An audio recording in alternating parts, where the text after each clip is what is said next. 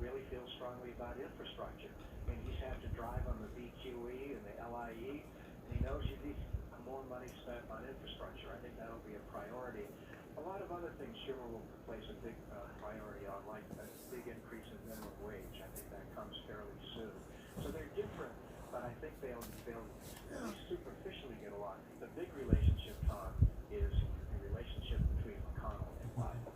Okay, I'll go with that. But if your 2.2 trillion, as you published today, is a top end on the Biden stimulus tonight, do you have a figure on following infrastructure? Do we get out to the kind of support that the liberal economist Claudia San mentions? Oh, that comes in the second bill in the spring. They could talk about $500 billion or more on infrastructure. You know, you've got Republicans who have now found religion on the deficit. You can be sure of that. But you've got the bond market that set yields quite a bit higher. I think we just can't spend an unlimited amount of money where the markets may rebel. This is kind of a sensitive question, Greg, but based on your conversations with your clients, typically big business has skewed Republican, has hewed more to the policies of Republicans. Who's the party of the C-suite right now? What's going on, guys? I love you guys very much. Damn, dude. Dang. Dang, dude. Good morning. All right, so Republicans in the doghouse. Remember, boys, we always win. What does that mean We in terms of policy, always where they will work win. with Republicans and where they will work with Democrats? I think that it will come, but we're still in the Yeah, 3D Doritos. I got my hands on some 3D Doritos, bro. We're gonna try them out.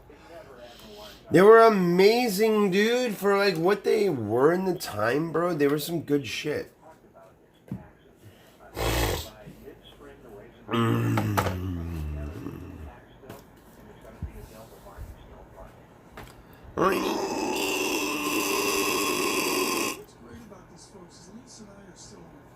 I gotta get ready. I gotta head out soon. Well, we'll see. The answer is yes. Listen, I'm trying to correlate all the stimulus over the stock market. Like, have we already seen the move, or does it spur it forward? That seems to be the questions. Yeah, and I think ultimately, not only does it depend on the headline amount, but also where exactly it goes. And we really haven't talked enough about that. Dude, I'm freezing. What the fuck? $2 trillion would include financing to the state. And How cold is it out? $2,000 payment to individuals. Again, that has bled directly into the economy. Oh my gosh. Discretionary, so you can go then, or perhaps somebody who actually receives. I'm freezing, bro. Can go and buy lots of Dude, it's 55 degrees out. Oh my gosh. The real yield in ages. Let's look at it under 1%. Now, before we had this Democrat. Bro, it's cold. It's California cold. Zero, let's call it. That was going to be a lesser negative statistic now, about a negative 0.97. The dynamics here are higher nominal yield, higher yield that we see in the 10-year. What did you talk about? They asked me for information, and I gave them information. And the theory behind this is how much will this Oh my gosh. actually juice growth going forward, Tom, and that is the tension in that market. They were basically asking me for information. I gave them all the information I had. End of walls at Pinco was brilliant on that earlier this morning. Futures at 5, down futures up 90. Coming in, Francis Donald, the Manulife, we recalibrate. We recalibrate. Oh shit. The American economy. She only comes after Maple Leafs Canadians opening day of hockey. This is According to the district attorney that I spoke to today, I helped them out with their case greatly. They were very appreciative.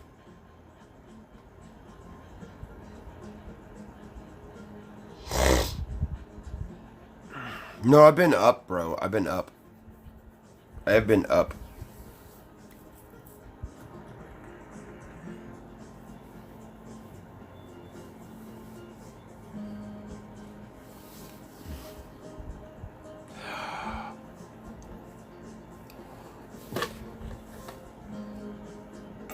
Holy shit. What a day. What a day. It's gonna be awesome today.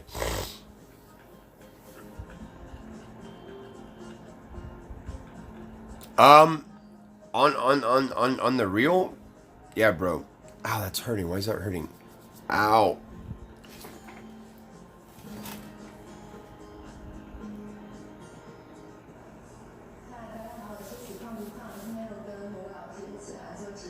What if I wasn't awake?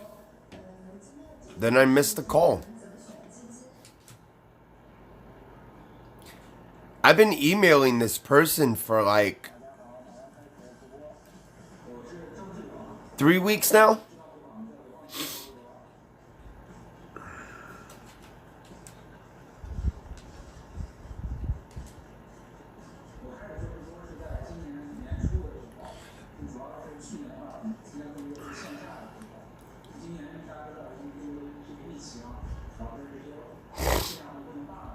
I'm not a witness. I was just giving information.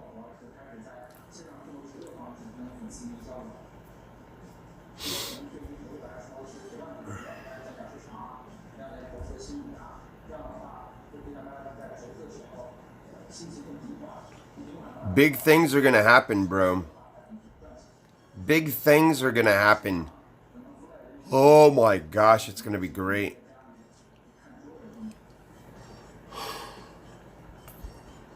I don't feel like it's snitching. I don't feel like if it's snitching if you're telling the truth.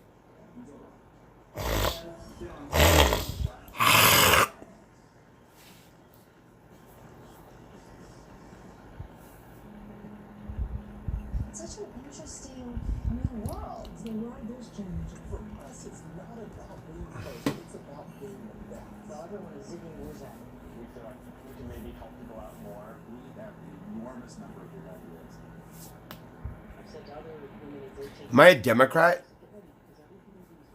What does that mean? I can't tell you that that's fair, but it's what happened. Hey, wait, where's that paper I had? Substantial further progress means what it says. No, I'm registered Republican. Substantially closer to our 2% longer run goal before we start making adjustments to our purchases. Oh.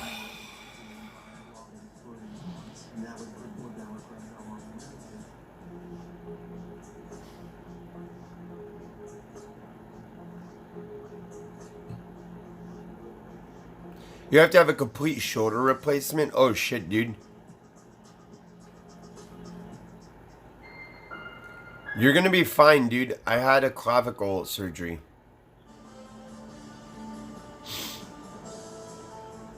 Bloomberg surveillance, good morning on radio, on television, Tom King in New York, and Lisa Abramowitz.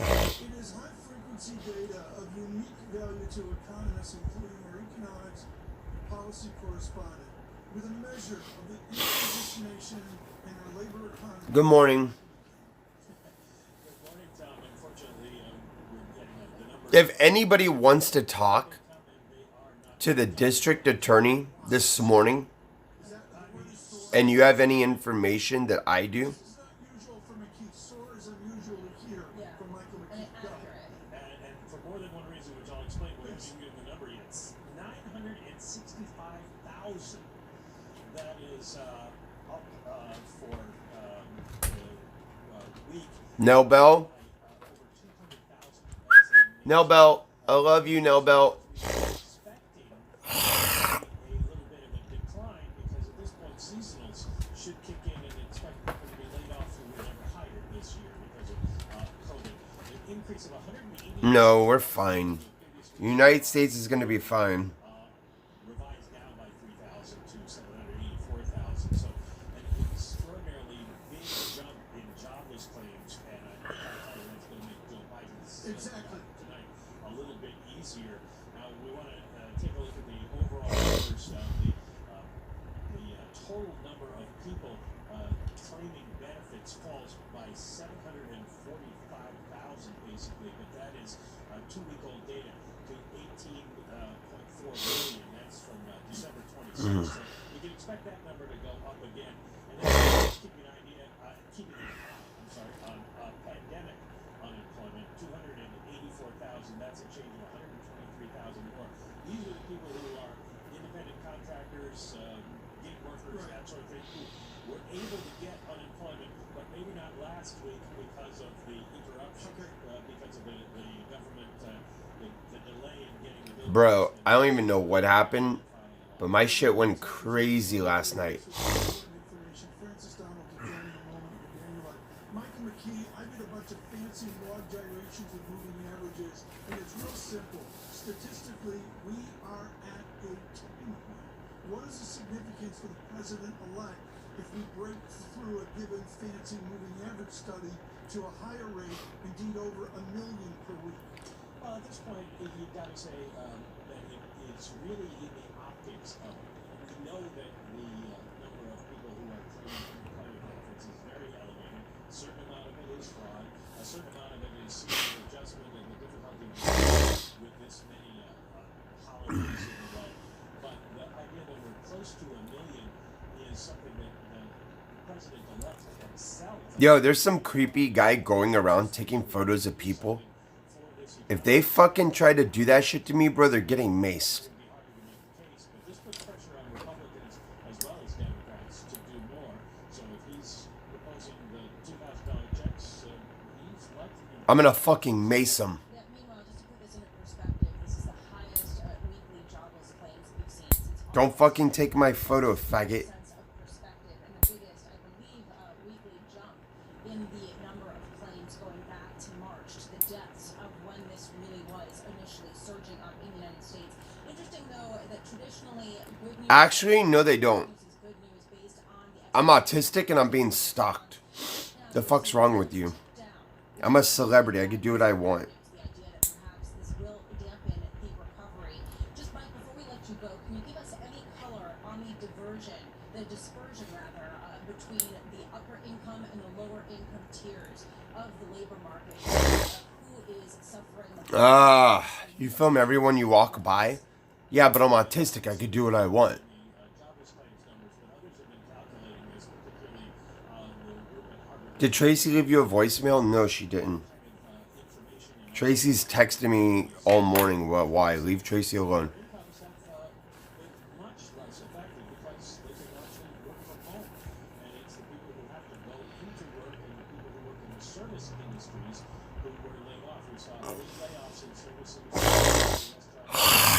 Mm, In the December jobs numbers and no, I can do what I want. like that in January as well. This is No, they can't. They're gonna get maced. They're gonna get fucking maced. going to start seeing people mark down probably their estimates for January. And then I'm gonna do my best to put them in jail. we should just note not only was the headline of the initial jobless claims Like, on God, than the expected 700 I'm gonna do my best to put them in jail. And then I'm gonna go downtown. And I'm gonna get a fucking restraining order. to 5.3 million individuals currently on the unemployment assistant rolls. So just to give you a sense of the ongoing pain, all the statistics pointing to a deepening of the crisis, which raises a question of how quickly we can emerge from this. So currently we've got markets that are expecting it will be a pretty rapid recovery once that's... That crazy black guy saying he wanted to assault me. Francis Donald, Manulife Can I be honest with you? chief economist, I would kill EBZ. Like, I would kill him if it ever came to it. He would die at my hands and I would go to prison.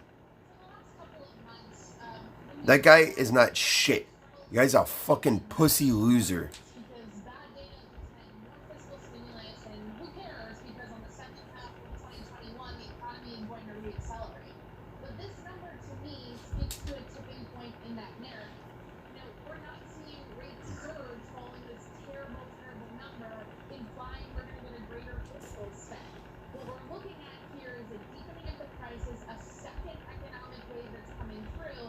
And let's remember, there's a lot to say about fiscal, but what is Powell thinking as he looks at this number? He is speaking later today. Yes, I can.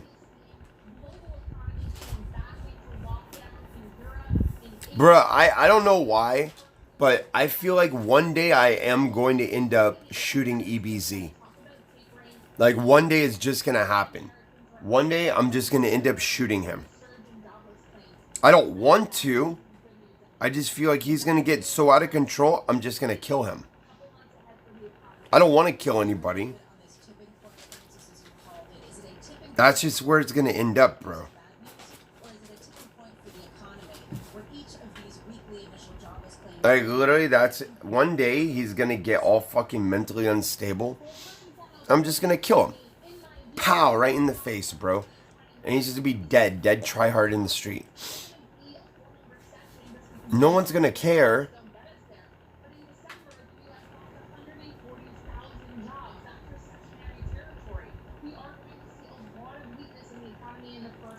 It's just gonna happen. EBZ is an aggressor. He doesn't know how to do anything other than being an aggressor. Nelly, he's an aggressor. Prove me wrong. Prove me wrong. Prove me fucking wrong. Most efficient use of stimulus. What's the lessons you've learned Thank you for calling. from support? Yeah, I talked to a DA this morning. Bro, everything is good on our end. On our end, everything is good. On the other person's end, not so good. The information I gave the DA, oh man. I almost feel bad for them, but then I don't.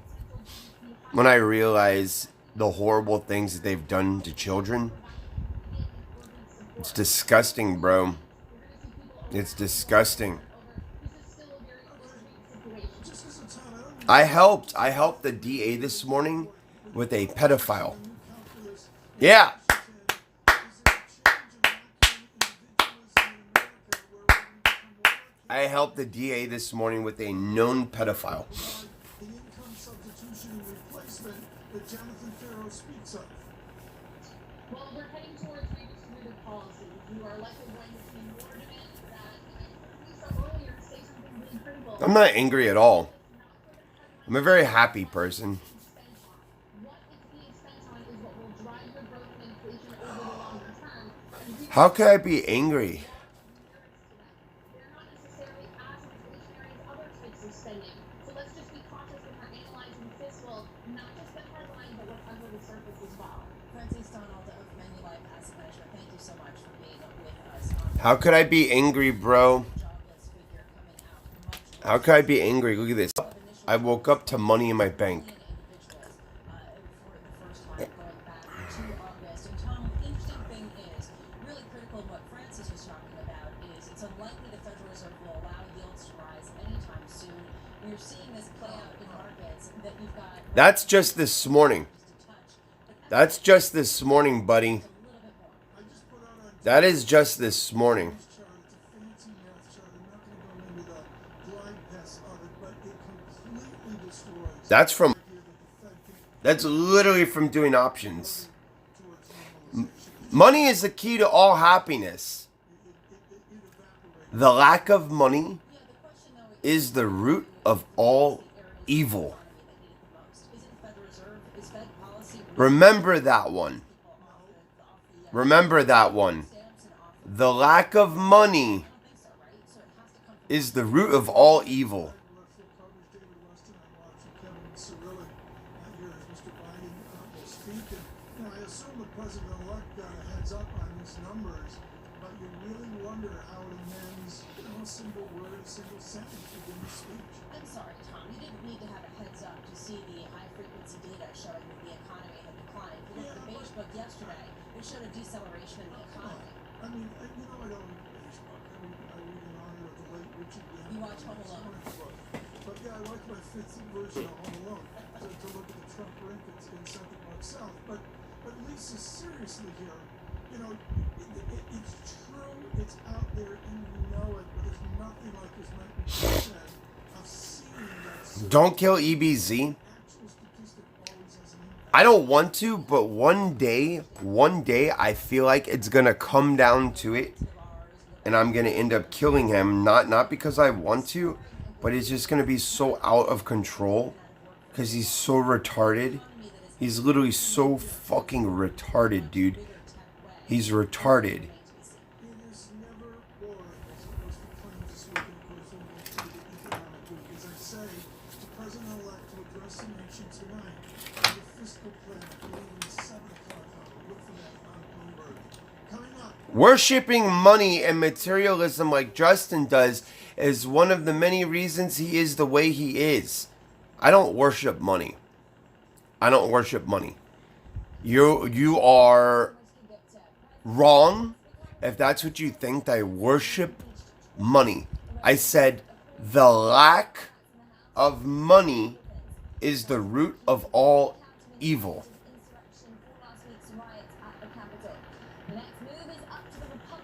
The lack of money is the root of all evil.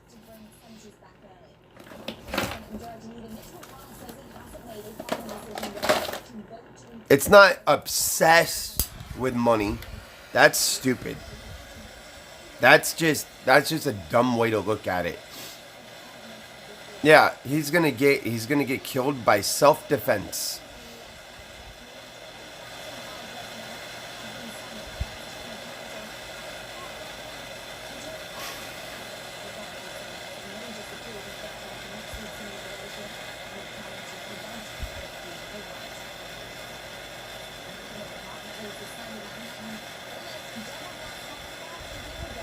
Family before money? No, that's bullshit. Money over everything.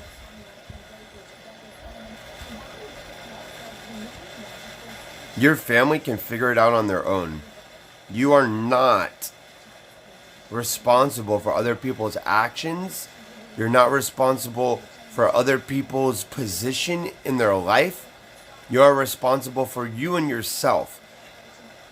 If you happen to be at a certain point in your life where you're able to help people, sure, fucking help.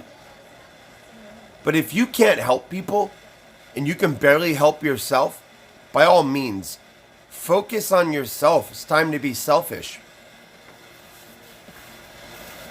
There is nothing wrong. My family does not give me money.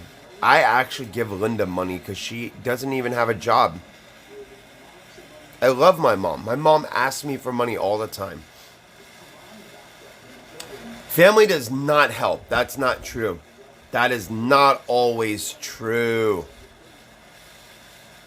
Some families are shitty.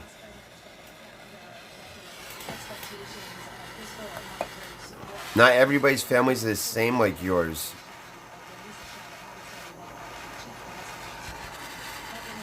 My family's okay. You know, they kind of help each other. I have to say it like this because there's people out there whose families just, they don't give a fuck. And it's sad, and I don't want to rub it in someone's face. That's not my goal.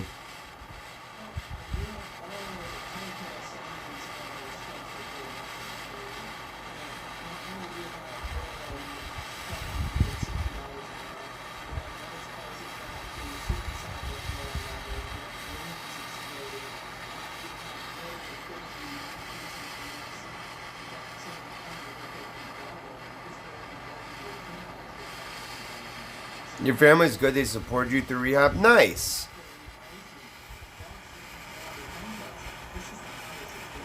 You're fortunate, bro. Some families aren't as good as your family. You are blessed. You should count all your blessings. Because some families just aren't that great, and that's okay. They don't have to be. Sometimes in life, we have to be selfish.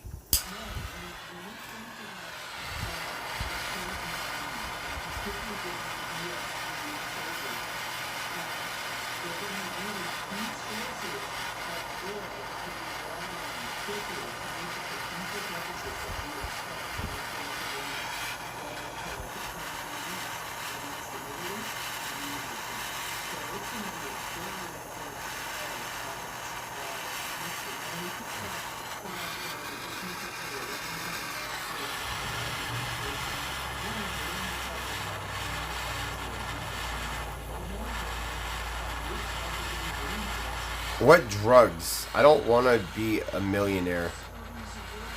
If there's an ultimatum, I just want to make my money and not worry about shit, bro. Why is there an ultimatum? Oh, if you do this and this, that's stupid. I hated that. I hated when friends would say some shit like that to me. Oh, what if this? It's a bunch of what ifs.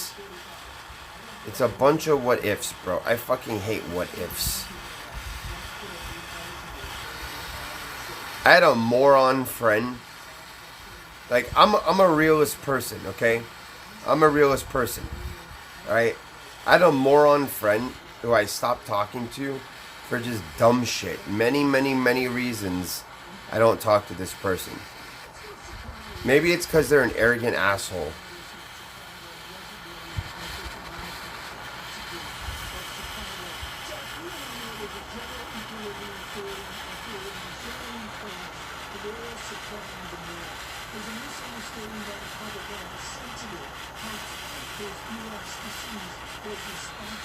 Yeah, one day,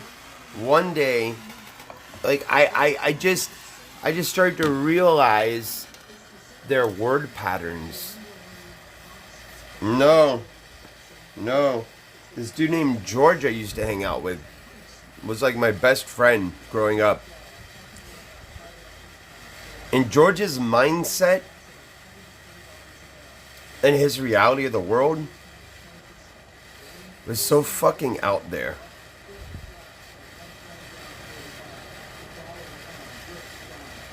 He would always say some shit like, oh, what ifs.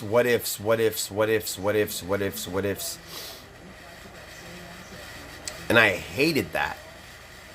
That's one part of this dude would use me because I had stuff I worked for. Dude just used me, bro. Dude was a user.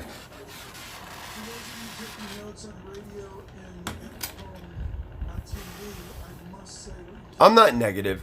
I just feel bad. I feel bad for them.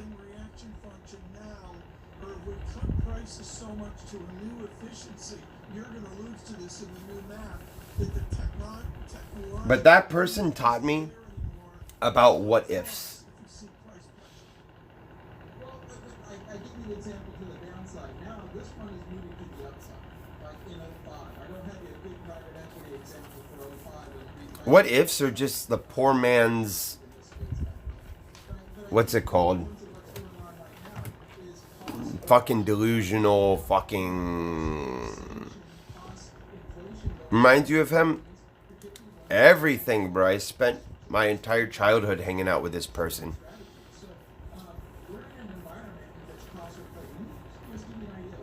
They just weren't really a very good influence in my life.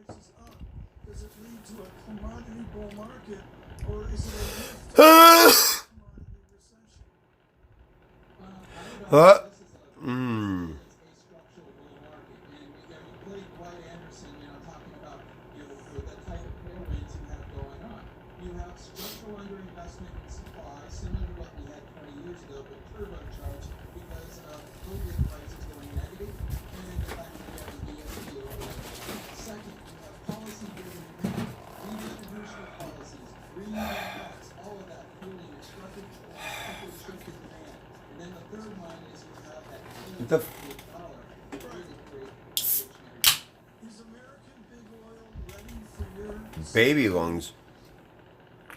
Part of the reason why they're bullish from a supply perspective is they're not there. Looking at the Permian, the activities at the big super majors around the world have come off tremendously. Damn, you're jealous as fuck.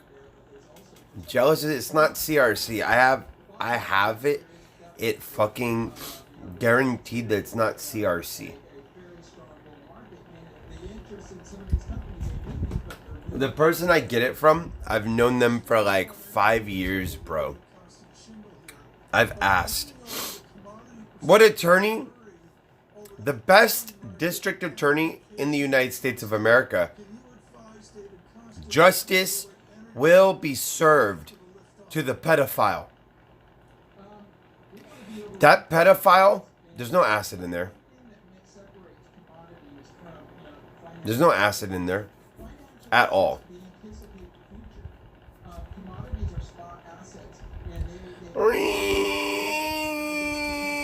Who's the pedophile?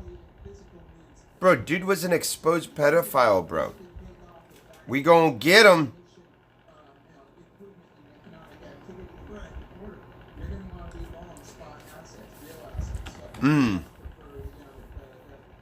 Insiders know about CRC. I know what CRC is. I've seen CRC. I know what the fuck you're talking about. This is not CRC, unfortunately. Stop snitching. No, we're gonna keep talking to the DA. When they call me and ask me questions about criminal activity, I'm like, yeah, that motherfucker right over there, the pedophile. We're gonna get him, bro.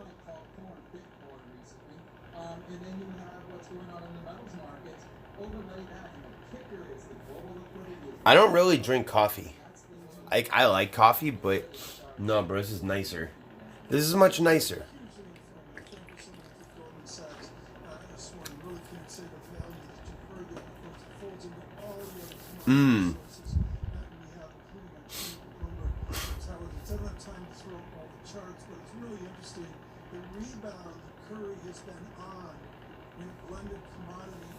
That's why nobody likes me. That's not true. People don't like me because they're envious, jealous witches. That's why people don't like me. That's why you have no friends. Because I choose who I associate with based upon how people treat me in my life. So if someone's not going to treat me in a manner that I don't like, I just don't fuck with them. You allow people to walk all over you. You're a carpet. You're nothing but a carpet.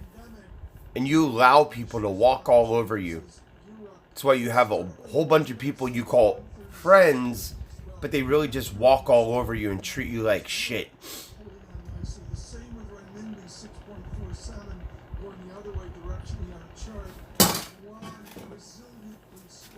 I had one of these fuckers trying to get me to sell my soul to the fucking Dark Lord, bro.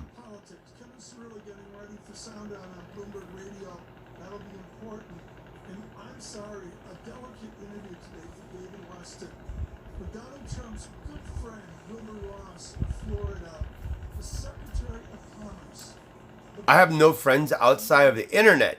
It's kind of sad, not gonna lie. I have, let's see, Merlin, Benji, Josh, Megan. I've known Megan my entire life. My friend Frankie, Lewis and David. Let's see, Stephanie. I've known Stephanie my entire life. That's 8 people I've known that are not related to the internet.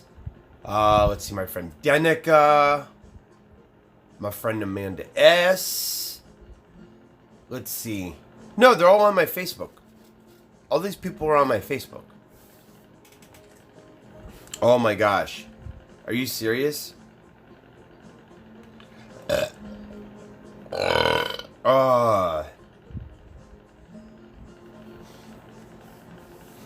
Like, I have photos of me and these people as us as kids. My friend Aaron.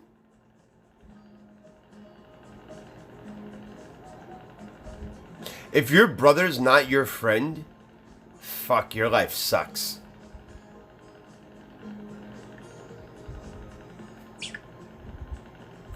My friend Claudia. Let's see. No, they're friends. They're friends. They all friends. They're people who are friends of mine that I could hit up and most likely just go hang out with if they're not, you know, busy. I have my friend Stephanie. I'm like, yo, Stephanie.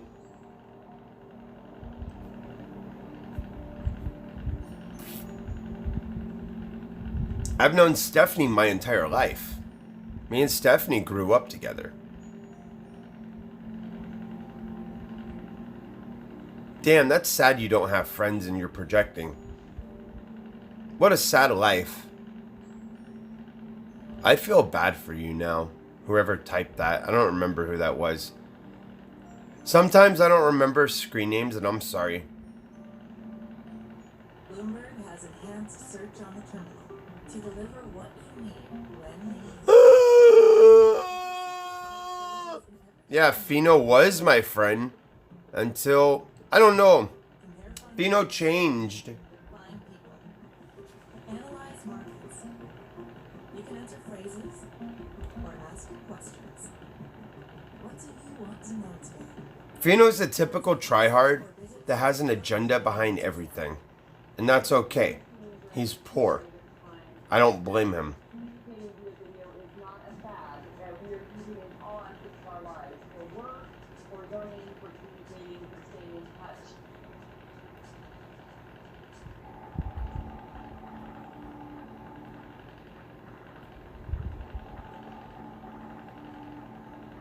I was gonna say something mean to someone, but I chose not to.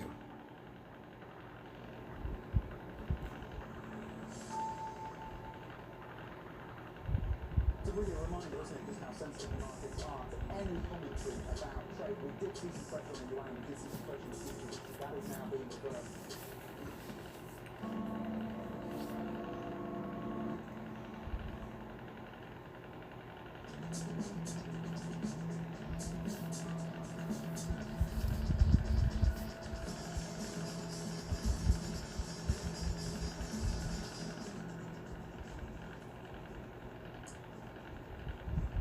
For our viewers worldwide, at least Brown was in for Jonathan Farrow. The countdown to the open starts right now. We begin with the big issue and a president second impeachment for President Donald Trump. Bipartisan ways of House demonstrated that no one is above the law, not even the President of the United States. Yikes. That Donald Trump is a clear and present danger to So I could say something fucked up. once again, we honor that oath I'm not gonna say anything fucked up. to protect and defend the Constitution of the United States. What does it say? The House of Representatives. You didn't hang out with a single friend the entire time you were in Florida. Let's see. My friend Stephanie is married and has kids. My friend Claudia is married and has kids. My friend Ben has a fucking full-time job and a girlfriend in life. Let's see. Bro, all my friends are either moved away, got their own shit. We hung out with Fino. That's only because Fino doesn't have anything else to do. Like, Fino's gonna live a life of selling weed and doing, I don't even know what it is, bro. I don't even know what that tryhard's doing. Oh yeah, we went to go hang out with Megan. Until you mentally ill people started calling her fucking house. I think Jealous Andy is the one who called Megan's house. So I just left because I didn't want them to be harassed. I have not made a final decision on how I will vote, and I intend to listen to the legal arguments when they are presented to the Senate. Journalist William Kevin a Bloomberg chief Washington correspondent. Like her dad's hella old. Some color on the angst right now within the Republican Party about whether or not to proceed and convict. Well, there's confusion amongst the staffs, and really a city that is still in process in terms of all of the staff. Damn, salty people this morning. You're salty like these chips.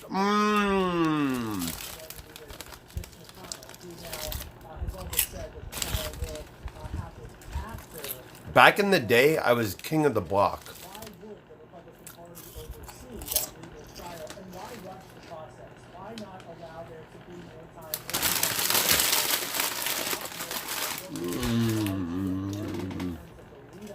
And the communication between those who helped organize and arrange that last week's insurrection.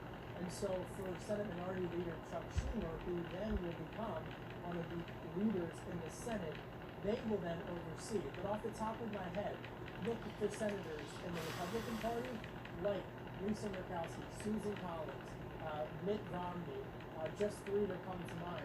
You look at all of the others who have been very critical of this administration in the past and who have spoken out against last week's attack on the Capitol.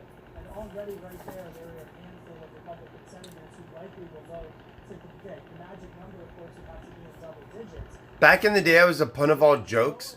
No, I was actually popular. I was actually popular. I was the tallest one.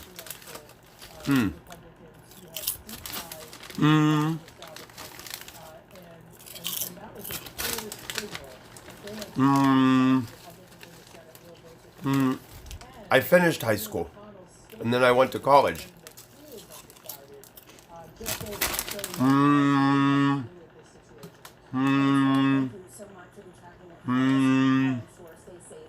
Who's banning people? What do you mean? Someone banned someone? Don't ban them.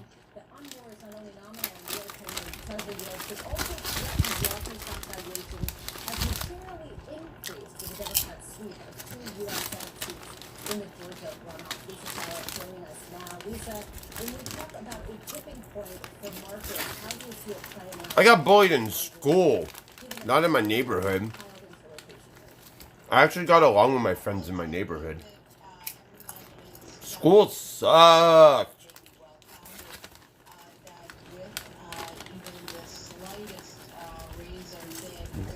My school fucking sucked. So, I pretty much went to school.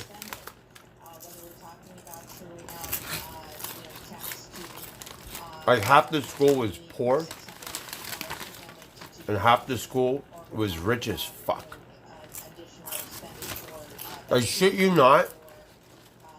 I shit you not. If you saw the senior parking lot at my school, nicer cars than you. You're poor.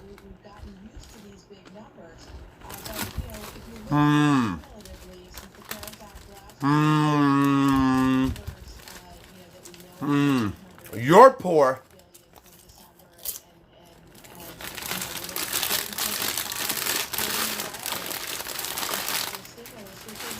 Wait, where's Kentucky Fried Tofu?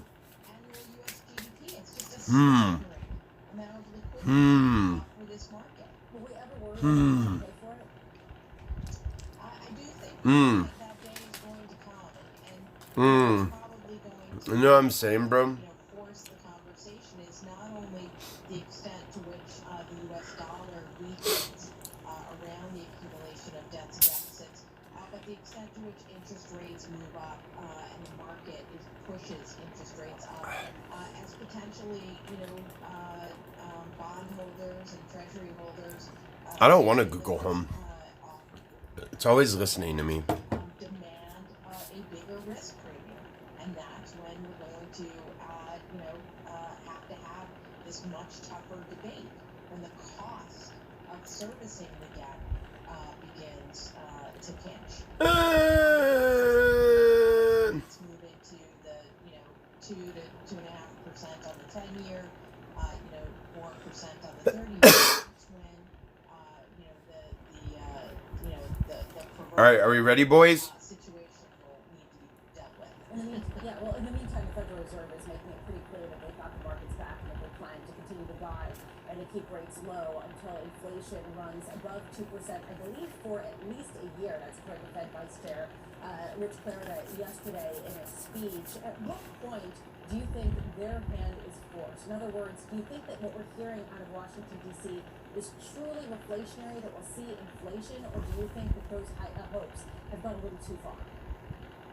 No, I think we really are going to see inflation. And one of the points that we have continued to make is that the difference this time, quote unquote, is that back in the great financial crisis, when we saw quantitative easing, we didn't see the level of money growth and money velocity because the U.S. banking system was deleveraging and the U.S. household sector was deleveraging under the pressures of the collapsing housing values and mortgages. That's not the case this time. The U.S. banking system is in extraordinary shape and is prepared to lend. The household balance sheet is in fantastic shape, with savings rates, near multi-year highs. And so we're looking at money velocity that is very strong, and M2 growth that has averaged 27% on an annualized basis. That type of liquidity not only is driving inflation that we've seen in asset prices, but it's starting to really show up in commodities. We always talk about things like oil, we talk about things like copper, but let's look at things like corn. Food inflation has moved up, and that's where these things start moving into quote unquote the core. So we think that the inflation threat is real. We don't believe that monetary economics are completely broken.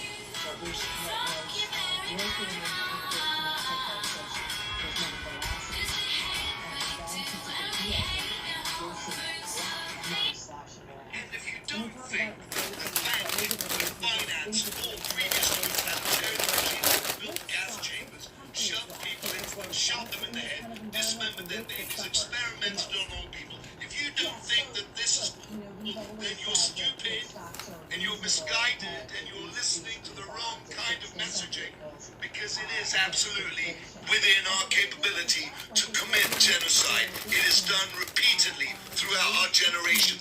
Gentlemen, nothing new here. Typically two sources of pricing power. One is unassailable, brand leadership and market leadership that allows you to raise prices. And the other is that you're providing a scarce commodity that tends to be linked to Oh my God, there's more. At the truck stop. Things of that nature. Thank you so much. Oh my God, damn.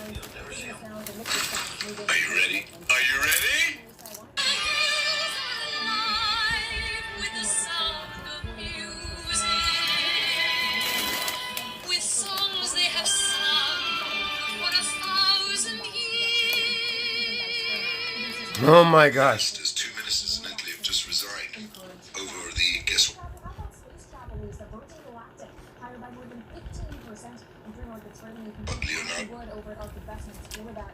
Two ministers from former Italian PM Renzi's party resign. Italy's government officially enters into crisis mode. Interesting. Our businesses were shattered, and they said nothing, or they cheerlead for it, and they fundraised for it, and they allowed it to happen in the greatest country in the world. Now, some have cited the metaphor that the president lit the flame. They lit actual flames, actual fires, and time expired. There will be order in the House. The gentleman from Ohio, do you wish to reserve your time? And that's exactly who you know. You're nothing but a coward, sitting behind underneath your desk. I actually got sexually excited over it. That's how much I loathe you. That's how much I'm glad what they did. And like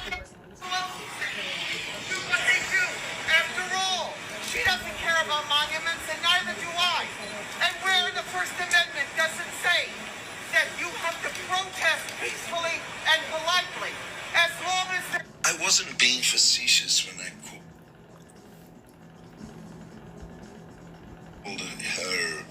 him a lady man, because that is today's reality, ladies and gentlemen. If you want to chop or add, nip, tuck, whatever the hell you want to do, why not? One is doing it apparently. And that's exactly who you are. You're nothing but a cop.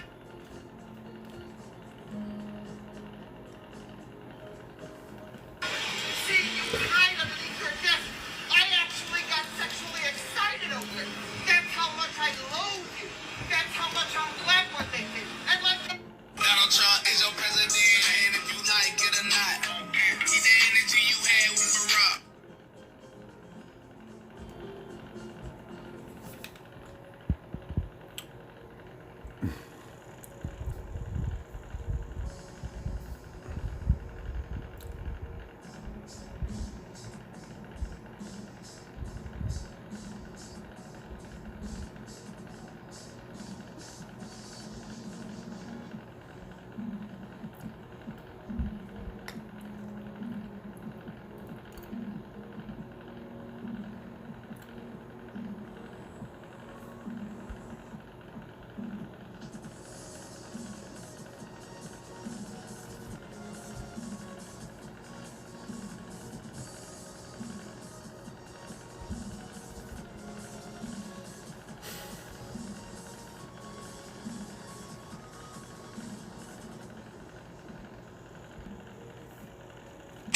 Cause you know this Trump train don't stop. Tell Beto to please come try to take my You wanna impeach him?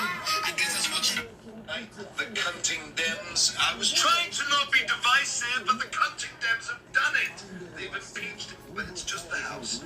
They will soon realize that their weak, pathetic little fucking socialist backbones can't stand up to the great Congress. I want to know how the fuck you donate $500 million to a political cause and call it a donation. To me, it sounds more like masturbation.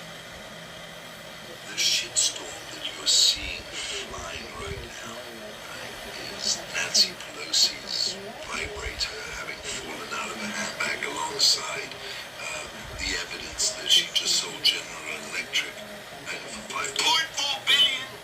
Then again, General Electric has been set up as a partly-owned corporation for a very long time. So Nancy, no, nothing new there. $5.4 billion don't count. You heard it here first. President Trump has just signed his second term of office. Congratulations, America. You have yourself a president. Fuck Joe Biden. I expect POTUS to announce a new capital city, and that will be where do we say, Dallas or where? Dallas is nice. Dallas is nice. Phoenix, so that wouldn't do. I would like to congratulate myself from being censored heavily as false. My comments now, ladies and gentlemen.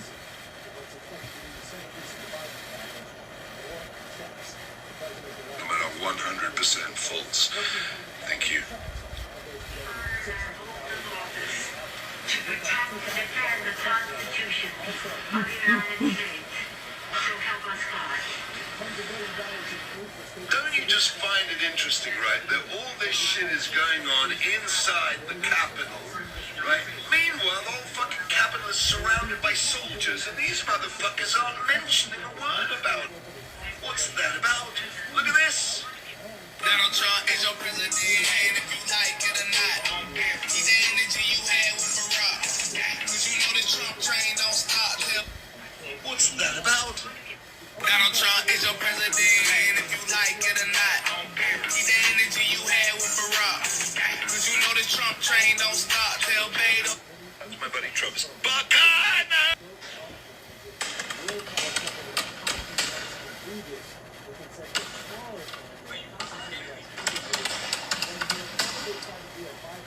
How can you people not take the rhetoric that has come now, even Fox? It's like screaming, baby, screaming totalitarian voices through that narrative. Can you? Well, here's here's one from Cunts News Network. Apparently, they seem to be deeply disturbed that the president has not responded to their second impeachment a few days away from his alleged... Not be known because they could get kicked out, but they want to help the Biden. For the entire team that I'm looking at 55,000. So $55,000 for 5,000 votes confident in either Biden. That's right. Yeah. Cash. And not be known because they could get kicked out, but they want to help the Biden. For the entire team that I'm looking at 55,000. So $55,000 for 5,000 votes confident. Wait, someone's buying votes? That's right. Yeah. Cash. Well, here's one from Cunts. And not be known because they could get kicked out, but they want to help the Biden. For the entire team that I'm looking at 55. Continues to support markets. At what point is this dichotomy unsustainable? So $55,000 for 5,000 votes Cash. I respect you. Just remember what I'm doing. She's okay with that. Yeah, listen, he in the pocket. Like bottle right now. So he was paying me $5,000 a month, and now he's paying me $8,000. What a fucking mess. What a fucking mess. This is the best move of the day. Snapchat bans. Like anybody gives a fuck. Snapchat kicking and screaming and trying to generate some free press isn't going to help. Nor is it going to do them any long-term good.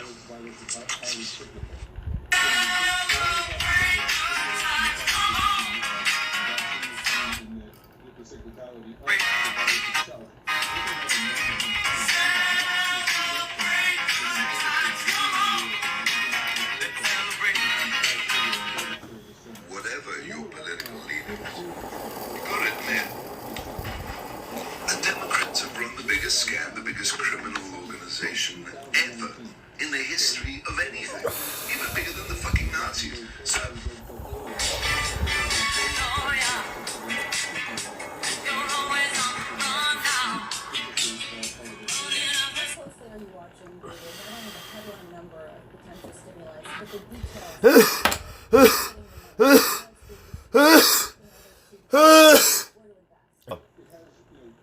These things are always sloppy, right? When you have large bills, doing large things, the inefficiency of that is pretty significant.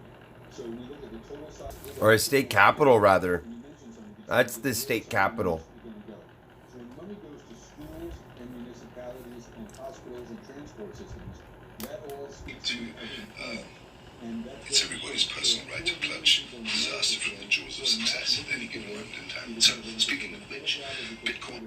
Remember the old Bitcoin? Everybody's throwing their money into Bitcoin. I have bought it just to see what's happening. But I've got to tell you, technology that originally made in China, I don't think so. You know what I mean? They could shut that off at any given moment in time. China has 20% of the world's right and sitting in cold storage at any given moment in time.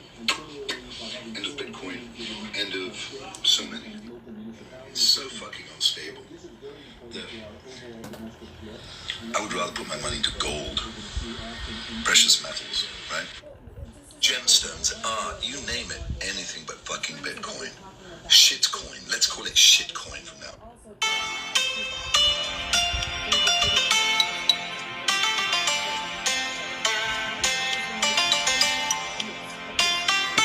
Donald Trump is your president, and if you like it or not, he's the energy you had with Barack. Let's try to not forget that Bitcoin's open source software originated in China. That China has over 20% of the world's Bitcoins. Let's try to not forget that Bitcoin's open source software originated in China. That China has over 20% of the world's. China has over 20% of the world's Bitcoins. Is that true?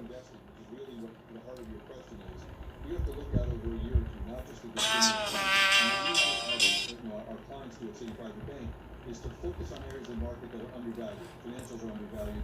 A lot of the small and medium-sized Let's try to not forget that Bitcoin's open hotels, all of those have lots of room to run when their stocks are still depressed. Also, if you're a U.S. investor, you want to invest overseas because there are markets that are very attractive in Southeast Asia that are very attractive. And of course, with Brexit, now concluded, you want to put some money in Europe as well. And the reason is that there's a 30% discount to some of these markets relative to the U.S. And with a falling dollar, you actually benefit by investing overseas. So if you're a U.S. investor right now and you see this package coming out, you want to be fully invested and you want to be invested in a diversified and global way right now. You do not want to time this market because there is going to be a lot of velocity of money and a lot of opportunities. David Balin, thank you so much for that. Coming up, the endless action you need to know. That's next in our morning calls. Later, Mandy Zhu of Credit Suisse weighing in on the financials who took the rallying this year ahead of Friday's quarterly results. That conversation from New York. This is Bloomberg. This is Bloomberg. This is Bloomberg. This is Tracy. That's gonna be my sign off. This is SJC.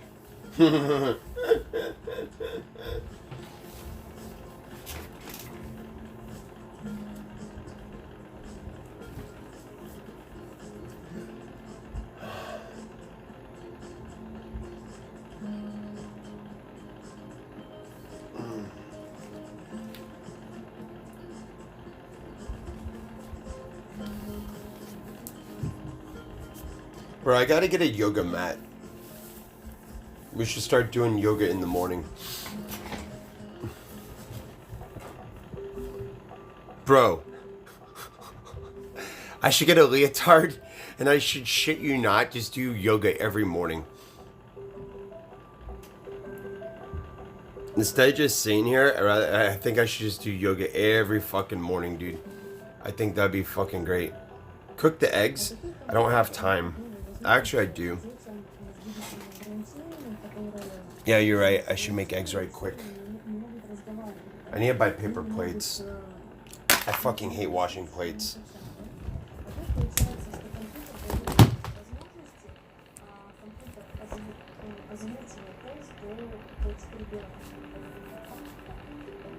Alright.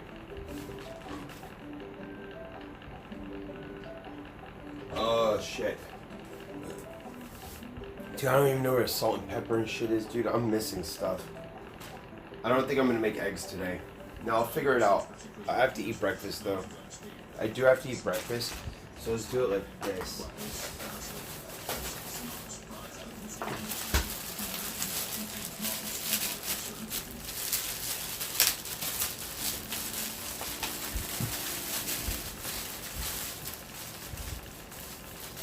It's probably like... No, I don't want this. I want protein. You're right. I want eggs.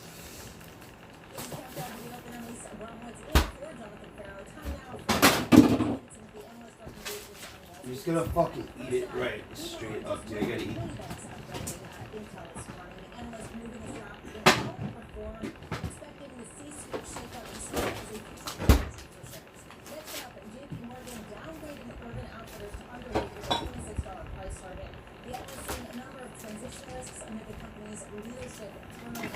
Market's opening soon, bro.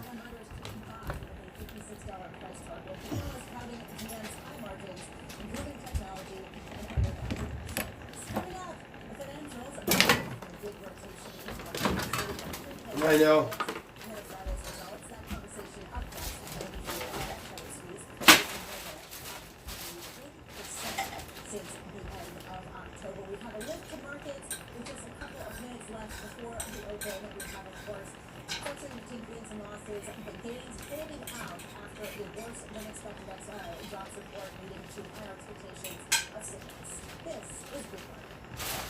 All right.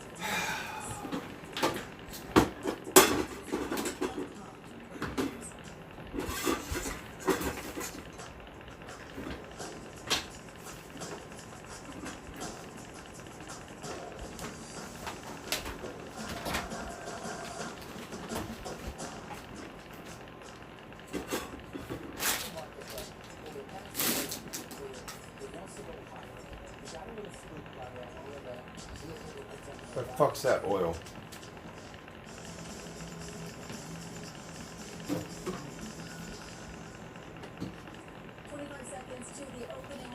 Let's go. Market's open, boys. Market is fucking open. Oh my gosh. Oh my gosh. Oh my gosh. Holy crap, dude. Let's go. Dude. I'm already up, dude. I woke up rich. I woke up rich. I don't give a fuck. Look at this, bro. Oh my gosh. Yes. Dude, I woke up with money in the bank. I woke up with money in the fucking bank, dude. Dude, I made someone's pay for the week. I made someone's pay for the week somewhere out there before I fucking woke up, bro. Let's go. While I'm making fucking eggs, bro. Don't ever say that here. Ever. Don't ever say that here. I'm gonna fucking ban you, bro. Don't say that. Don't ever fucking say that. No. Get this shit the fuck out of here. I'm gonna fucking ban you say that ever again.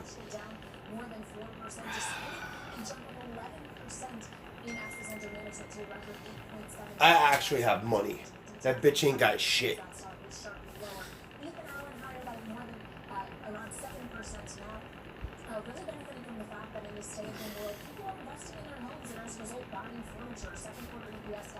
Bro, I'm nothing but muscle. That's all muscle.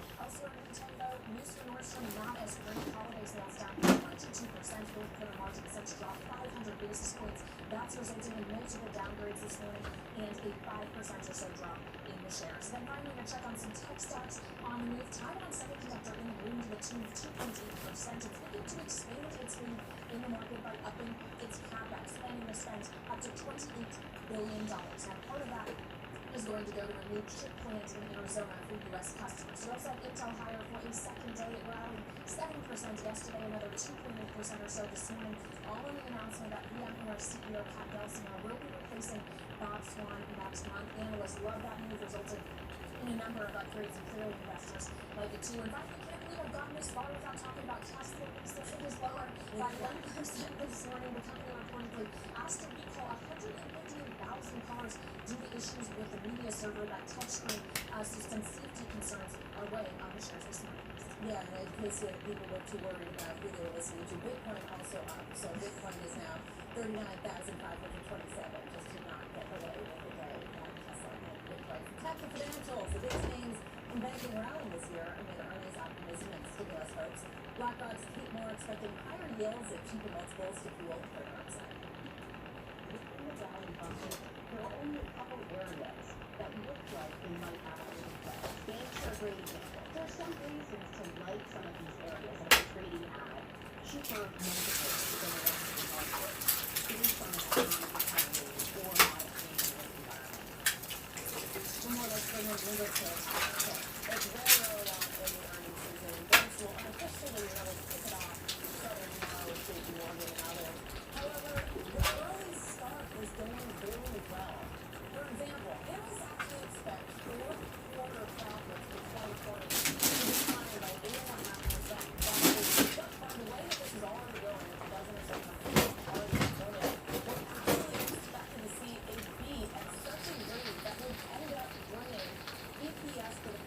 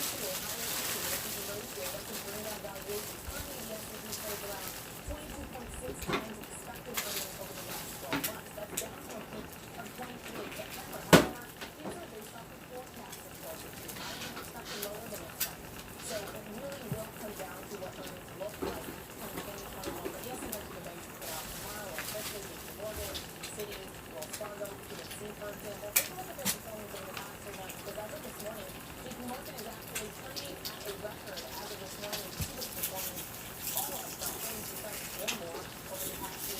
This is actually the sixth best performing agency that is taking that over the past 6 months. So maybe zero credit suisse expected recovery to drive down recent volatility. Earning quote, equity volatility remains elevated versus other assets and has the most room to compress. That said, it is unlikely we'll overreach pre-COVID lows. Many doing this now over the phone. Volatility is a funny thing, though, because on one hand, it can suppress the risk appetite in markets. On the other hand, it can drive trading volumes, which supply profits to the big banks. When it comes to banking sector, do you expect low volatility to perhaps reduce some of the trading profitability? Honestly, for the banking sector, what really matters is not really, what happened with last quarter's earnings or what was going on with valuation. It's been undervalued for a very long time. It's very much about the outlook for the year. It's really about the cyclical recovery. So what we find is that if you look at the expectations for bigger stimulus leading to higher inflation expectations, with what sectors typically do the best under that macro scenario, banks is ranked right up there as one of the biggest beneficiaries of a pro-cyclical recovery. And beyond that, it is still at this point very under-owned despite the big rally over the past couple weeks. So we do think there is still further upside in the banking sector. Olive oil. Driven by the macro story, I would say. Stronger than expected recovery as a result of their let's talk about the macro story. It's actually the biggest driver here. The expectation that yields will continue to climb as inflation increases and as the U.S. economy improves. What is it for Treasury yields where it gives a boost to those cyclicals in particular banks, but doesn't hamper the rest of the equity complex too much? Bitches love love handles. Why do you think I kept my love handles, homie?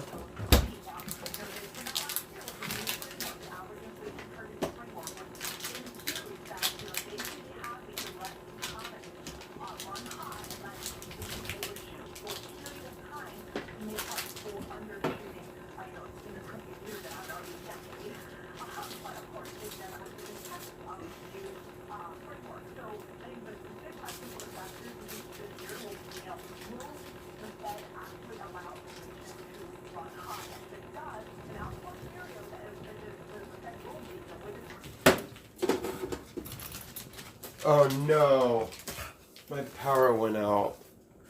Son of a bitch. I knew that was gonna happen. It did. My power went out. Well, at least I fucking got the eggs done. That's a win.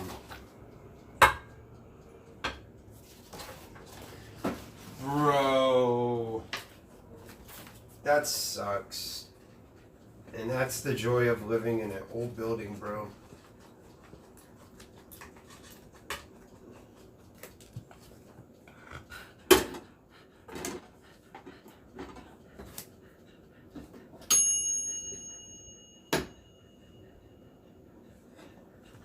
Fuck it, dude.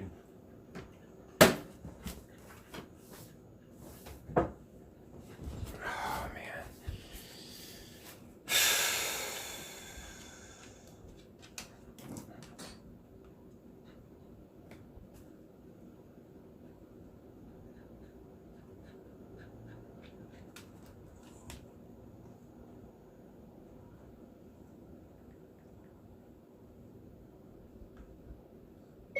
Good morning. I hope it's not too early.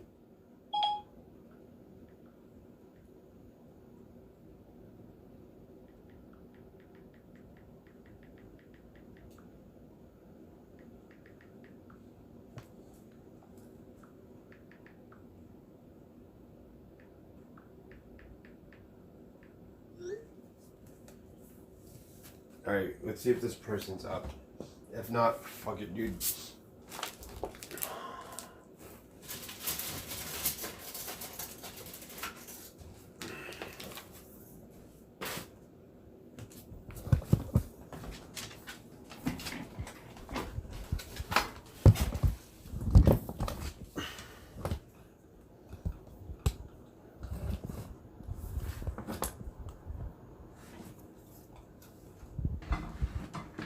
Hold on, let me turn my other TV on.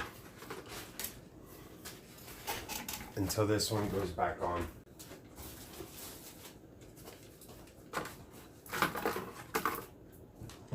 Watch out now.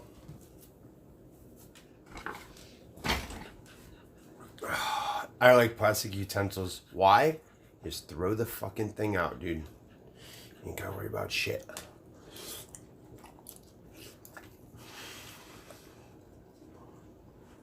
Where's my remote?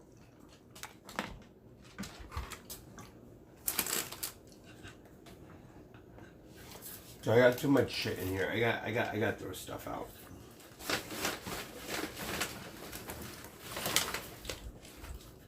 I gotta get out of here. I gotta get out of here. I know.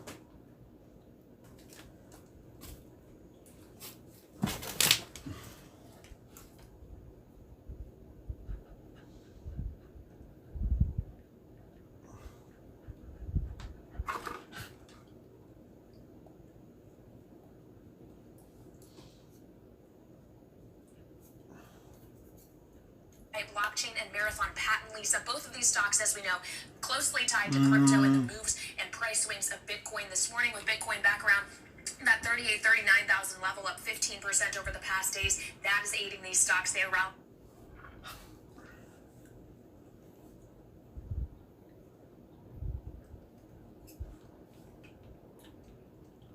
$24 hours. Investors looking ahead to Biden's stimulus plan. Yeah. Let's go. That conversation coming up next with JP Morgan's Jack Caffrey. This is Bloomberg. No, you can watch Bloomberg all the time now. I'm just gonna leave Bloomberg on for Nelly.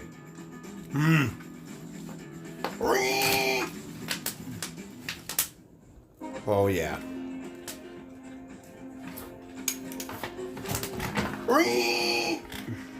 Buy gold and silver now? What you mean by gold and silver? $5 in gold and silver? Look at this. You know what best part? You throw it right there and you hit it. Right? Now watch. This is the best part. Oh yeah. Oh yeah. And you like rub it in. And the best part is when you pick it up. Yeah, buddy. And you shove the whole thing in your mouth. We have some good news in terms of vaccines and a chance to overcome the health crisis, but we are not there yet. We need the fiscal stimulus. We need it relatively quickly, because I can see when the second wave's coming, you can see consumers beginning to get impacted again. What we need surveillance to be stronger. We need public health measures, because if you have no way at the beginning, this is your best weapon, and you need to use it well. The good news is that both the vaccines and the therapeutics, in particular the antibodies, are coming along and will start to bring that number way down. We also need more investment in public health. We must also rethink how we value health. I do believe a targeted fiscal stimulus is going to be in order to really begin a more equalized economy. Our generation's biggest problem. Thank you for the donut, homie. And the world's most innovative solutions. Transport, Oh no, he wants me to buy $5 in gold and silver. all of those things. Everything you need to know about our changing environment. Mmm. We can and we will deal with climate change. In the fight against climate change, Bloomberg Green. Mmm.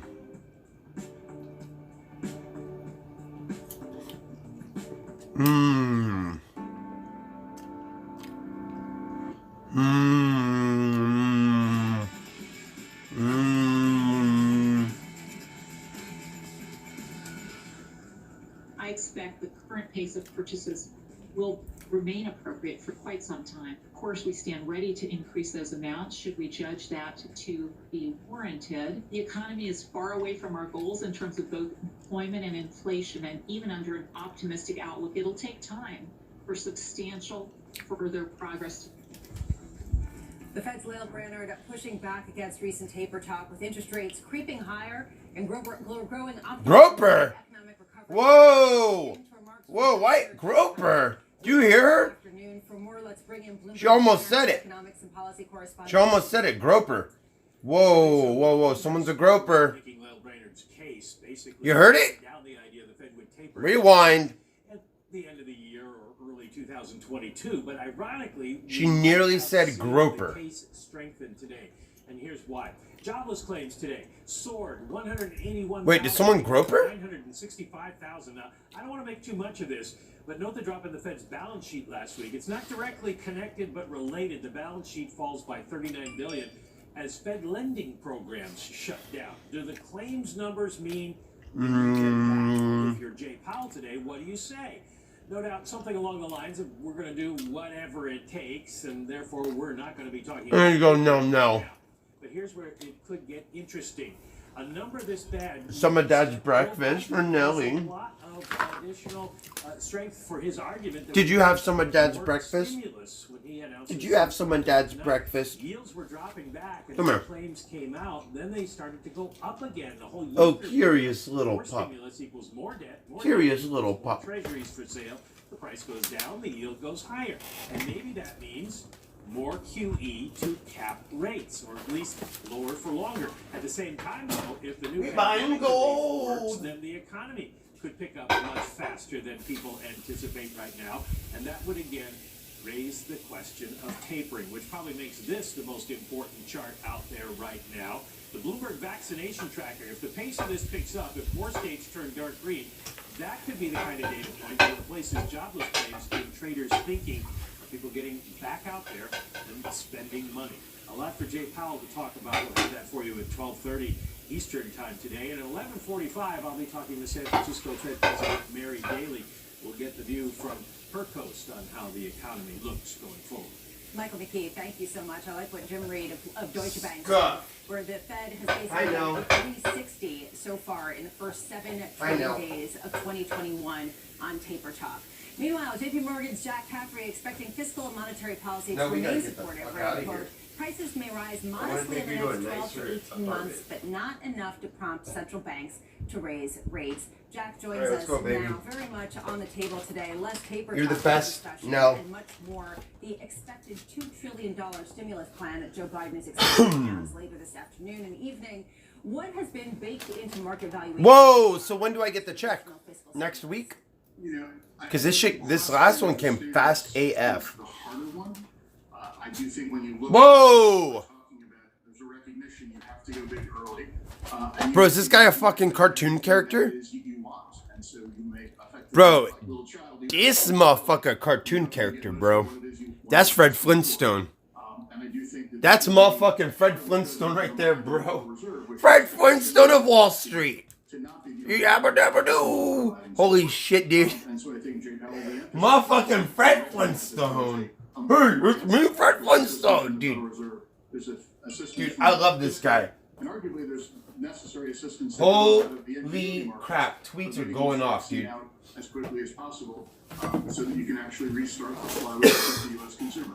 Closely will you be watching, Jack, the announcement later today from Joe Biden in terms of Joe Biden. In other words, how closely correlated is your day-to-day activity to what gets announced out of Washington, D.C. and fiscal stimulus?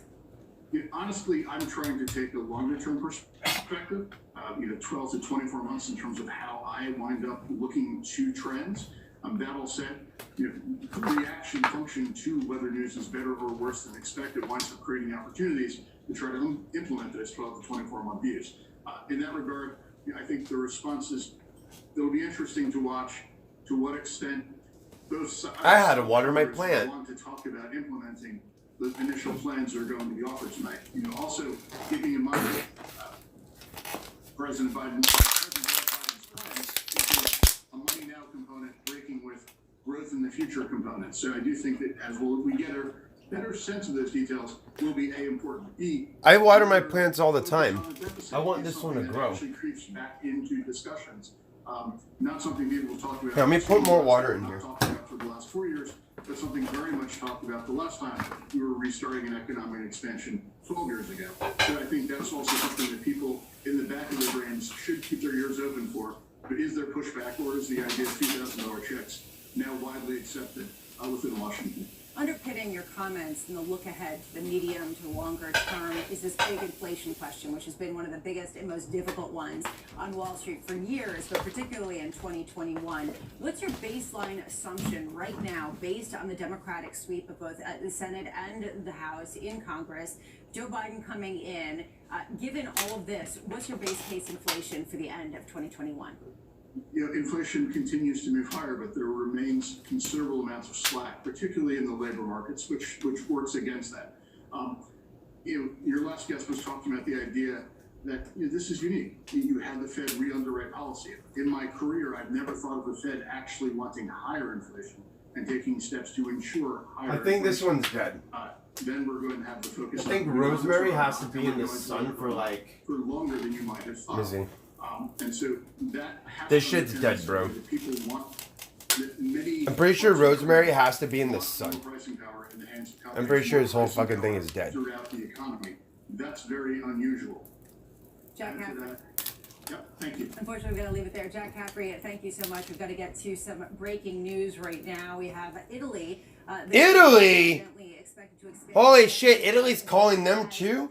Bro, Italy calls me all the time. Alright, this shit has to go in the garbage, bro. Unfortunately, I think it's dead. I'm just gonna buy another one. They're really cheap. This comes as Italy faces another existential crisis with its government. Not new for Italy, and yet it happens. It's all dried up. I don't want it. I don't want it all dried up. I could use it for cooking, but I don't like it dry. I like it fresh. It's so dry. I could use it for cooking. I just don't. It's better fresh. It's much better fresh. Right now, for some of the price it smells nice though. I'm gonna buy another one. Sarah, we're back to the market breakdown that we've become so accustomed to, with expectations that we may hear about a $2 trillion stimulus plan tonight. Sorry. Cyclicals at the top, defenses or your bond proxies at the bottom. Take a look at the breakdown. I'm not gonna just hang on to something. Which is also the best sector of the year, higher for a 7th, 8th, and 9. You also have industrials up at the top. Meanwhile, at the bottom, you've got staples and utilities, as you can see here. So back to that breakdown that we really have become so familiar with in the year of 2021, Lisa. Thank you so much, Sarah Ponczak. Coming up, the market moving events that you need to be watching. That's next in our trading diary. In the markets, a lift, a tone, a rotation. We've got JP Morgan in particular hitting new record highs. Let's go.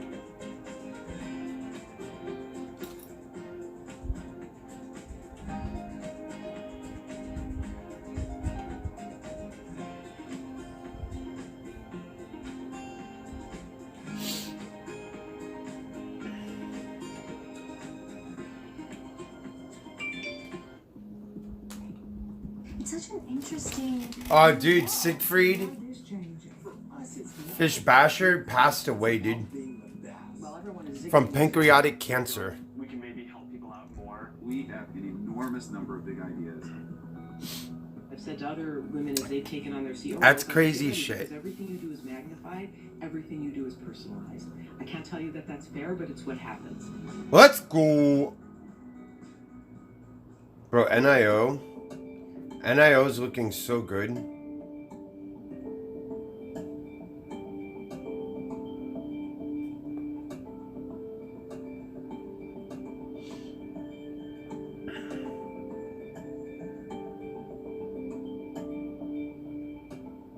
Mercedes-Benz is on a path towards CO2 neutral mobility, so we have flipped the switch there, and really we're going to step by step electrify everything.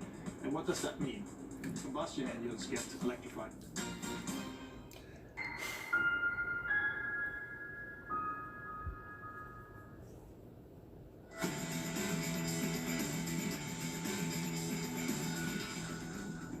Time Time now for the Trading Diary, what you need to be watching this week. Fed Chair Jay Powell speaking at 12:30 p.m. Eastern. Expect him to try to knock down further any taper talk. President-elect Joe Biden expecting to announce his COVID-19 relief bill this evening, with reports suggesting a package worth $2 trillion or more, possibly with a lift in terms of the importance of it after that jobless claims report that we got that was highly disappointing today. On Friday, we get U.S. retail sales plus earnings from the big banks, JP Morgan, Citigroup, Wells Fargo, all reporting results. Right now, it seems like people in the market are expecting a lot from them, and a lot from them going forward, with JP Morgan hitting a record high. Why? Markets, when you take a look, it's very much the Self-defense. You've got the NASDAQ up 0.3%. The Russell, if you look at that, is actually up more than 1%. S&P up 0.2%. If you flip up the boards, interesting to see what's happening in yields. Yes, yields are higher on the 10-year, 1.09%, but not that much higher considering the $2 trillion spending plan that Joe Biden is expected to unveil. The Federal Reserve very much is likely to come out and reassert its influence over the market. All right, I gotta go. Strengthening versus the euro. The euro now the weakest since December 11th versus the dollar, and crude coming off some of the highest levels since last February, given some of the expectations for growth, but the push Nelly, let's go of pee-pee. supply and demand. We are about 30 Bring me your minutes leash. into the trading day. Get your People leash. looking forward Nelly. to an era of some stimulus. Go get your looking for leash. an era of very, very easy monetary policy, and Stop. they're looking to an era of a reflation trade with Stop. sides. This was the countdown to the open. This Okay. is Bloomberg TV. Well, Missy, stop. Hey, how did it? Gross. You okay now?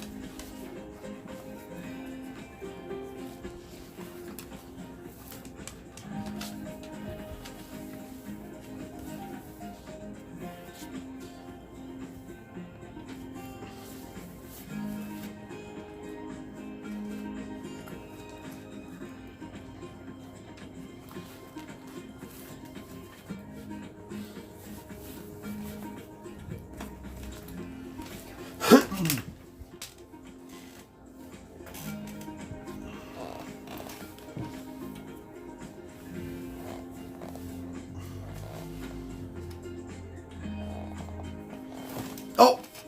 Oh!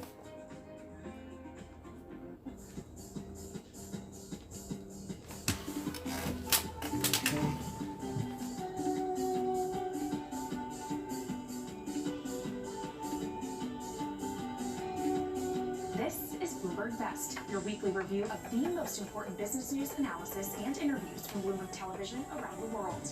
Ken Burns, welcome to Bloomberg Big Decision. We have always been a mixture of things. We are always stronger for that mixture. Growth is a way to say You are my best friend. Are you worried that people won't take the vaccine? You're my best friend in the entire world. Concerned about vaccine hesitancy. What is one word of advice that you would give? Learn how to listen. And that is certainly something that has served me well. Kitty, where do you go from here? It's a huge market, it's a huge opportunity. I want to go 100x from here. Our philosophy is to partner where we can and stand apart when we should.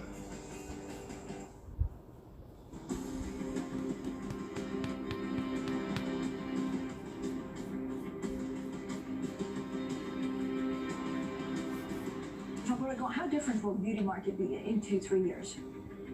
We'll see. You know, it's too early to tell. But I would bet that it won't change fundamentally. You know, I have been through many crises and it won't be very different.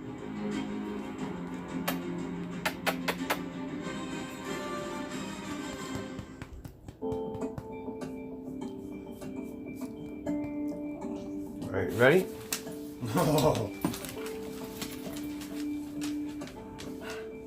Are we ready?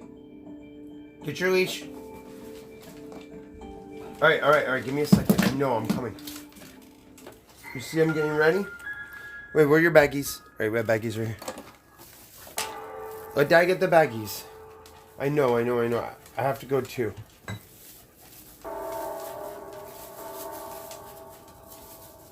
Months after Hurricane Maria, Puerto Rico is still in peril.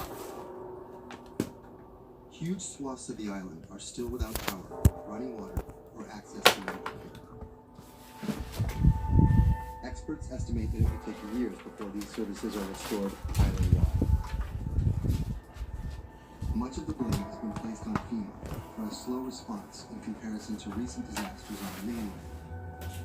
But recovery from a disaster of this complexity and scale has proven more challenging than anyone anticipated. And filling the gaps between an overextended public sector and a suffering populace falls on private citizens.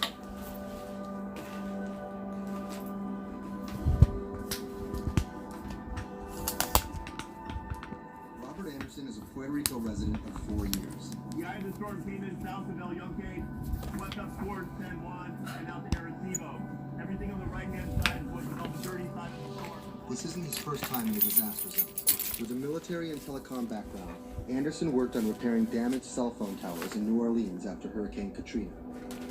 Some might be tempted to label him a disaster capitalist, seeking lucrative government contracts for his expertise. But as Anderson finds himself in the middle of a humanitarian crisis, he and his associates are developing a variety of pro bono recovery projects to target the island's hardest hit areas. Where? Sit. I know. Wait, come here. You just gotta do it like that. I'm gonna watch your ears one at a time. I know the ears. Your ears, most sensitive. The most sensitive little girl. Alright, ready? Hang on, Mama. Let's put the harness. We don't leave without our harness, right?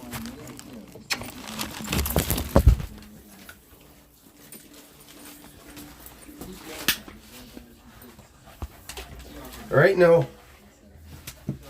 Wait. Where's Dad's other slipper? It's right here.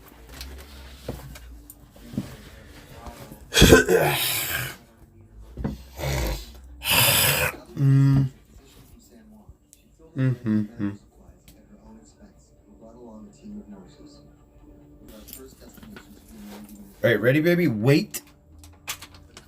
Step back. Step back. Step back here now. I know. Oh, you're stretching? Dude, she's stretched.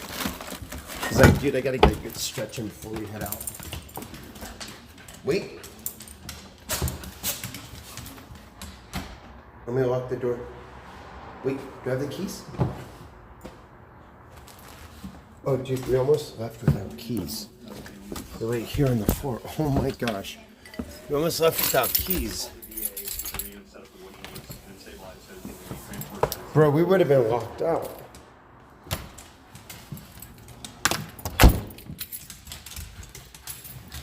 Wait. All right, go.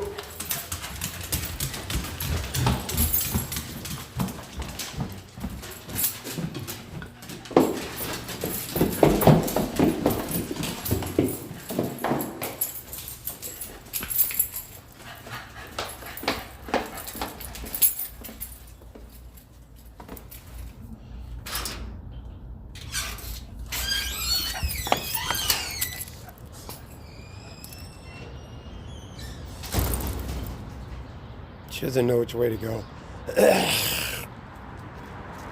I let her choose.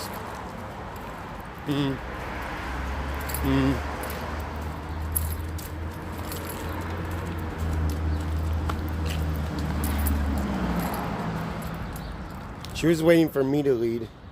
Oh. So weird how she does that. She'll literally just pee in the cracks on purpose. What a weird dog.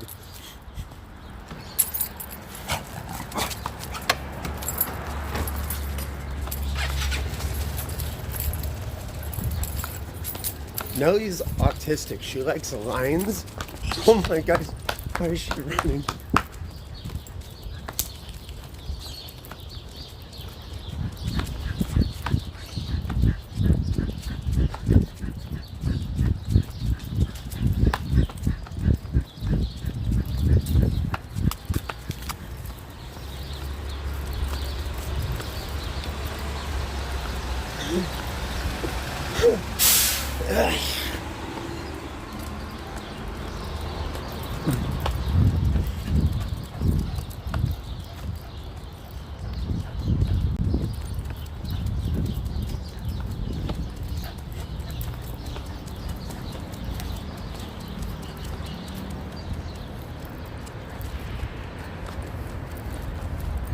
No, no, no.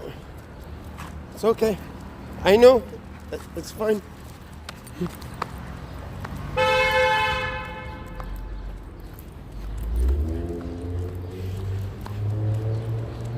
What? Where are we going? Oh!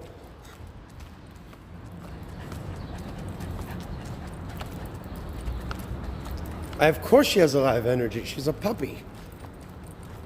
Nelly's excited in the mornings. That's why we go on big walks.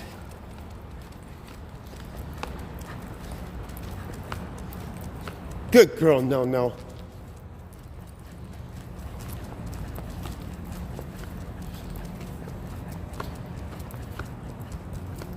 Oh, baby. Let's go. I'm sorry, you were pooping. You don't tell me these things. You do your poop. No. Finish.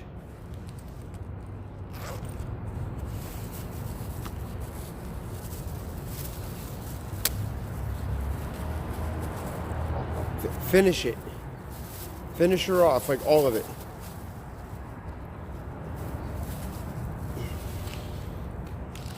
I'm sorry, I'll give you privacy.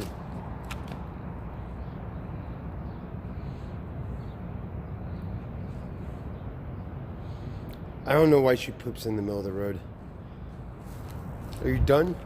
I'm sorry. I don't want to rush you. Sorry, no. Imagine someone filming you while you try to poop. It's not that comfortable, is it?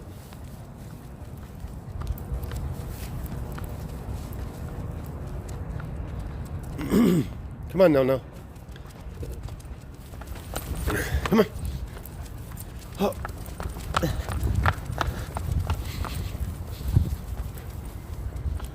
She wants to run.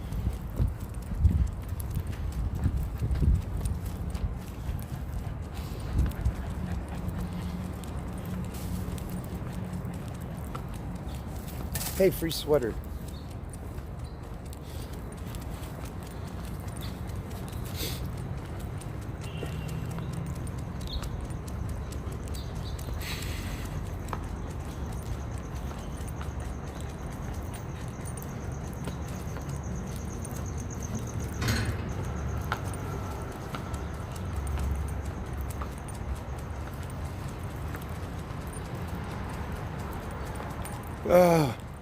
I know, no.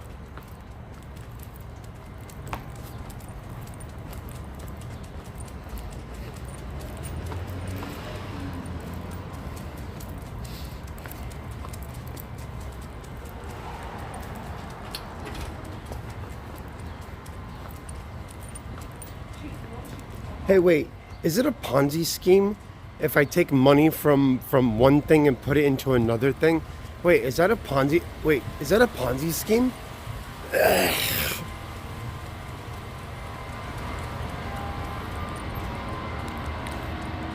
Uh-oh, I may be doing a Ponzi scheme.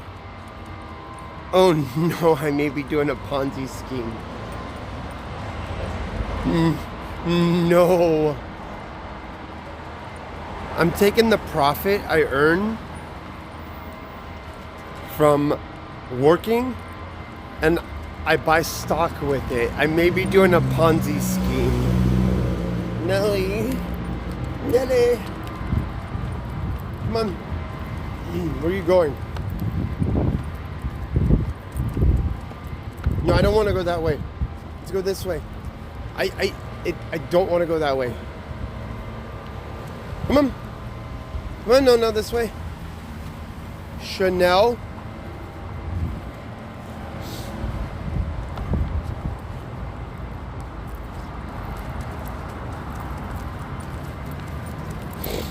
I love you, Nelly.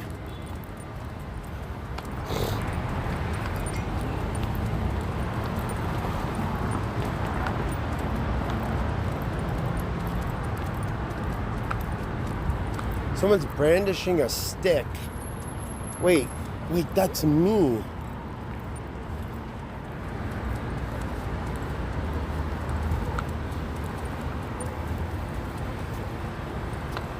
All right, let's go.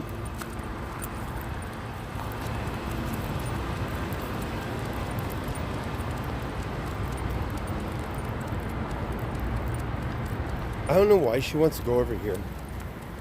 She always wants to go over here. I don't know what's up with her.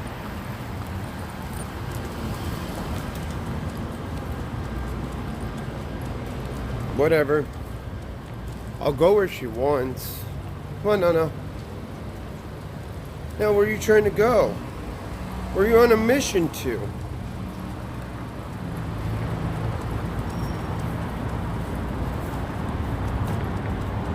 You know what I think? I think she's trying to go back to her old apartment.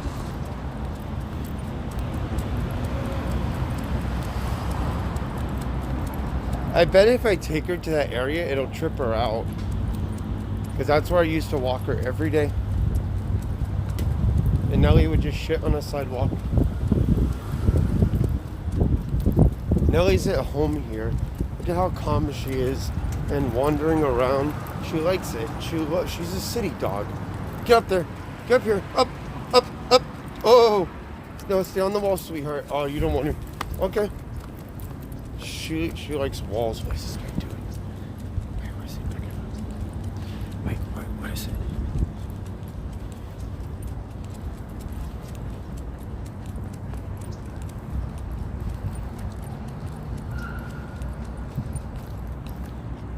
See, I told you, she pees in the lines. She just likes to pee where the line is. Smart dog. Like, actually smart dog. Come here now.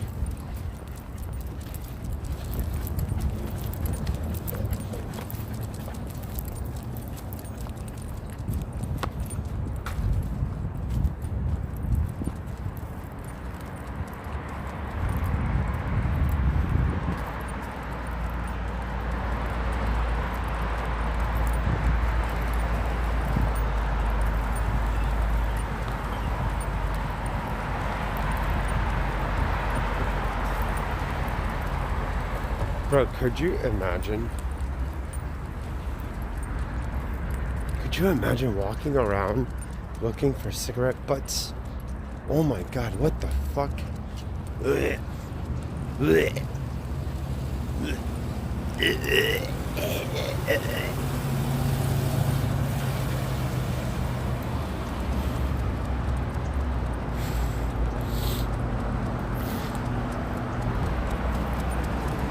Good girl, no. Now leasing. Studios, one bathroom, one.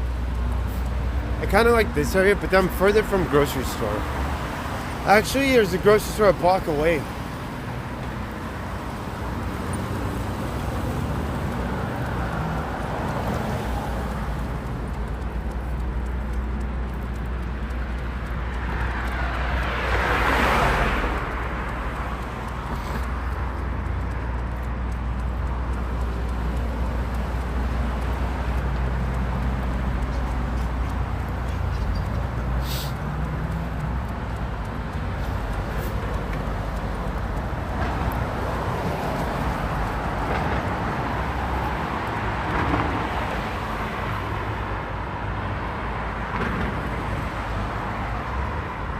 What do you want to do?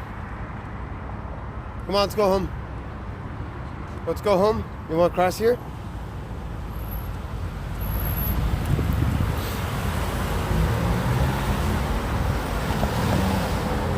No?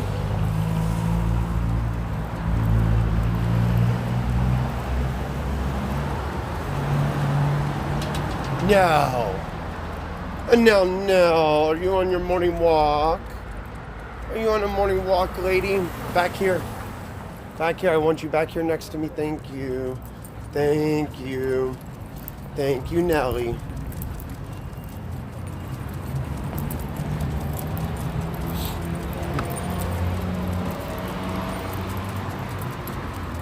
Nelly walks at her own pace, so you better keep up or move it out.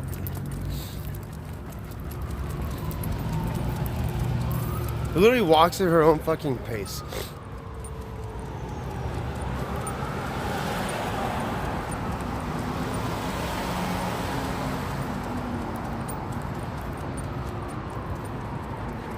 Let he without sin cast the first stone. That's all. Yeah, it's a lot. It's actually a lot.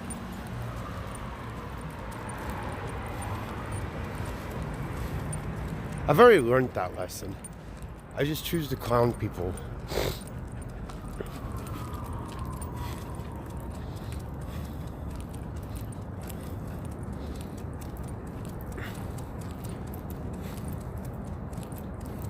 I should hate on a mirror.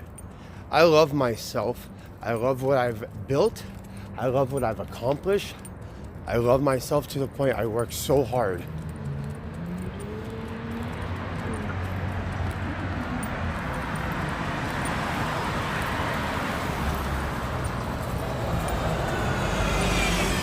I'm not going to let anybody tell me otherwise. You cannot make me think otherwise. You can't do it.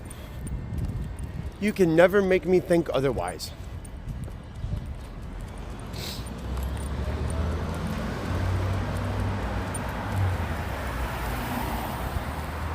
I am the greatest person in my own world.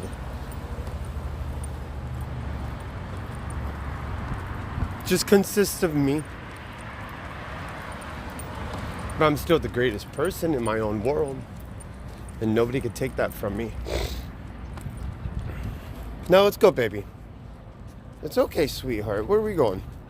No, you don't even know where we're going. You're just walking. Oh, homo shit. What the fuck? They say when you focus so hard on what other people are doing and not on yourself, you should be worried about your own motherfucking life.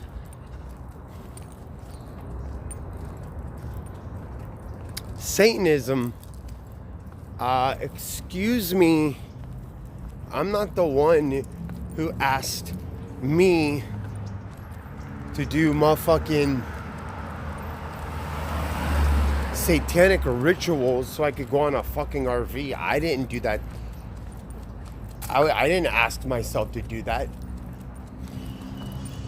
Snake, Nebraska asked me to do a fucking demonic ritual to where I fucking sell my soul.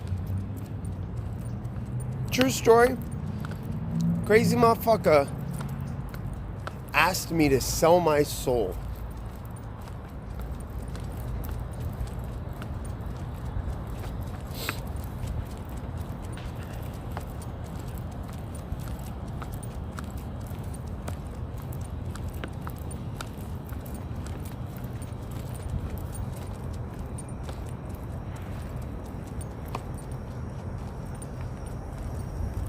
Yeah, let's go to church. Let's go to church. Let's go to church and pray for you heathens. No, don't walk in that. Good girl. Nell. Oh, little baby dog. My little baby.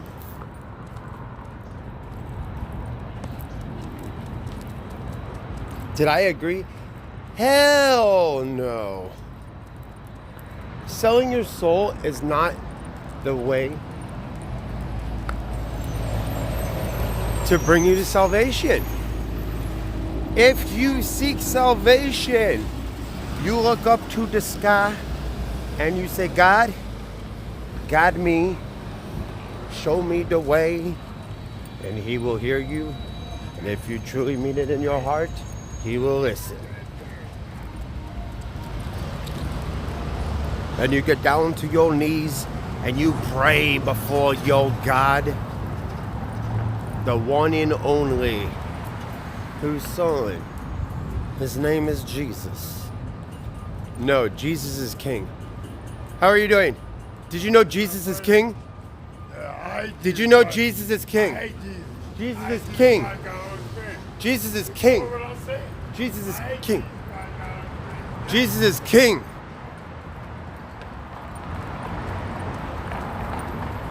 He hates him. I don't know why. I think he means his friend Jesus. Maybe his friend Jesus like messed him up. I don't know. Excuse me, did you know Jesus is king? Well, now you know.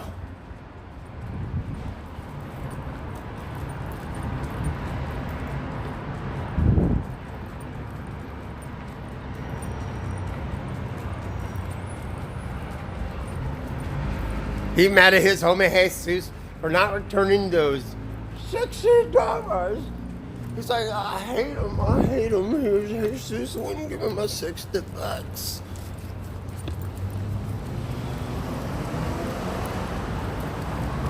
That guy was not a crackhead. He may have been a crackhead. I don't know. I do not know. I do not know.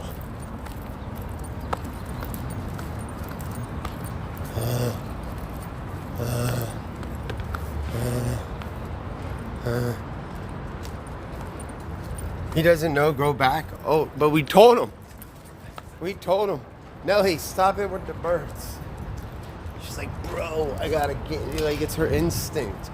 And I'm not mad at her for having instinct. Wait, are we getting a juice or something? Am I getting a Wall Street juice?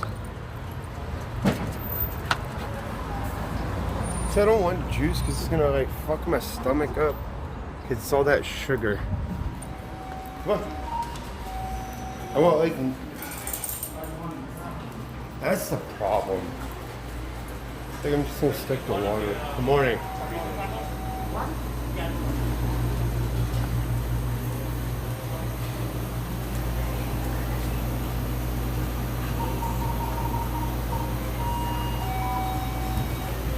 Yo, if this dude comes at me and tries to,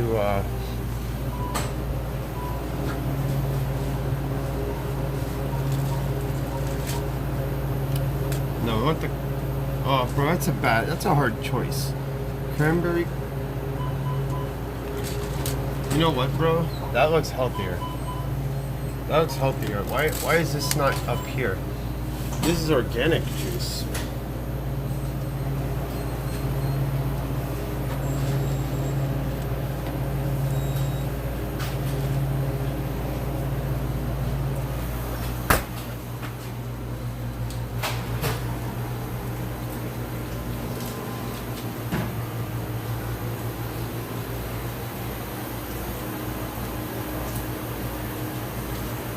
These are good.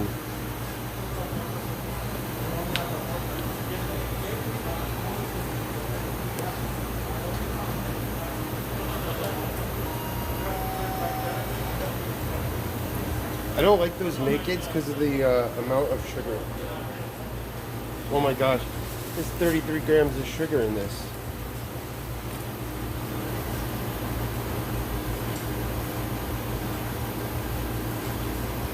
Dude, I don't even want this. Come on up. I don't even want this. So much sugar. There's so much sugar. I don't want all that sugar. I'm just gonna drink a lemonade.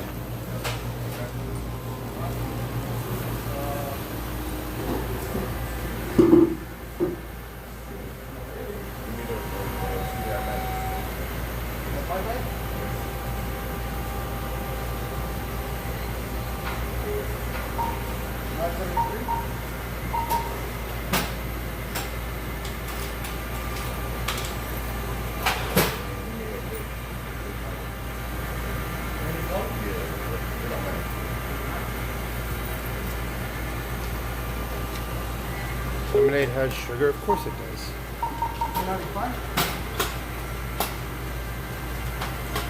Everything has sugar. It doesn't have stevia. Appreciate it.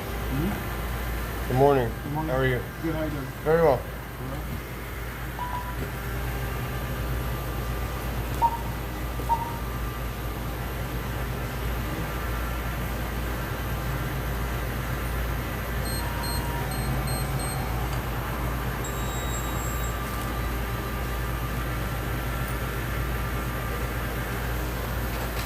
Thank you.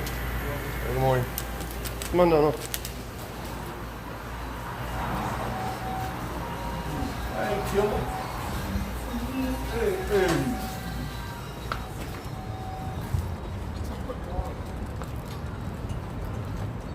All the tryhards of up here.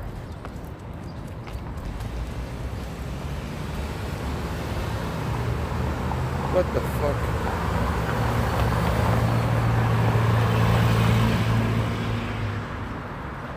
That guy was looking at me extra gay. Let's go over here, Nelly. I'm not trying to get harassed. Oh, Starbucks. Nelly loves Starbucks sometimes. I know, no. No. Hey, mama. Back here, lady.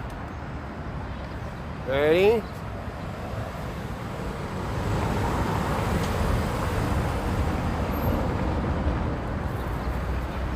What are they selling over there? Come on. Let's go. Let's go. Let's go. Let's go.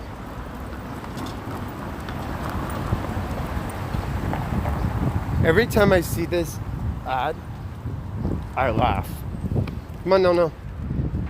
I laugh every time I see this ad. Oh my gosh.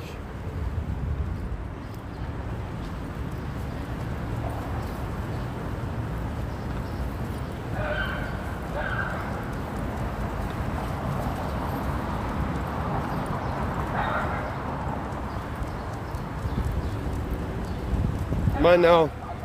No, let's not go over there. You want to go say hi to the little Scotty? Little Scottish Terrier. It's a little doggy like you.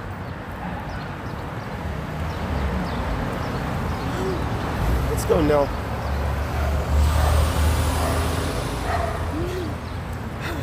She hears the dog.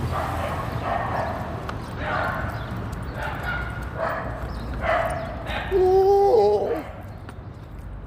No.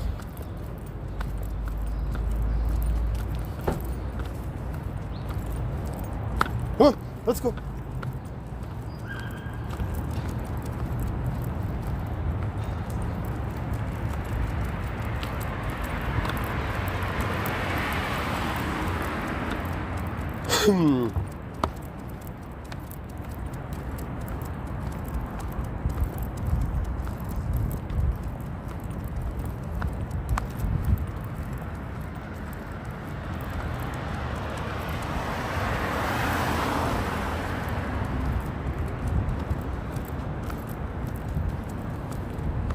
What are you doing? Let's go. You're so funny. I love you, Nelly.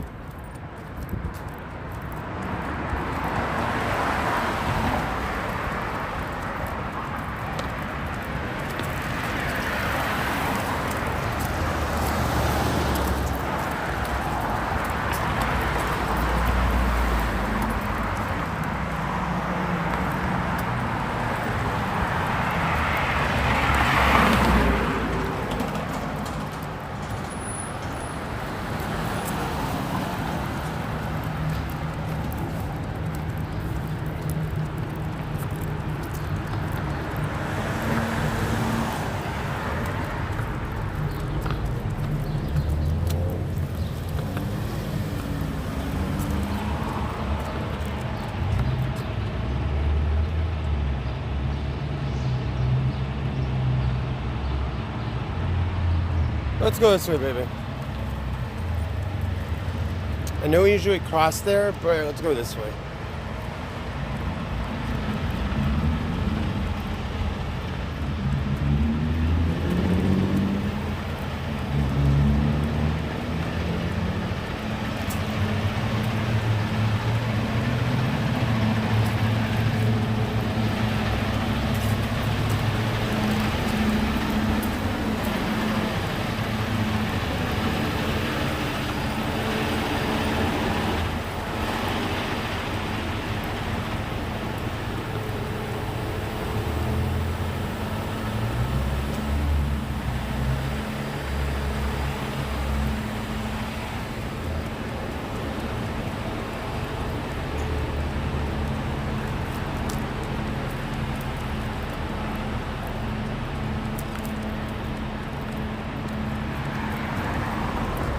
Come on.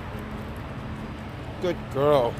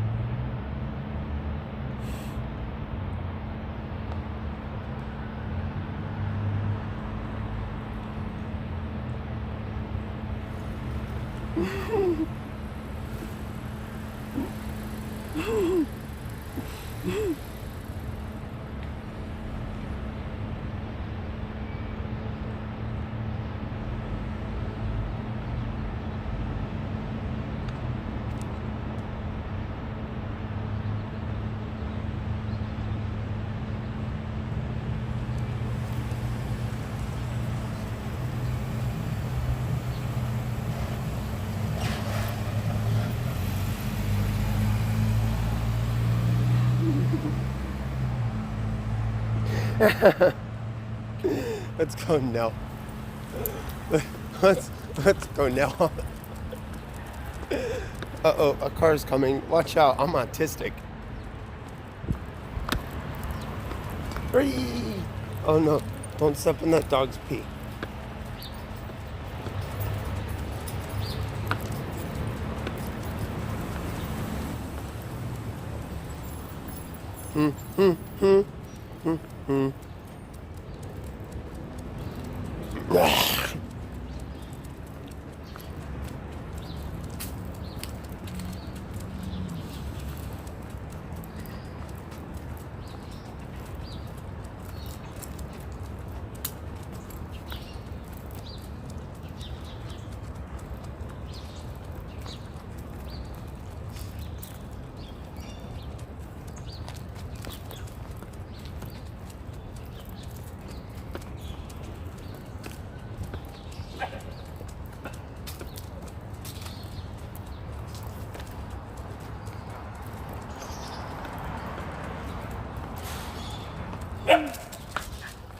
Nelly, no. Chanel, no.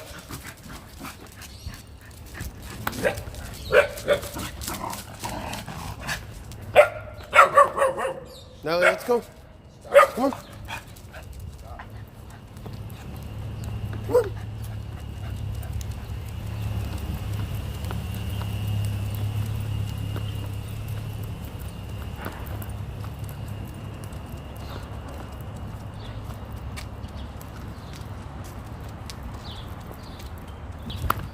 Oh, Nelly likes the little birds.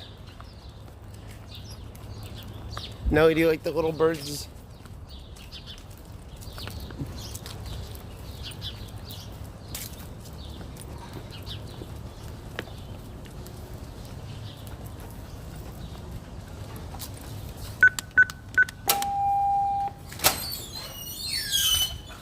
Bro, if anybody out there is stalking me and taking photos of me, bro, I'm gonna mace him and sue him.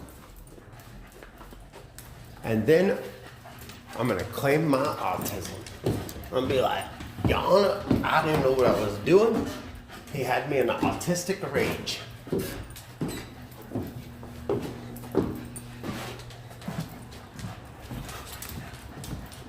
It happens. I black out and I don't know what happens. Oh shit, the keys.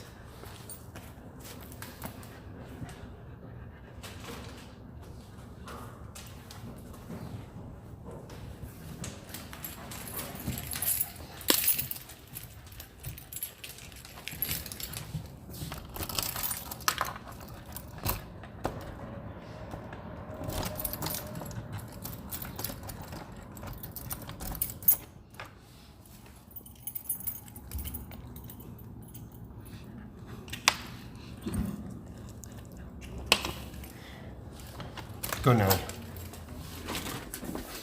It smells like eggs, fish, and steak in here. What the fuck? His opponent, Zach Goldsman, trying to link Khan to radical Islam. Again, personal and nasty. The Goldsmith camp has called Khan extreme and accused him of associating with, quote, those who seek to do our police and capital harm. Pattern of behaviour. Even the former Prime Minister David Cameron repeated the allegations. He shared a platform with Sajil Shahid, the man who trained the ringleader of the 7/7 attacks, and accused the United States of bringing 9/11 on themselves. Bro, someone's gonna get maced. Ran a very negative campaign that was based on what people knew was a lie.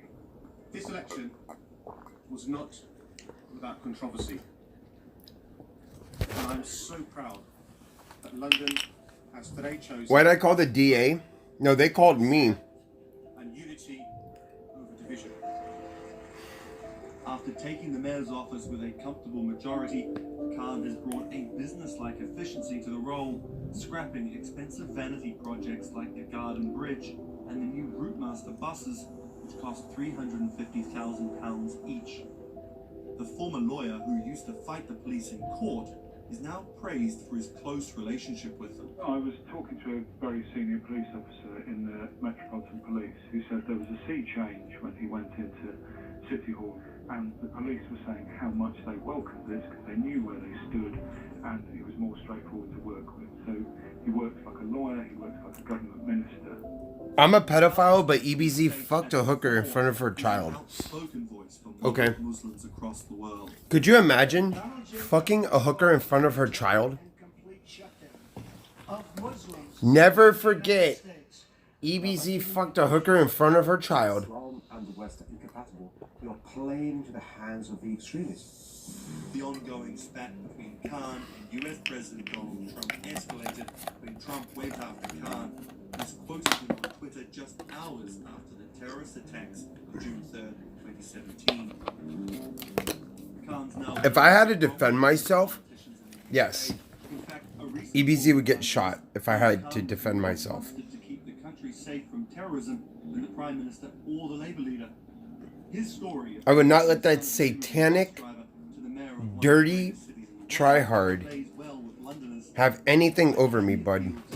This is America. Khan got his eye on the top job, and is the UK ready for a Muslim Prime Minister?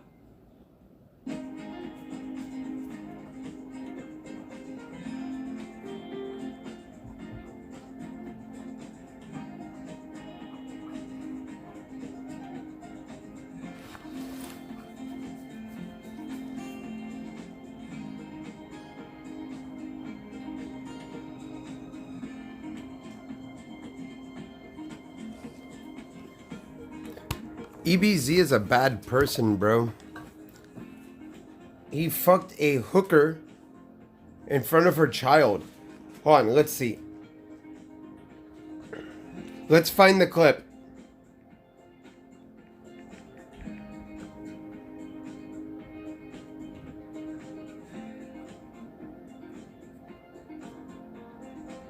Where's the clip? Someone find me the clip. We gotta play the clip.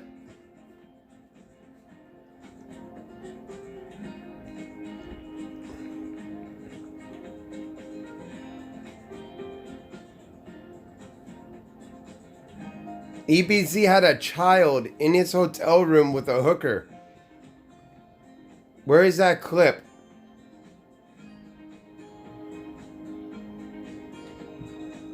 Here it is. By the way, I'm online. What are you doing? I'm online. What are you doing? I'm like the coolest person in the world. I'm a musician and I promote on YouTube. And I'm doing a live stream and I'm on YouTube right now. This girl is beautiful. That's my daughter. What the fuck? Did you see this? You're a very good looking man. What's your tell me name, guys? I'm Jamie. Jamie.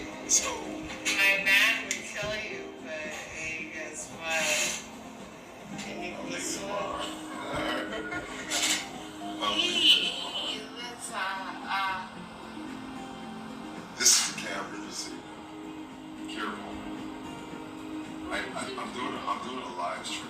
Bro, she's obviously on heroin. She's obviously on heroin, bro. You're hanging out. I'm just alerting you to be cautious of how many people. There's like 192 people watching. Come on, bro.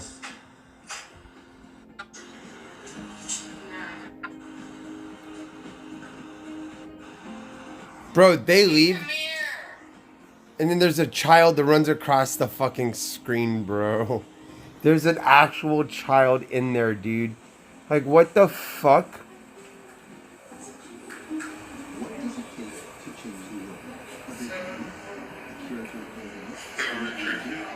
Bro, it's weird.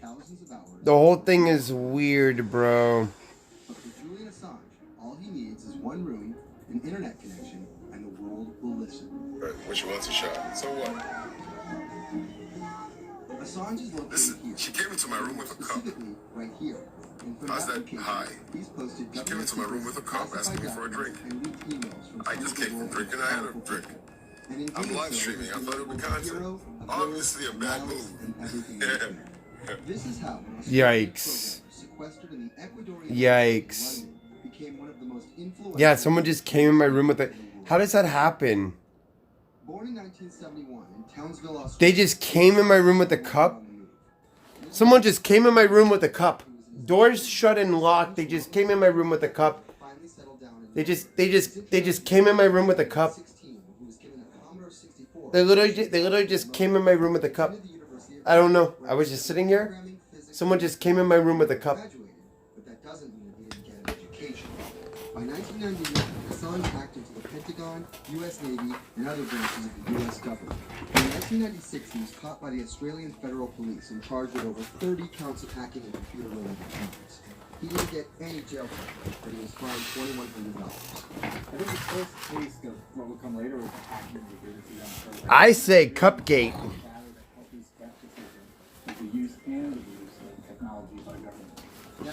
Cupgate. Cupgate. Cupgate. Cupgate. Never forget. What is Wikileaks? It's a website that posts unfiltered, usually classified documents. What separates it from every other media outlet is that they have no editorial hierarchy. With a publication like the New York Times, Alright, my power's about to be back on. Thank fuck. Package it, and disseminate it for the public to see. WikiLeaks, however, cuts out the middleman. WikiLeaks gathers information, most of it given to them anonymously. So what they're doing is very, very simple. They get the information in one end, or he gives it to them and out the other, with sometimes minimal interference. Julian Assange is the leader of that, the mastermind, the creator, and really, because he thinks of it as a journalistic enterprise, the editor-in-chief. But every story starts with a source, and Assange has some unconventional sources. Julian Assange is not hacked as far as we know. He is the recipient of people who are either insiders who give him secret documents or hack emails from a foreign power. That's Eli Lake. I am a historian of Bloomberg. And there is no source bigger for Assange. I don't support it. He used to be known as U.S. soldier Bradley Manning. In 2010, Manning provided Assange and WikiLeaks with hundreds of thousands of leaked government documents. WikiLeaks quietly began releasing the documents. Wait, someone's trying to say that's old. It was 2 years ago? Gucci's was raped 2 years ago, but it still happened. Video, it changed the date on the Iraq War, and importantly, it put WikiLeaks on the map when they put it online. Those leaks were just the beginning. They went on to post more than 90,000 leaked documents known as the Afghan war logs, 390,000 documents known as the Iraq war logs, and 250,000 private messages between diplomats called cables in what is now known as Cablegate. These leaks were met with very real ethical questions. The problem with publishing those cables was that a number of confidential sources for U.S. diplomats could face real danger when their names were exposed. Then Secretary of State Hillary Clinton drove the point home that every country, including the United States, must be able to have candid conversations about the people and nations with whom they deal. Shortly after Cablegate, the Swedish government issued an arrest warrant for Assange on allegations of rape and molestation. He claimed the allegations were fabricated to get him extradited to the United States, a claim the US government denied.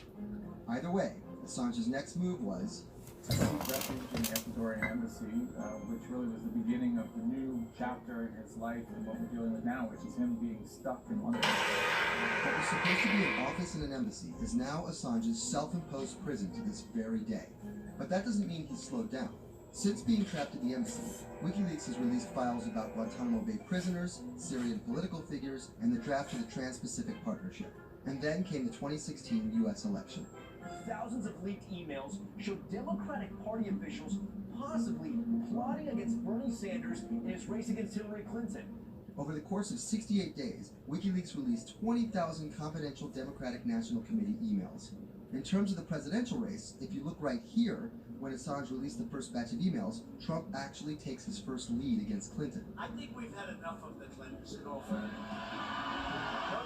Once WikiLeaks started exposing secrets of the Democratic Party, Julian Assange became a hero to many on the right. Public opinion kind of flip-flop. WikiLeaks. From the emails, we now know Hillary Clinton's campaign manager makes risotto, and also how the DNC squashed Bernie Sanders' campaign. One thing we don't know is who gave Assange the stolen emails in the first place. Many leading Democrats say they suspect it was the Russians. They released an analysis from a private cybersecurity firm that had said it was the Russians. But Assange claims our source is not the Russian government, and it is not state party. So this is where we stand today. The public still doesn't know. So I just found this out. Meanwhile, Assange is still running WikiLeaks and still releasing documents. In March 2017, he started publishing documents from the CIA's Center for Cyber Intelligence called Vault 7. Wow. What an interesting rabbit hole. I do think I will go down it. As long as Assange has a connection to the world, no government secret will be too far from exposure. Julian Assange. I'm going to leave that right here. Maybe he won't, kind of, regardless, his work has been done. He's changed the way people think about their governments, about their own secrets, about their own hackability, and really the world has changed because of him.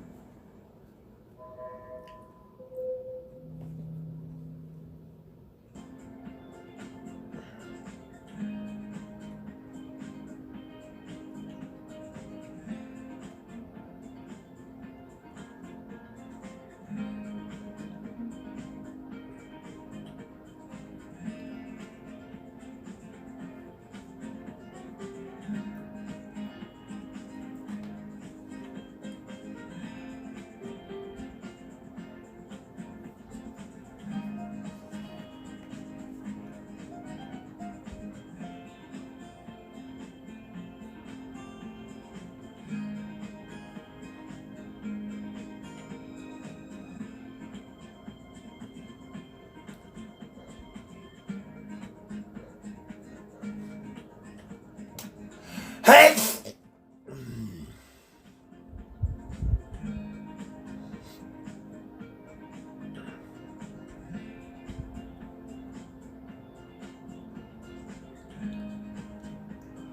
Fuck!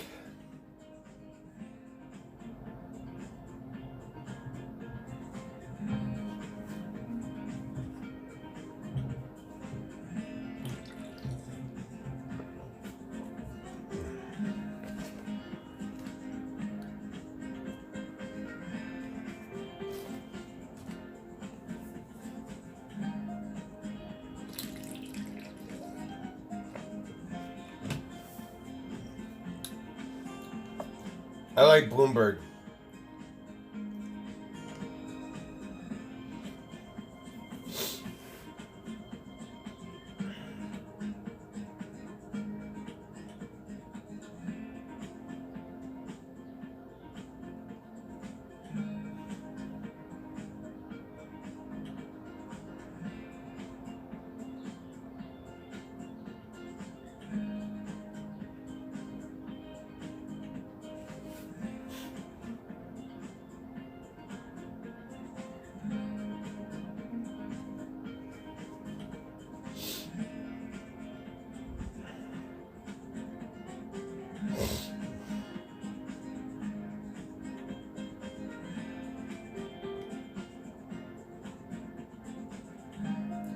Holy crap. Facebook and Twitter have collectively seen $51.2 billion in combined market value wiped out over the last 2 trading sessions since they banned President Trump from their platform.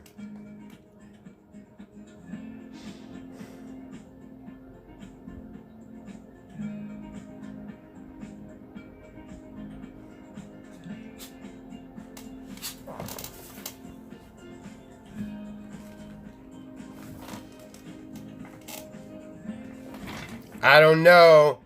They look the same. Find it, fix it. They look the same, don't they? Like, the look's uncanny. And if you have a little bit of plastic surgery, bro, you can't really tell. When it debuted, the 4G wireless we have today allowed people for the first time to hit the road and explore unknown places with only a smartphone for directions. When 5G arrives, it could enable... A little bit of plastic surgery, some facial hair. I don't know, bro.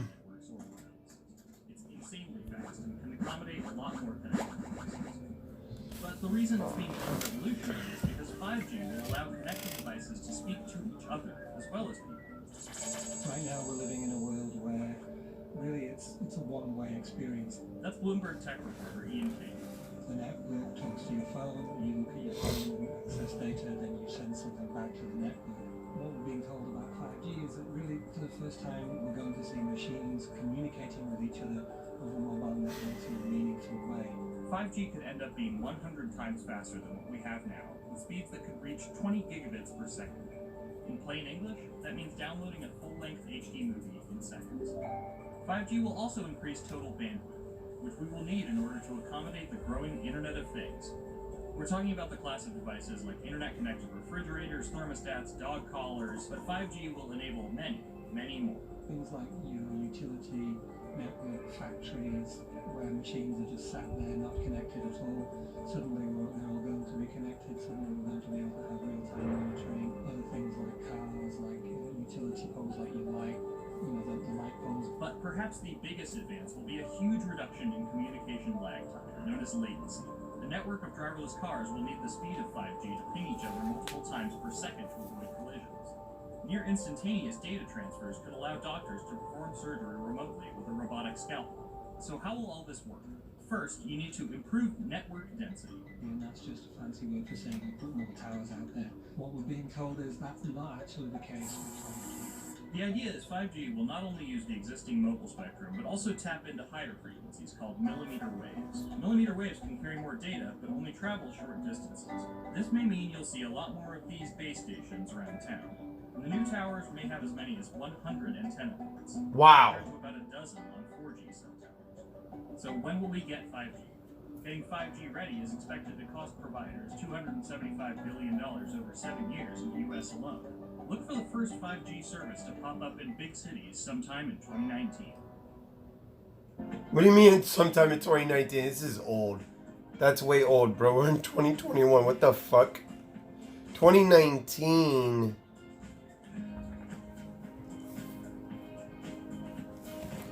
Imagine using an old fucking thing like that to explain something. Yikes.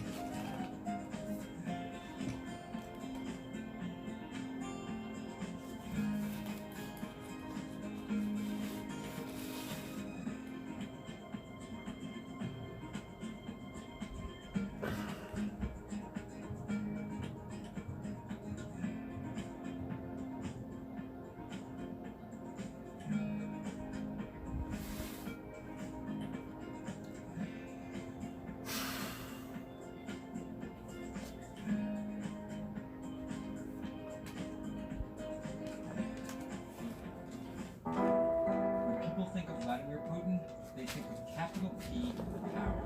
And that's exactly the impression he creates. Whether it's physical power, firing different weapons, riding in various James Bond-esque modes of transportation, or tossing hapless opponents in judo, or political power, ruling his own country with an iron fist, crushing his political opposition, or, most recently, being accused of meddling in foreign elections for his own benefit. This is how Vladimir Putin went from a poor, tough kid in Leningrad to a KGB spy to the very symbol of modern Russia. Vladimir Vladimirovich Putin was born in 1952 in Leningrad, which is now St. Petersburg. His father was a factory foreman and his mother a homemaker. It is widely said that Putin's public-facing tough guy persona can be traced back to him getting into fights when he was younger, which paved the way for him to take up judo. After getting a law degree from Leningrad State University, Putin joined the KGB Foreign Intelligence Service. He spent 16 years in the KGB. When Putin returned to Russia, he began his political career. He went to work for Anatoly Sobchak, who was then the mayor of St. Petersburg. That's Leonid Brzezinski. I'm a columnist on Worldview. Putin thrived in Sobchak's administration because he was sort of considered pretty efficient city official at that time. He was very loyal to Sobchak. So loyal and efficient that he was noticed by Yeltsin's close circle. And those people soon brought Putin over to Moscow to work in Yeltsin's administration, where he quickly climbed the political ladder. Then, of course, he was promoted to Prime Minister of Russia. That's Dmitry Tremov. I'm currently director of the Carnegie Moscow Center. Around this time, Yeltsin and the people around him, the so-called family, decided that Putin would become Yeltsin's successor. And then, this happened.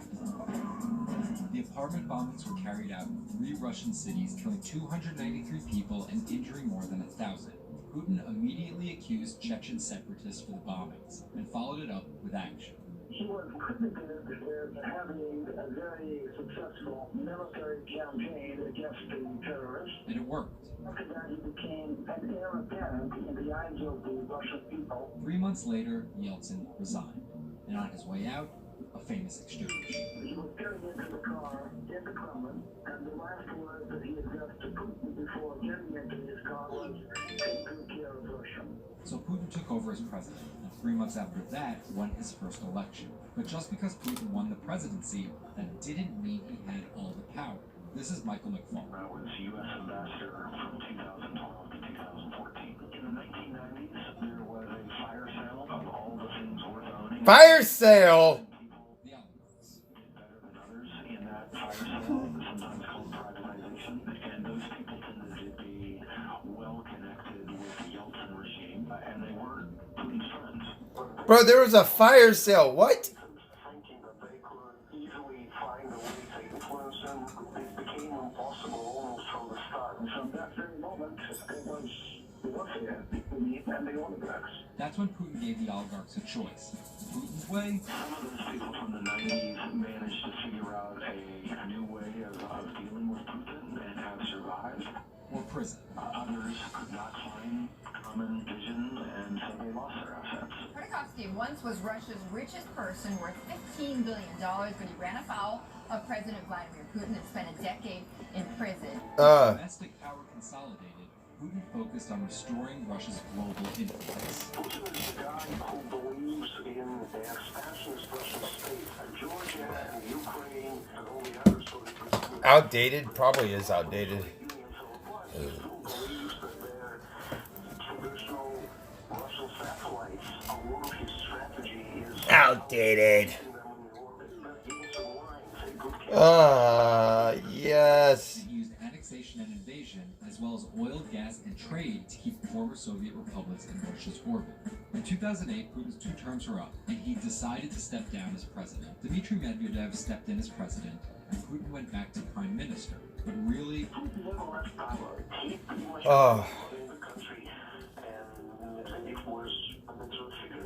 there was actually a period of cooperation between Russia and the U.S. that benefited both countries during Medvedev's presidency. Medvedev did not have the same negative attitude towards the West as Putin did. But when Putin came back to run for a 3rd term, in the lead up to the 2012 election, it was widely believed that both presidential and parliamentary elections were rigged, and Russians took to the streets.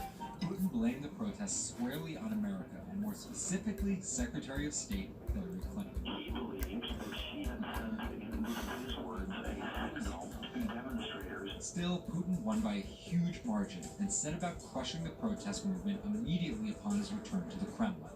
Over the next few years, Russia's economy tumbled. Putin annexed Crimea, leading to sanctions. The price of oil fell drastically. The ruble hit a new low, and America played down Russia's influence, with Obama calling Russia a regional power. Despite all of that, Putin's approval rating remained sky high, and then an opportunity for payback. I think I'd get along very well with Vladimir Putin. In 2016, there was one candidate who called Vladimir Putin very smart. Trump exhibited tolerance towards Putin's actions annexing Crimea, and similar views on NATO and sanctions. Putin didn't support any of those views. Even though Putin denies any wrongdoing, the U.S. has accused Russia of being behind the leaking of 20,000 Democratic National Committee emails, which many say helped Trump beat Hillary Clinton in the presidential election. Which leaves us here, with the possibility of a President Putin until 2024, positioning Russia to be the world power he always imagined it should be.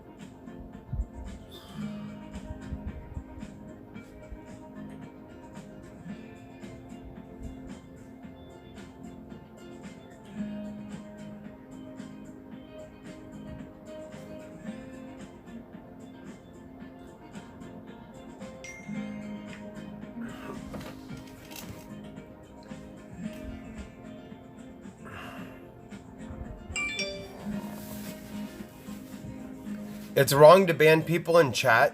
Sometimes. Sometimes it's right. Holy shit. What just happened there? Like, how'd that happen? Was my gut feeling correct?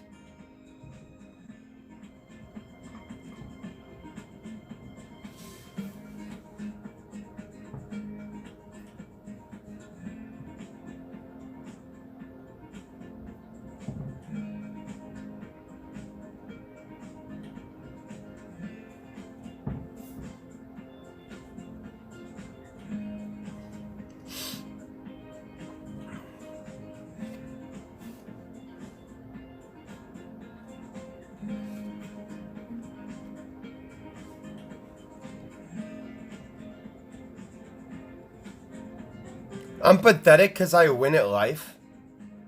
How's that pathetic that I win at life? You're just jealous you didn't think of buying that stock. Oh my gosh. Oh my gosh, dude. I just won at life. Imagine being jealous you didn't pick that stock. You're jealous. Loser. Words from the man some call Asia's Jeff Bezos. He's confident, he's charismatic, and he's definitely not the average CEO.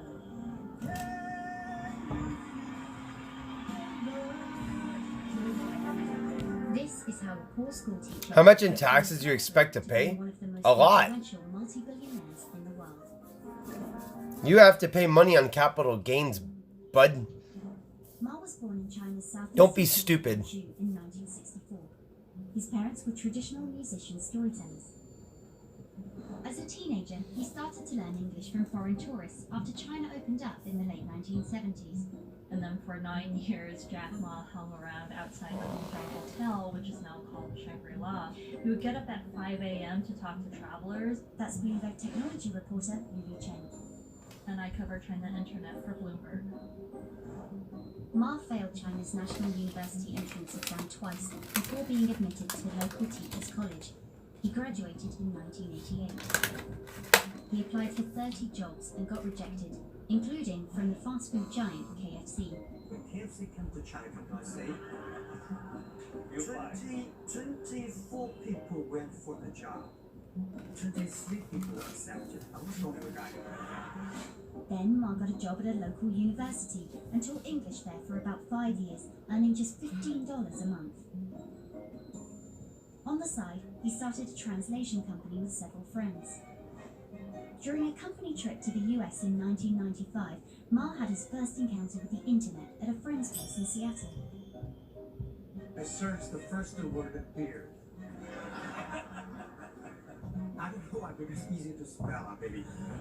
And I see beers from Germany, beers from USA, beers from Japan, but there's no beer from China. So he searched for the word China instead and still couldn't find anything. And that got him thinking.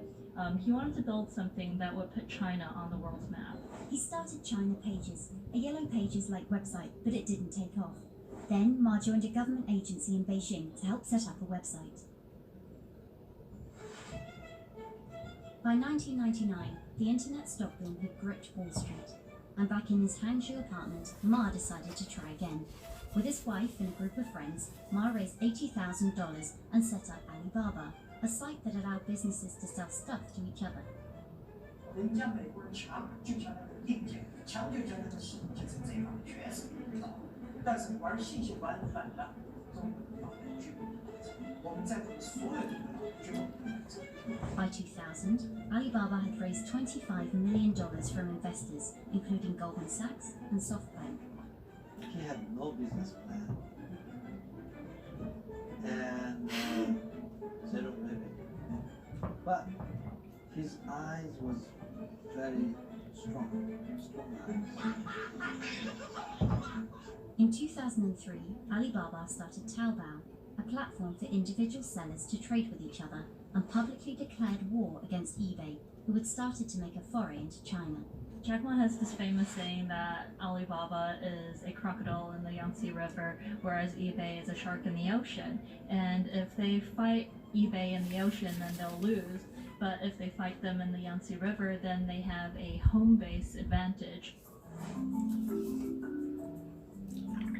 In 2007, just 1 year after it forced eBay out of China, Alibaba debuted its business-facing division on the Hong Kong Stock Exchange. Are you a day trader or buy and hold? 5 years later, as its performance sagged. Both.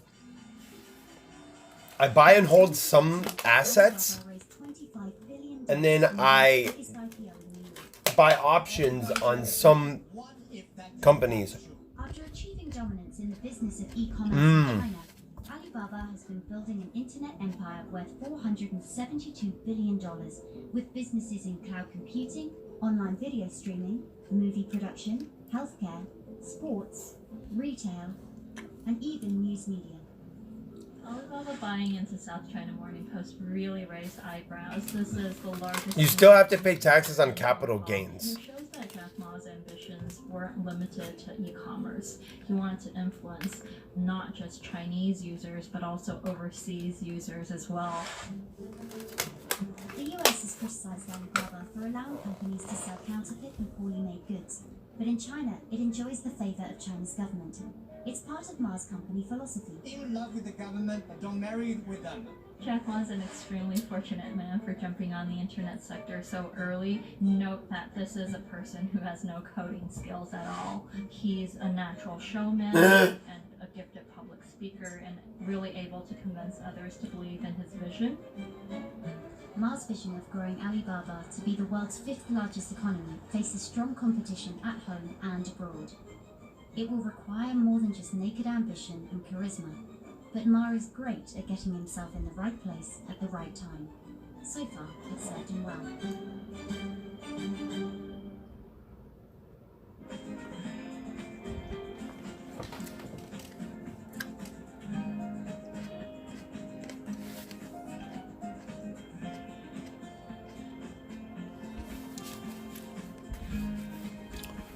I made $130 yesterday off of investing $20. Where am I losing?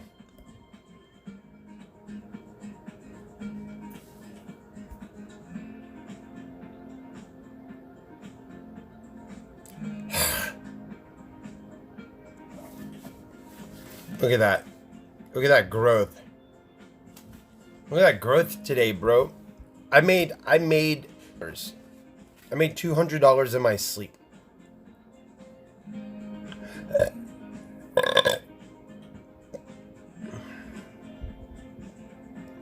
That's one day, bro. I made $200 in my fucking sleep. Where am I fucking losing?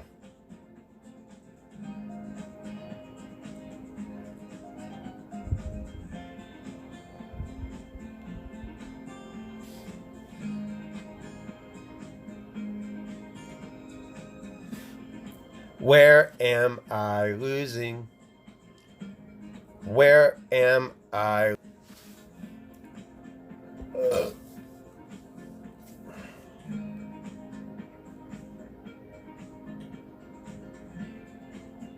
No, I love you.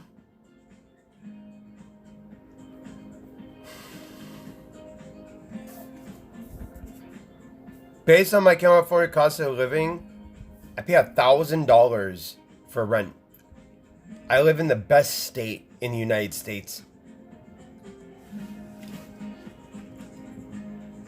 You live where there's nothing. There's nothing. There's no jobs. What do you mean? That's why your income is lower. It's the same. The cost of living is the same thing. It's just better here. It's not debatable. No, it's not debatable. So, someone who lives in the middle of nowhere has less options than I do.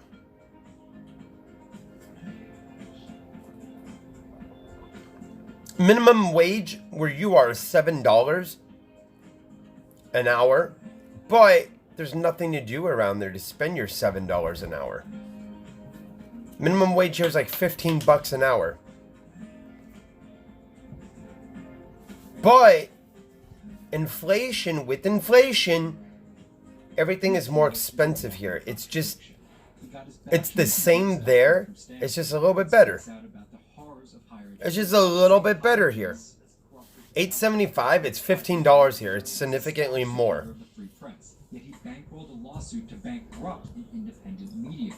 Same quality of life. It's just different. There's a false reality out there. There's a false reality when it comes to the inflation. I don't know what the word is. Immigrant genius, libertarian, billionaire went from tech contrarian to Silicon Valley. Let me explain this in better terms. Thiel was born on October 11, 1967 in Frankfurt, West Germany, to Suzanne and Klaus Thiel. BLM. I'm not affiliated with Black Lives Matter. Ayn Rand devotee during his youth, Thiel attended Stanford University majoring in philosophy. Stanford experience was part of who he decided to surround himself with. I'm registered Republican. The fuck? He and his Stanford friends made their first big splash in tech with PayPal. After selling to eBay for $1.5 billion, they would become known as the PayPal Mafia for each incredible success after PayPal. For Thiel, that began with an early, modest $500,000 investment in Facebook. In VC speak, early means big risk, but also big reward. He turned that initial $500,000 investment into more than $1 billion in cash. But Thiel was just getting started with Facebook, and he went on to make a whole bunch of wildly successful investments. From SpaceX to Airbnb to one of the largest, most powerful companies in the United States and the world, and of course that's Palantir. The incredibly controversial secretive data mining startup he founded with his colleagues from PayPal. It connects data silos and then allows non-technical people to search that information for patterns. Data like financial information, feeds from video cameras, biometric details, passport information, flight manifest. Palantir doesn't talk much about how they collect this data, who has access to it, or what they do with it. But they have content. And you don't understand when you jump up the minimum wage, you just make everything go up a little bit. Everything, your rent, your groceries, everything, your food bill, everything goes up. Why did I talk to a district attorney this morning? Wouldn't you like to know? I had to give information on a very important case. They wanted my information. They basically wanted me to snitch. A district attorney asked me to snitch on someone. You know, you go to Yale or you go to jail. Also, his relationship with the press. Here's another contradiction. He's donated to free press initiatives, including the Committee to Protect Journalists. But he also secretly spent tens of millions of dollars bankrolling a lawsuit filed by Hulk Hogan over the publication of a sex tape and bankrupting the independently run Gawker Media. Why did he do this? Because in 2007, one of Gawker Media's blogs, Value outed him as gay. And with the lawsuit, Yeah, I'm an American. I it's not snitching if you're doing an American duty.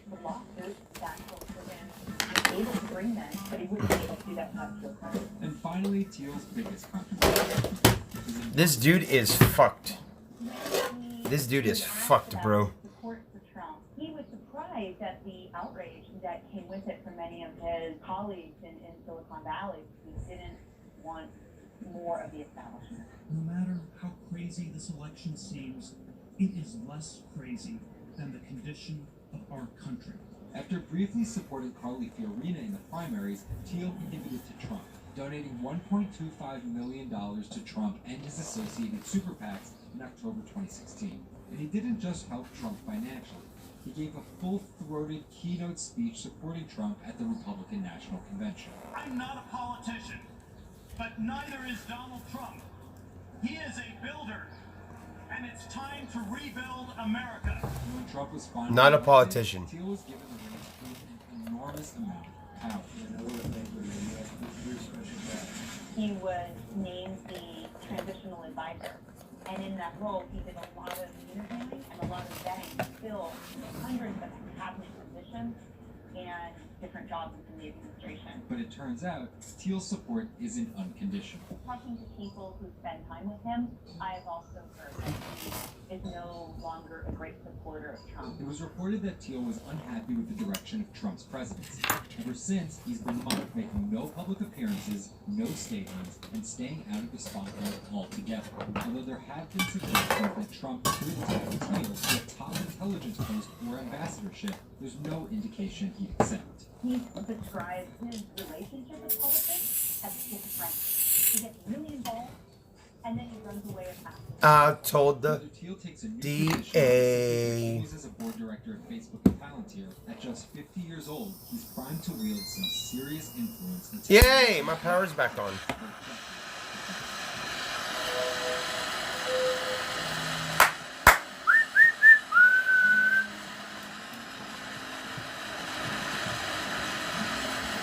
I had breakfast this morning.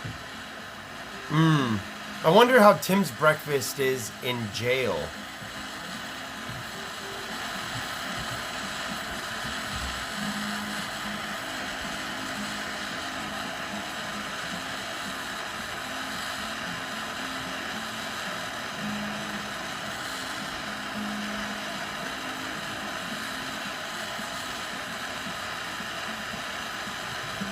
Find it, fix it. It's probably not realistic.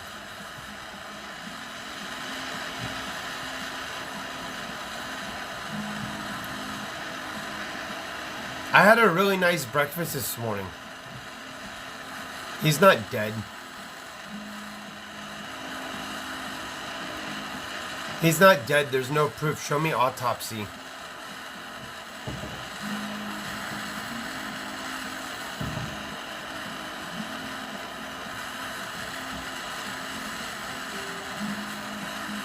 I don't like people who step on my toes. I don't like people who try to get me to denounce my faith.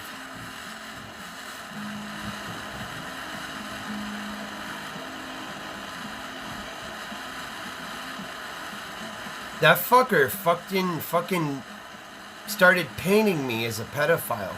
I'm not a pedophile. He's the one who started it because I wouldn't sell my soul. That's what these people do. That's what these fucking people do, bro. When you don't go with their agenda and sell your soul and rape babies or whatever the fuck they do in Hollywood, they start slandering you and they throw you under some type of bus and they fucking try and ruin you.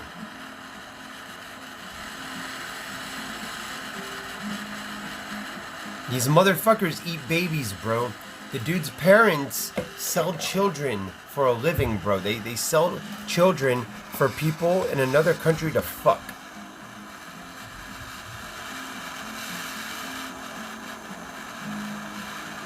The guy was trying to get me to sell my soul. Tim was trying to get me to sell my soul. That's why they slandered me. That's why everybody hates me. That's what these Jews do.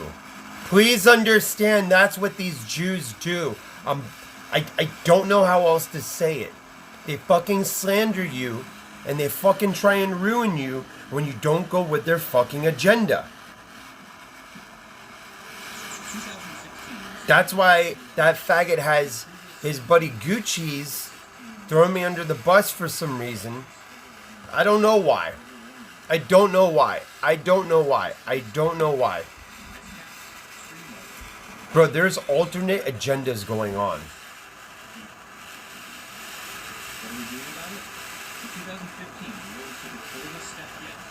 They try to get blackmail on me. That dude tried to get that's why they don't talk to me, bud. Because they would not let me. They wouldn't let me, bro. You don't understand, and I don't know how to explain it to people who don't understand. These are Americans keeping on the future. It won't matter much to the climate. Here's the situation. Decades in the making, the Paris Agreement united the U.S., China, and more than 190 other nations in a push to limit fossil fuel pollution. Bro, my dad's Jewish. My dad's Jewish. Okay? Let me tell you something. When people in this town see my last name, they treat me differently. The globe is expected to warm by as much as 3.4 degrees Celsius, more than the UN target of well below 2 degrees. Meeting the Paris Agreement. That dude tried to get me to sell my soul. Why do you think the dude hangs out with all those degenerates that have no morals in life? And they literally don't care.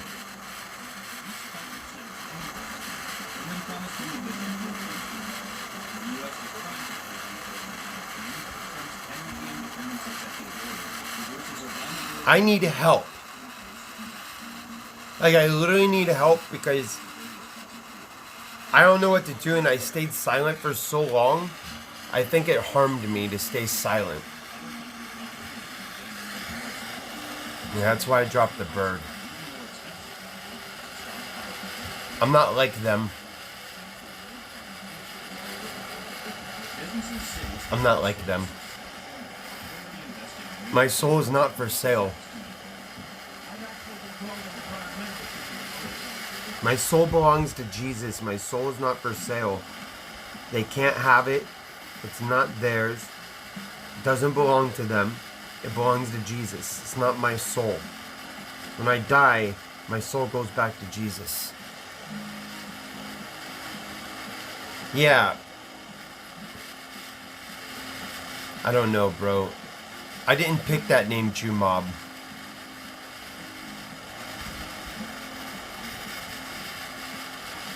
I didn't pick that name. And MOB stands for money over bitches.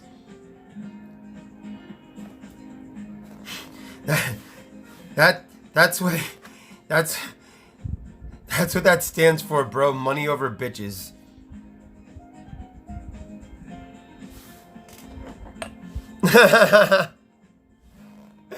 Nobody even knows that, bro. Nobody ever knew that, bro. I ain't never ever told anybody that.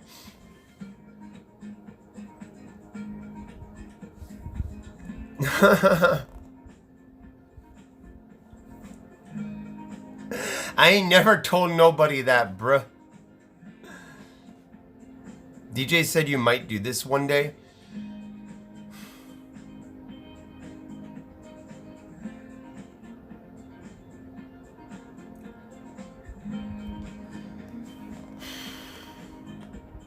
You need to understand that there's alternate agendas going on.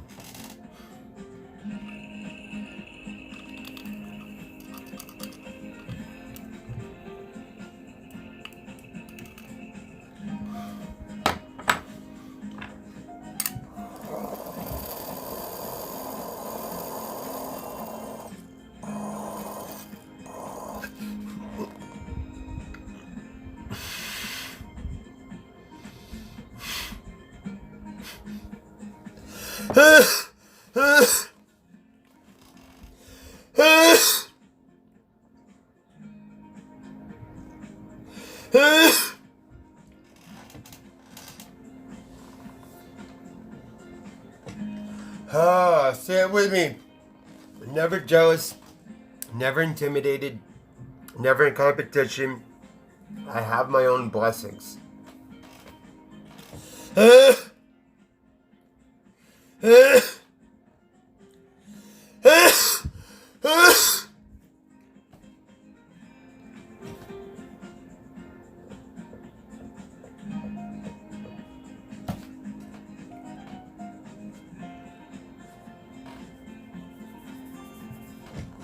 Never jealous, never intimidated.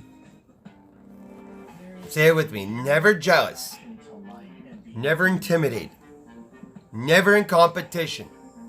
I have my own blessings. That's your affirmation.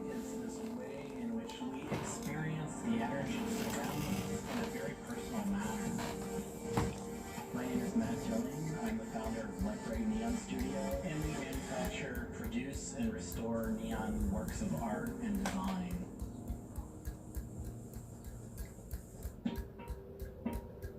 Origins of the creative content of a lot of the work at Lightbright comes from a variety of sources.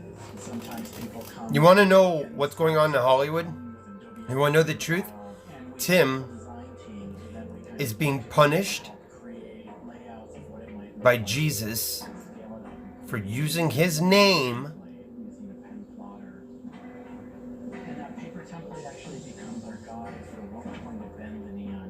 in a horrible way. We take from the office into the glass shop. We pick out the right size tubing, the right color for the right size. That dude is not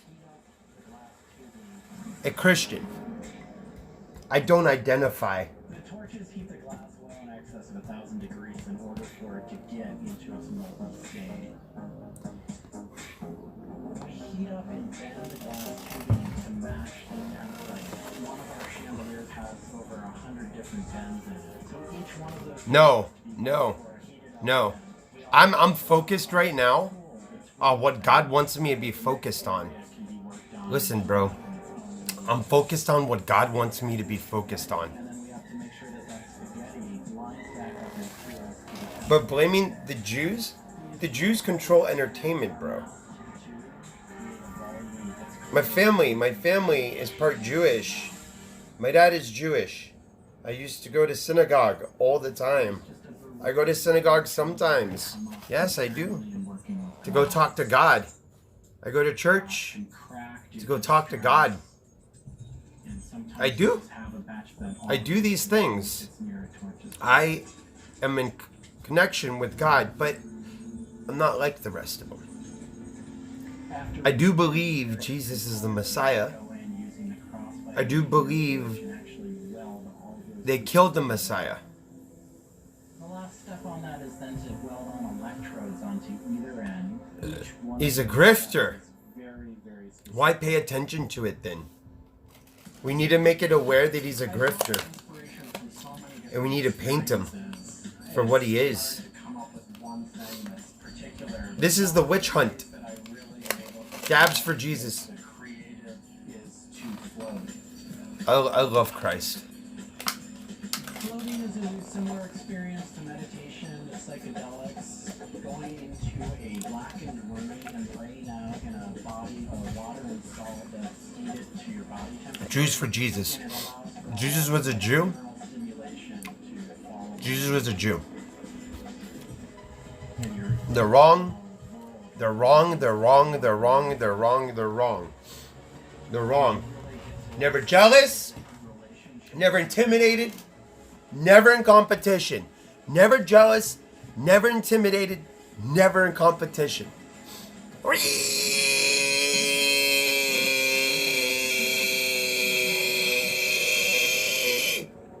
Never jealous.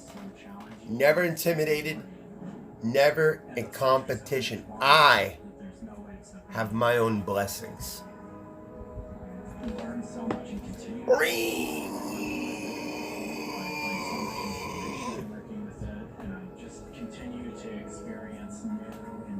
He was the king. King of Jews. Jesus was king. No, I'm not being sarcastic.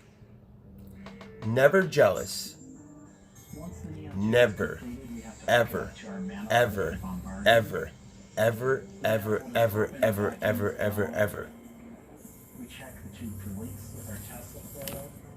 Wow. You should go do that. You should go follow your path in life. Maybe you'll find that that's not the path to choose. Maybe the path to choose is much brighter and lighter on a different side.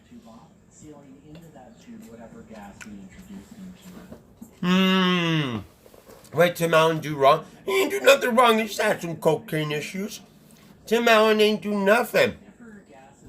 Just a few cocaine issues. Dogecoin, dude. You know how much Dogecoin I have?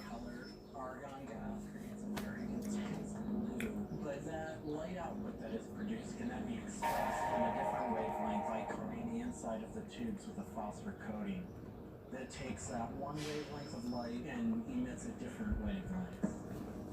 Bring it over to the aging table where we hook it up to an agent transformer and allow it to settle, age the gas in that we've introduced to it.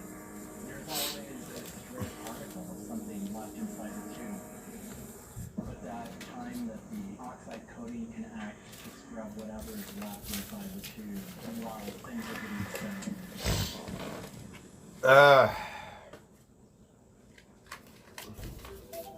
Once the tubes are aged in, we move on to our process of assembling two halves of the fixture together in a jig, gluing up the center of the fixture to its spindle.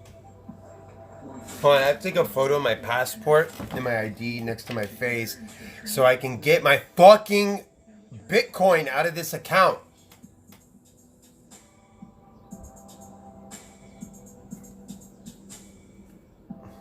Part of what we love about what we do here is that we try and put out into the world the kind of things that we'd like to see. I still am surprised I'm still excited when I get to see it illuminated. There's an ineffable quality to it. To me, it is this insight into the inner workings of the universe. It literally is. It's a way of looking at what is surrounding us in the cosmos in a new light.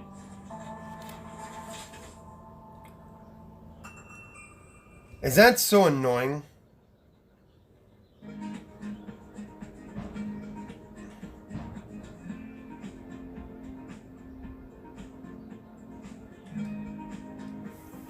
At least I get my fucking Bitcoin.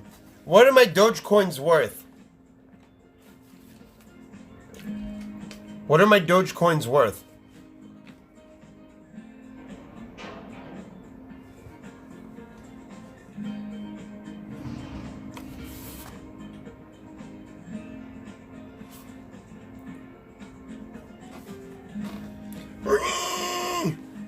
Give me my Dogecoins. Hey, you, give me more Dogecoins. Almost at $1? No fucking way. No, you're lying. You're lying. You're lying. It's not almost at $1.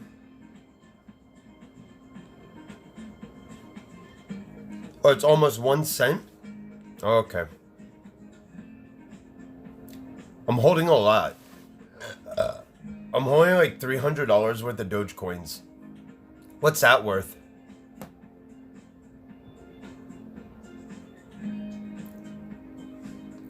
What's that worth?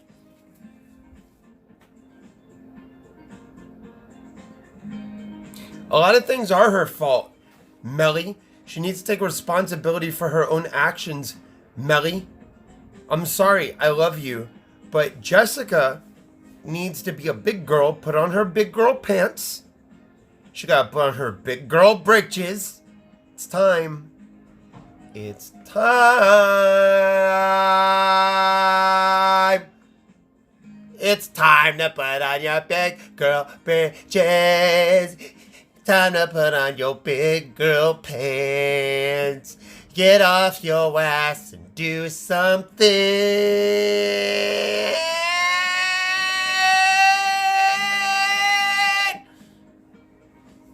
Bro, it's like 8:38 in the morning. And what's she doing? Making excuses or something?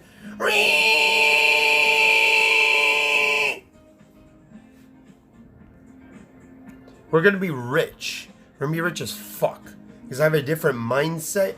LA has given me a different mindset. Like, I'm all healed. I feel better. I'm fucking up. We trading. We're making money. We're watching the market. I'm watching my money go down. That's fine because it's up. Bro, as long as I retain the shares, it's not about now. It's about where's it going to be in 20 years. If in 20 years, these shares aren't, then I'm fucked up. And I learned something in 20 years from now. But now, I'm just investing. I'm moving money around. I'm trying to accumulate the maximum amount of shares in companies and flip it. Flip it. Flip it. I want to buy a lot of shares in companies. I want to retain those shares. And I want to buy them for a very low price. 20 years. Hey, listen here, bud. 20 years from now, Apple will be producing maybe their 3rd, 4th generation car or some shit. Apple's going to be coming. In 20 years from now, Apple's going to be like 10 cars deep or something. All right? I'm thinking 20 years from now. I'm literally thinking 20 years from now, bro. Big goals. Big goals, medium-sized goals, small goals. It's a big goal. I want to have the maximum amount of shares before any of that shit happens.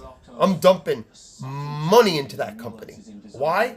Because everybody and their brother is gonna want one of these fucking cars. I don't care what you say. You cannot tell me differently. You can't tell me differently. It's cheap now. It's so cheap right now.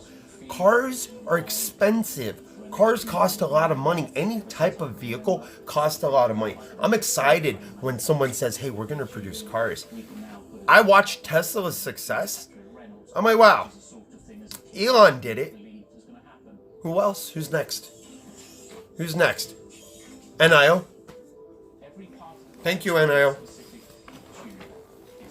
I said NIO way back in fucking June. Go watch the archives. Go watch the archives. I said NIO way back in June. You know what? I'm very motivated right now to do something. I'm extremely motivated. I don't have a computer. This is my computer right now. Literally, this is my computer. This these are my computers right now. I need to buy a computer. I have yet to invest in a computer. I need to. Hey, maybe I'll buy a computer thanks to good guy Joe Biden. Hey, good guy Joe Biden. You weirdo. Thanks for the money, bud. Trump did it though. Various techniques for building. What, I think Trump wanted $2,000 for everybody, and then Joe's gonna make it happy. He's gonna take all the credit. Is that what's gonna happen? We heat the juice at the same temperature and we fill the joint with bronze. Yeah, dab rig. Lovely, sort of quite sculptural feel. Donate today for a computer, bro. We gotta raise shekels somewhere for a computer. I don't know how to, no, fuck, dude. We're already doing one for a Tesla. My father's a jeweler. Fuck. He makes some very pretty things, which are lovely, but for me they don't really have any function. We can't do two at once. You can start on a Monday. It doesn't work like that. And it can last you for Who would want to watch me build a computer? outside of Freddy Falls. Who would want to watch me build a computer? When you build them, you have to lace them, so there's little holes going all the way around the rim. You poke the spoke through. We do build all our wheels by hand here because a machine can't get 30 years worth of wheel building experience. Colour is very, very personal. With any of our bikes, you can have painted whatever colour you want.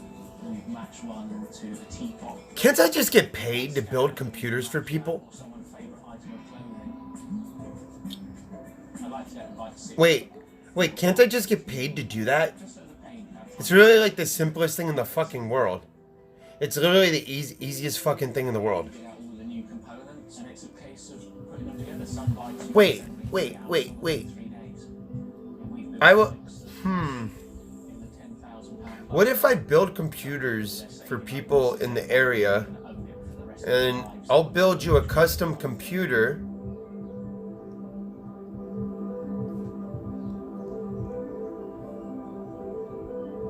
I think the bike for me was the first time I had some freedom. So as soon as I had one, I was off. I know how to build computers. It's really easy. What the fuck do you mean? It's literally like a puzzle. Everything fits. It's just, how customizable do you want it? What do you want it to do? What do you need it for? What are you going to use this computer for? Do you want a nice case? Do you want a basic case? What color do you want the case to be? Do you want the case to have lights? Do you want water cooling? Do you want just basic? What type of computer do you need?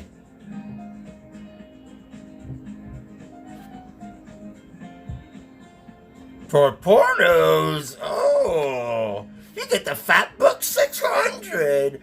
Oh! But if you're looking for something special, for that extra fap, let me introduce the new model, the Spank Bank 9000.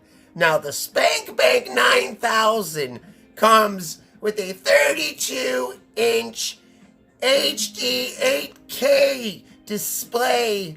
We're talking 3.5 gigahertz for your fapping needs. We got the best. What is this, dude? Holy shit.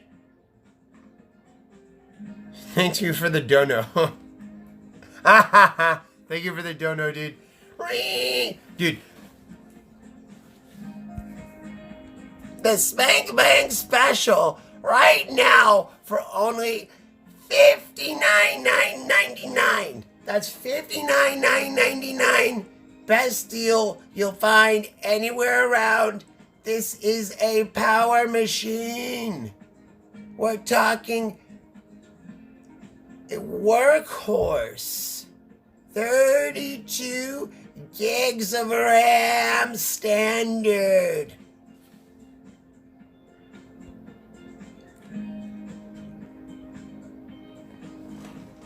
I need to check this money, bro. I gotta stop fucking around.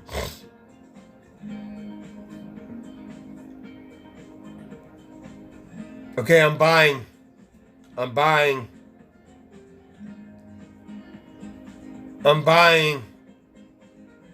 It's time to buy.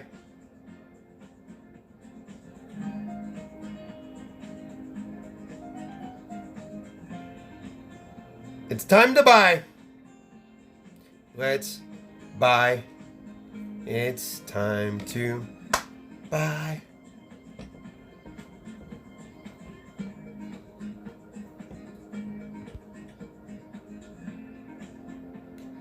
No, I would buy the best graphics card that's out at the time.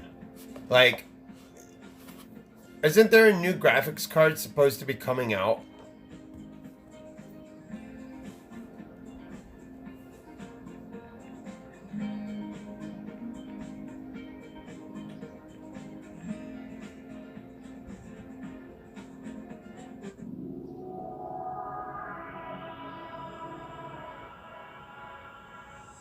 If you ever saw a wooden surfboard, it was probably hanging in somebody's house or underneath the deck. But kind of in the last 10 or 15 years, wood has made a big comeback. They surf wonderfully. It's beautiful and it feels great to be on one of them.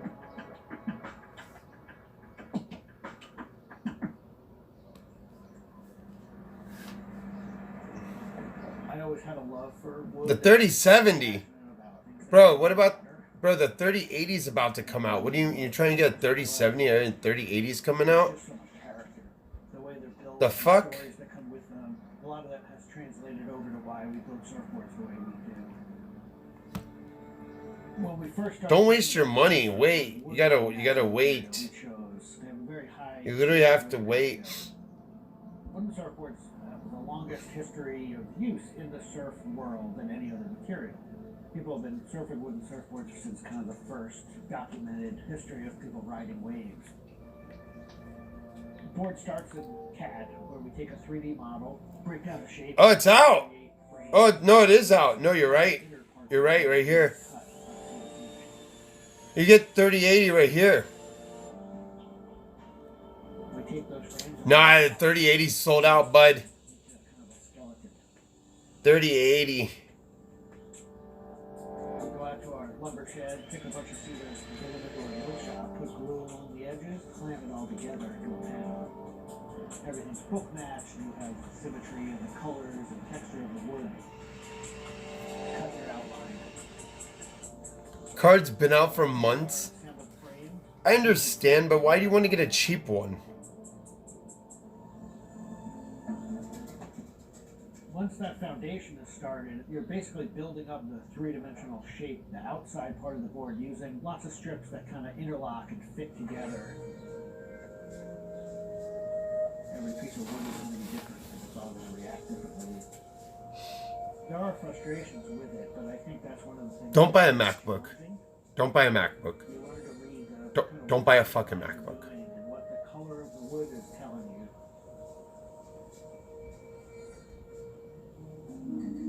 Once those rails are cleaned up, we put our top plates on. You can buy one that's already built in a computer. Like, this is it. Whatever's inside that board is staying inside that board. By tensioning some rope, you can clamp the two together. It's like a time capsule. That's it? $3,600 for his computer? What makes our boards unique are they are built right here in York. They're built using material that's Fuck it, right dude. here in the state of Maine. They're built 100% by hand. All right, let's trade some shit in the market. There's a lot of time that goes into these boards, between 40 and 60 hours start to finish. We wanted to build surfboards that were as hollow as they could be, but still be strong enough to work well. Too light and they don't surf well, but too heavy and they don't surf well. So there's a balance point there, and that's where we try to be. Taking the board off the rocker table once the top is gone. That is by far one of my top favorite parts. It's just you and a shaping stand, a board, and a hand plate. Everything else is out of your view. It's simple. It's pleasurable. What's wrong with a MacBook? Just kind of be present. I don't want to diss anyone because I have an iPhone. Tool to a beautiful piece of wood and feeling the curls coming off and knowing that every pass that you're making, you're kind of getting it closer and closer to what you have in mind. I don't want to diss anyone because I have an iPhone. I really don't want to diss anyone. I really, really don't. Once we've shaped it down and the board's looking like it's supposed to look like... If you want me to be real without dissing anyone or making anyone upset, then I'll tell you the truth. We should just call this the Truth Channel, the Unfortunate Truth Channel. No, not that it's for school. Drill and router. Much deeper. On the fin box. On the other side, we drill and put in the leash plug. Did you ever notice? Naturally inside the board, and that air wants to expand and contract with temperature changes. That vent has a little piece of vortex fabric. I can't say it. I can't say it. I'm gonna be mean. I don't want to be mean. Once all that hardware is put in, goes back into the glassing room, we brush a nice, beautiful, thick coat of epoxy over the whole surface, and that we call a gloss coat. That's supposed to look beautiful and glossy and shiny and flawless. You get to see that wood come to life. Whatever the colors in the wood, they really come out. It just makes it look like candy. You ever notice they put the slower kids on the Macs?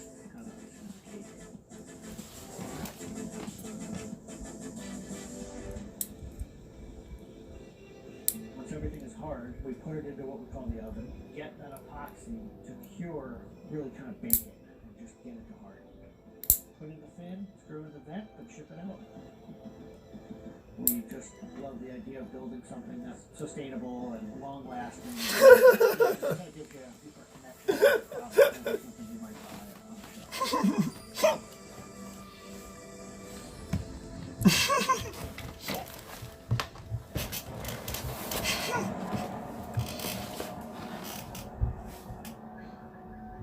When a customer gets it, they feel it. I don't even know what that means, try hard. Oh, don't ban him, dude. What the fuck, hon? Let me unban this guy. Why did you ban him? Oh no, dude, don't ban him. Don't ban people. Don't ban people because they're salty at the world. Alright, you're unbanned, buddy. Sorry. I just seen it. I just fixed it.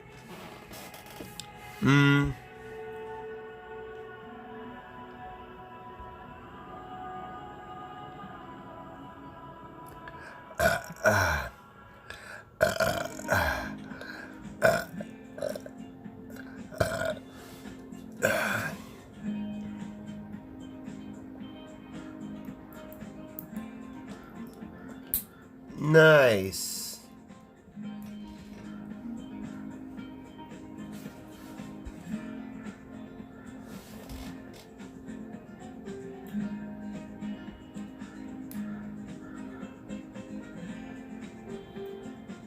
Bro, honestly, the government gives me $2,000, bro. I'm using that along with my tax return. I'm gonna buy a fucking computer, bro.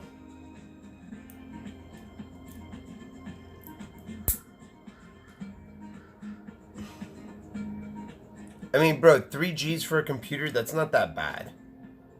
Some would say that's a lot of money, but I mean, they just don't understand that computers cost money. And it's good.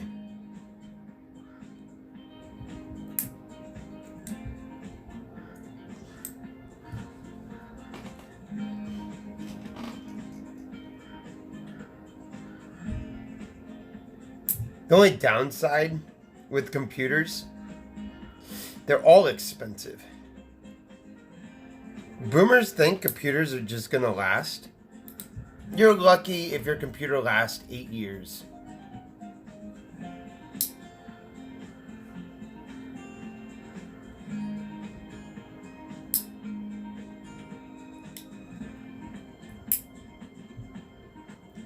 Every time you turn your computer off, you lose memory.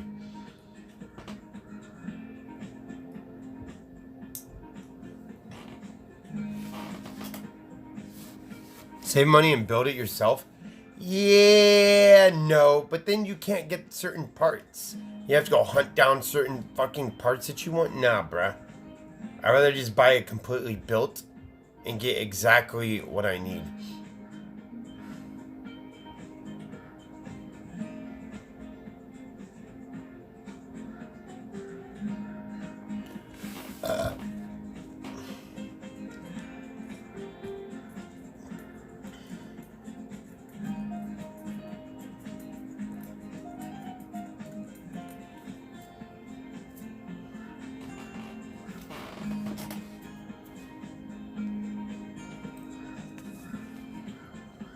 You just upgrade the GPU? Nice.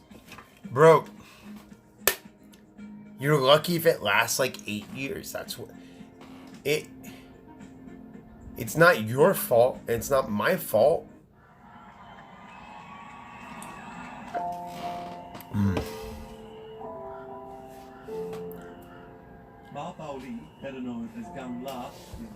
0% chance I will ever buy a mouse? Do I have a mouse here? No, I don't think I have a mouse with me. You get more performance building it yourself? I don't think you know who I am, KP. You just watch me on YouTube, but you don't know what I've done in my past.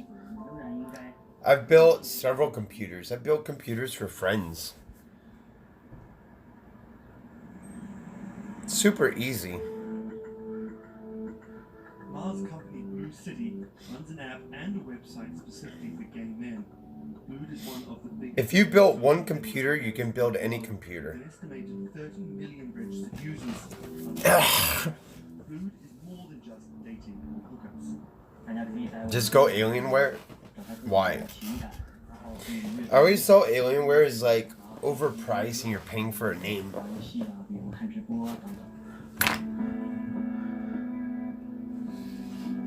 Back in 2000, when Ma studied at a police school in northern China, he realized he didn't feel like everyone else.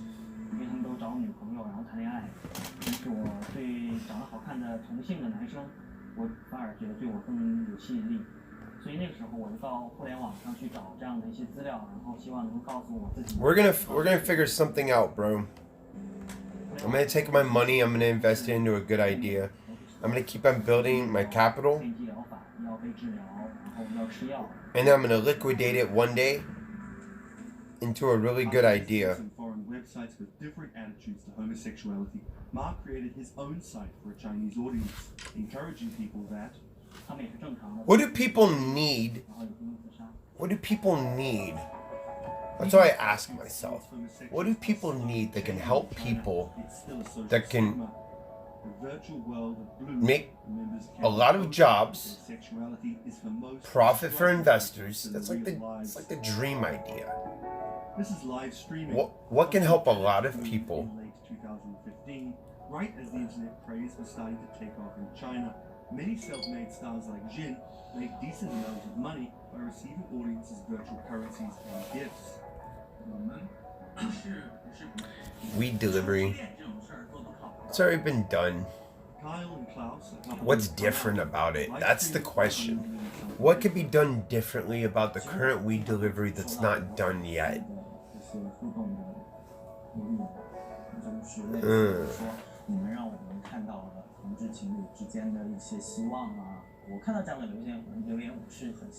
What could be done? Like, I ask myself this. I literally obsess about this idea. I obsess about many ideas. I literally obsess about this.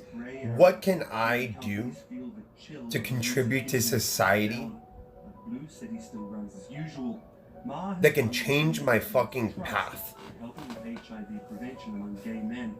A third of the company's staff are dedicated to screening pornographic and politically sensitive content. This is like Groundhog Day. Oh my gosh, bro. I don't want to be trendy. I want to be different because I'm not like everybody else. I'm not. I don't like following other people. I really, really don't. I like doing my own thing. When people ask, oh, go do this and that, and you guys get mad at me, I just want to do my own thing. Last year, mainly through advertising and selling virtual currencies to live streaming audiences. Now the company is expanding overseas. Improve the weed delivery service business.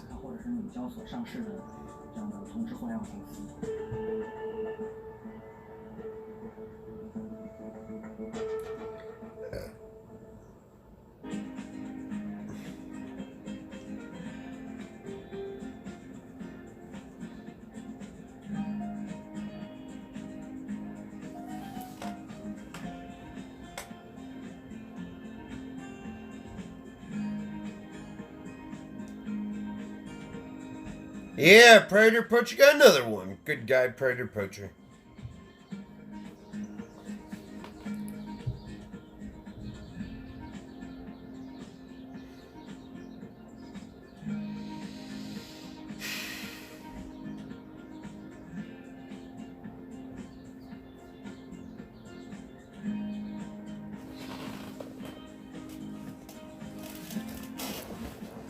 I watch Bloomberg on YouTube. Bro, I just leave Bloomberg on YouTube running on AID television all the time. I'm just gonna leave it on this TV all the fucking time, bro. Like, literally, this TV is gonna run Bloomberg from now on all the time. I don't know if I'm gonna get copyright for that. I really don't give a shit. I literally just sit here and just like, alright, not a bad channel. Hey, it runs a good channel.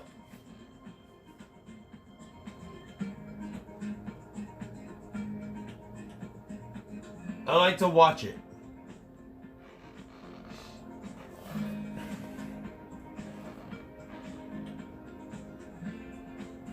I'm not liquidating anything.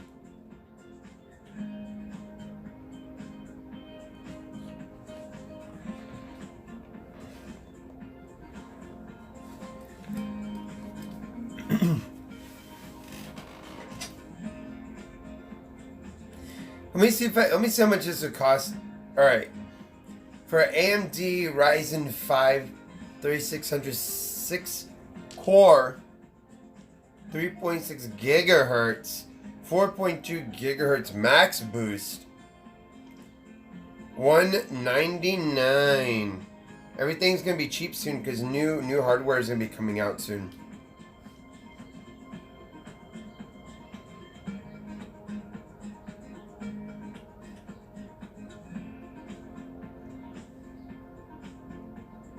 Remember something.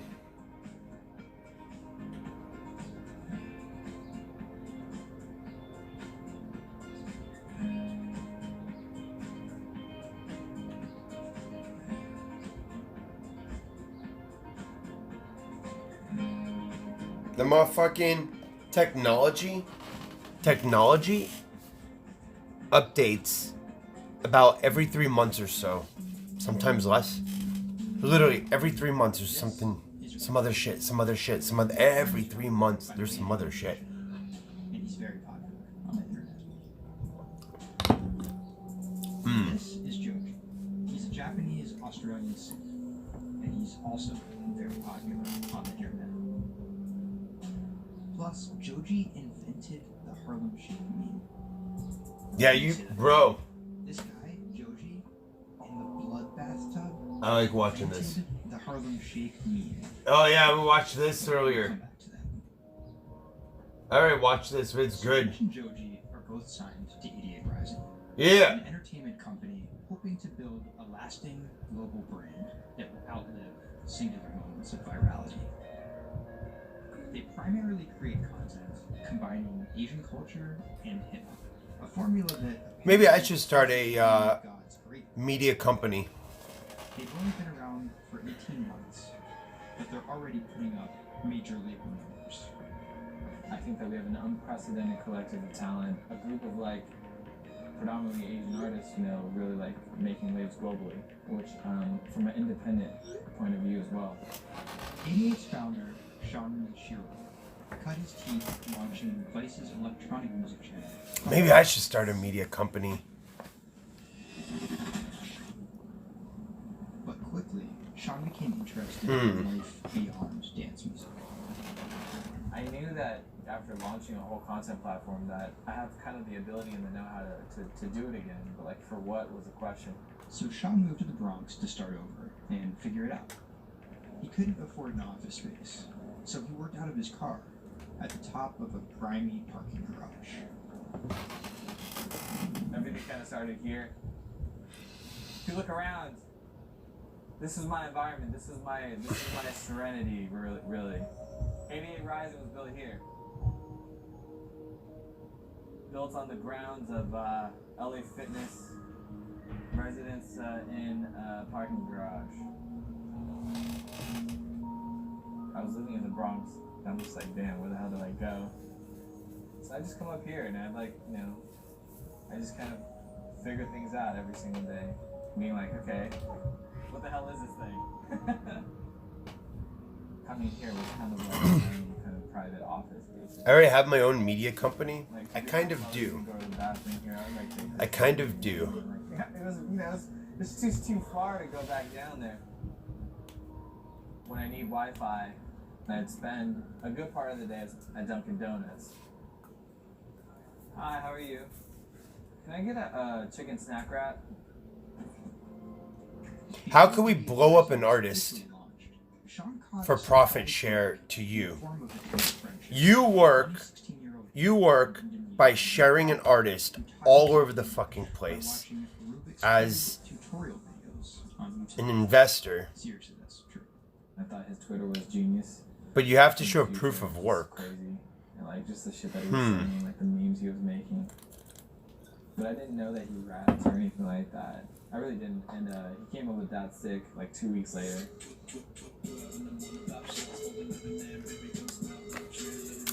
If we can market media in a way, because I know someone, I know this chick that has talent. His song was hard as hell. Just like everything. I just don't think she has the right. Let me ask her something. I'll FaceTime with Rich. Sorry for calling you Rich Shiga on my phone, Rich. Brian, he gets like super pissed off that he's saved in my phone as Rich Shiga. He's like, dude, am I not a human to you? What's good, bro? Hi, what's good, brother? How you doing? I think it's doing great. Let's do some shit, dude. How was it? It was tight. So, Brian could definitely rap, but some viewers understandably took offense at a Chinese kid satirizing rap cliches and calling himself Rich Shiga. This is the story about the dude who did the Harlem Shake, and he made it. Watch. That could at least help validate Brian as a legit hip-hop artist. Plus, Tory Lanez. It was just kind of an idea that I just had on the spot. Everything the rappers say is better and funnier and smarter and wittier. You know, it's more entertaining. We just edited it as tight as possible, put it up, and it really worked. Yo, this nigga got a pouch on and a Reebok pouch. This is the hardest video of all time. Cameron loves it. That was dope. This is lit, and I think people will take it as a Cameron loved it. But it's like, if he ran with that and kept doing more videos like that, it's just lit. I've never been to America before. All the tryhards loved it. All the rappers that I listen to just like reacting to my stuff, and I'm like, how did this happen? The reaction video also went viral and even led to a remix. But what's the idea? What's the idea? That's my fucking. What's the idea? I need to do. I don't come up with some good ideas. I think we should dab on it. I think we should dab on that idea. Hungry for more releases from emerging talent around the world. I didn't know that it was gonna be this impactful and this important to people, and I'm very thankful and blessed. Bro. It has. Bro, And Rich now that, Chiga is on Bloomberg, right? Think about that. I'm gonna be on Bloomberg one day. Mission involves Joji. Remember the bloody bath guy? He's a former YouTube personality in the middle of a career transition. The sound of this song, Will He Is, it's like a trap song that you can like slow dance to. Awkward prom shit. You know what I mean? I used to do crazy episodic internet videos. It was going well, and one day it was me and a few friends. TikTok bots, just in eh? a room. We were casually chilling, and then. But would that get views? It's too bad. I mean, I happen to have a lot of costumes laying around, so I told the other guys, I was like, get in these costumes and let's just dance to it. Like, who cares? We were like, okay, let's just go crazy at the drop. So that video Okay. goes up. The sky is the limit on YouTube. Next morning, You're right. like, All right. I have to do something that people will find funny, that will go viral. To be creative again. how people want to just be a part of something. And from that point on, something changed, and I was a little better. Let me find some inspiration. Demographics of people. No, fuck Fortnite. That's procrastination. Anybody could do that. I was friends with a couple other artists who were affiliated with 88, and then I also started to realize that 88 is the bridge between Western and Asian entertainment, and I really wanted to be a part of that. Joji just released the In Tongues EP, his first project as a serious artist. Joji's In Tongues record came out a couple I am weeks outside ago. the box. It's #2 on Billboard on the R&B charts. I'm on top of the box. And it released, and he's like a brand new I artist. kicked the box and I hurt my toe. Ow! My toe! Ouch! My toe! I hurt my toe! My toe! My toe!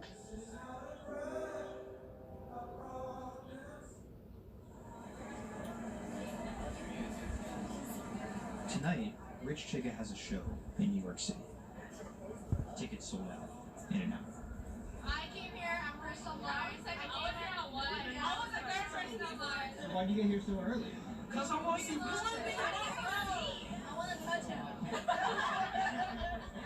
What do you guys think of Joji? Yo, why won't this work? You guys cop the new EP or like? I woke up at 6 in the morning just to cop this shit. And then I listened to it, and that shit started making me cry. This is actually kind of exciting. Every time, this never gets old. Like, you live online and social media, but like, there's nothing like just being with the people. Why is hang on. This ain't working. Yo, dude, I think Karma G's sleeping. I'll have to figure it out on my own.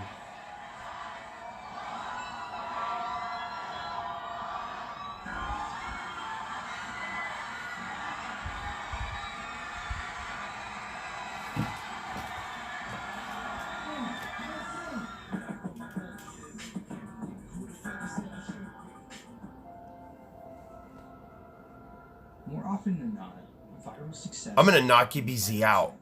I'm literally gonna knock him the fuck out if he touches me, bro. I'm literally gonna punch him in the mouth. I'm gonna teach him a lesson not to talk to me like that. But Idiot Rising has figured out how I'm literally gonna fucking tase him. I have a taser gun. I'm gonna fucking tase him. And I'm gonna knock him the fuck out. coming back for the next thing. Oh, shit!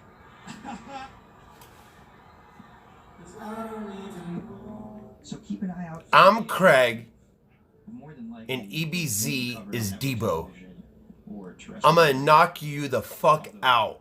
as they've already Fucking bully. nowadays that really doesn't matter.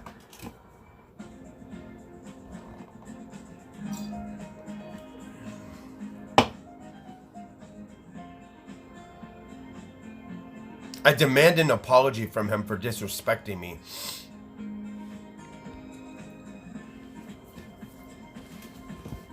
Oh my god.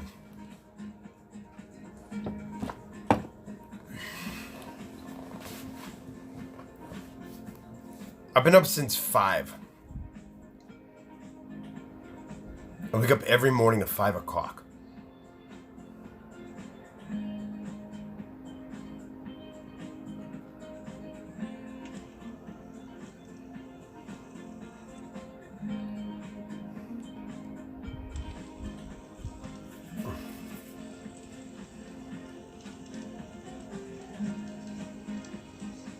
The best part? All that grease. All that gross grease is down. Everybody loves the air fryer, bro. You gotta love the air fryer, dude. Greatest thing ever. Literally, I love my air fryer.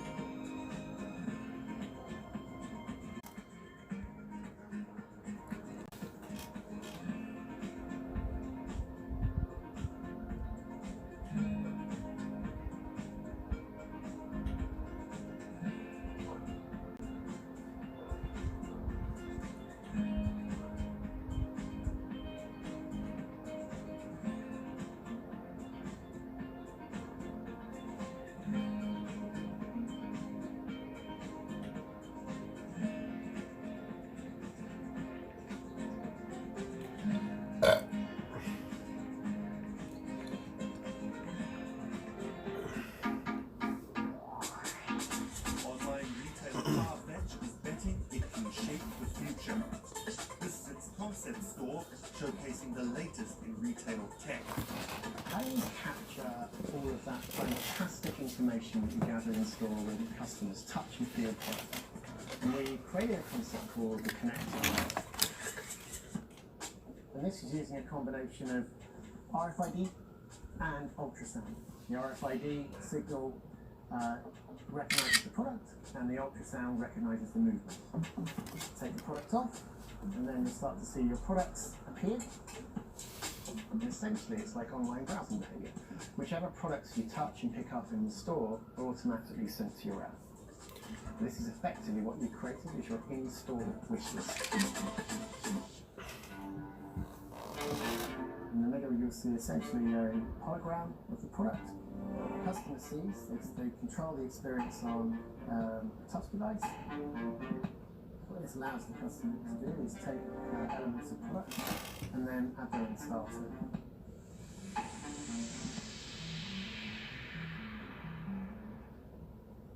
Right, so this is the connected mirror. So in this example, I see my products. I select a code, and that's tried it, and it's slightly too big for me. So what I can do is choose an alternative size and send a request to the sales associate, and they'll bring that size to me and fit in the mirror. You'll also see that we've got some product recommendations here. Crucially, the sales associate is able to push items into the mirror from their device. If you wanted to, you could simply use the mirror and pay and go. Your items would then be packed and dispatched to your afterwards.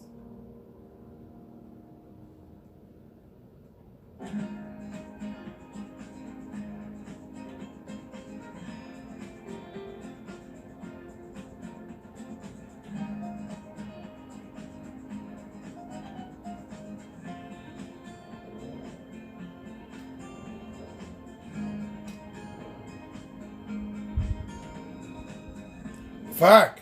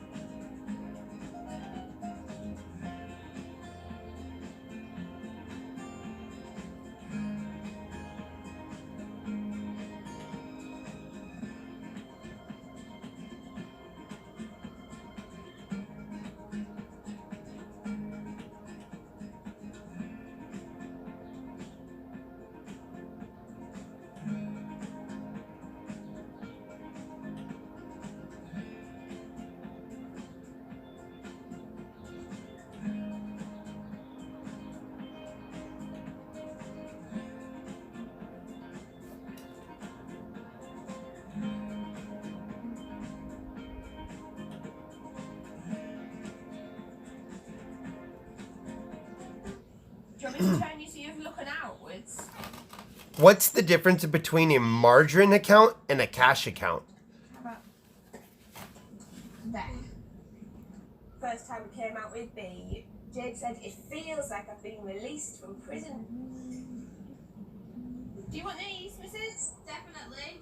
Definitely. Right. And she could say hello to everybody, people she hadn't seen for months. Yes, I did. Yeah. So you can talk to Katie. Hi, Katie. She's there. Hi. It's like buying stock on a credit card. Oh, I don't want to do that. I'm gonna do cash, right? Yeah, I'm not doing that. It makes my butthole tight. I don't want to do that. And people see you and Oh. should I look? I don't know what the right protocol is. Yeah, I'm not doing that, bro. With its bright little eyes going around, just looking happy everywhere. It really opens up conversation. You've got some friends here, look. Hiya. When I saw her for the first time, I remember thinking, this is going to change things. This is one of those points where if this was a book, this would be the cliffhanger.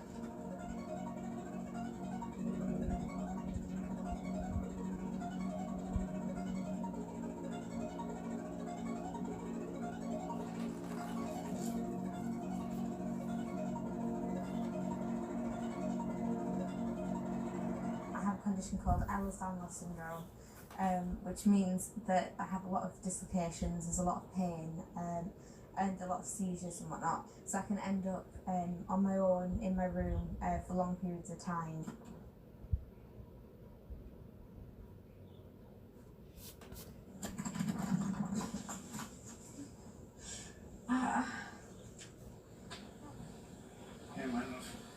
A lot of the time, with a condition like my own, of course there's the pain. And the pain is bad, and the dislocations are bad, and the seizures and being in paralysis and never knowing whether you're going to be able to wake up properly tomorrow, that's bad. But what's worse still is being able to count the number of people you see a day on one hand. No way. Sure, I'm just hoping the connection. I can transfer my shares from a company to another so I could transfer all my shares from Robinhood to Webull. Just the same little metre by metre and a half window every day, and you've been there for months. Being able to just see the sky from somewhere else. That's what it's saying right now. Sign is incredible. Or They'll transfer my non-Webull brokerage account to Webull. I'm going to go past Grandma and Granddad so you can give them away. Now, if Jake... Fuck yeah, I'll do that, bro. Take it all. Take it all. And that's brilliant, really, because before she would just be left in a bed or in the house with just her carers. It's quite a small world, that. It's amazing. I'm gonna wait. This costume I'm busy I have to making wait. They're gonna approve. Once I get approved, then I'll transfer it to Webull. Wearing pajamas all the time. I enjoy being able to dress as different characters and go to Comic Cons and that kind of thing. Because it just lets me show a different side of myself. I'm transferring all my assets. If you can't go out that often, They're gonna allow me. when you do. Does that look good? It's one of those weird things where I want to not have to use B because I want to be well enough to be able to go to those places myself. Like, it really makes a big difference to me to be able to go into school. But the thing is, with my condition fluctuating all of the time, I can't go into school reliably.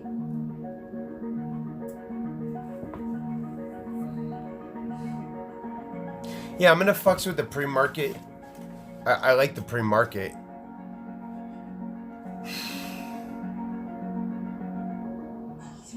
No, their minimum is $2,000.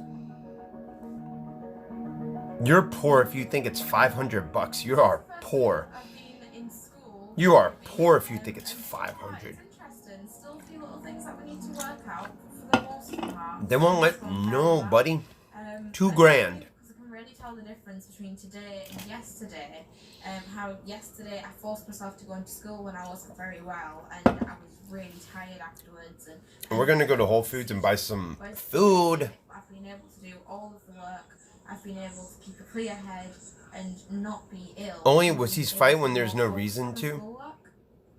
So there is my first step of working, is to simplify Group 8. The algebra test is next week.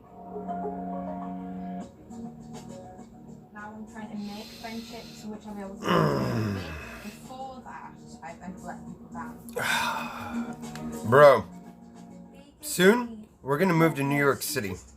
Always there. And if I can't do something, she can. And if I need sort of assistance to be able to make commitments, then she's there, and she means that. Bro, we're gonna move to New York City soon. More reliable.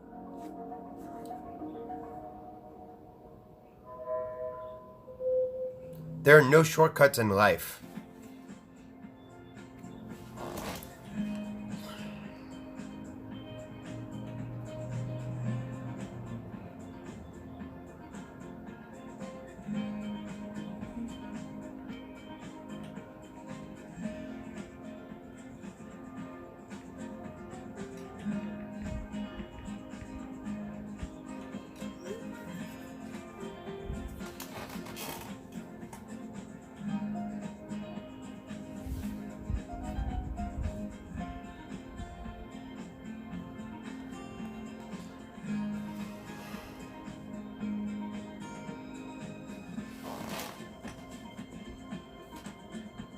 I'd much rather watch Bloomberg and do something cool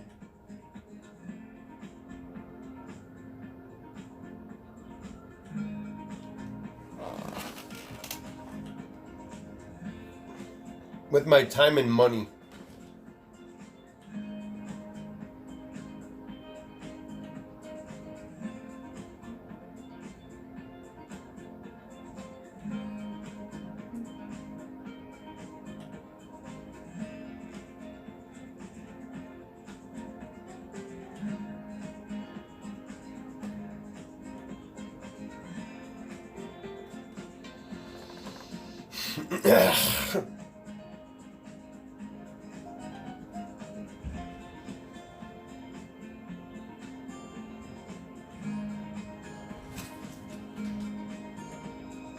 What the fuck?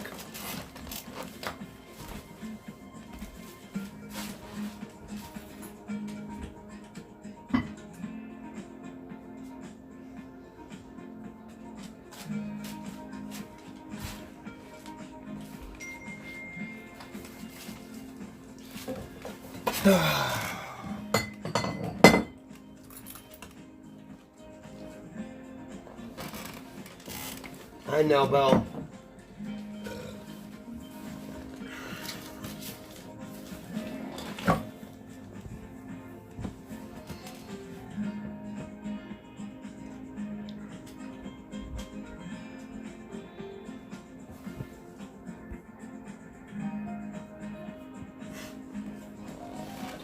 Bro, we're gonna make some money in the Bloomberg.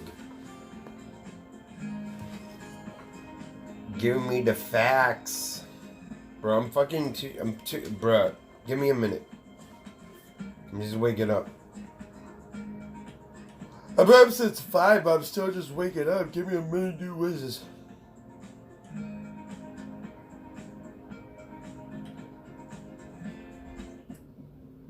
When it debuted, the 4G wireless we have today allowed people for the first time to hit the road and explore unknown places with only a smartphone for directions. When 5G arrives, it could enable driverless cars to take us there as well. 5G stands for 5th generation mobile networks or wireless. It's insanely fast and can accommodate a lot more connectivity. We're watching the 5G thing again. Because 5G will allow connected devices to speak to each other as well as people. Right now we're living in a world where really it's... No, we're gonna go to New York City next. The network talks to your phone, you look at your phone, access data. Bro, I'm gonna strike it big. I'm gonna strike it big in the market, dude. Sorry, it's early in the morning, okay? It's early AF in the morning. 5G could end up being 100 times faster than what we have now, with speeds that could reach 20. Here we go. In plain English, that means downloading a full-length HD movie in seconds. 5G will also increase total bandwidth, which we will need in order to accommodate the growing Internet of Things. We're talking about the class of devices like internet-connected refrigerators, thermostats, dog collars, but 5G will enable many, many more. This company is gonna go back up. Factories where machines Oh! sat there not connected at all. Suddenly they're all going to be connected. Suddenly we're going to be able to have real-time monitoring. Other things like cars, like utility poles, like your light, the light poles. But perhaps the biggest advance will be a huge reduction in communication lag time, known as latency. The network of driverless cars will need the speed of 5G to ping each other multiple times per second to avoid collisions. Near instantaneous data transfers could allow doctors to perform surgery remotely with a robotic scalpel. So how will all this work? First, you need to improve network density. And that's just a fancy way for saying we'll put more towers out there. What we're being told is that's not actually the case with 5G. The idea is 5G will not only use the existing mobile spectrum, but also tap into higher frequencies called millimeter waves. Millimeter waves can carry more data, but only travel short distances. This may mean you'll see a lot more of these base stations around town. The new towers may have as many as 100 antenna ports, compared to about a dozen on 4G cell towers. So when will we get 5G? Getting 5G ready is expected to cost providers $275 billion over 7 years in the US alone. Look for the first 5G service to pop up in big cities sometime in 2019.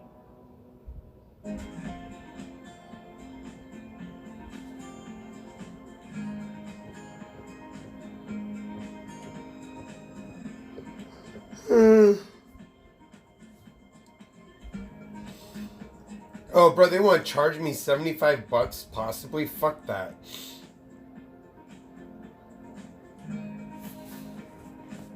Wait, are my assets... Wait, do you think that's worth it to trade my assets over to Webull? I think it might be in the... I don't know. It's interesting.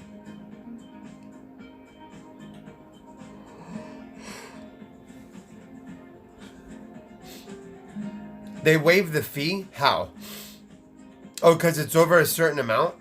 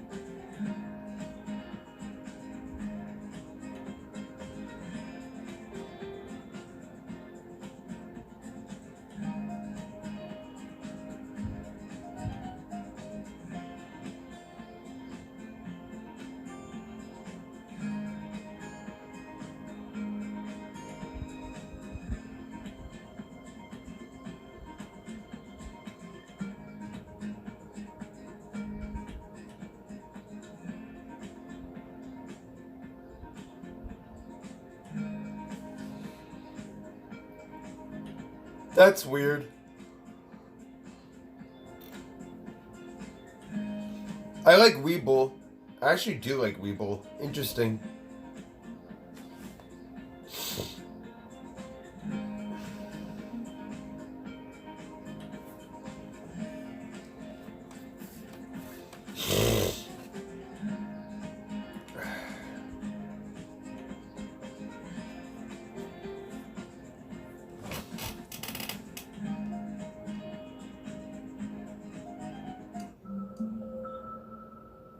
Why did I talk to a district attorney? They wanted information from me about something. It confines your imagination, your thoughts, into a small physical area. Imagine pretty much every software. I don't know. Should I not have talked to them? Disconnect from their desk and look at holographic monitors on a beach and doing their work from there. But that's not going to be science fiction. It's the modern office place. Silicon Valley is all about building the future. A startup called Meta thinks it's getting there first, thanks to a big bet that it's made on augmented reality. How are you? Thank you. Welcome to Meta. Thank you. Call it a 360-degree office where you can spatialize your thoughts as part of your workflow for education, architecture, design, engineering, etc. People often mix up augmented reality with If they can't see the truth, VR totally blocks or you move on. hear the real world. They only care for themselves at this point. Onto what you already see. True. Meta has tried to make its version of the workspace feel familiar. You grab the hologram instead of using a controller or a mouse, and your brain already knows how to do it. In other words, we've designed an operating system that humanity has always known how to use. So you can see this eyeball, which is, by the way, photorealistic. You can see my hand is occluding the eyeball, and now the eyeball is occluding my hand, right? You see those two circles? They get small, and then they turn into this glowing white ball, and then I can move my hand around supernaturally. I can do this with 2 hands and rotate the thing. I could stretch it. I could throw it back right into the shelving system, and that's all you have to learn to become a modern worker. And to prove this, the employees at Meta have started to get rid of their computer monitors, trading them in for Meta's augmented reality headsets. Miron thinks that in less than a decade, we'll all be just wearing strips of glass that can project holograms.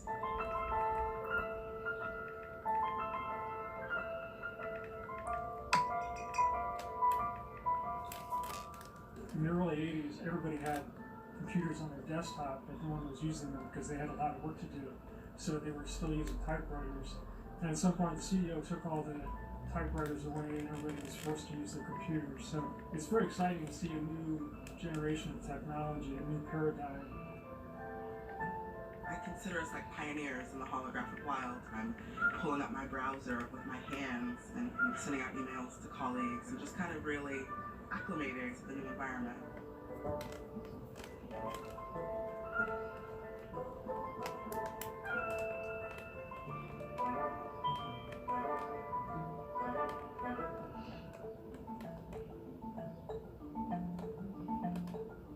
Now you're putting on my computer, essentially. Our digital lives live on our phones. We have all of our pictures and notes and all those kinds of things. So why don't you write yourself a little sticky note? You like it? And go ahead and just take your fist right over the top of the sticky note and close your fist. And now. Meta's own transition to augmented reality has run into plenty of unexpected problems. And it's still going to be a while before you'll start to see these devices in your office. But I think it's a future worth waiting for. If we could see these holograms between us, we will have been able to share our work with one another more naturally, more efficiently, and more productively than ever before. Humanity will have evolved slightly.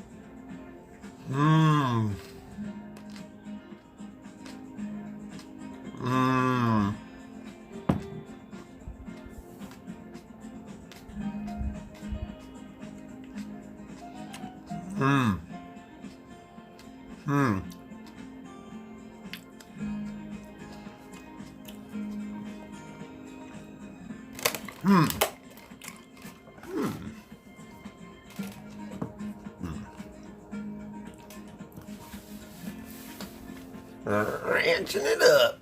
Hold on.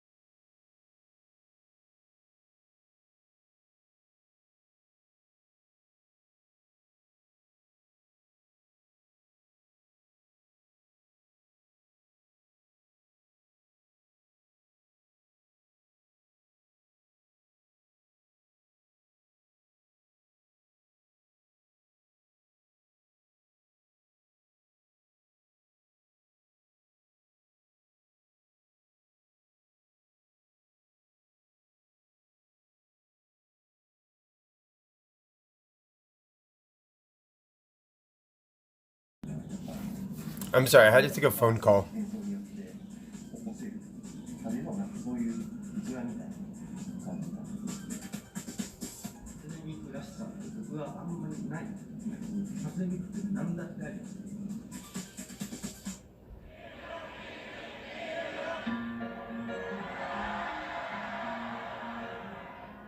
For Ito, Miku has the potential to change the way we think about music.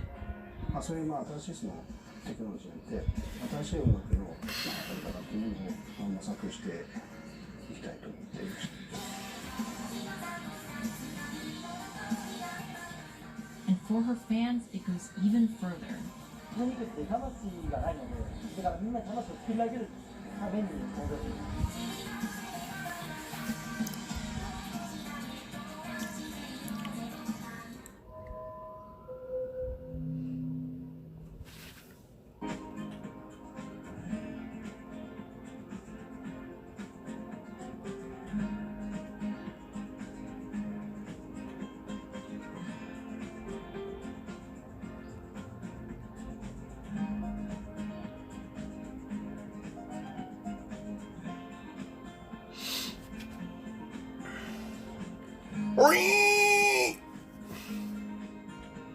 I just made $150 right now.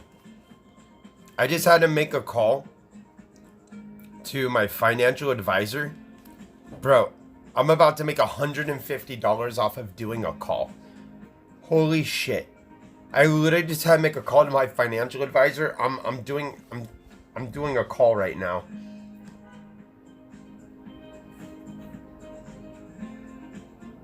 Bro, my money's gonna go fucking crazy right now, dude. Dude, this shit's gonna go nuts. Alright, are we ready? Are we ready for some winning? Winning!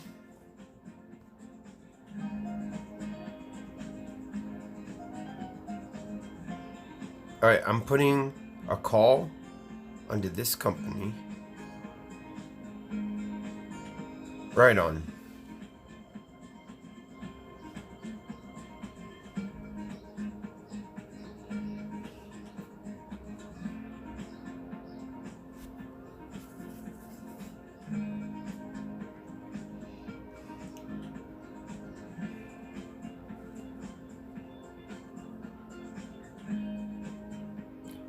My money's going up. Good morning. Weirdo. Call me with something better than that. Something better than that. Come on, something better.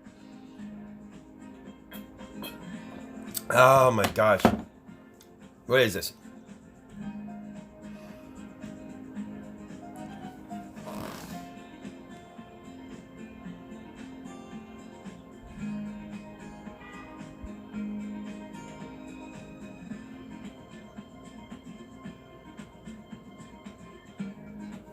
Good morning.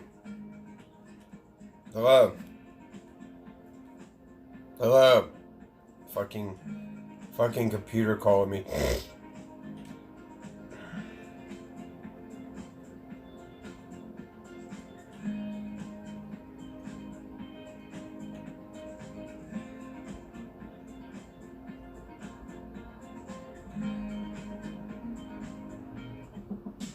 Now, there are a lot of fitness gadgets out there.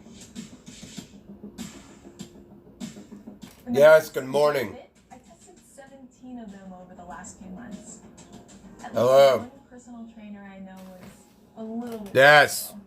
Yeah, I've been watching these Hello. new technologies come to the market. Goodbye. For almost as Amazing as a caller. Personal trainer, they're just tricks and tropes.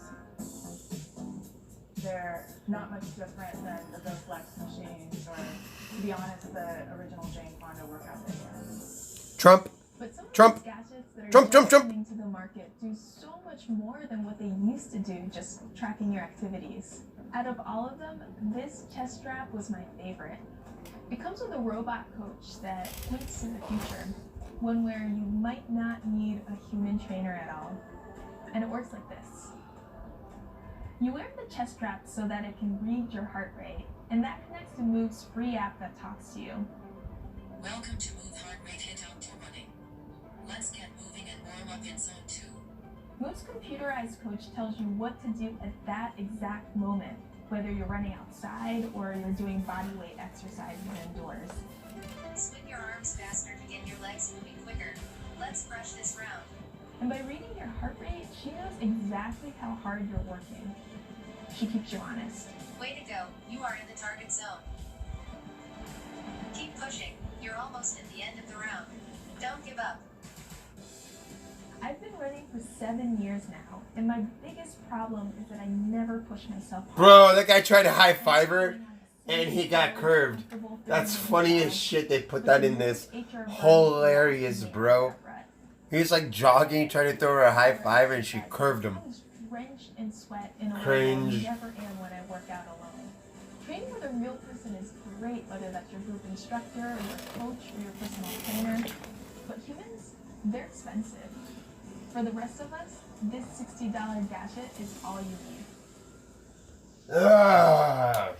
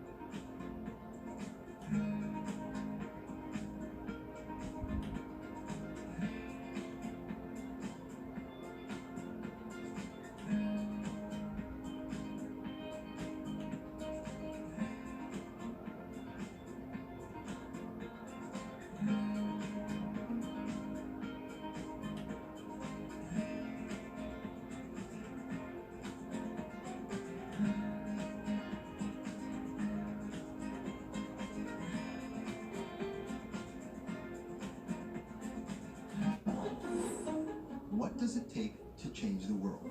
A big army? A cure to a pandemic? A revolution? All of these take either a lot of people, thousands of hours, or massive amounts of space. But for Julian Assange, all he needs is one room, an internet connection, and the world will listen. Assange is located here, and more specifically, right here.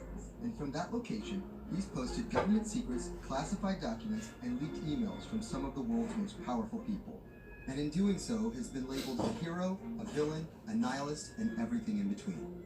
This is how an Australian programmer sequestered in the Ecuadorian embassy in London became one of the most influential and notorious people in the world. Born in 1971 in Townsville, Australia, Assange has always been on the move. Living in over 30 homes by the time he was in his mid-teens, Assange, along with his mother and half-brother, finally settled down in Melbourne. His introduction to hacking was at 16, Commodore 64, which he attached to a modem. He attended the University of Melbourne, where he studied programming, physics, and mathematics. He never graduated, but that doesn't mean he didn't get an education. By 1991, Assange hacked into the Pentagon, U.S. Navy, and other branches of the U.S. government. In 1996, he was caught by the Australian Federal Police and charged with over 30 counts of hacking and computer fraud. He didn't get any jail time, but he was fined $2,100. I think the first taste of what would come later was the hacking that he did as a young programmer, and that really sort of foreshadowed a healthy skepticism of the use and abuse of technology by government. That's Vernon Silver. I'm a reporter for Bloomberg. They only give you jail time if you are malicious. Wikileaks in 2006. But what is Wikileaks? It's a website that posts unfiltered, usually classified documents. What separates it from every other media outlet is that they have no editorial hierarchy. With a publication like the New York Times, information comes in. Like if they can use you as an asset, like the U.S. government, disseminated for the public to see. WikiLeaks, however, they won't fuck with you. They'll just use you as an asset. Gathers information, most of it given to them anonymously. So what they're doing is really very simple. They get the information in one end from who gives it to them and out the other with sometimes minimal interference. Julian Assange is the leader of that, the mastermind, the creator, and really, because he thinks of it as a journalistic enterprise, the editor-in-chief. But every story starts with a source, and Assange has some unconventional sources. Julian Assange does not hack as far as we know. He is the recipient of where he secret documents or hack emails from a foreign power. That's Eli Lake. I am a columnist for Bloomberg. And there was no source bigger for Assange than Chelsea Manning. He used to be known as U.S. soldier Bradley Manning. In 2010, Manning provided Assange and WikiLeaks with hundreds of thousands of leaked government documents. WikiLeaks quietly began releasing the documents in February of 2010, then made big headlines in April by posting what is now known as the Collateral murder video. Come on, fire! It was a vivid, graphic video. It changed the debate on the Iraq War, and importantly, it put WikiLeaks on the map when they put it online, and they couldn't be ignored at that point. And those leaks were just the beginning. They went on to post more than 90,000 leaked documents known as the Afghan war logs, 390,000 documents known as the Iraq war logs, and 250,000 private messages between diplomats called cables in what is now known as Cablegate. These leaks were met with very real ethical questions. The problem with publishing those cables was that a number of confidential sources for U.S. diplomats could face real danger when their names were exposed.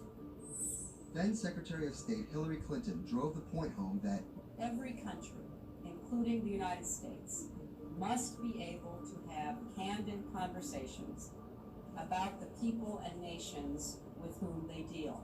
Shortly after Cablegate, the Swedish government issued an arrest warrant for Assange on allegations of rape and molestation.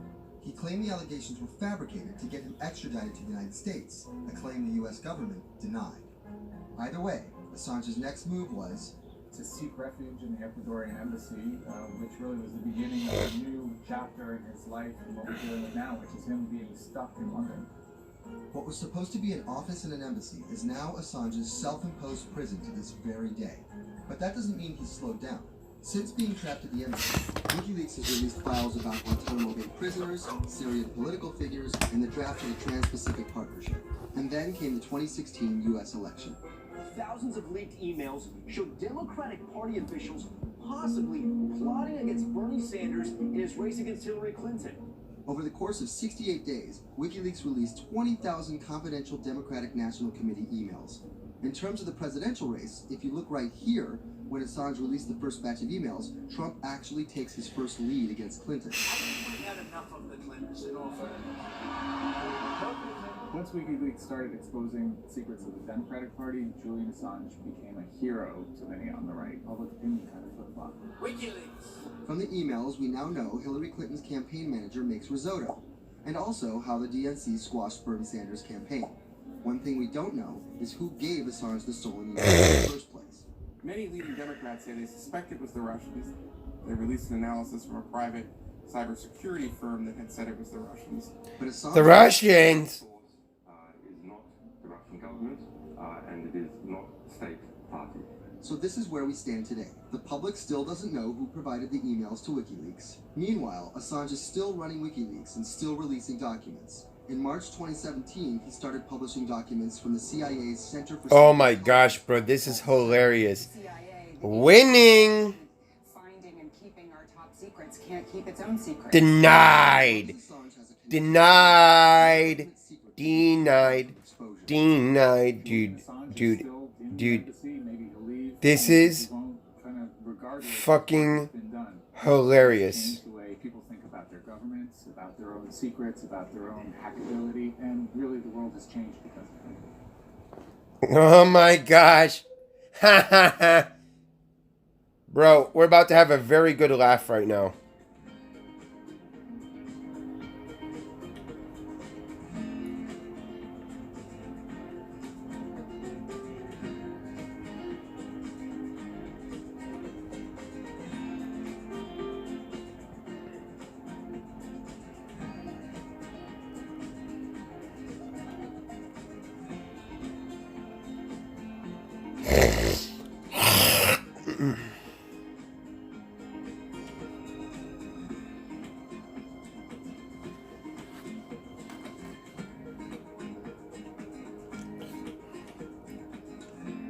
Gross.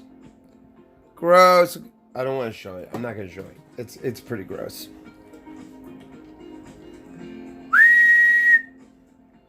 Don't time people out.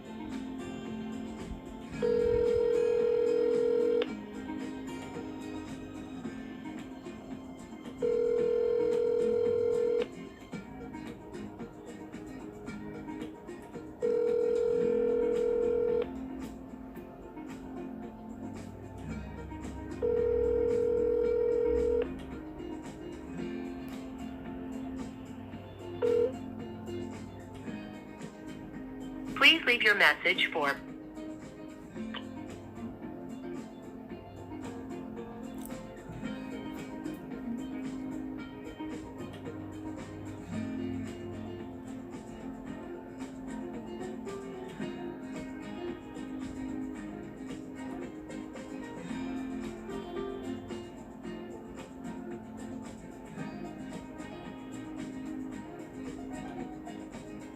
Oh, I got free stock. I got free stock. What the fuck? No way. Wait, Webull gave me a free stock?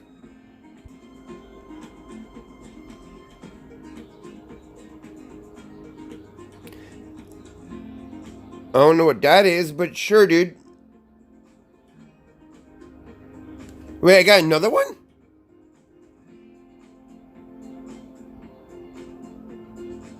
Bro, I got free stock? I'm about to expose everything you won't even. Dude, I got 2 free shares. Dude, this company gave me 2 free shares. Holy crap. This is Lily Singh.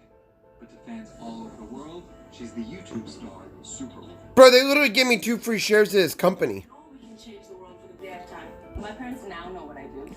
They didn't know what I Watch me turn this into a lot more money. Making videos in my room, they had no idea. Mom, Dad, have you seen my keys? I can't find them anywhere. Because you always on Zoom until someone called them, like a family. I'm gonna turn this.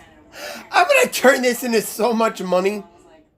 I don't know, Lily, you're making videos. Just making videos grew into an entire career. Today, Lily's YouTube channel has some 12 million subscribers, over 2 billion views, and guest stars like Michelle Obama. Oh, cause she's in India. I think a lot of young girls are raised raised to believe that you're going to go to school and then graduate and then get married and then get a job and have kids. And Lily was on that path all the way through a psychology degree at York University in Toronto. But when she started thinking about a career, I started to immensely panic and think something was wrong with me because I tried to figure out. Typical chick, bro. They all go and they take psychology to figure out what's wrong with them. I'm the last person in my circle of friends to discover YouTube. And I remember when I did, I thought, this is so strange. There's people making videos in their rooms and other people are watching them. so she figured, why not give it a shot? I one day posted a video because I was sad and I wanted to be creative and happy. She didn't know how to edit video or write scripts, so she winged it. It was so bad and so cringe. And my expectation was literally nothing. I was like, I'm gonna put this video up. A couple of my friends are gonna watch it, probably make fun of me, and that's gonna be the end of this. The second and third video came from, wait, 70 people watched my first one. Can I get 80 to watch the next one? She kept creating. She kept. I'm gonna turn it into $20. Lily had found an audience. A lot of the comments were, oh my god, there's a brown girl on YouTube. More specifically, India. Lily's parents immigrated to Canada from India, and Lily was born and raised in Scarborough, near Toronto. My home What? was awesome. My parents, even though I portrayed them to be quite strict in my videos, There's black people on YouTube. What is she talking about? they actually aren't like that at all. They're pretty modern and pretty cool. What does this say? And we're pretty lenient with me. I mean, I got away with a lot of things. I was a brat. This is it. I was a brat. She had a different idea of what she wanted out of life than other kids. In a grade school graduation slideshow, her classmates said they wanted to be lawyers and doctors. And then I came up and I was like, rapper. I could just feel my parents being like, why? Because that's just not something women really did in the Singh family. I know there was a ton of people that weren't happy about my birth being a female, so I think, and that's a real-ish, but it's a real thing. The best thing I could have done. I love YouTube. Dude, we gotta go do some like YouTube motherfucking creative shit. What up, everyone? It's your girl, Superwoman. It was the name of Lily's favorite hip-hop song by Lil Mo featuring Fabulous. I love the song so much because it was one of the only songs at the time that was an empowering female song. Where Lil Mo's going on about like, I will save guys with my superpowers and I will save girls with my superpowers and I am the Superwoman. I thought, this name that I've had for so long that empowered me when I was younger, I'm gonna make this my screen name. Maybe it should be a new series. Superwoman didn't just burst onto the scene overnight with a viral video. It was a steady climb fueled by hard work. The moment that I thought this is going somewhere and this could be a career was the first time I performed internationally. It was in India. And it was the first time where I was truly across the world and people knew my videos. Singh has transformed herself from a bratty kid to an internet personality. How could we be creative today? She started a feature film. It's 10 o'clock. It's still early. 2016, and her book, How to Be a Boss, hit the New York Times bestseller list in 2017 while she was on a 30-city international tour. Lily started out with the goal of getting millions of subscribers and financial security. Hurry the hell up! But after surpassing those goals, success has new meaning. I really come to terms with that. My definition of success is what's the best legacy I can leave behind. And it's not the number of views, the number of subscribers. It is the number of people that can say, this girl changed my life or changed something in my life positively.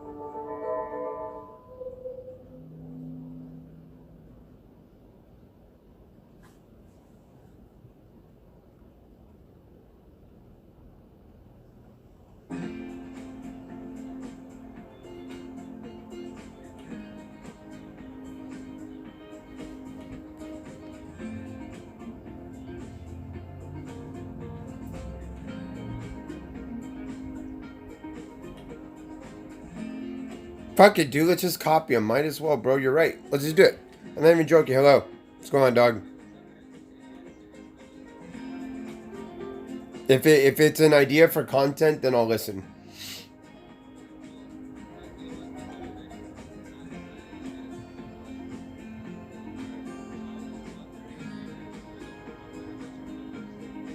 Top 3 G Fuels. I like Rainbow Sherbet. Peach Rings is good. And I like Strawberry Shortcake. Oh wait, you're getting the cans? Oh yeah, Chug Rug. The blue Chug Rug's good. Oh no, try them all, bro. They're. Oh, PewDiePie one's pretty good. Rainbow Sherbet. You gotta go Rainbow Sherbet. I that's one of my favorites. Yeah, later, dude. Homie's gonna go try some G Fuel.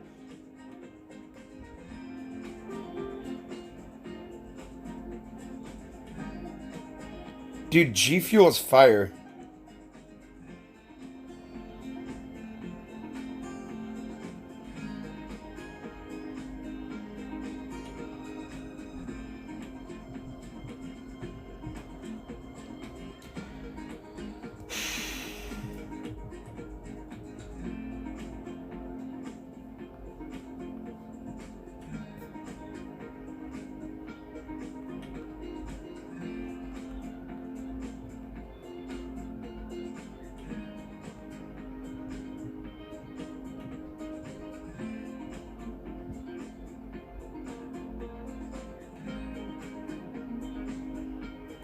This is my 4th time today.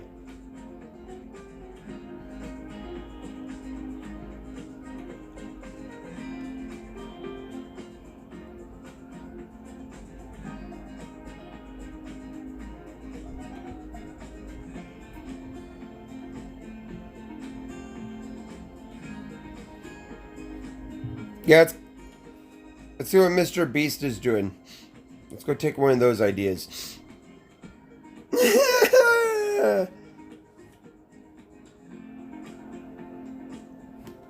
You want me to sit on a toilet for 16 hours? I will sit on a toilet for 16 hours. Brains of deceased athletes, military veterans, and others with a history of repetitive brain trauma.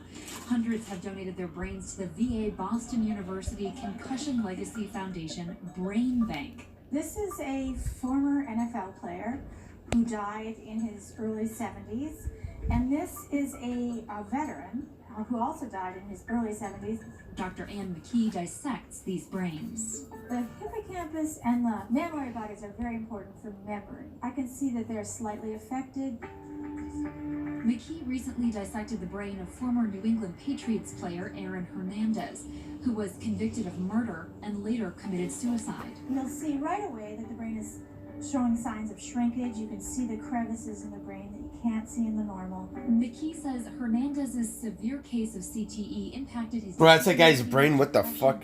...and ability to control rage and aggression. Right now, she thinks we're underestimating how many people have CTE. We were able to distinguish between CTE and controls and CTE and Alzheimer's disease. The next question is, can we do this in the blood, and can we do this in living people? And we aren't there yet with those answers. But the need for a diagnosis in the living is motivating companies such as Quantum. I'm not donating my brain. I'm having my brain frozen. Faster on technology that could diagnose concussions and CTE in as few as 30 minutes. Kevin Rosofsky is the CEO. It's like a high-powered microscope. And so by doing that, we can see little biomarkers that you couldn't see before in the blood. Quanterix received a grant from the NFL and just went public. Since then, its stock is up more than 40%.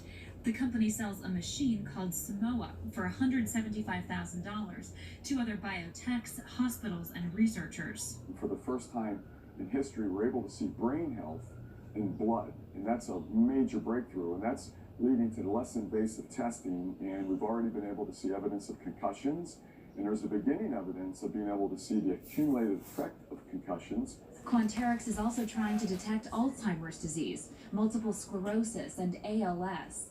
Rosofsky says he thinks diagnosing concussions will be easier than diagnosing CTE. Diagnosing CT in the living probably is a couple years away. We're real excited to see the progress, but reducing some of that work into actual tests in a laboratory takes time. There's regulatory approvals. There's a lot of red tape that you have to go through. Also in this race to diagnose CTE in the blood are Athlon Medical and Exosome Sciences. And New York's Mount Sinai Hospital is scanning for the disease in the living. But it's just one step in a series of questions for those with serious head trauma. There's still no cure for CTE. Even if we had a great idea for a treatment, there's no way to test whether it's effective or not. So that's the enormous advance that we'll get if we can develop a bio. Get a fishing license? In Boston and Mostu, Bloomberg News.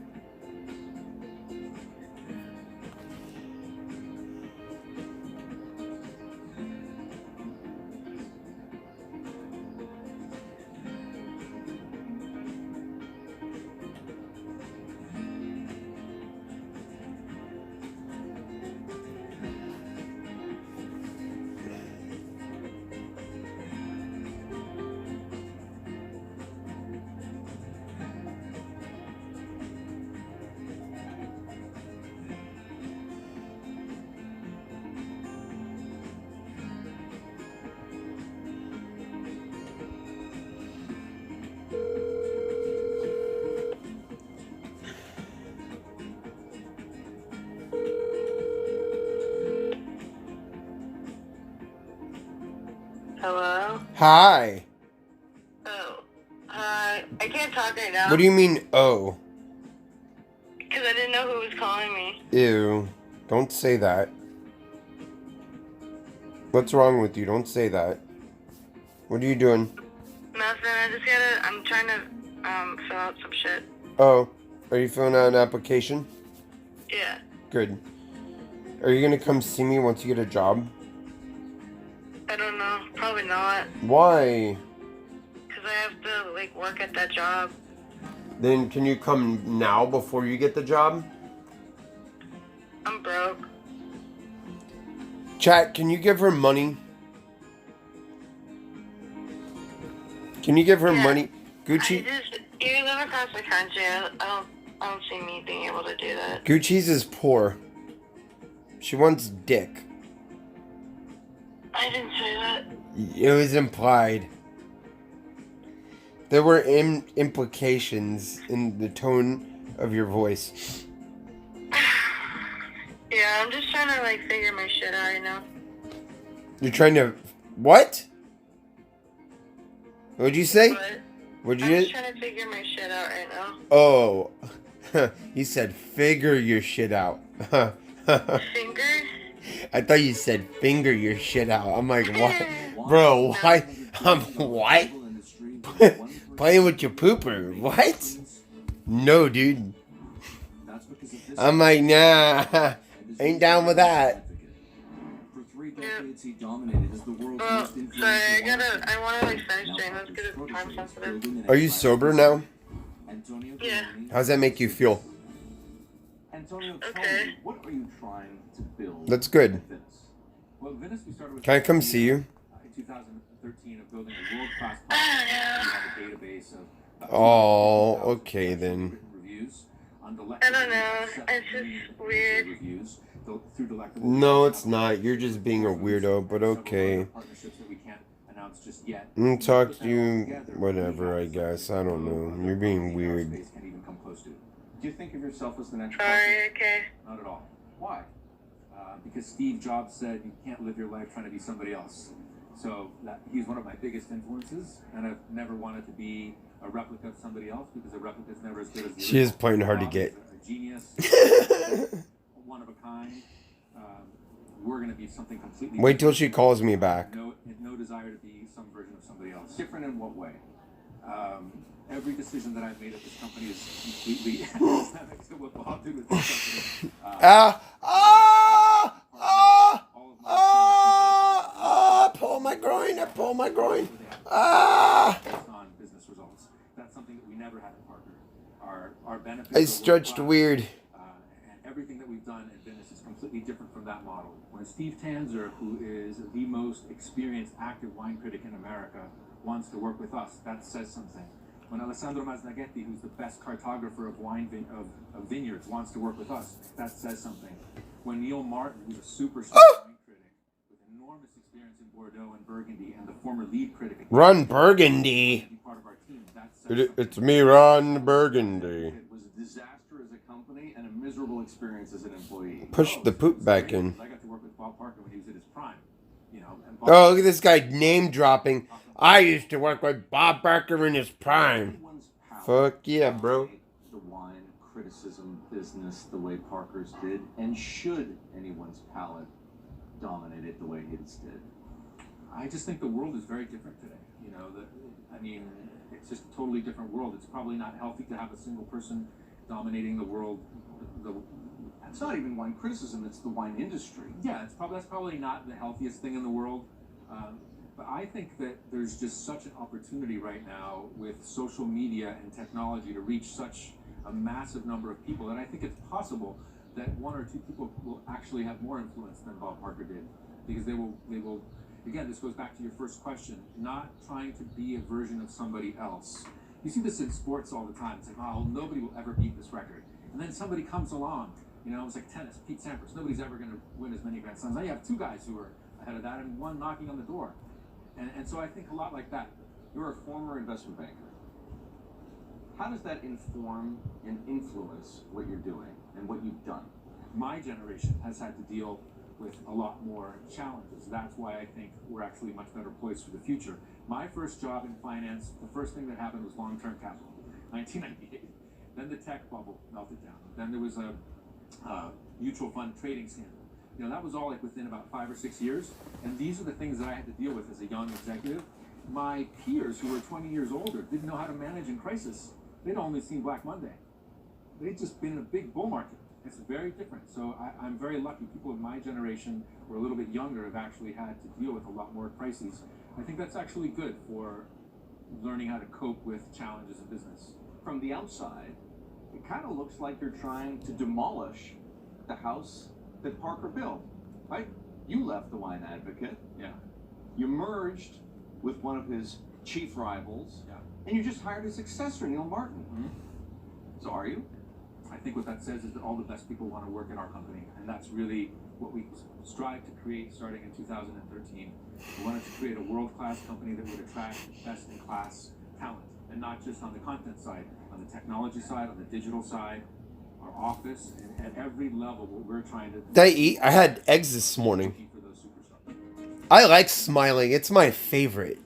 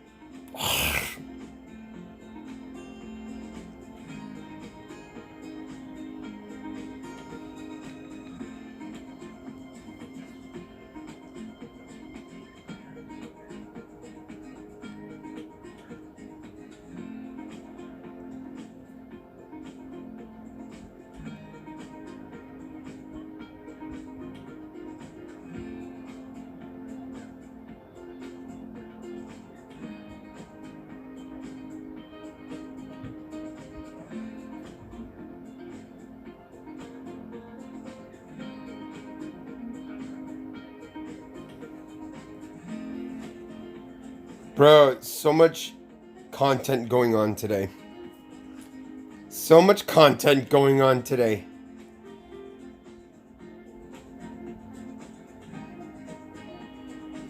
Whee!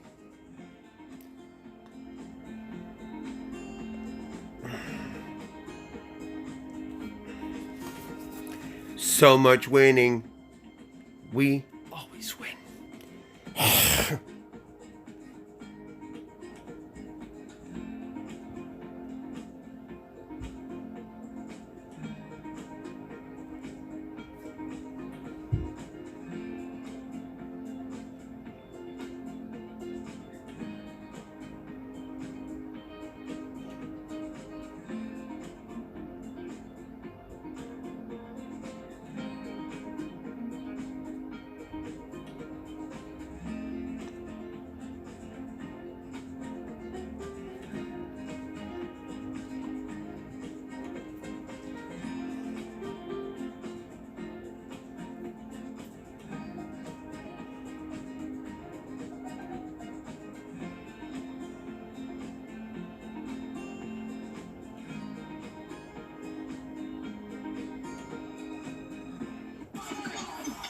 In the world of professional wrestling, there's something called a swerve. Hulk Hogan has been trained. WCW. Some examples. These tag team partners are called baby faces, or the good guys. Then one of them swerves when he super kicks his tag team partner in the head, quickly assuming the role of the bad guy, or what the wrestling world calls the heel. Are you kidding? What a despicable act that was! Where a match is almost lost when, what's that? The superstar wrestler appears out of nowhere sprinting down the aisle to save the match. That's me. That's the swerve. So it should go as no surprise that World Wrestling Entertainment, known as the WWE, the most popular brand of sports entertainment in the world, is prepared for any swerves that come their way. So here's the story of how the WWE learned to see the swerve coming.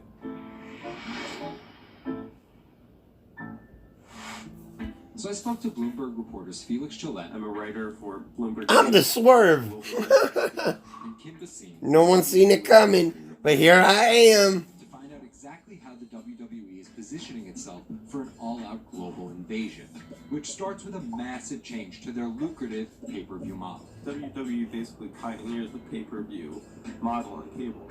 I remember as a kid, when the pay-per-view events came up, all of our friends would scramble around and try and get one of the parents to pay for it. But in 2014, they took a huge risk. They saw a little bit sooner than some of the other entertainment brands that where this whole thing was moving was away from cable and satellite television and towards on-demand streaming video apps. They made this risky decision, in essence cannibalizing that pay-per-view model, which they had essentially built. And after some early turbulence, it's working. Roughly 1.5 million people are paying $9.99 a month for the WWE app, making it the 5th most popular streaming OTT service. This adapt-or-die approach is in the WWE's DNA. Over the past 30 years, the company always seems to think 2 steps ahead.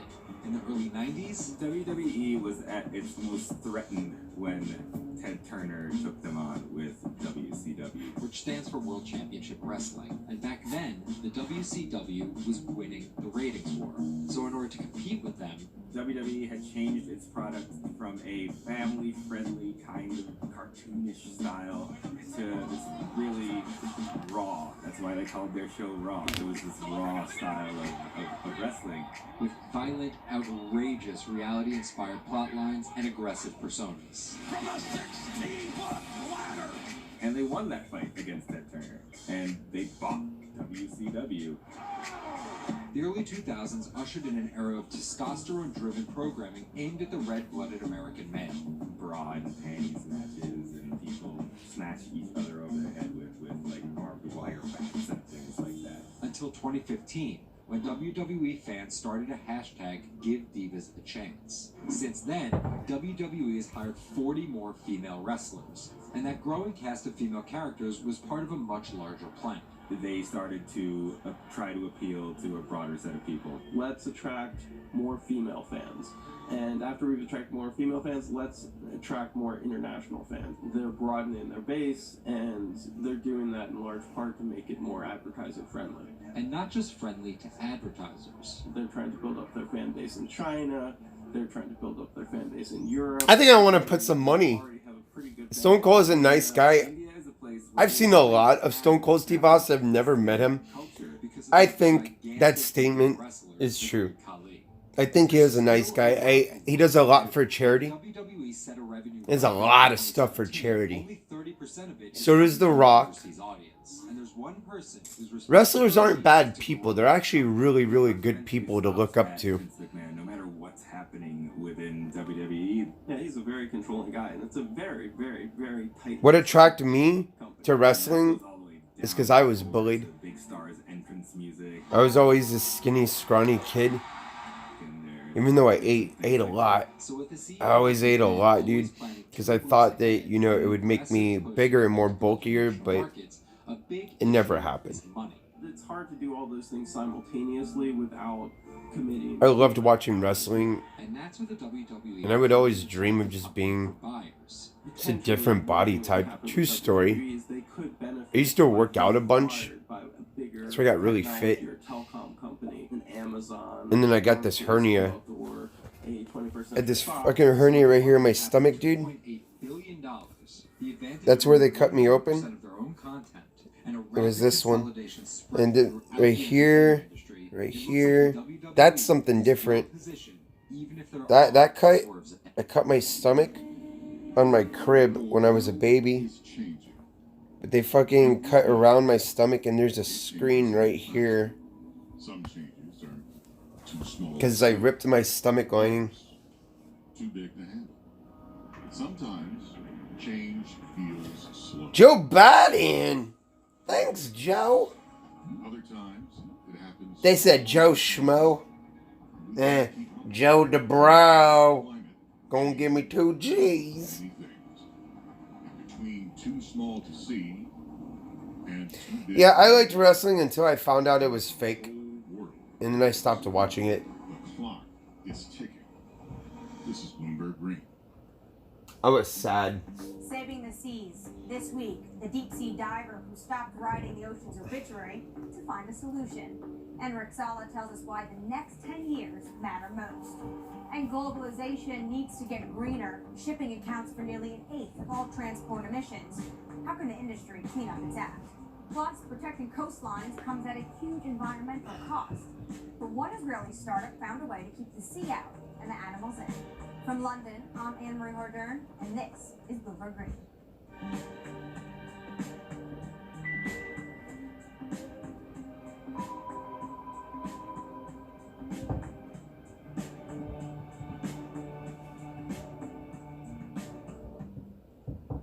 After more than a decade of studying the ocean as an academic, Enric Sala realized he was writing the ocean's obituary. He quit his job and became a full-time conservationist. As an in-house explorer for National Geographic, he's clocked more than 5,000 open water dives. He's also founded Pristine Seas, a project that combines exploration, research,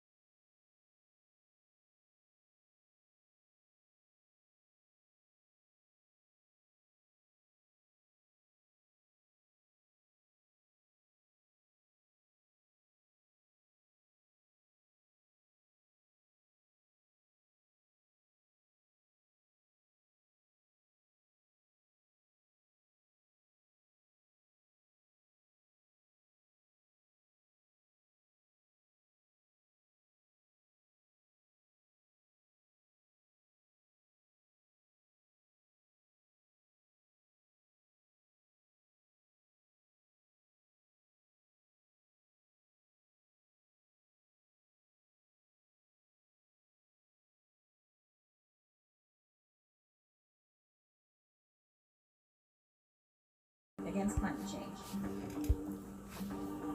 Bitcoin is hitting all-time highs, but at what cost to the environment? The cryptocurrency is energy intensive, and there are concerns if it becomes mainstream.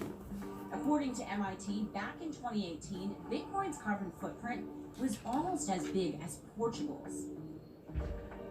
Want to get better at tackling climate change? We'll hire more women. That's according to Bloomberg New Energy Finance. Firms with 30% or more women in top jobs tend to perform better when it comes to the environment and are more likely to set clear climate goals. Shopping online is more popular than ever now, but the price of convenience is measured in CO2, and more deliveries means more fuel burned and more packaging wasted. So what can companies do? Well, many are becoming more efficient and sourcing more clean energy for their data centers and warehouses. And England's farmers will be paid to go green after Brexit. As European subsidies are phased out, they'll get new money to encourage them to produce healthy, sustainable food. Poor farming practices are one of the leading drivers of water pollution and the loss of biodiversity. I'm Jennifer Zabasajja in New York. Anne-Marie, back to you. The shipping industry is more than just the grease on the wheels of globalization. It's its chief enabler. 11 billion tons of goods are transported by ship each year, the biggest contributors being 2 billion tons of oil, 1 billion tons of iron ore, and 350 million tons of grain. According to the International Chamber of Shipping, 80% of Europe's imports and exports happen over the seas. And for such a vast industry, it also contributes its fair share of emissions. Shipping makes up 12% of global transport energy consumption. So how does it clean up its act? Earlier, I caught up with Bloomberg Green reporter Laura Milan about just how big of a challenge this is going to be for the industry. One of the main issues is size. So about 90% of the world's cargo is moved by ships. So obviously changing such a huge industry is not going to be easy. It's not going to be easy. The second issue has to do with technology. So ships obviously travel for many days at sea. It's not as easy for them to refuel as it would be for a car, for example, going on a road. And the sector still hasn't found a technology that's economically viable and that's zero emissions and equivalent to the electric batteries for cars, for example. But actions are being put in place to make the industry a bit more environmentally friendly. Walk us through those steps that they're taking. That's it. So there's a first step that would involve using low emission fuels or biofuels that would significantly reduce the existing emissions. And then at a regulatory level, when it comes to the policy and the governments, there are steps being made as well. I would say that the most significant ones come from the European Union, which started to track emissions a few years ago and is now looking to include shipping emissions in the emissions trading system. So that would significantly reduce and help calculate the emissions from the shipping industry. Now, I wanted to go fishing this weekend, but I don't know if that's going to happen. So at the moment, regions need to report shipping emissions to the central government. And finally, we have the International Maritime Organization with a pledge to reduce shipping emissions by 50% in 2050. Now, we must say that that pledge has been considered insufficient. It's a good thing I didn't go in that RV. I would have had a curse on me. I told you, bro, all those people who went on that RV trip, the RV6, every one of those people sold their souls and they're cursed. I told you this. Understand this. Every single one of those people who went on that RV trip, they all are cursed. Earlier this year, the world's largest agricultural commodities trader, Cargill, they sold their souls, bud. They asked me to sell my soul. That's why I didn't go. That's why they slandered me as a pedophile. The aeronautics company, developing I'm just telling you the truth. We have been following also I told them my soul's not for sale. Hydrogen fuel seems like a good option, a possible option when it has been developed and when it becomes economically viable. And we have Vestas, for example, the world's largest turbine maker, developing some ships that will be able to run on hydrogen in the near future. Yeah, the old RV trips were not nearly as bad. But how do we protect both ourselves and the environment? Not nearly as bad, bro. That's coming up next. This is Bloomberg Green.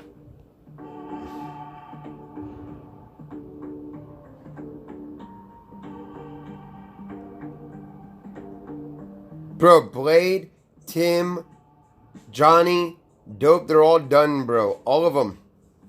You name me one person who went on that trip that doesn't have repercussions, bro. Johnny Boston dead. Dope arrested. Blade quit streaming from it.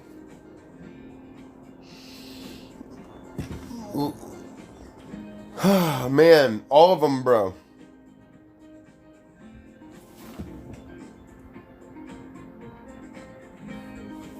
Yeah, RV2 was a fucking movie. This shit was a shit show. Cringe fest.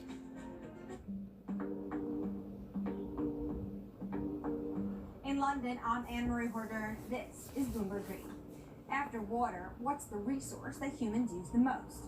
No, the life I lead is very good and wholesome. I'm at one with the universe and God. Me and God are at one. Concrete, not just in cities, it's a common feature on our coastlines too. And that's taking a toll on biodiversity. But one Israeli startup has found a way of making sea. It doesn't matter. I defeated Goliath. I talked to the DA this morning and I defeated Goliath. Take a look at concrete structures like breakwaters or seawalls. The water around them is often clear. That's not actually a good thing because it means there's no life. Marine species are actually most abundant in coastal areas, but it's also where us humans prefer to live too. So when we build here, we drive away marine life. We defeated Goliath. We beat evil today. We beat evil today, boys. Regards to natural communities. 6ix9ine showed me how to do it. From each beyond, we cannot really go back.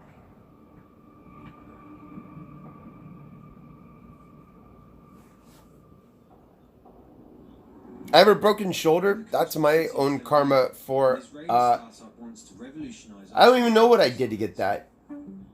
I guess it was being nice and helping Gucci's. It was definitely for helping Gucci's. Universe said don't help Gucci's or Chicken Andy. And I learned my lesson. E-concrete includes certain elements that enhance the growth of marine It's good. plants and animals. It's good. Now we just hang out, bro. Kind of sealing the concrete. I threw a stone at Goliath's head and won. That once we add it, we enable life to flourish. In the lab, the team run tests to identify what mixes will work best for marine life. So we take really ice cube sized concrete slabs of different compositions and we put larvae, 20, 30, 50. We need to have a lot of replicates. We're geeky scientists, so we have to have a lot of replication and controls. And then within a few days or just a few weeks, I am David. And then within a few days or And a few weeks, we can get an answer on Snake, Nebraska is Goliath. They have a very low tolerance to that specific concrete mix design. And if they thrive or they flourish, we can quantify. We won. We finally won. E-concrete says it typically sees double the biodiversity of regular grey concrete. From fish and sea caterpillars on their armour blocks to crabs on these tidal pools that sit on the shoreline. This unit holds water during the low tide, so it's always moist, and therefore it has a very comfortable habitat for crabs and sea anemones and sea stars, etc. These pools have been here for less than 3 months, and this is already what you can see. It's covered with life. See the rock around it, which has been here for probably 10, 20, maybe even more years, only has a thin layer of green algae, and that's it. As well as the composition of the cement mix, eConcrete designs its products specifically to the marine environment it will be deployed. Who's paying for all that, though? Species, or to develop nurseries like these oyster beds. The final part of the equation is creating complex surface textures to mimic natural rock or coral, an environment that helps anchor young organisms. When concrete elements are being cast, the typical goal is to have a very slick surface, very, very smooth. The idea is to get the water to flow right across it. When we're designing e-concrete with a rough surface, we want to do the complete opposite. We want to slow the water when they are crossing the structure so that the larvae can actually adhere and attach to the surface. I will get good karma for helping the United States. I love America. America first. Hospitable habitats for marine life adds another advantage, one that is surely hard to ignore. We've seen evidence to the fact that the growth of the organisms on the concrete create kind of a layer of defense. Just the addition of weight, we can actually gain stability and strength over time. This is let's say the unit when we put it in the water. And this is after here in the water. And what you can see here is all the oysters are completely covering it. We designed the units so they can withstand the forces and perform in terms of structural performance, but they can also be a backbone for ecological enhancement. The company tests its miniature designs in tanks full of real seawater, rocks, plants, Hello. and animal life from around the world. What we're looking for is the accumulation of calcium carbonate on the surface of the concrete of different mixes and different designs. And this is 1 second. biogenic buildup. So with time, we get a buildup of calcium carbonate that is sourced from marine organisms on the surface of the concrete. And we actually Nothing. concrete with a natural rock. So when the organism dies, Wait, I got it. it will die, and then another coral will sit on it, and that's how a reef is growing. I just confirmed my email. The hope that Okay. man-made structures Now what? become stronger over time also means better economics. The units require less maintenance, could therefore stay No, give me a second. E-concrete, though, is just a few years old, so it needs more time to really quantify the longevity of its products. But the company are certain their products are better for the environment, and not just in terms of improving No, it biodiversity. should just go. We're kind of trying to offset some of that Bye. immense carbon footprint Thank you. of the concrete industry. Construction Thank is you. responsible for about 11% of global carbon emissions. By adding a biological crust to their products, e-concrete prevents some CO2 from being released into the atmosphere. For every kilogram of calcium carbonate being created by those marine organisms, we're offsetting 120 grams of CO2. So think about building a port infrastructure or a city waterfront that is an active carbon sink. I think that's a great advantage of the technology.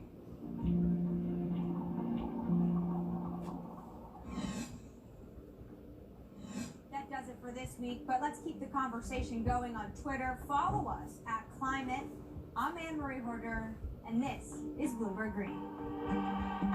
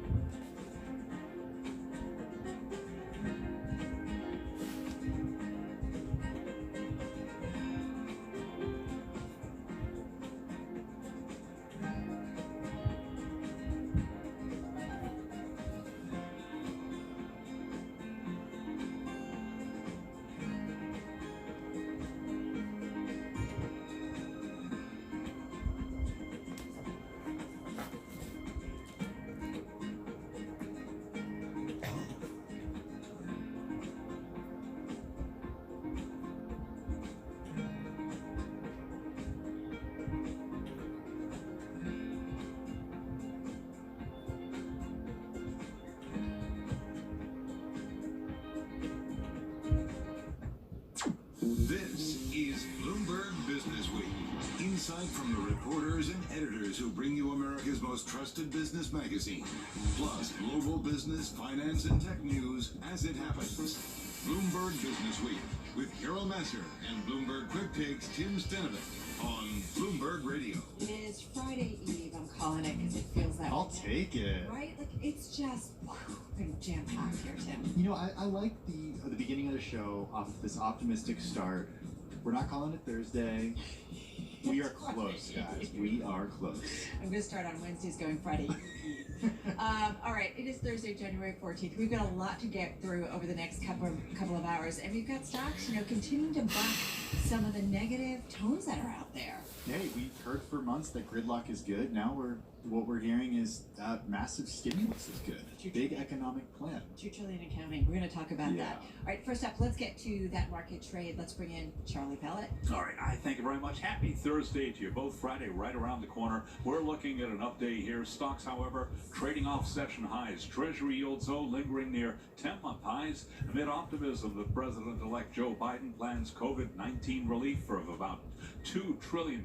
We will know for sure tonight when we hear from the President-elect. He'll be speaking live here on Bloomberg Radio. So right to the numbers now. We've got the S&P up 5, as I mentioned, off session highs up by about 0.1%. The Dow up 88. That is a gain of 0.1%.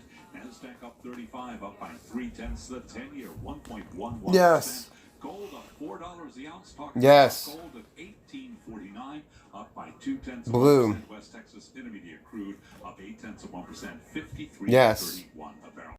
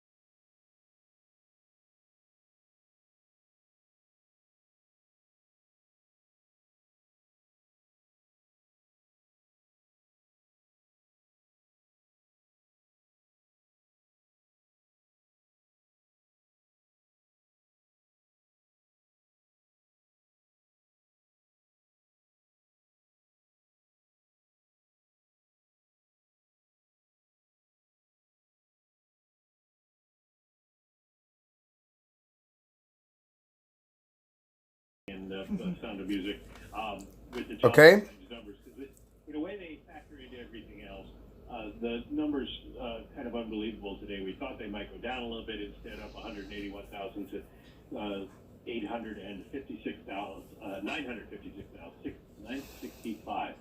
I'm tired. No, I know. Long day for you. It's a lot. It's a lot of people who are filing claims, and so that makes it all the more important for Biden to put out his plan and probably gives him some political cover for it. He's going to come out tonight and say that he wants to spend more than $1 trillion, maybe as much as $2 trillion in additional stimulus to put a floor under the economy, send out checks to people, for vaccines to get people inoculated, and it's a big one, money for schools, so that schools can open all over the country, which not only helps the students, but helps parents. Do you like my ID? So got sort of a bad news for the economy. That's the photo on my ID. Kind of situation. And then the Fed, they're looking at all of this and saying the market idea that we are going to be tightening, that we are going to be changing our, tapering our QE is just wrong. Mary Daly, the San Francisco Fed Bank president, spoke with me today. Powell, and both of them made the point that the economy is in such a big hole that even if we start growing much faster at the end of the year because of stimulus, we still have a long way to go, and they're going to keep the accelerator down. Yeah, I thought for Jay Powell, the economy is far from the Fed's goals. I mean, it's just a reminder, despite, we've all been kind of obsessed with this 10-year, going above 1%, but it's a reminder that, we'll slow down, folks. We still have a long way to go, Mike. Yeah, and if you look at real rates, adjusted for inflation. Tips rates, for example, they're still well below zero. So the Fed is adding stimulus to the economy at this point, and even if the 10-year moves up to 1.2, it's not really going to affect anybody's investment decisions. So they're not concerned. The hole's deep, and as both Daly and Powell said, we need a bridge to get from here to where the economy is growing fast. Still cheap to get.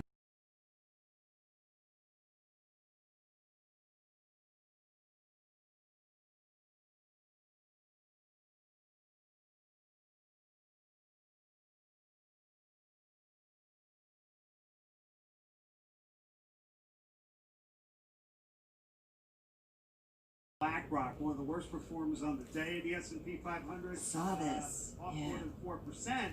And even with earnings, revenue, and assets under management, because we're talking about the world's biggest money manager, they all beat analysts' average estimates in the survey. This may be a case of, just kind of selling on the news in a sense, because BlackRock was up something like 138% from its low in March going into the results. Yes. So it'll be interesting to see whether that kind of thinking carries over tomorrow once we get 3 of the 4 biggest U.S. banks, Citigroup, JP Morgan Chase, and Wells Fargo, all due to report their results before the opening day.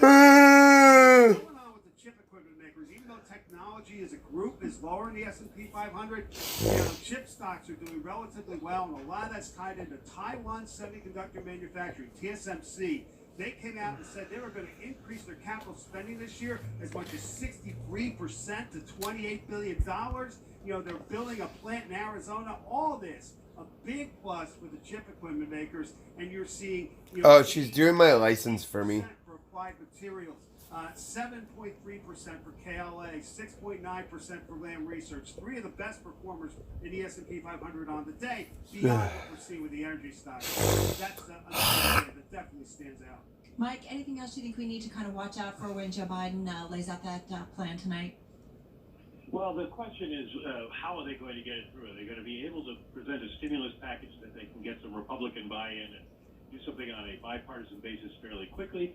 Or do they need to use the reconciliation process, a way of getting around the filibuster in the Senate? And that'll probably be determined by, in part, the size of the package, and in part by what's in it. If Biden were to embrace the $15 minimum wage that he campaigned on, or any kind of infrastructure program, particularly anything to do with the green side of things, then it's probably going to have to go through reconciliation because they won't get enough Democratic support. But maybe if he sticks... Set a goal for a paraglider? Oh, dude, I've seen those. Yeah, there's this one dude I follow on YouTube. What is that? Someone subscribed? Just trying to do a bipartisan bill. All right, got it. Good stuff for us to think about. Thank you for subscribing. We'll hear later on from President-elect Biden. Hey, Dave Wilson, thank you so much. Stock editor of Bloomberg News. He'll be back a little bit later on with his chart and stock of the day. Mike McKee, thank you as always. International economics and policy correspondent at Bloomberg News. He's been up early. He's had a long day because I've heard him all day long on Bloomberg Radio and Bloomberg TV with all the stuff he's been tracking. I do want to mention too, the chip story. I think it's an important one. Ian Kelly of Bloomberg News has a great story about Intel going back to its roots with bringing back that CEO, right? It had big CEO changes yesterday. But, the American chip sector, if you go through the history, there was a point where the government got very involved to help with some of the problems they had, right? It was a massive project several decades ago. You wonder, they're slipping, and whether or not there needs to be something done. It's an important industry to the country. It is, and you also have Apple jumping into this with developing their own chips and developing more and more things internally in the way that affects outside companies directly and indirectly. When you lose Apple as a customer, it's not just a big deal for revenue, it's a big deal that signals to other customers of yours, hey, wait a second, should we be doing this ourselves? It's definitely, it's just been interesting to watch Intel where you thought nothing could impact them and FSR is doing shit. The Bloomberg Business Week bite of the day, one number that tells us a lot. It's a little one. Today's number is 2. A German-born programmer in San Francisco has used up 8 of 10 password attempts he has to unlock the hard drive containing his Bitcoin wallet. I have heard this story over and over. He has 2 more guesses left before being locked out permanently. Okay, come on, just offer someone $100 million to crack it, or there has to be a way, right? Could you please hack my Bitcoin account? I'll give you $100 million. Write it down, put it somewhere safe. I'm just gonna say. That sucks. All right, let's get to the national news. Over to Nancy Lyons we go. That sucks, bro. Carol Tonight, President-elect Joe Biden will be unveiling a COVID-19 relief package rivaled in size only by last year's $2 trillion CARES Act. It's expected. There's a lot of Bitcoin that's just lost. Congress. Transition officials have developed a proposal with Democratic lawmakers and their staff in recent days. His plan also centers on a mass coronavirus vaccination campaign and closer coordination among all levels. What is this? Well, there's a new study on how long You're invited. Content freedom and present and willing to create an account. Okay. Same immunity granted by a vaccine, but immunity only seems to last about 5 months. And the 20% who were reinfected suffered fewer or no symptoms, but they were highly infectious. Susan Hopkins led the UK study. We found people with very high amounts of virus in their nose and throat swabs that would easily be in the range which would cause levels of transmission to other individuals. She says it's still important for everyone to always use a mask and maintain social distancing. More fortifications are going up in Washington, D.C. with the presidential inauguration just a week away. The Washington Post reports the entire National Mall may be closed down to only media and security personnel as a safety precaution, although the Interior Department says no decision has been made yet. Not guilty pleas today from Michigan's former health director Nick Lyon and former governor Rick Snyder in connection with the Flint water crisis. Global news 24 hours a day on air and on Bloomberg Quick Take, powered by more than 2,700 journalists and analysts in more than 120 countries. I'm Nancy Lyons. This is Bloomberg. All right, Nance, thank you so much. You are listening to Bloomberg Business Week. Co-master along with Tim Stanovic, Bloomberg Quick Take. A wiener pill. Studio. We were taping our weekend show, and we were taping it. Bro, it just started underway. that tryhard knows nothing about crypto. He lost so much money. It's so funny to clown him. Your congressman who got vaccine diagnosed with COVID, Adriano Espaillat, he's a congressman right here in New York. He's received both doses of the vaccine. Remember, members of Congress got the vaccine among the earliest group because they're considered essential. Right. He tweeted out that he received the second dose last week, and he understands that the effects take time. He's continued to be tested regularly, wears mask, and follow the recommended guidelines. But look, this shows it's not 100% effective. And I think we are going to see more and more stories about this because that is what the clinical trial showed us. Correct. And I think everyone just assumes it's a panacea. Once you get these shots, you're done, you're home free, but it's not the case. And I feel like I'm having increasingly a number of conversations where, like, you still have to wear your mask, you still have to do social distancing, and I think, I guess if you get one, like, I don't know, I guess we have to know more. We do, but it's a good reminder about how vaccines work. 95% efficacy is really high. Right. I mean, that's higher than the flu vaccine. It's higher than a lot of the vaccines that we get as children. But the reason they work is because everybody gets them. So if there is some sort of outbreak, that outbreak stops because it doesn't spread, because it only has that X percentage chance of spreading. Correct. So it speaks to how important it is that there is widespread vaccination, because that is what puts an end to the pandemic. Which is what everybody talks about, the herd immunity, right? Yeah. And let's not forget, right? I mean, the normal flu shot, you can get the flu shot and still get the flu. You can't, because it doesn't protect against every strain. Exactly. And so this is the tricky part. But you're right. It's the power of the vaccine is going to be in numbers, but, you know, ultimately. And the more people who get it, and that's why this, you know, increasing the rollout of it and access to it has been so key. You're smiling. Why? I'm smiling because I found out last night that my 98-year-old grandma... Did she get it? She's going to get it a week from tomorrow. Mark the calendars. Yeah, I so know. a week from now. That's great. That's great. Makes me It is happy. good. It does, and it should. You're listening to Bloomberg Business Week, and this is Bloomberg Radio.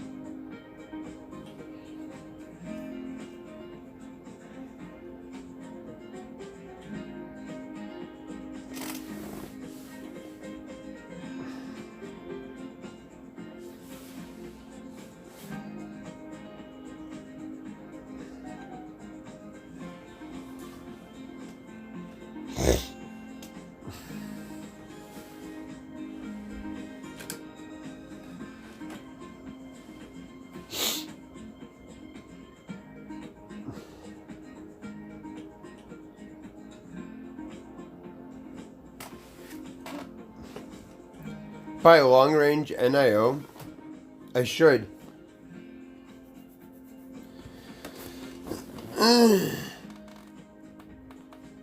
Ah.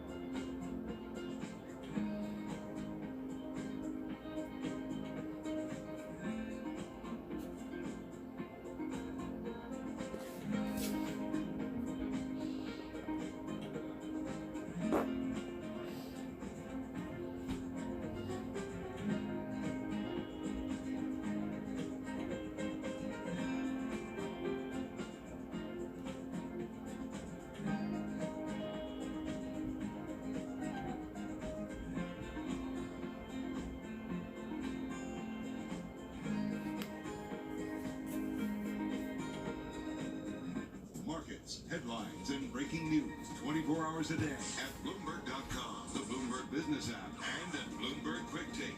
This is a Bloomberg Business Flash. Bloomberg World Headquarters, I'm Charlie Pellet. U.S. stocks off session highs. It is an up Thursday, though. Treasury yields lingering near 10-month highs. Amid optimism, President-elect Joe Biden plans COVID-19 relief of about $2 trillion. We will find out for sure tonight. We will carry the President-elect's remarks live here on Bloomberg Radio. Energy, industrial, and financial sectors leading the S&P higher, up for a third day, right to the numbers. S&P is advancing now by just about 7 points, up 0.2%. The Dow up 93. That is a gain of 0.3%. And the NASDAQ Composite Index up 44, up by 0.3%. Interesting session note, we've got the NASDAQ 100 Index trading lower by 0.1%. Russell 2000 up another 2.4% today. 10-year down 12.30 seconds. 10-year yield 1.12%. Gold up 0.1%. 18.47 the ounce. And West Texas Intermediate crude up 1.1%. 53.47 for a barrel of WTI. Thiel News, Cisco Systems raising its offer for Acacia Communications by more than 70% to close a deal that its target tried to walk away from. Shares of Acacia, they are surging by 32.2%.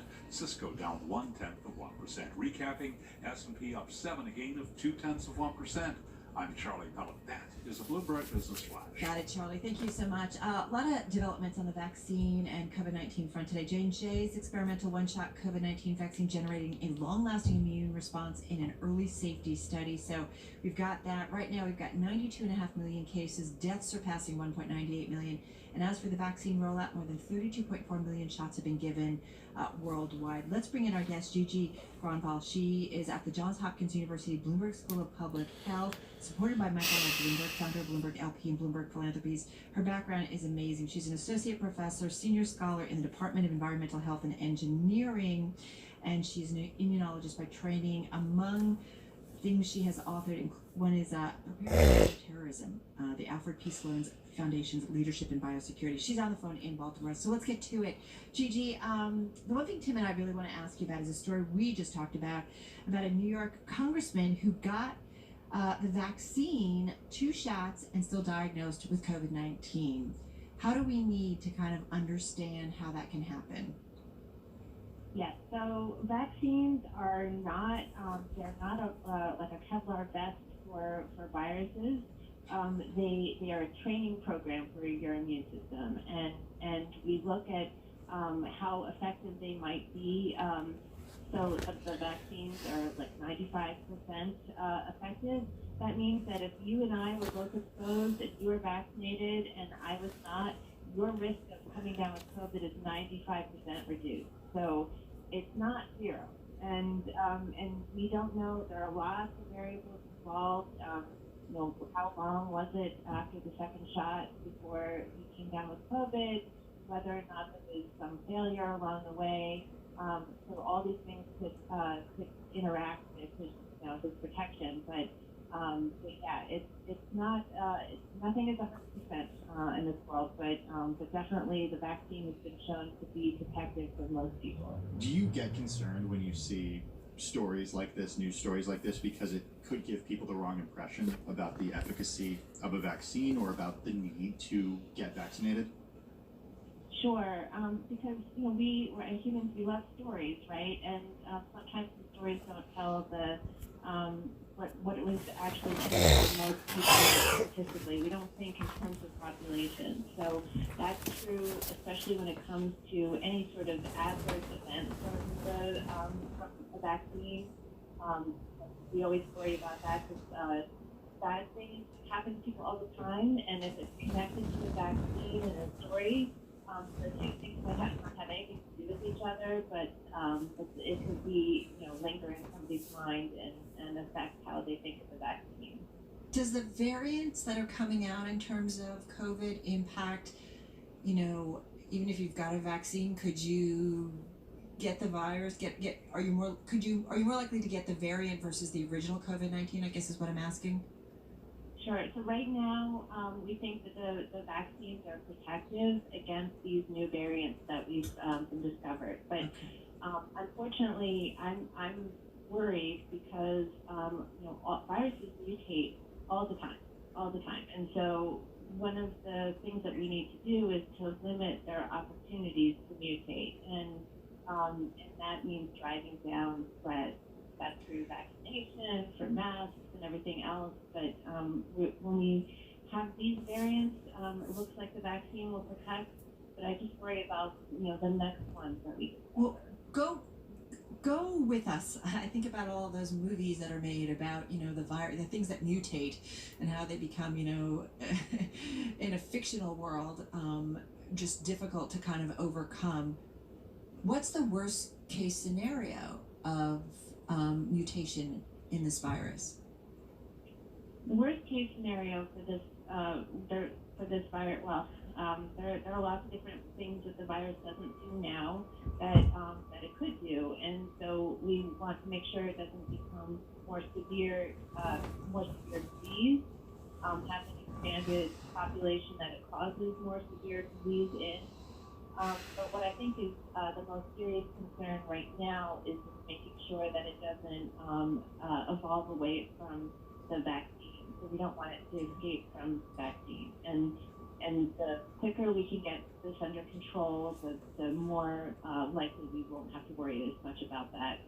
It might be in the future that we need to update the vaccine. I think it'll be a longer time in the future than these variants might suggest. Well, thanks to our producers. I know that one thing that you have looked closely at is the politicization, not just of the entire pandemic, but of the vaccine and the administration of the vaccine. What do lawmakers need to do in order to make it less politicized so we can truly round the corner here? And we only have about 40 seconds. Okay. Yeah, I mean, you just really need to put everything on the science and make decisions based on the science, and admit that, you know, science changes, and then that what you know about the disease and what your plan, that will change as well. But if you always stick to what you know, then you don't have to worry about being wrong, and just acknowledge that, you know, things change, but we're doing the best we can with the knowledge and science that we have available. It's like math. Most math has an outcome. That's right. We're not great at math as a country. No, we're not. Hey, Gigi, sit tight. That's so true. Gigi, sit tight. We're going to come back and continue our conversation. We're going to get back to Gigi Gronval, Senior Scholar at the Johns Hopkins Center for Health Security and Associate Professor at Johns Hopkins Bloomberg School of Public Health, on the phone from Baltimore. A great understanding, right? Like, it's a reminder that you're going to wear masks, you're going to social distance, guys, for a long time. Yeah, this is, you know, we use the phrase new normal, but this is truly what it is. This is what we're doing right now. This is Bloomberg.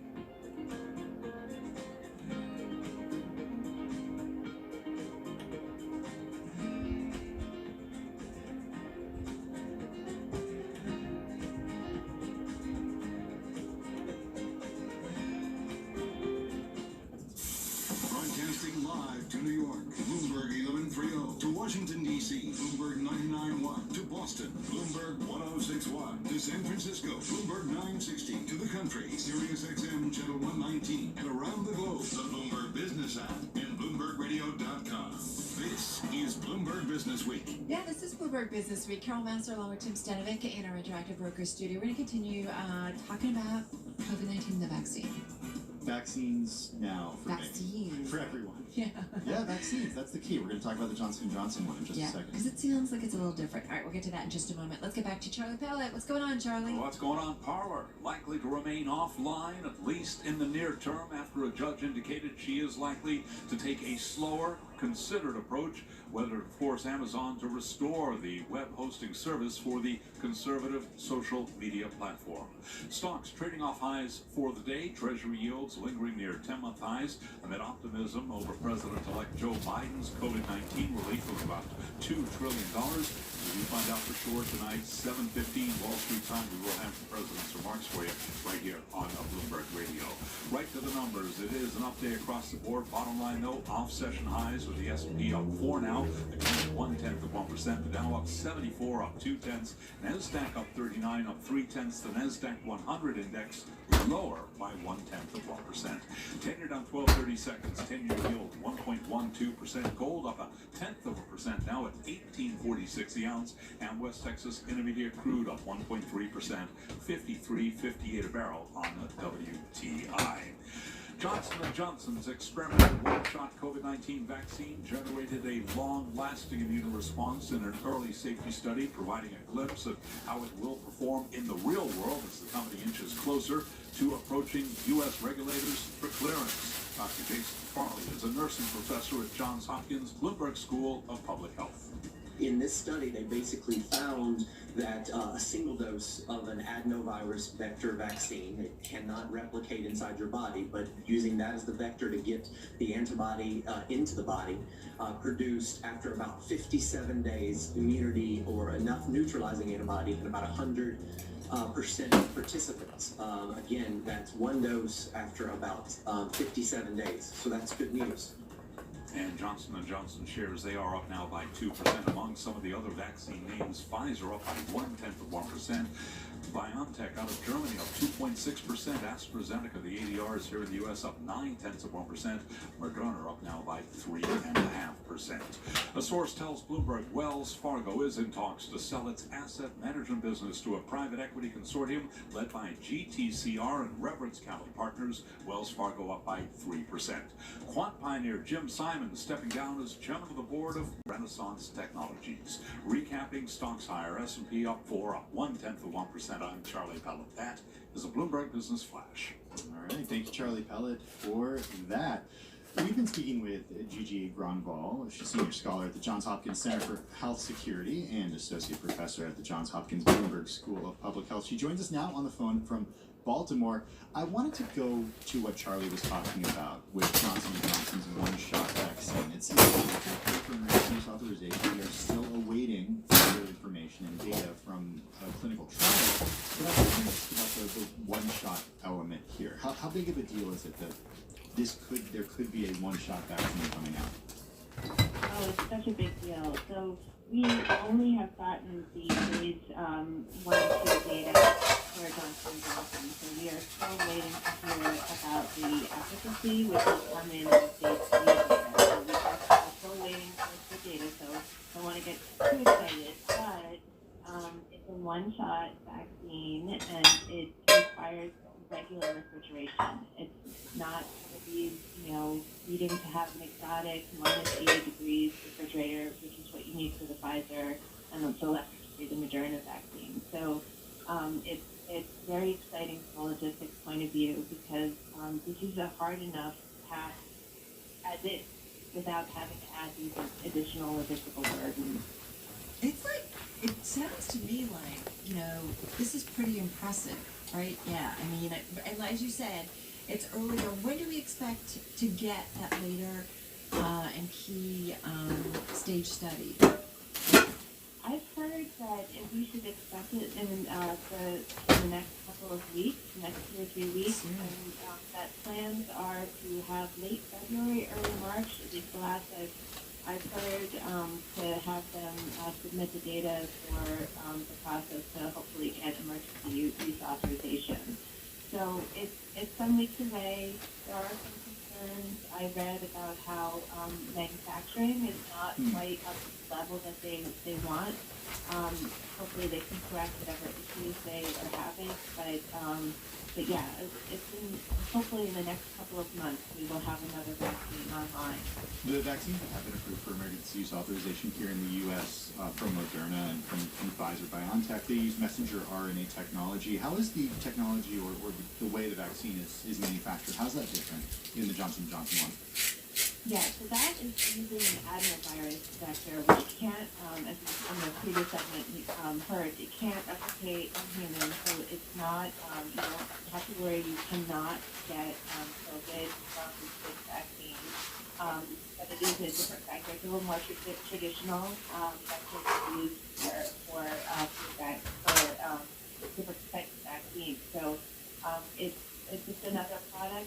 Like the others, it will have a few side effects, so people just need to be aware that they might have a headache, they might have a sore arm, things like that, but that, they can just be forearmed, so Right. that they can be prepared for that. And I understand it was also the same science that was used in J&J's Ebola vaccine, Zika, and a few other things. Hey, I gotta ask you, Gigi, this is something that I don't quite understand, the kind of problems we've had with the vaccine rollout. What happened? Where's the breakdown?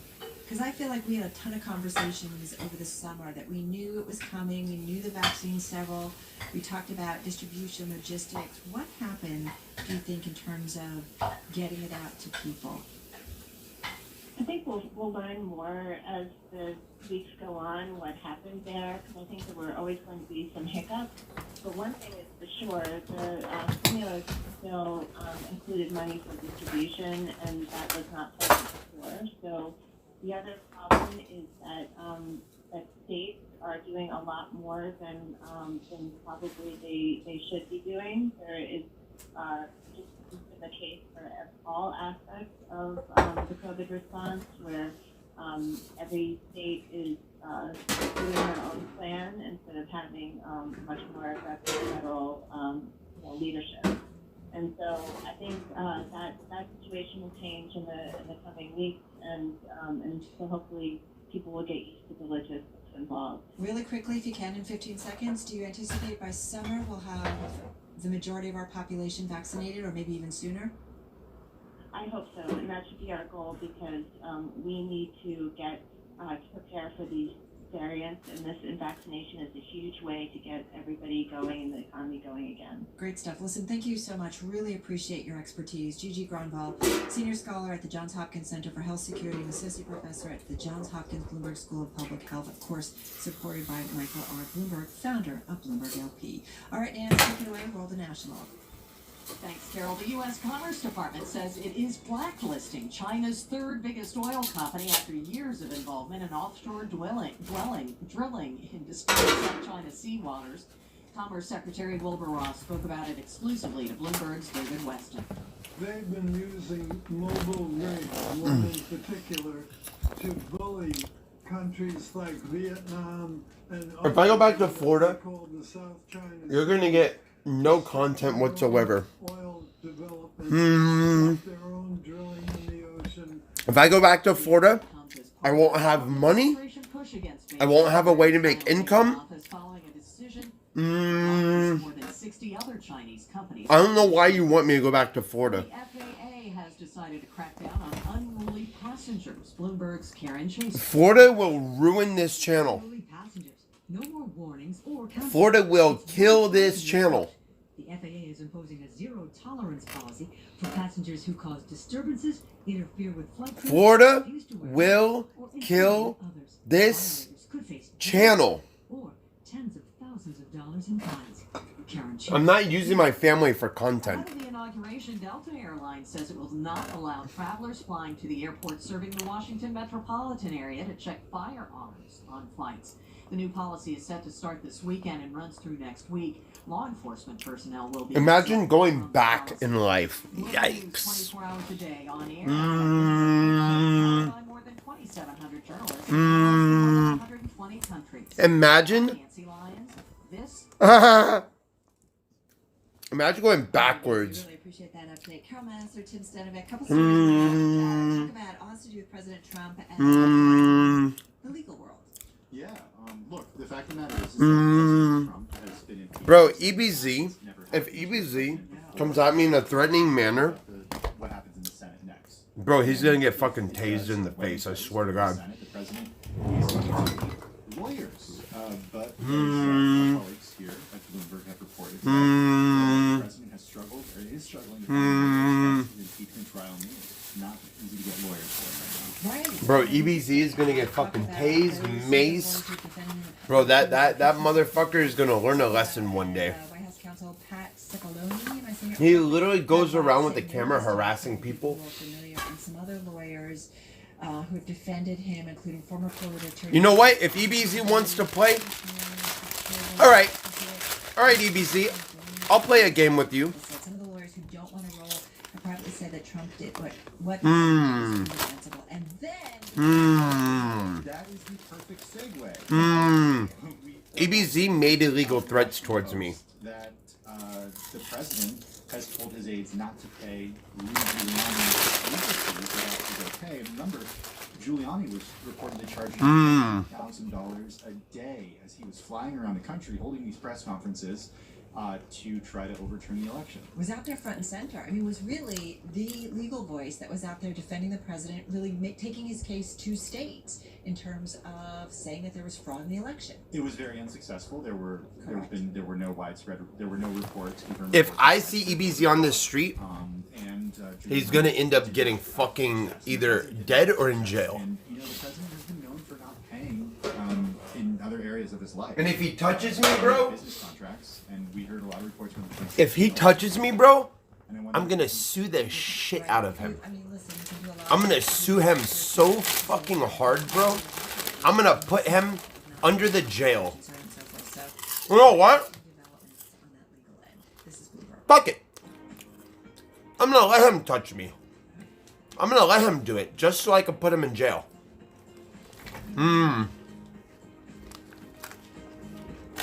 He would be dumb enough to hit me on stream. All you gotta do is just take one for the team.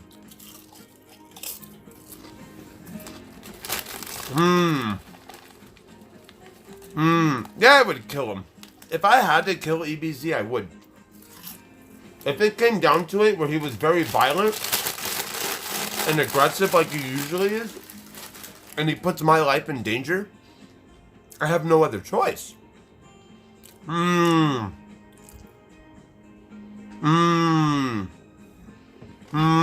Oh yeah, he has done it before. All I have to do is prove to a court, seeing he stalks me, seeing EBZ comes and stalks me, bro, I can get him on some big fucking charges. Big charges, boys, big charges. EBZ is gonna go down. He's gonna go down, bro. It's gonna be funny. We're gonna watch him go down like a ton of bricks.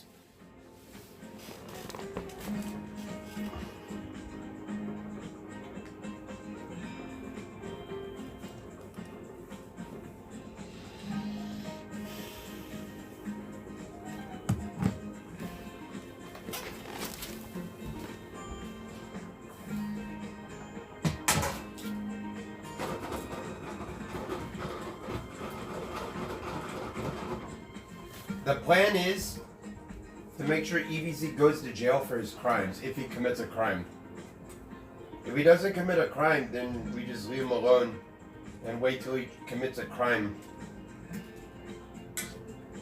Every time he commits a crime, fuck it. We're gonna rat him out.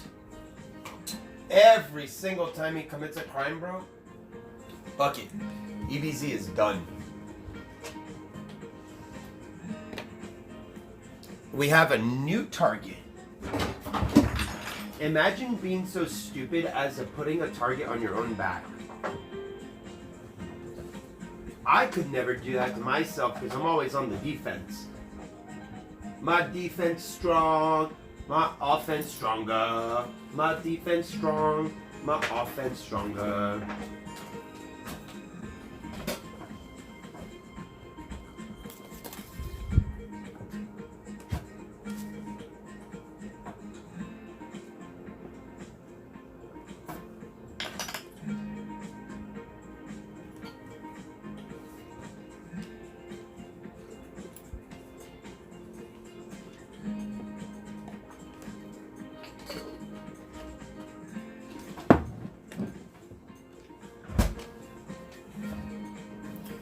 I guess I'm not having this sauce then. Ew. That's fucking mold in it. I thought it was ice in there. I was hoping it was ice. I'm not eating that. Ugh.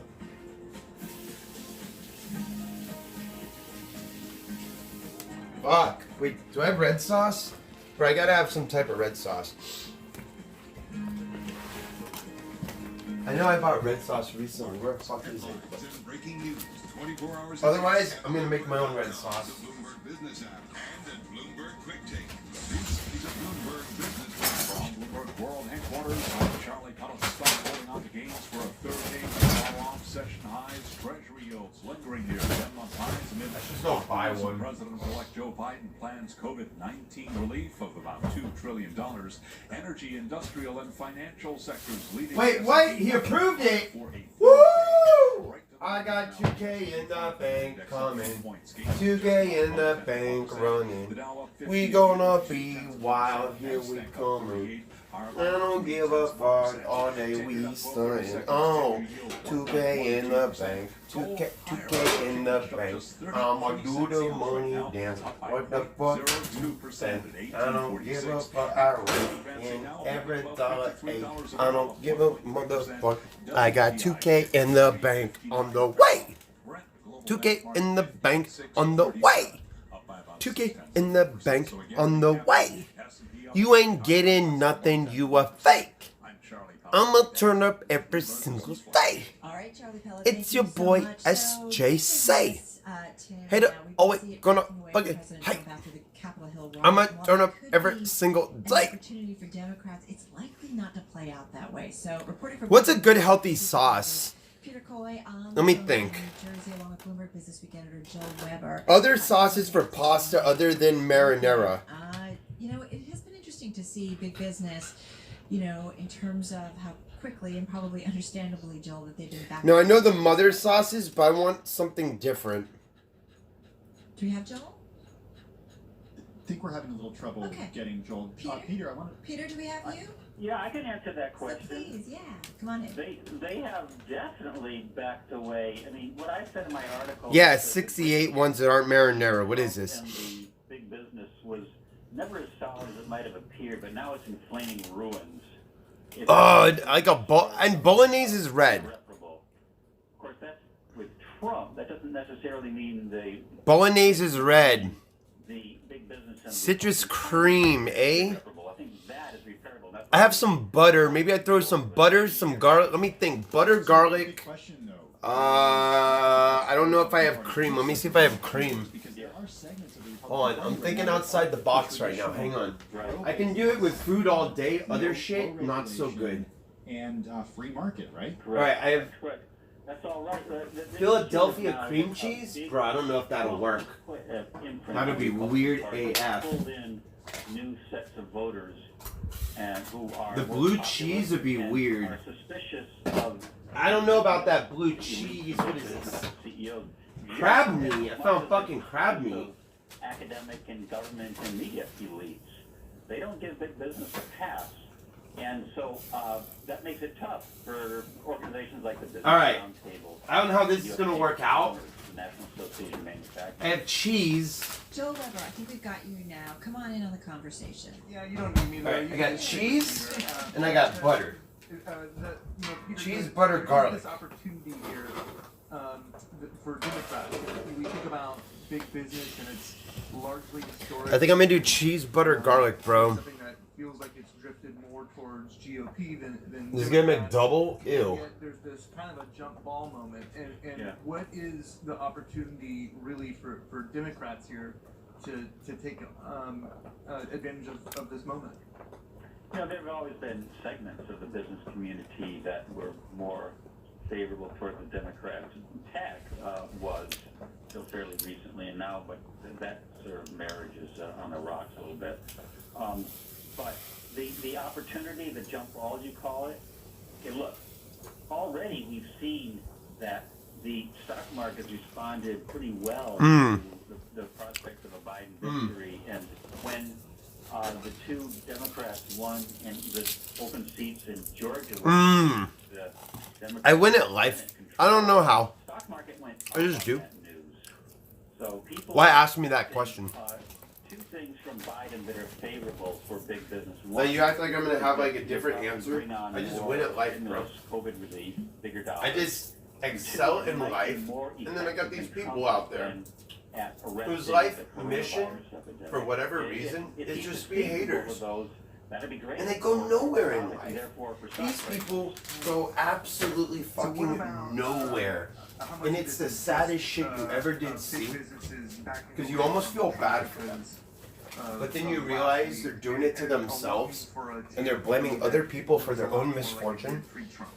And it's like, damn, that's pathetic. Not so much that they're in love with Because, Biden. you know, I used to think, wow, my life sucks until I started streaming on YouTube. And then I realized it's not as bad as I thought. A lot of things that Biden wants to do and say, no, we don't want to go there.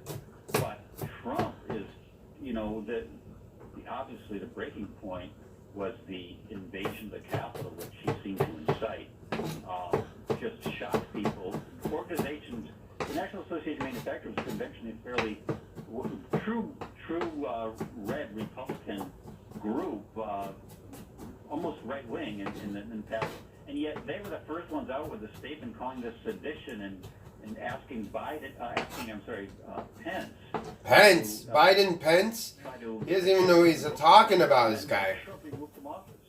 You know, what's interesting though, I think for so long, but a while ago, Peter, that we thought, you know, business was beholden only to Republicans. But if you look at donations, and you put it out in your story, that especially when Democrats control Congress, you find groups like PE, oil and gas, real estate companies tend to give a lot to Democrats. Yeah, it's very much opportunistic giving by these organizations.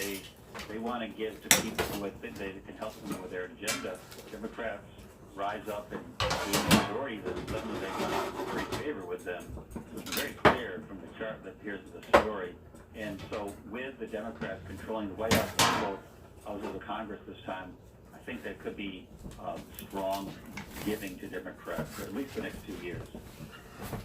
Peter, what about this idea of, you know, we're in this moment that obviously has been inflamed. We're going to see what expires over the next week. And I'm curious, like, you know, from your reporting, did it suggest that business will just stay on the sidelines for a while? Or will someone get back in and sort of, like, start to angle sooner than that?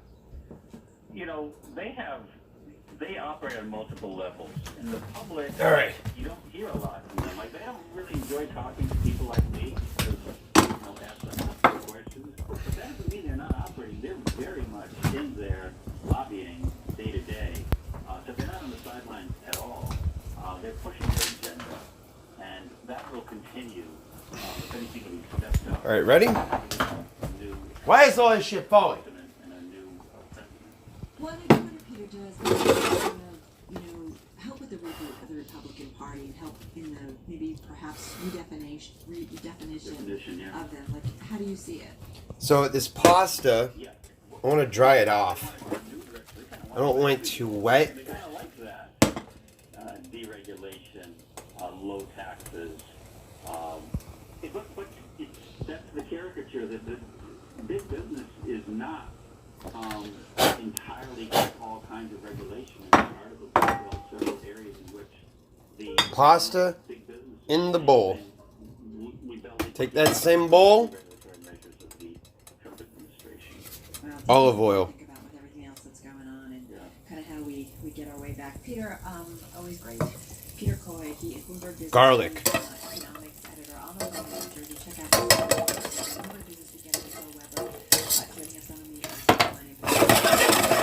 DC, and San Francisco, watching on YouTube. Bloomberg Business Week, we're going to continue. If you're listening on Bloomberg 1061 in Boston, basic businesses coming up next. You and I and Tim are coming up next with top trends, love, talking everything. And you caught up with some of that in your story.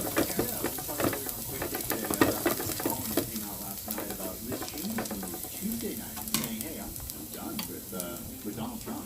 Bold call. It was, and did it backfire? That's a big question. We're going to get into that key on Bloomberg.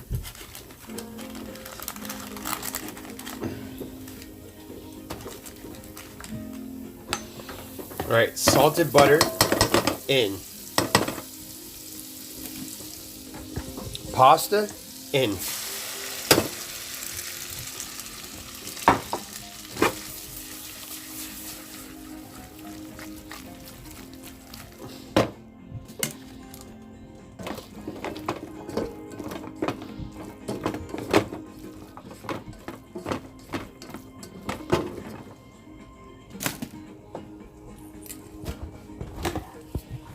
Pepper.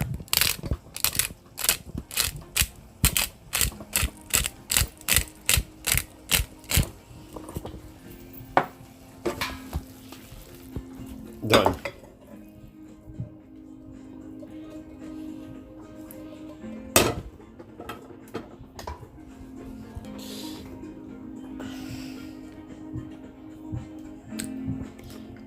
I don't want a bunch of red sauce. It always hurts my stomach. And butter and garlic, I just want the butter for flavor. And the olive oil is good for you. And the garlic is good for you. Butter, believe it or not, is good for you. I disagree with all these people out there that say butter is bad. They trash butter. No, butter is delicious. Butter is delicious. It's fat that comes from an animal. Yes, there's cultures that are added, but it's still coming from an animal. It's not from some weird plant that could have had GMO in it. If you get good butter, you know, even still, I just like animal fat based type of food, fucking, cause it. So if you're getting it from like an animal, it's gonna be the same because you're cooking with that same animal.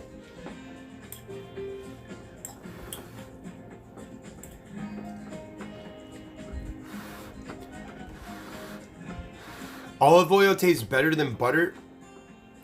You haven't had good butter.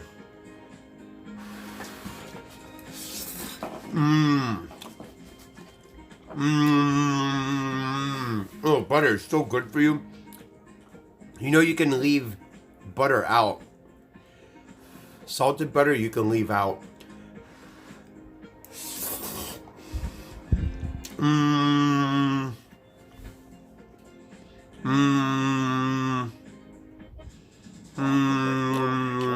Charlie Pellet, we move into the final hour of trading on this Thursday, January 14th. U.S. stocks are higher. What animal does my butter come from? Goats. I want to get goat butter and cat butter. Asian markets react tonight. Right to the numbers. Yes, only a few days. It's true. But it can stay out a few days. NASDAQ up 36, higher by 0.3%.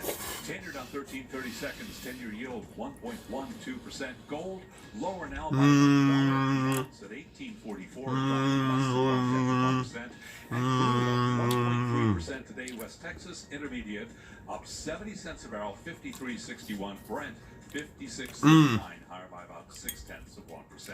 So bottom line, it's so good because I want carbs. I want carbs. Of as much as $2 trillion. We will find out for sure tonight. We will carry the president-elect's remarks live right here on the yield. The Commerce Department has announced that it is blacklisting China. China's third biggest oil company after years of involvement in offshore drilling in disputed South China Sea waters. The move denies China National Offshore Corp, the nation's main deepwater explorer, from access to U.S. technology. Yes. It comes as part of a Trump administration push against Beijing. Wait, I can't even hear you, dog. Final days in office, and Bloomberg Television and Radio spoke today with Commerce Secretary. Hey-oh. What's going on, dog? Countries like Vietnam and others on what they call the South China Sea to stop their own oil development, stop their own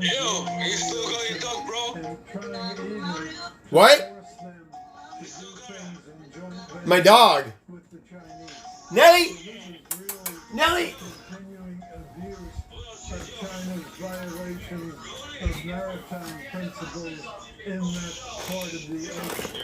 And recapping stock higher. That's a Bloomberg business.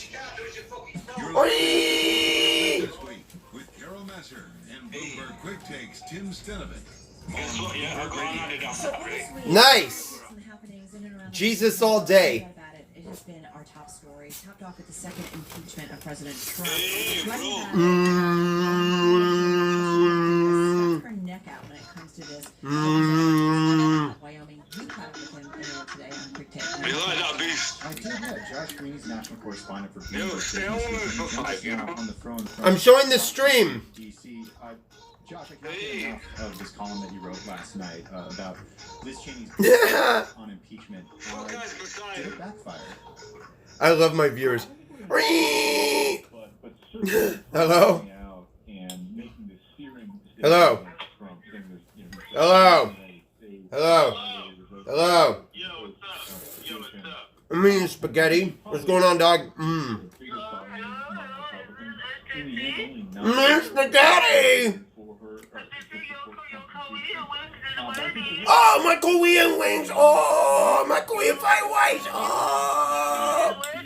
Oh, my Korean wings! Korean fried rice! Oh! Oh, I come pick it up for you! I come pick it up right now! Oh, 1995, it's a special. It's a sauce on the side. Extra sauce on the side, please, for you.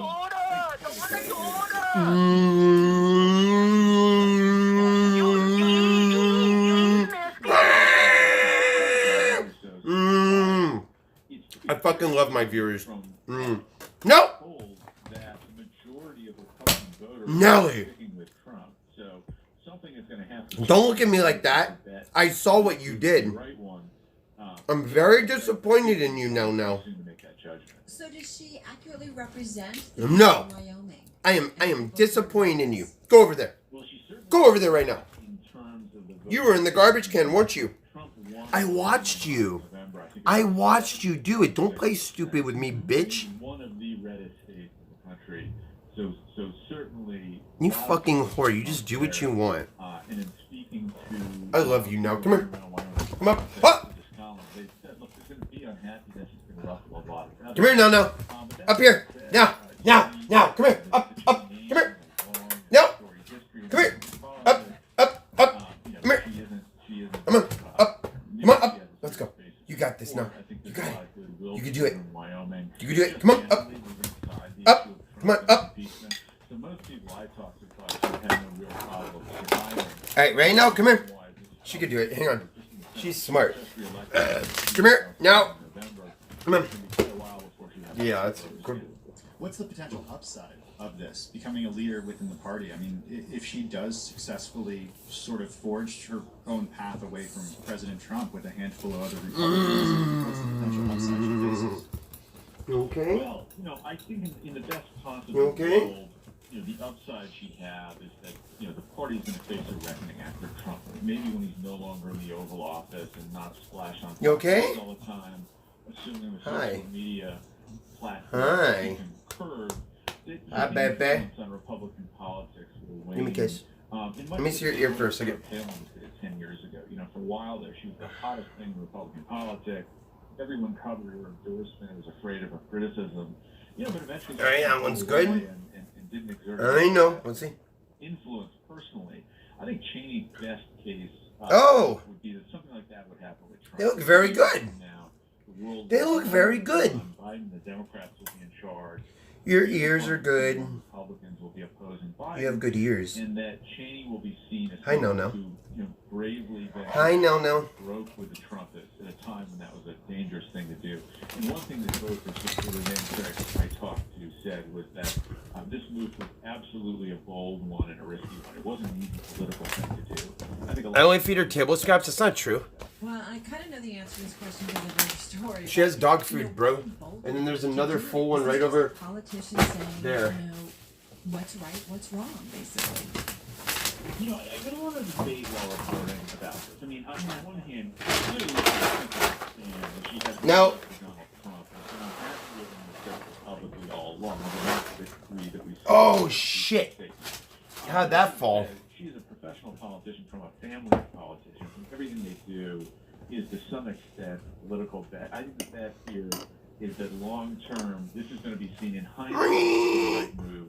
In the same way that a lot of people who Yeah, she is spoiled. voted to impeach Richard Nixon, that's now the first line in their obituary. Something that will, in hindsight, come to be seen as brave and principled and will pay political benefits for the few Republicans willing to do this at the time. Yeah, I just wonder how long it will take for that hindsight to become clear. Is it, You want to see what type of dog food I get my dog? Or is it, 10 years from now, or even...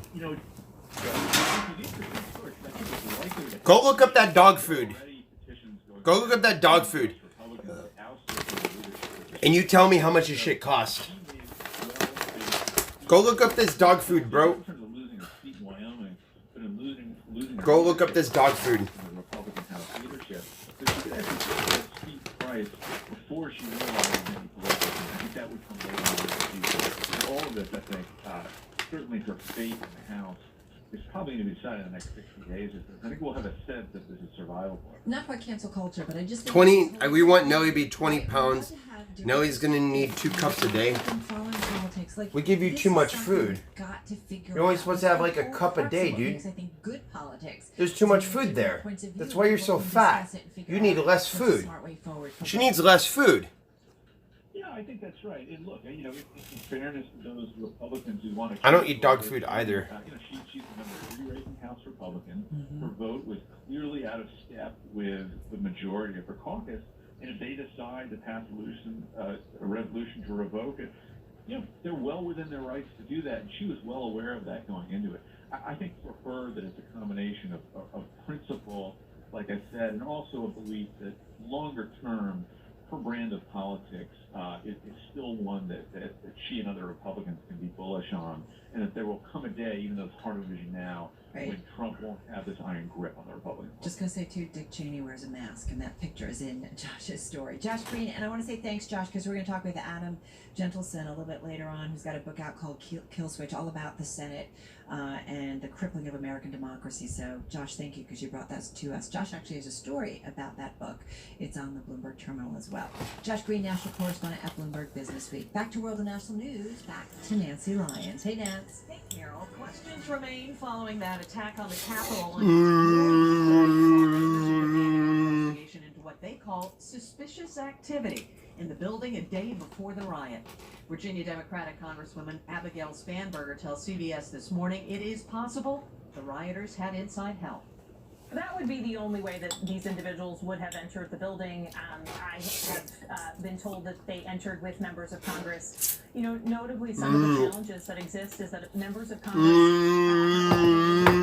when it comes to walking around the country, Spanberger says the normal procedures in place. President-elect Joe Biden will unveil a COVID-19 relief package tonight that would kick in as the elements of the last one expire, with hopes of including infrastructure spending later as a follow-up. Biden spoke of his ambitious goals when he appointed his economic team. Gene Sperling, an advisor in the White House in the Biden campaign, gave his take in a Bloomberg interview. The most urgent thing is to get relief, get the state and local relief that has not happened. Enter my name into one of the bricks. Relief.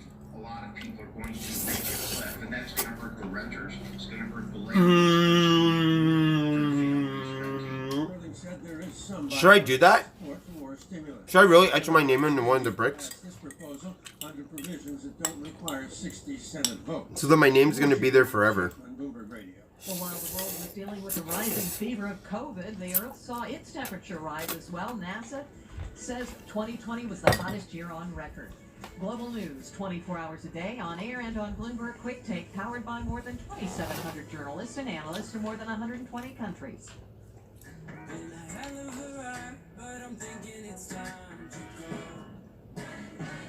Here we go. So, Charlie Pellet, you didn't tell us what you're going to be doing next Wednesday. I have no idea what I'm doing next Wednesday. Are we really breaking this news to you, Charlie? Yeah. What's going on? All right. Well, I have to thank. He's getting fired. Kim Basine for pointing this out. That's news to me. At the Biden-Harris inauguration, AJR is playing. You're kidding me. No. So get ready. You're going to have something in common with the next president of the United States. Wow. So they're using that song. Well, we don't know if they're going to use the song, but as Kim points out, to me, it's among their most popular songs. So I think it would be a big surprise if we didn't hear it. And Well, I tell you, sort of the ironic thing there is that this is a band, just to set the stage here, so to speak. New York City band. These guys started out playing in the subway years ago. Adam, Jack, Ryan, hence the name AJR. And these guys are just really taken off in recent years. But the one song that, who knows whether they will play this one or not, my personal favorite from this group is called 100 Bad Days. So I don't know. I don't know if that's I don't know if but then also too, they've got another fantastic song. I mean, a lot of people don't know this band, but another great song these guys do, and maybe this will be appropriate, called Let the Games Begin. So they've got a number of songs there, and my own personal favorite from this band. That's true. That's true. Which is a nice one. It says, have faith in Pfizer vaccine. Don't forget they make Viagra. If they can raise the dead, they can save the living. And Tim picking up on it, we're like, I mean, I kind of got to agree with them. Beyond my wildest dreams, what these guys have done. There could be an invite coming. They might need you at the mic to do it live. I'm just going to say. I can't. You know why? I got business reports here on Bloomberg, and I love what I'm doing. Glasses for you if we need to see if we can get you to Washington. Thank you. All right, Charlie Pellet, you're the best. This is Bloomberg.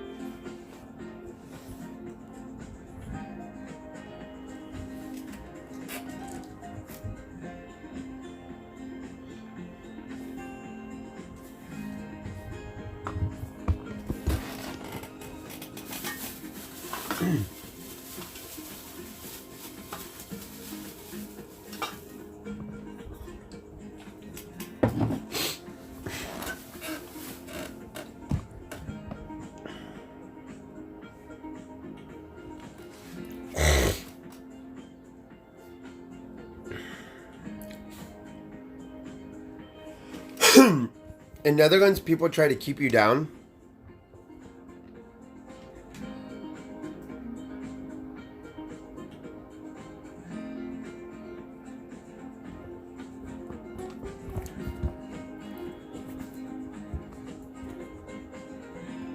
Fuck that shit.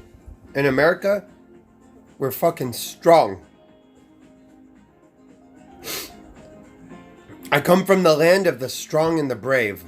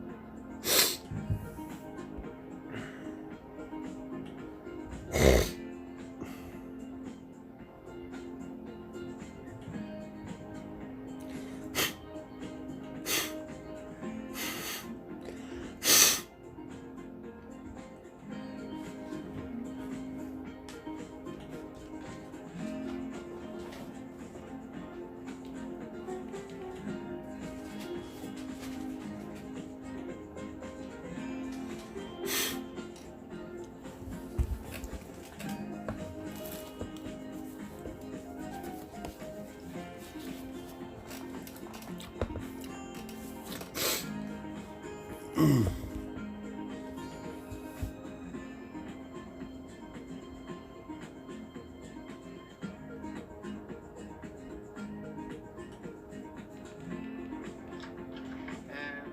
dead fish, unfortunately.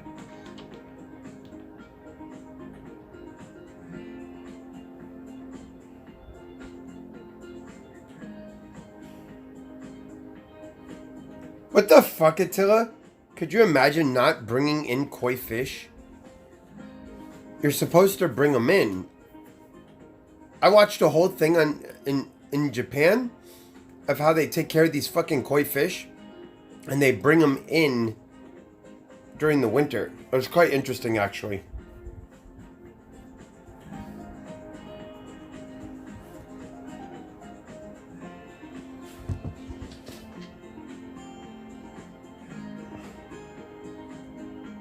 Markets, headlines, and breaking news 24 hours a day at Bloomberg.com. When you buy a koi fish in Japan and you pay top dollar for it, it's a sign of a status symbol.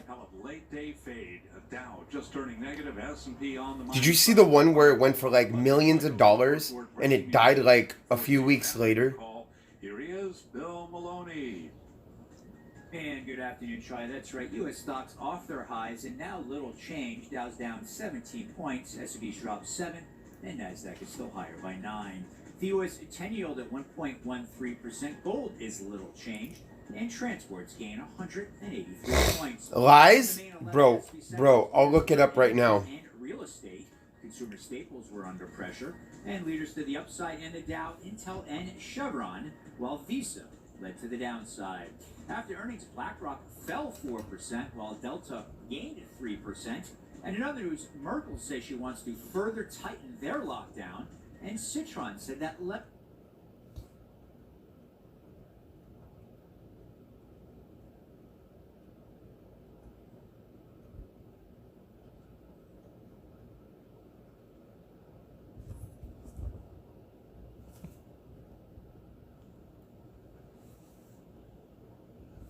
Yeah, bro, they spend a lot of money on these fucking koi fish.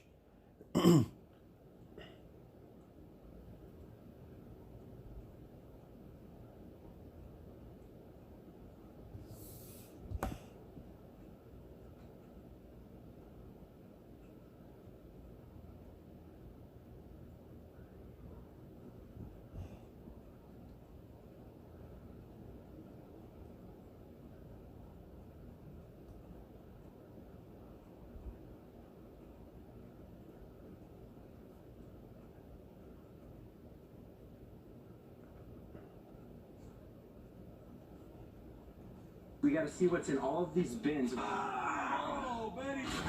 Wait, is this the one? Bye, Clifford. I don't know if I think it's this one. When a customer comes into Sacramento Koi to buy a new fish. No, it's not this one.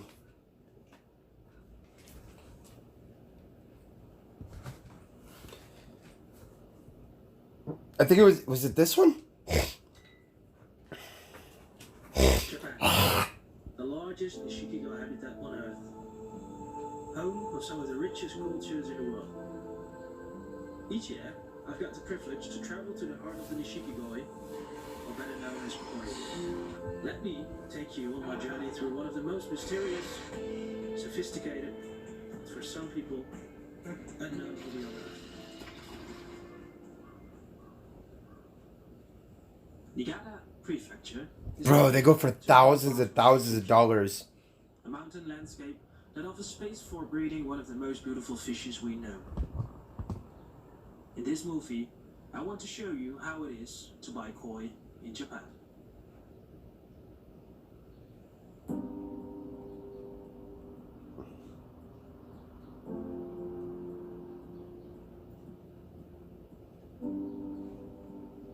I don't know if it's this one.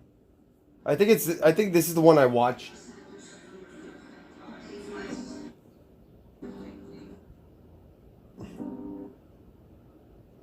It's hard to get back where they are now. This film has been made possible thanks to the hospitality and friendship.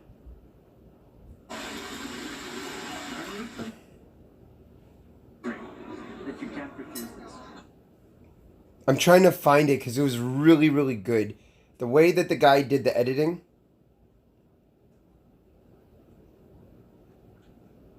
It was really good.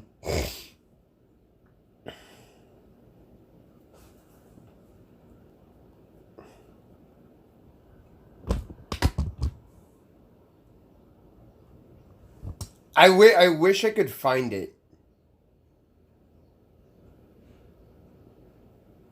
Because it was a really good one. Oh, here. Is it this one? Anything strike you as special about this fish here?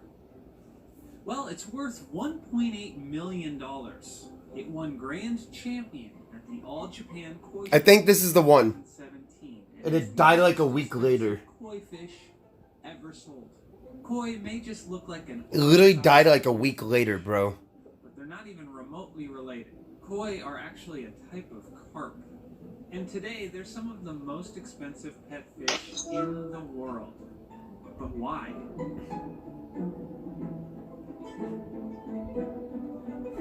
Koi were originally raised in Japan in the 1700s when rice farmers first began breeding them for their distinct colors and patterns, similar to how we breed dogs for their specific traits.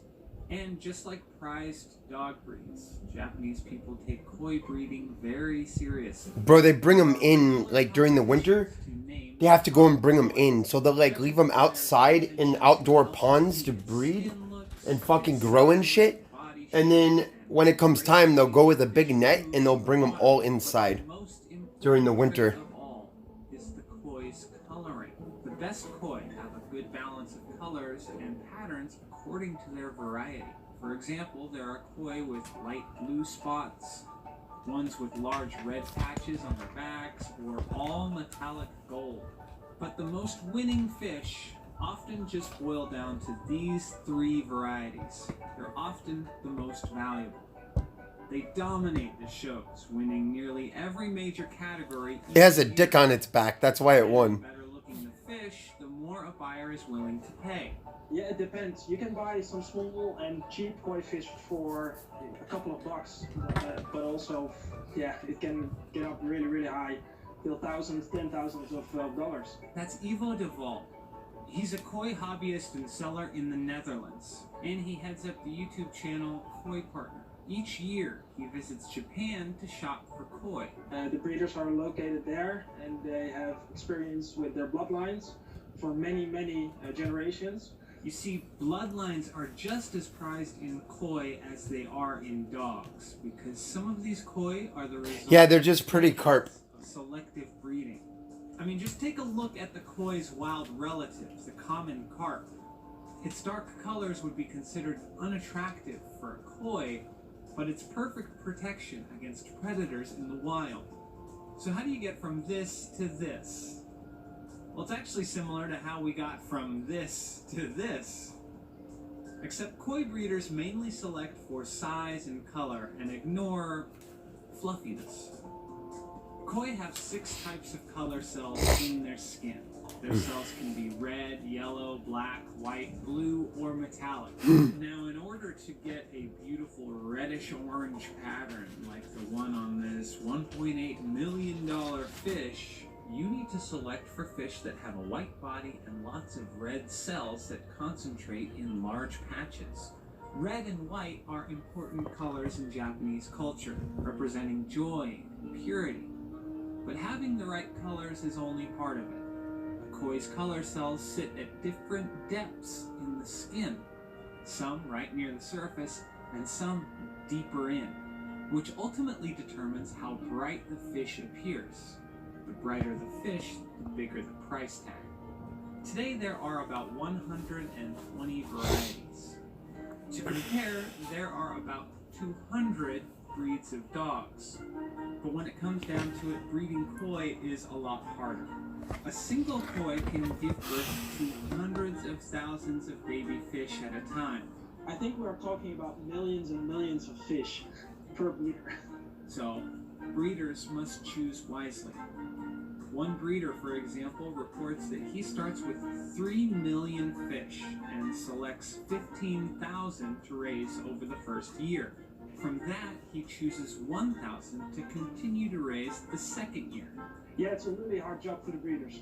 But in the end, all that Happy hard work birthday, is worth Grandpa. it. I love The you. breeder of this grand champion waited until she was 9 years old to sell her at auction.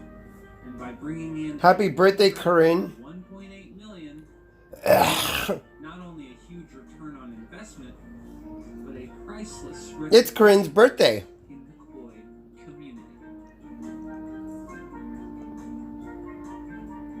Corinne shares a birthday with my grandpa. Fucking weird.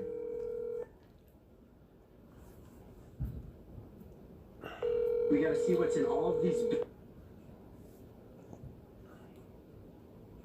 bins.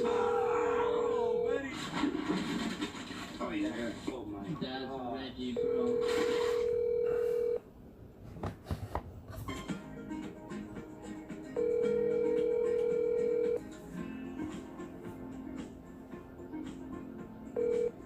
I'm sorry, the person.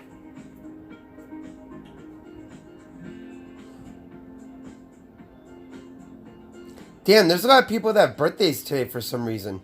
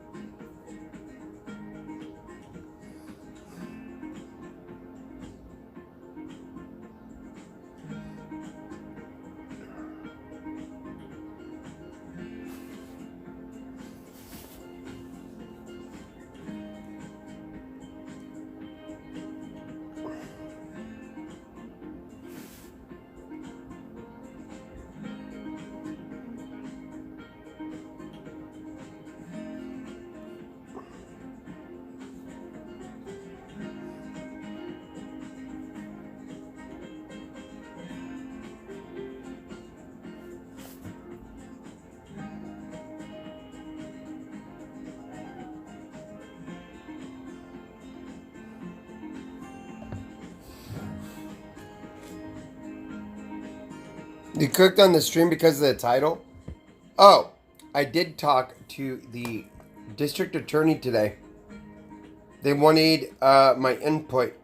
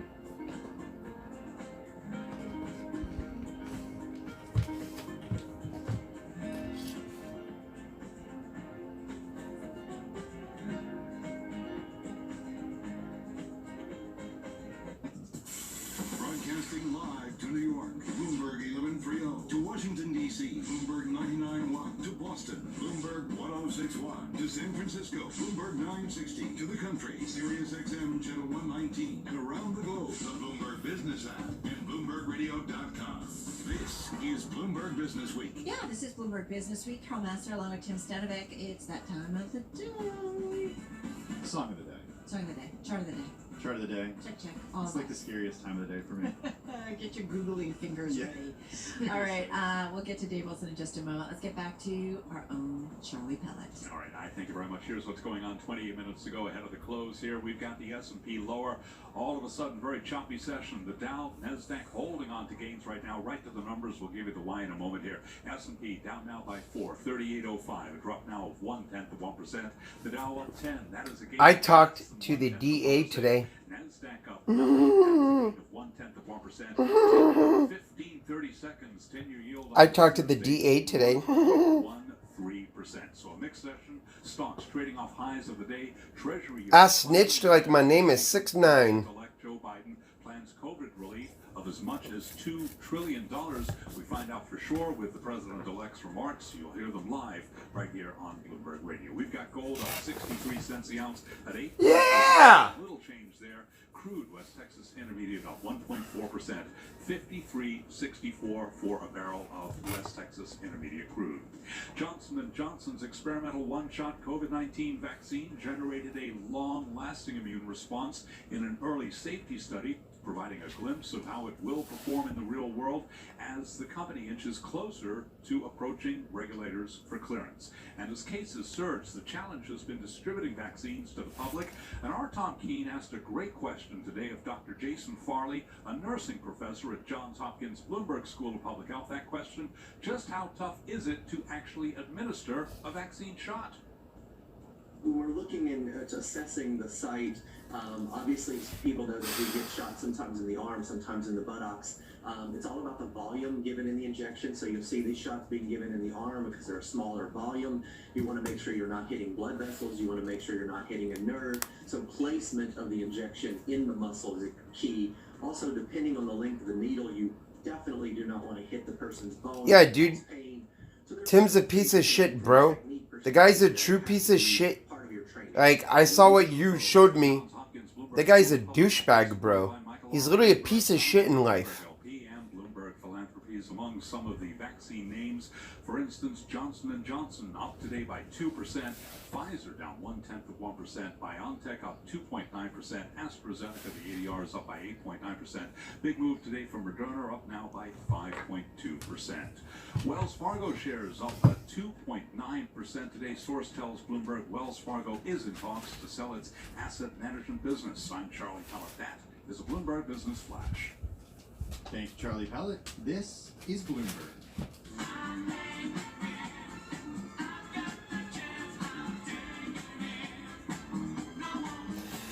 Oh, dude, karma is coming. The karma train is coming. Choo choo. Okay, this is so sad that I know this. If you're watching on YouTube, you can see Carol. This is like total pop music. Dave Wilson. I think I kind of remember a cousin. Dude, he's a scumbag. Into this. Bro, the guy's a fucking scumbag. Karma's gonna fucking smash him. David Naughton? Correct. Cool. I cheated a little bit. You did cheat? I did cheat because I couldn't think of who it was, but it was like, is he like a one-hit wonder a little bit too? Oh, yeah, absolutely. Yeah, totally. But it was huge, right? Yeah, late 70s, disco era. That's it. I was going to say it's disco. Yeah, not the sort of thing I was listening to back then. Oh, come on. You know, Dave, you're just around friends. You can be real with us. Let me tell you, I had bought the Sex Pistols album by then, so that's sort of a different plane. Put me in my place. All right, so making it to the top. What are we talking about, Dave Wilson? Well, we're talking about smaller companies making it, specifically the ones in the Russell Micro. Dude, Karma's gonna fuck that dude in the butt today. Yeah! We should pop some popcorn. Small cap U.S. stocks. Then you throw in companies that are too small Please leave your to go into the Russell. Should we pop popcorn and broadcast it? Micro cap gauge. And it's been been on a roll lately to the point where you're seeing numbers in terms of the percentage of companies in the index above their 200-day moving average. You know, that gauge of price trends. Wait, people are paying $30 for the fucking one chip challenge? Like this. And I'll say that this particular index, the Russell Microcap, goes back to 2005. So, you know, the highest figure you'd seen before, say, last week, was about 83% of the stocks above their 200-day moving average. You saw that. I have a chip somewhere. How much can I sell it for? Underway back then. Well, Friday and again on Tuesday, you had more than 86% of the stocks in the index beating that 200-day moving average. So above what their price trend would suggest. And I'm just going to go back and take a quick look at where we were yesterday, and pretty much in line, almost 86%. What does this mean, Dave? You're seeing some really broad-based strength in the stocks. Okay. I mean, and it's consistent, you know, with the sort of things, you know, we talk about with the, you know, smaller companies being... Yeah, I still have it somewhere. I didn't do it, remember? Over-the-counter stocks or wherever, you know, I mean, that's really what gets my attention. Beyond that, I mean, Strategic Research Partners had a chart out on this, and I sort of picked it up from there. It was on Twitter, and their comment was, "This earned a wow from us." I just wanted. Did you? Okay, go ahead. Finish. There you go. I'm stuck on the song. Okay, then let me just say, if you Go want ahead. the chart, the explanation that goes with it, and everything I do going forward, send me an email, dwilson@bloomberg.net. That's dwilson@bloomberg. When am I coming to Texas? Not anytime soon. TV series of the same name. Texas is like, there's nothing there for me.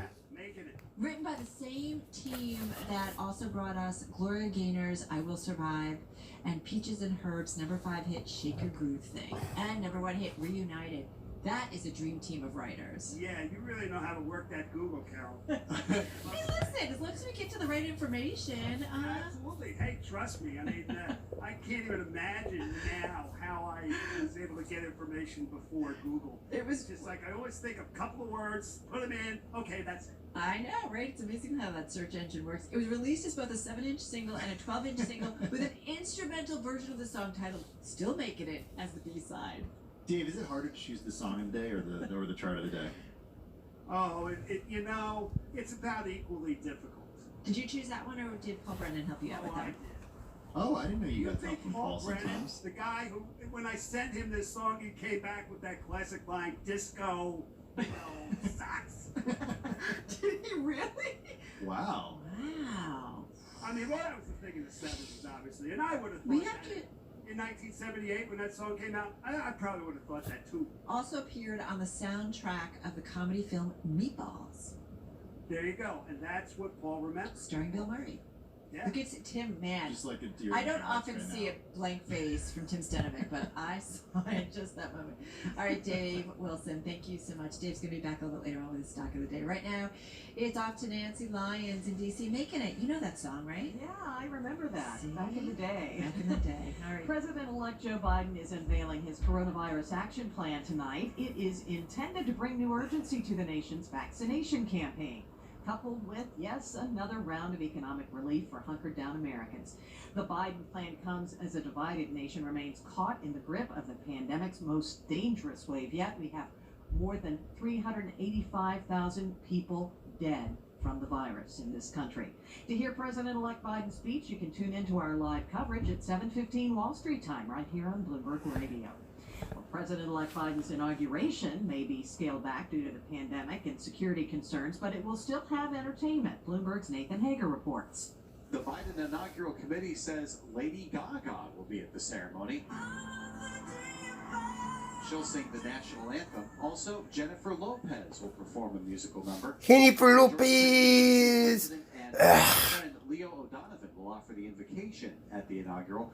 Balls have been canceled, and Biden supporters have been asked to stay home on January 20th due to the pandemic, along with extraordinary security following last week's Capitol siege. In Washington, I'm Nathan Hager, Bloomberg Radio. President Trump's impeachment trial could begin on Inauguration Day, just as Democrat Joe Biden takes the oath of office. The timing, though, is not set yet and depends heavily on when House Speaker Nancy Pelosi decides to transmit the article of impeachment to the Senate. Global news 24 hours a day on air and on Bloomberg Quick Take, powered by more than 2,700 journalists and analysts in more than 120 countries. I'm Nancy Lyons. This is Bloomberg. All right, Nance, thank you so much. So we were having some fun with Dave, but we want to get a little serious because this is our most read story on the Bloomberg in the past 1 hour. And this has to do, and it comes from the New York Times, full attribution.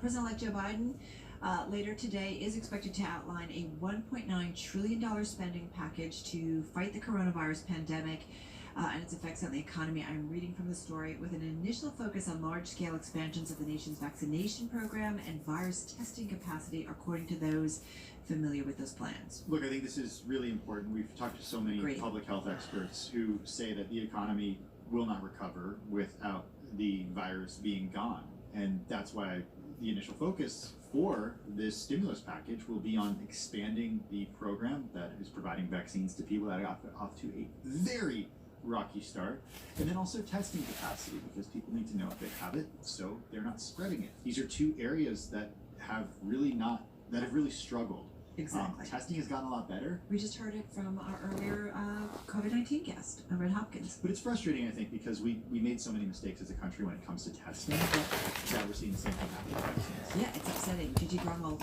over at Hopkins, talking about the importance of all of this in terms of the rollout. And listen, and I think most people will say that in terms of getting this under control, we have to continue the testing, we have to continue the vaccinations. That's how you start to you raise awareness, you understand what's going on, that's how you bring down the spread. One thing I think is interesting in this Time story about Mr. Biden and his plan is that it is expected to, I think, include an extension of supplemental federal benefits, which I know in talking to people, there are those out there that really need it. Not just that, but money to include to complete those direct payments to individuals. So to make up to $2,000 in direct payments. Mm-hmm. Yeah, exactly. So these are key things. We will hear from the president-elect a little bit later on. I think around 7 or 7:30 p.m. Wall Street time. So he'll be laying out those specifics. All right, you're listening. Oh no, bro! They're gonna get him for a lot of stuff, dude. Interactive Broker Studio.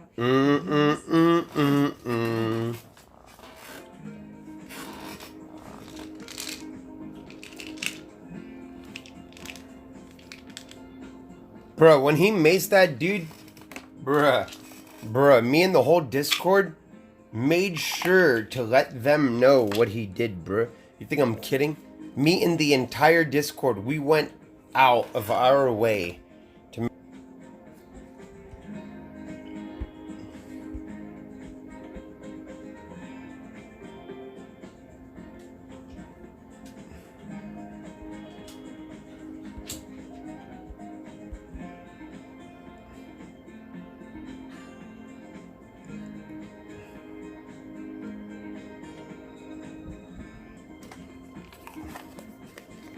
Literally went out of our way.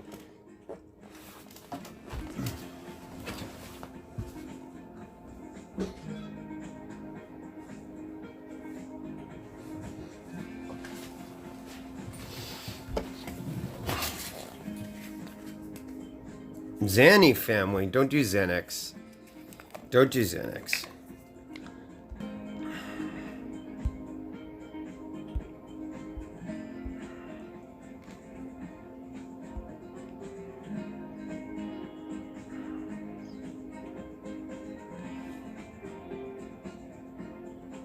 Pretty much, bro.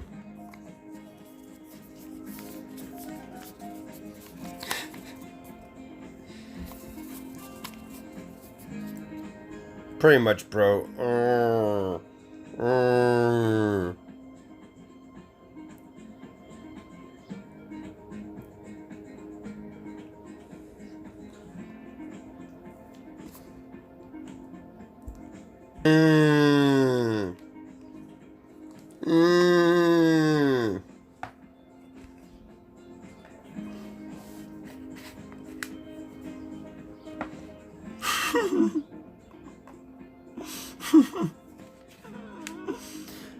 No, you can't say that.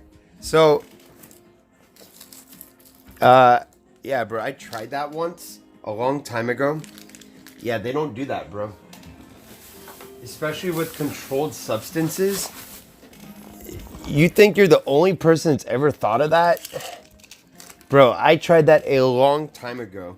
I'm like, yeah, I lost the script. Like, bro, I was like in my 20s. I'm like, yeah, I lost my script. Doctor didn't give a fuck. None of them care, bro. None of them doctors care. They can lose their license, bro.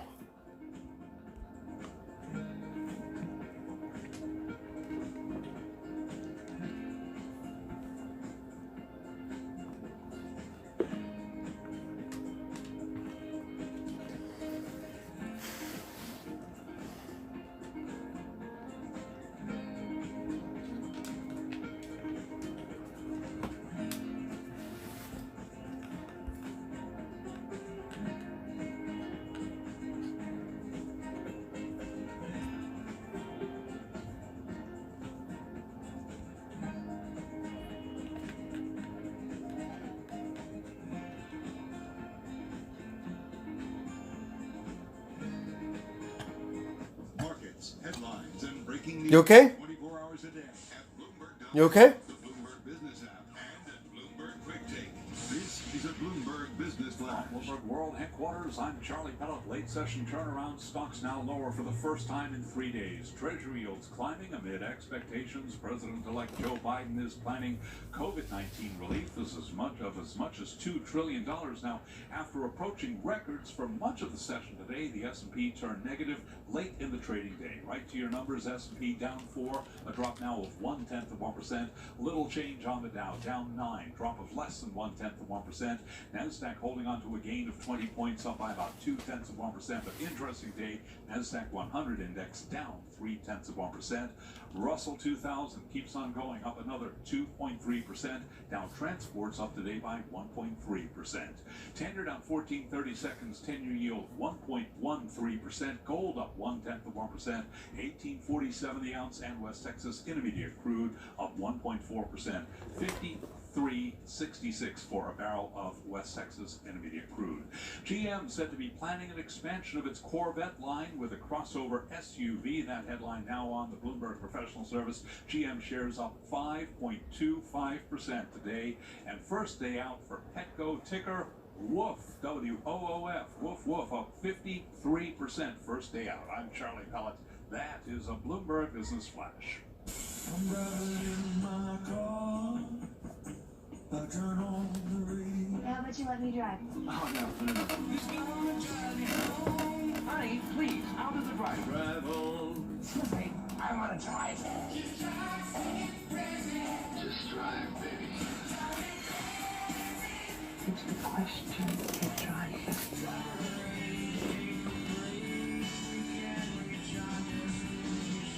This is the Drive to the Close. That funky music will drive us to the dawn. On Bloomberg Radio. Yeah, it's time for the drive to the close. And today we're hearing from Wall Street visionaries, 3 executives who spent their careers on the cutting edge of the financial industry, who shared their views on what's to come in the next 5 to 10 years. This is so important for investors, and they shared it all with Bloomberg News' Sonali Basak. She's Wall Street reporter. She's on the phone. She's in our New York City bureau, but we believe in social distancing, so she's down in our studio. Sonali, this is a killer story. It is among the most read.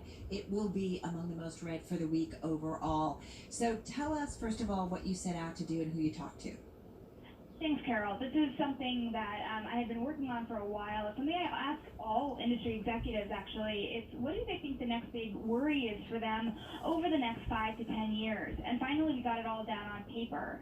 This time around, in the middle of a global pandemic, the biggest surprise is that from 3 financial visionaries in the middle of a global pandemic, they're most concerned about the impacts on technology, on society. Technology and society. Sonali, we've been lucky to have you throughout the week join us on Quick Take to talk about some of these interviews you did. One thing that I'm curious about is this thread that runs through them. What did these responses have in common? What do these interviews have in common in terms of their concern about next big risk? Well, there were a couple things, Tim. One of them was that a lot of our guests believe that there should be a much bigger role that the government plays in terms of reining in some of these technology companies. Marty Chavez, who is really an architect of the technology businesses within Goldman Sachs, had said the big tech giants should be stress tested, similar to how the big U.S. banks were stress tested after the 2008 financial crisis, because just like any other business that has gotten very big over time, there's really externalities that can come from unrestrained grabs for profit. I think that is such a key thing, considering that massive hack, and it's really been overshadowed, understandably so, by all the political news that we've had here in the United States. But, when I have side conversations, Shanali, with individuals, they're like, we got to keep on this story. We got to figure out what happened. That massive hack into the U.S. government, into various institutions and organizations. That was a really big warning sign.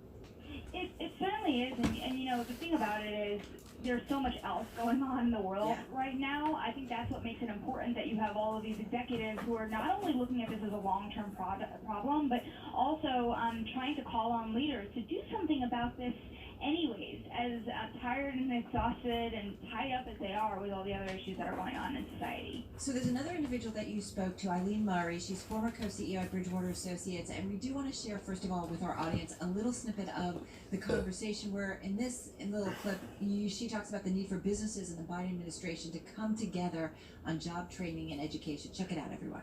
It's like the current pandemic, just as all of the companies that were producing a vaccine had to work closely hand in glove with the government. Businesses need to work closely hand in glove with the Biden administration to deal with people that need to be retrained. And then I think let's step back to lower income people. I mean, in this COVID situation, there are children that their parents can't afford a computer for them to be educated online, and a lot of education's done online. It breaks my heart. So how do we incent people to donate computers, to donate money to helping those people get educated? Give them a tax break. I don't know if that's the full solution, but the problem's getting bigger. Yeah, there you have it. That's Eileen Murray. She's former co-CEO of Bridgewater Associates, speaking with Shanali Bosick. Shanali, the idea of permanent unemployment, the idea of not just the pandemic, but the people who cannot get jobs again. What is the solution to that, according to the people you spoke with? Yeah, and remember, Tim, one thing that's terrifying about this is she is speaking about this issue irregardless of a global pandemic. And because of this COVID-19 crisis and economic crisis, we have 18 million people who have claimed unemployment across regular and emergency programs. So we already have a lot of joblessness. One of the things she offers is the idea of a tax break to companies that are willing to retrain workers and help really kickstart employment in this new economy, because it does look different with technology than it did in the past. So instead of laying people off and letting automation take over, why not create jobs? Kind of like the Henry Ford model with cars. Build technology and build processes that make the economy more productive, but also do it in a way that allows the people to afford the goods that they are making. That's what David Thiel, who was the co-founder of quantitative finance giant Sigma, had proposed. Well, that's what's interesting too, is that, listen, we constantly are talking about this time of crisis and strain and stress, leads to innovation. That's the good sign, but you do wonder what it means there's so many jobs that are constantly being automated at this point. I mean, listen, we've kidded around here how now even stories are being written, by robots and automated systems. It's not a joke, though. It's not a joke. It's real. It's a thing, and it's areas, Shanali, that we never thought would be automated, yet it's possible. Absolutely possible. And another thing that the Consumer Founder said was, what does that mean for our role as investors, is what he said. He said that for him, it meant investing in places like education and healthcare, and places where, you can see a sort of great return on top of also creating technology that can help people at the end of the day. Here's a novel thing, I think that we're really at risk here of just focusing on GDP state, and not focusing on the things that are harder to measure, like happiness. How do jobs get created? Companies create these jobs? Shanali, I just want to end with how this came together. What was the idea, the genesis for this, and why this question? Well, for one thing, from the investor perspective, these people are paid to think about risk. They sit there and they do it all day long. So from that perspective, it's something that's already on their mind. But what did surprise me at the end of this project was how much they were worried about the broader society and their role in it. Because guess what? At the end of the day, if people don't sort this thing out, it will become a problem for companies and executives. In terms of how much they're paying in taxes or how much they're having to give back to society. Right. At the end of the day, they don't take care of it. I love that, while you were saying that, David Seeger saying, I don't think people are reflecting enough, and he talks about in Japan how they think about, the experience that. We say that a lot, but I don't know that we're thinking about it and putting it into action. Shanali, you are amazing. Shanali Bassett, Wall Street reporter at Bloomberg News, joining us here at our New York studios and headquarters. Check out our story down at Bloomberg. I'll put it out on Twitter again. It is among the most read on the Bloomberg and will be for the week of all, easily. This is Bloomberg. Here comes the tweet.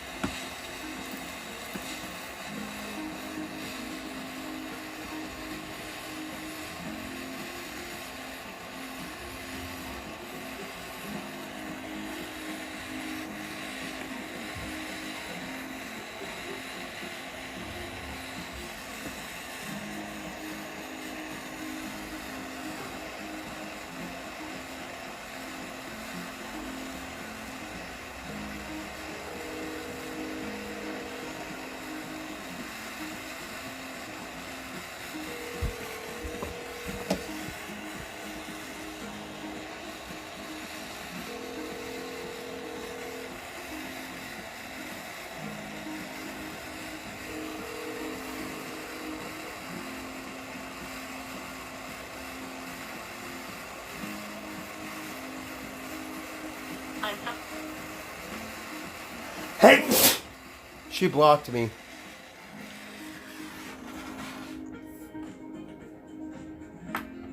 Set me a timer for 55 seconds.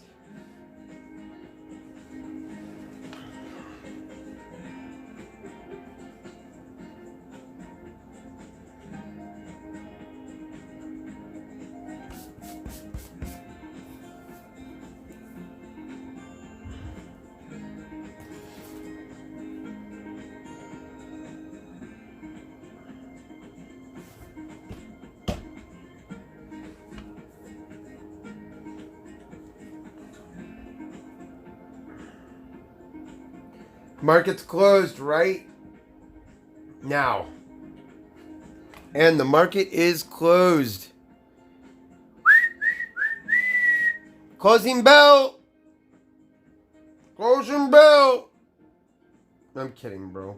The closing bell.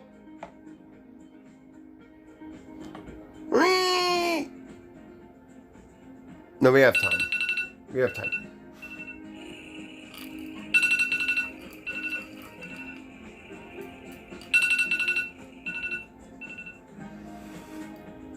We're gonna make some money.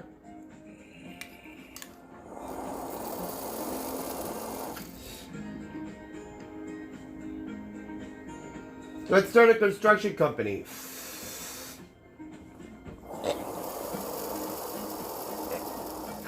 I have an idea for a company. All right. You sell stuff online. Anything you want. And it's all sold and bought by cryptocurrency. We closed.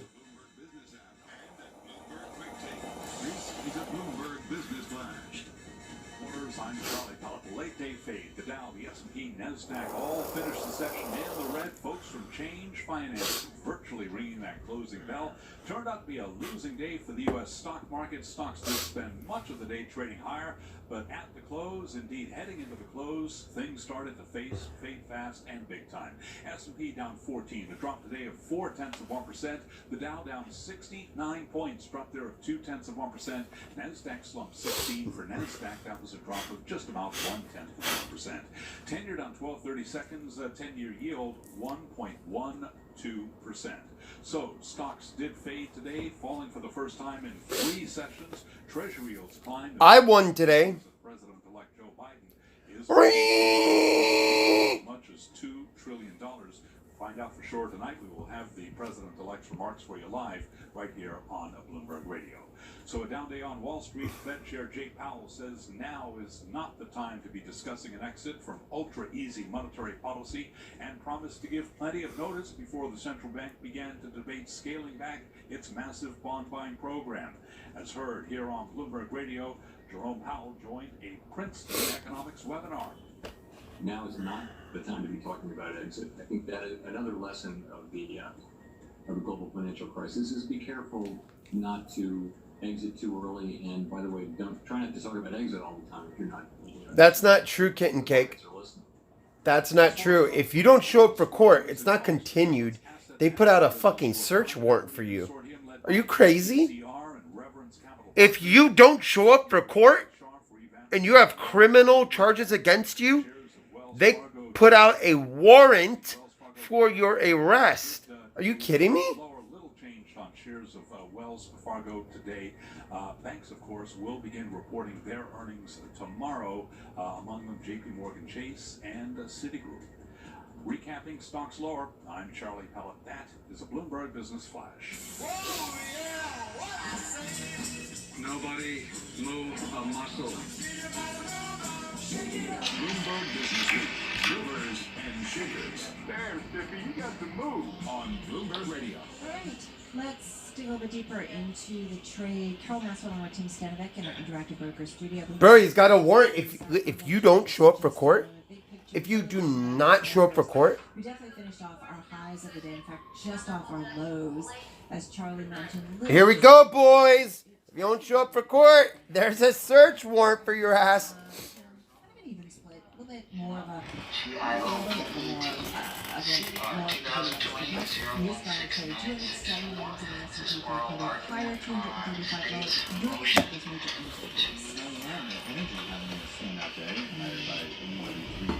Real estate also up by 6.1%. Financial. Will parties please announce for the record? Seth Peterson appearing for the city. Seth currently appearing for Anthony Giannette. Where's the client? I'm not sure, Your Honor. How do you mean you're not sure? I'm not sure where he's at, Your Honor. This hearing was set with only a couple days' notice, and I haven't had a meaningful chance to discuss this or. Have you called him to tell him about today's hearing? I've spoken to him, yes. And he's been informed of today's hearing? That's correct. So he knows about it, and he's just not here. I can't tell you what. Well, you can tell me. Does he know about today's hearing? Yes, he does. He's not here. Is that correct? That's correct. Okay. Imagine trying to bullshit a judge. Waive defendant's presence. We'll proceed with the state's petition. Yes, thank you, Judge. Judge, on December 11th, the defendant was released to OR, and he was issued release conditions in writing, which he did sign for. Term 2 stipulated that he violated no federal, state, or local criminal law. Sorry, just real quick.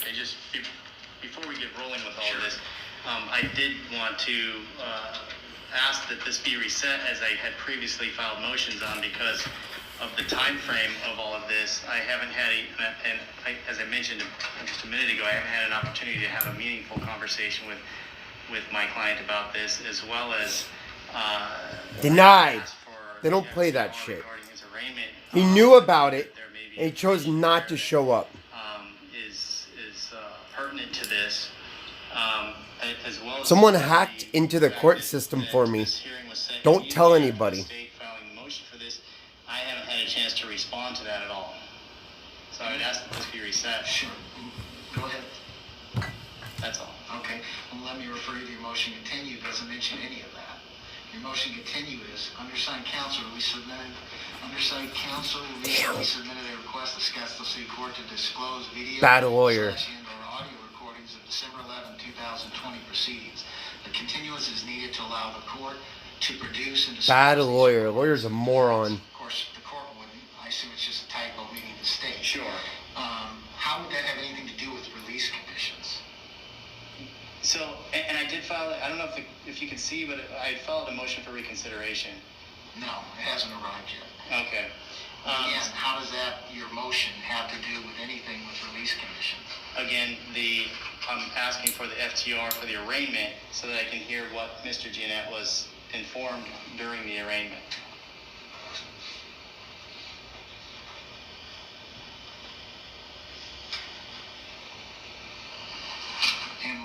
isn't your client here to explain what he thought it was?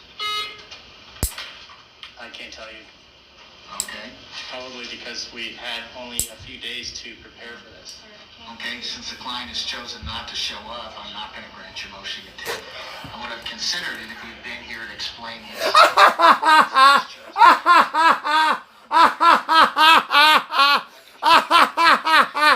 Oh my gosh. I'm sorry, Jesus, for gloating. I'm sorry for gloating, Jesus. You are empowered, Jesus. To respond to the state's petition, so that's why he's not able to be here. Why did that stop him from coming here, much like you're here? Because of the notice. You're saying something precluded him from coming here in 2 days, and you don't know what that is? Correct. Okay. Dude, this guy's pissed. This judge is pissed. If he ever needs to come to court, I will listen to his side, but he knows about today's hearing. He's not here. We have no explanation that you can offer as to why he's not hearing, except for some reason 2 days isn't enough notice to appear. It's abnormal.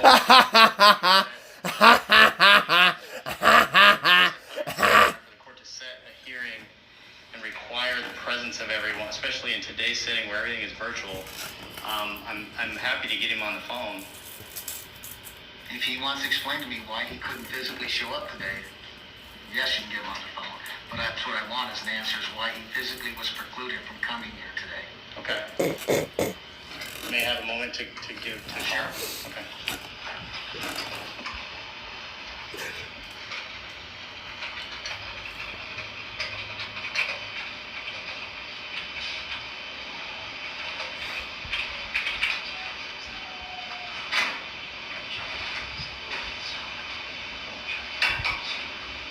Bro, imagine not showing up for court. Oh, dude. Dude. Imagine wasting taxpayers' time like this. He's wasting taxpayers' time like this. He's wasting your tax dollars right now. Holding up other court cases. This is why the court system is as bad as it is. Because of losers like this.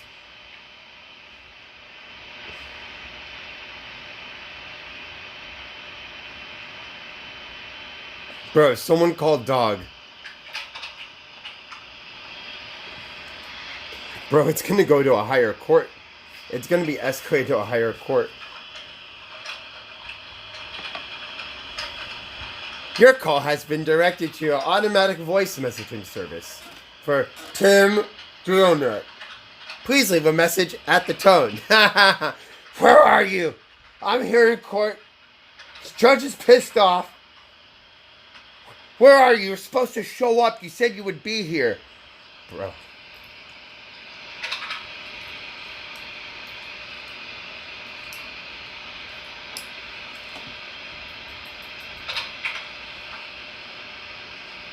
Bro, he's called him at least 3 times. He literally called him at least 3 times. You don't hear a conversation.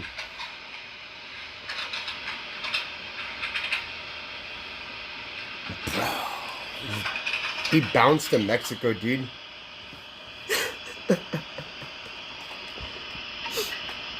No, but it's worse now because he skipped out and he committed a federal crime while being out on bond. So if you commit a federal crime while being out on bond, and you don't show up for court for it, oh, dude, no, you don't understand the law, buddy. Listen, I took some law classes. I don't know everything, but he fucked up by not showing up to court. Big time. It doesn't matter if it's a misdemeanor. That misdemeanor can get escalated to whatever the judge can do to the highest. So, he was out on bond, committed a federal crime. He's fucked up. They're going to hold him onto those federal crimes. They're gonna hold him to his federal crimes.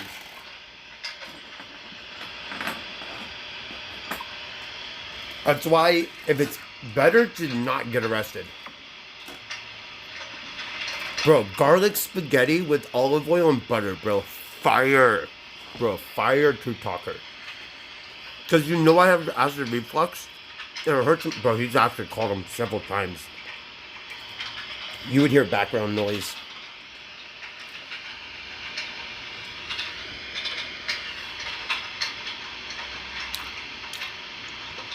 No, he's not, Chef 420. That's just memes.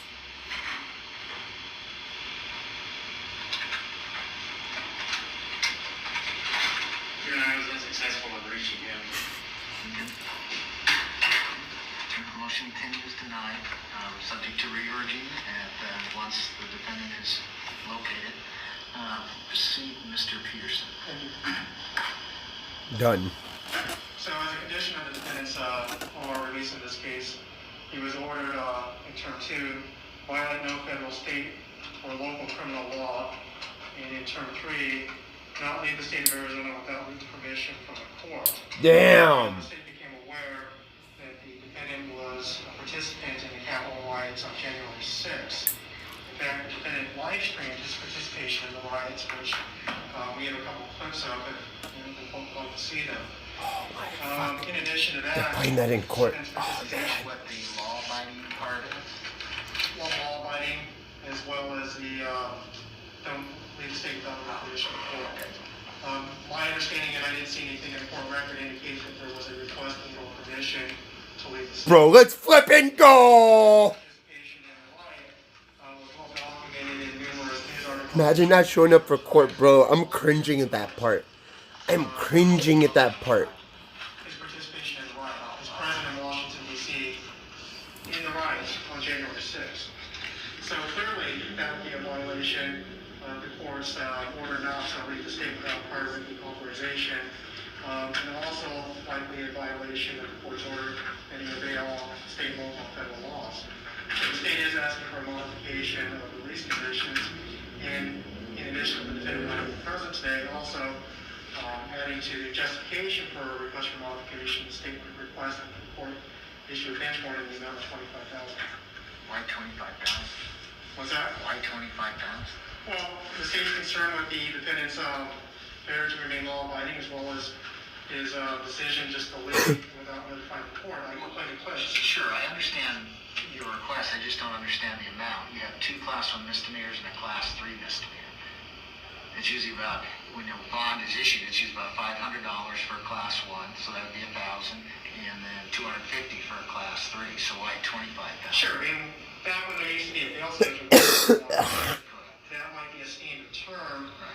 Standard bail, once the defendant was arraigned, and often the court would just order that standard bond amount. Well, the defendant, obviously having the privilege of OR or being released OR, continue demonstrating lawlessness, as well as him not being here, and is obviously demonstrating disregard for the court's order by leaving the state without permission. The state believes that's an appropriate amount. In addition to what I can play in terms of the clips, Bro. informs my recommendation to the court. So that's the state's request. Okay, you can play the clips. And Judge, I can have this marked as State's Exhibit 1. Okay. The court would like to have a record of it. Dude, he's fucked. He's fucked. His account, let him know. This, upon information to believe, this is from his live stream, which was posted on social media. Okay. And so there are 2 clips. Each are 2 minutes in length. Just a second. For the record, I'm going to object to all these things that have not been disclosed to us. And again, around to my earlier contention that I haven't had a proper opportunity. His poor lawyer's fucked. They all fucked, dude. RV6 clips next. I'll ask to admit State's Exhibit 1 as part of the record, which has the 2 clips. Any additional objections to in addition to what you just made? He's not gonna let him do it. He didn't show up for court. Judge does not fucking care. Judge don't care, bro. believe I would also object in terms of foundation. There's nobody here to testify that this is his video, that this is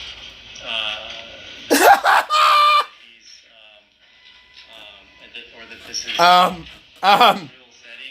when someone says a lot, I'm objecting to they're relevance nervous. of it, and I don't see how it's even relevant to today's setting, especially given that we don't know any background information about this video. It was national news. Judge, also I'm going to ask the court to receive State Exhibit 2, which is a booking photo from this incident, from when he was released to Aura. And just for the record, when you say this incident, you're referring to this Scottsdale case? The Scottsdale case, correct. And any objection to the booking? No objection to the booking. Oh my God, they're gonna play this chord. They're gonna play all of them. Oh my God, they're gonna play.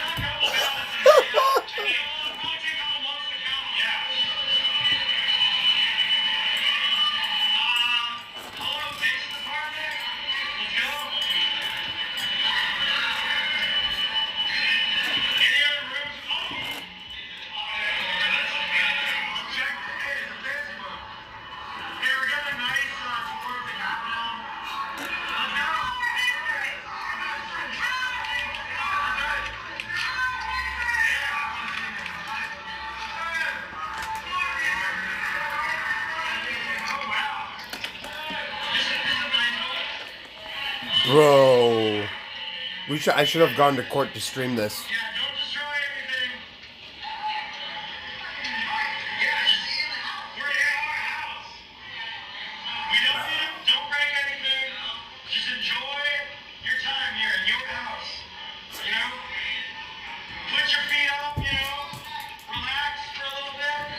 Oh my gosh.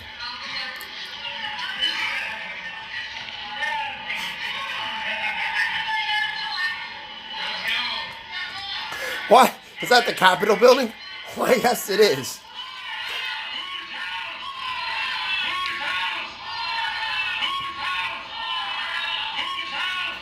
Committing a federal crime, bro.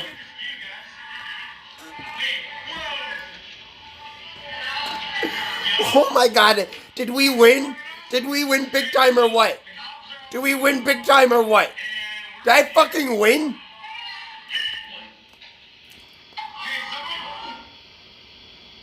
Oh my God.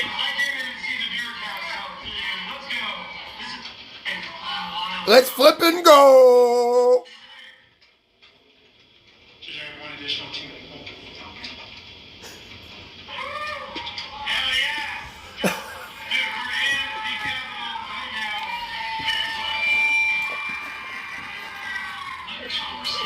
Oh my gosh.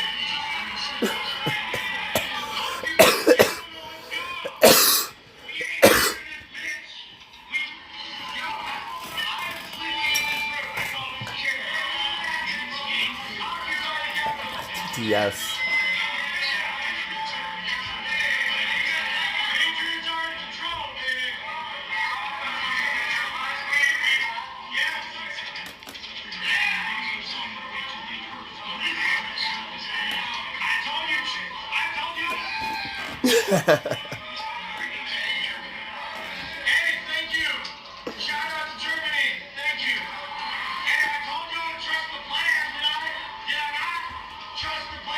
Trust the plan.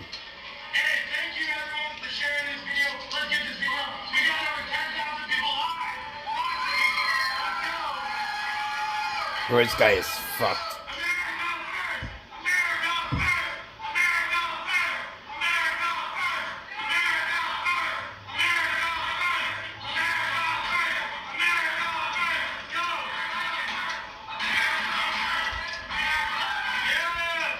They said shout out to Germany. Bro, they're playing this in court, bro.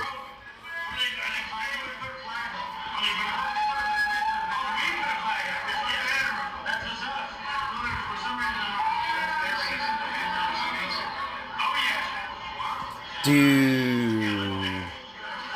They're gonna play this again and again and again. This is where it starts. It starts in one courtroom. Anything additional from the state? Yes, sir. Okay, do we have a way to pull up the audio from the December 11th arraignment? Can we pull that up so you hear it? And then I'll give you your opportunity to address it. Rainbow sherbet's good. I told you it was good. Told you rainbow sherbet's good. Don't drink too many of them, bro.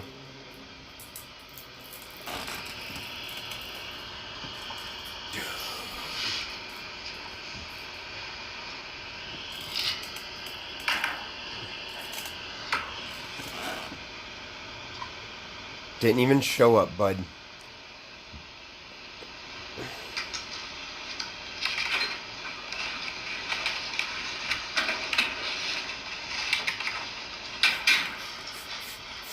Is this guy from Saul Goodman's office? Jail court on December 11th. It would have been around 10:31 or so.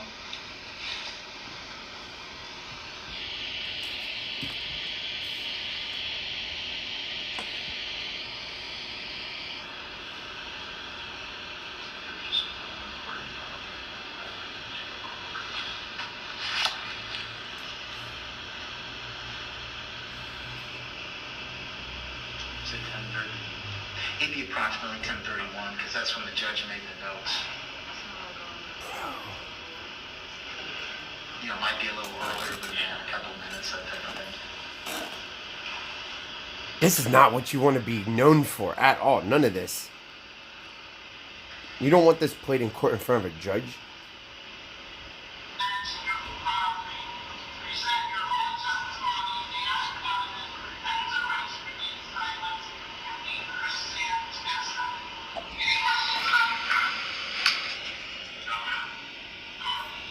We might have to go a little earlier than that because she should have announced the case or the defendant's name like a couple minutes earlier.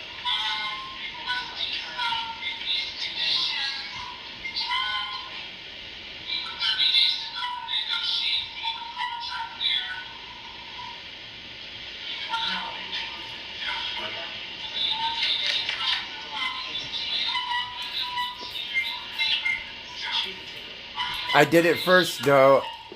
I did it first.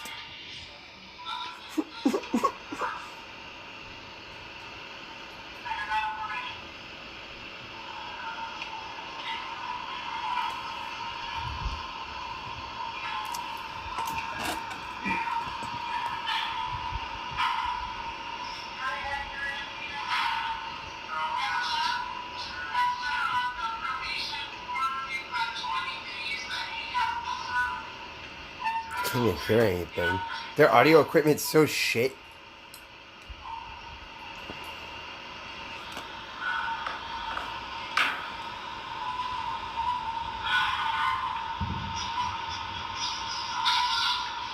I just had a really good idea.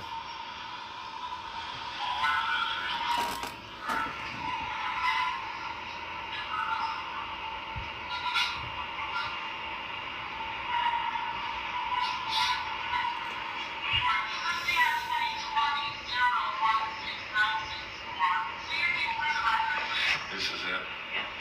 Are you over here? Is there...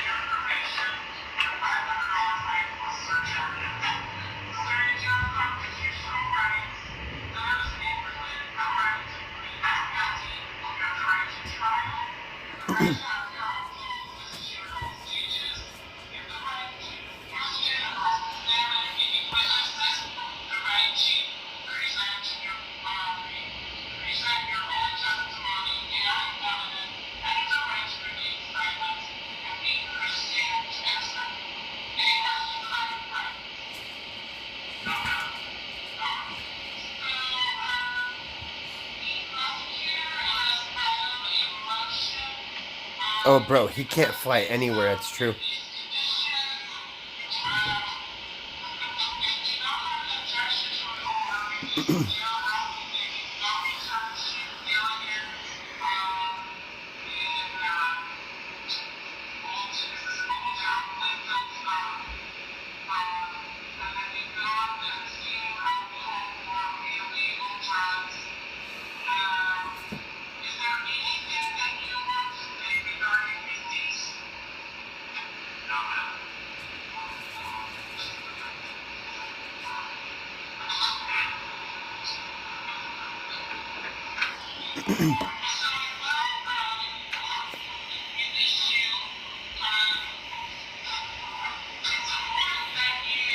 Bro, he's probably in Mexico.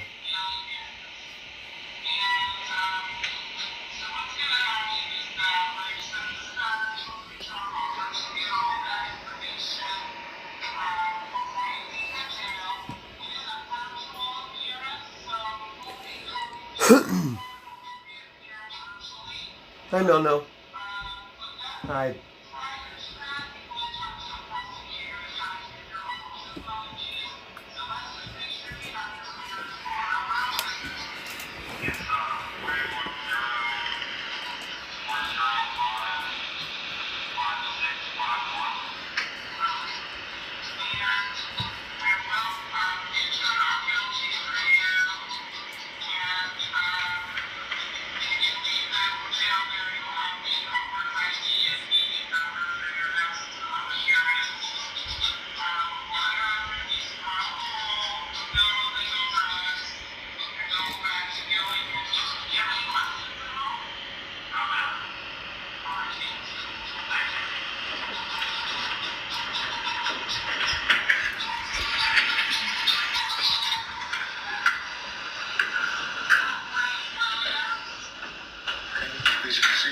Yes, Your Honor. I think he doxed himself. So the reason why that I wanted to be able to review that, and now we have had a chance to, is that Mr. Giannett was told by the judge twice not to go to Gilligan's, not to consume alcohol or drugs. He did. And not to have contact with the victim. In my contact that I have had with him, he said, "Hey, listen, if the judge had told me, not to leave the state, I would never leave the state." I don't think that the notice that he was given, or that we can see from the audio, was sufficient. In addition to that, in regards to the request from the state, I want to just kind of circle back around with regards to release conditions themselves. The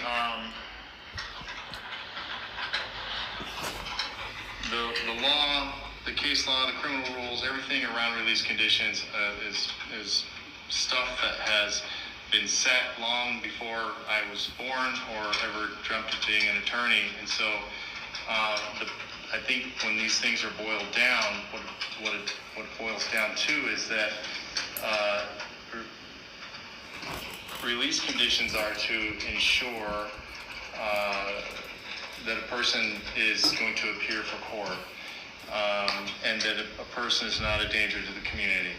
Big danger. Mr. Giannett has absolutely no criminal history whatsoever. This case that's before this court is the only interaction that he's had with the court system for anything criminal whatsoever. And in regards to this particular case, this case, and I believe is going to. Of course, yeah, what he's trying. This was a case of self-defense, and that Mr. Giannett did not violate any laws in regards to this particular case. But our statute, ARS 3967, lays out literally lays them out by number, all of the factors for the court to consider: the views of the victim, the nature of the circumstances of the offense charge, evidence the accused poses a danger to the community. All of these things, and virtually none of those are present here in regards to any showing that Mr. Giannet's a danger to the community. Your Honor,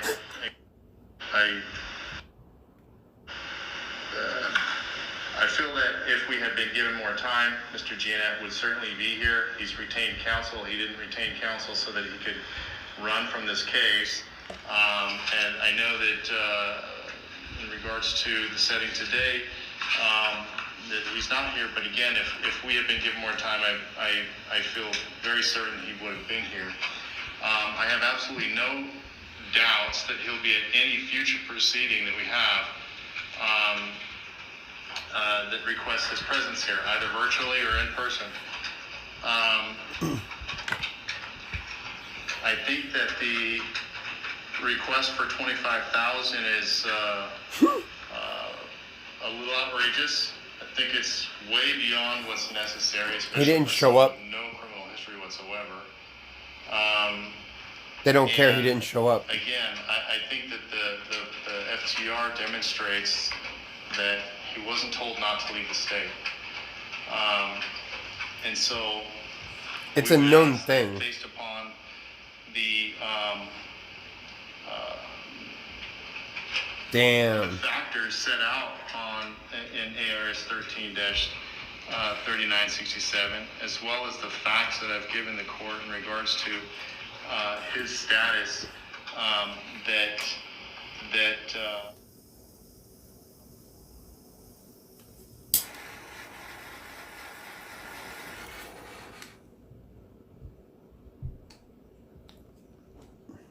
Who just called me?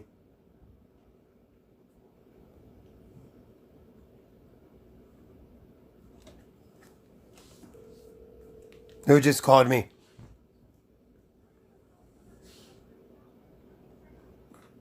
Please. No.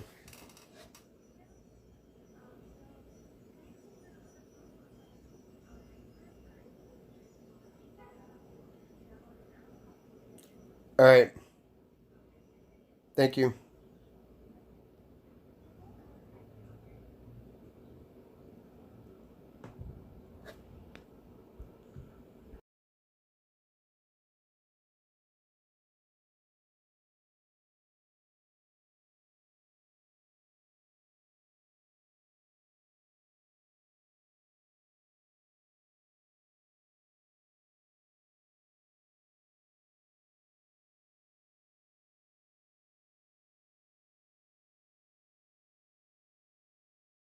I have to do a doctor's appointment.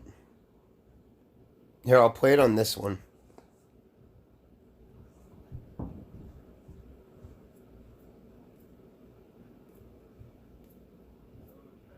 Hello, hi. I'm okay.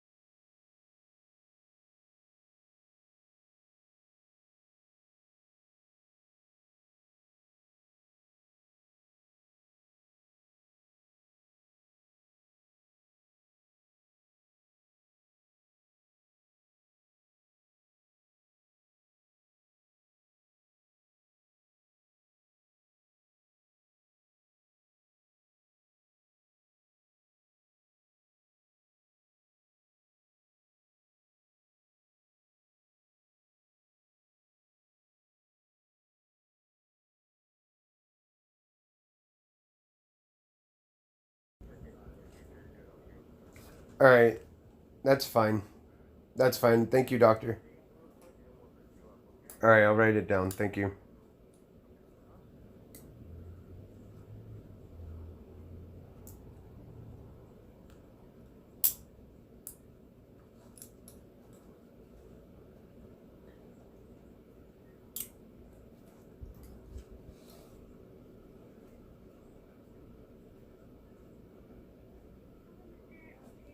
Yes. Can you text it to me, please? I'm sorry. I'm currently at work. All right. Thank you. It's fine. It's fine. Thank you. Like late in the afternoon sometime. Thank you. Thank you. Yeah, I don't want to be on the phone with them. I hate being on the phone with the doctors, bro.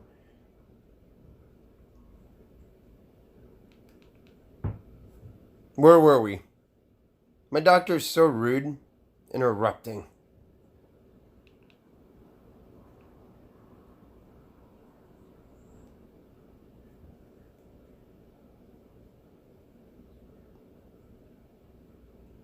Oh no, did we miss it?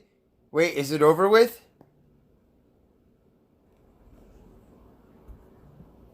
Is it over with?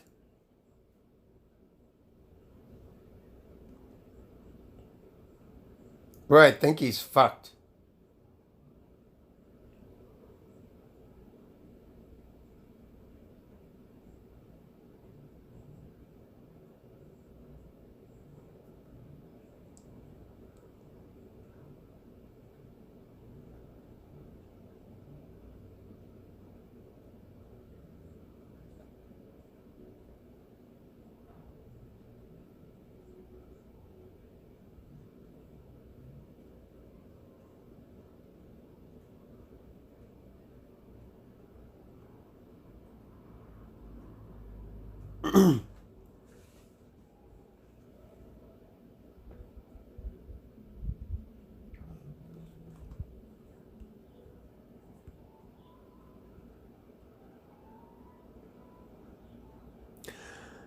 Dude.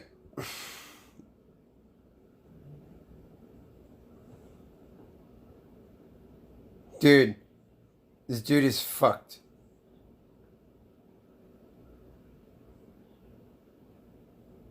Bro, warrant out for his arrest, bro. He's done. This guy is fucking done, bro. He has an official warrant out for his arrest, and he broke conditions. I think I need to make some phone calls.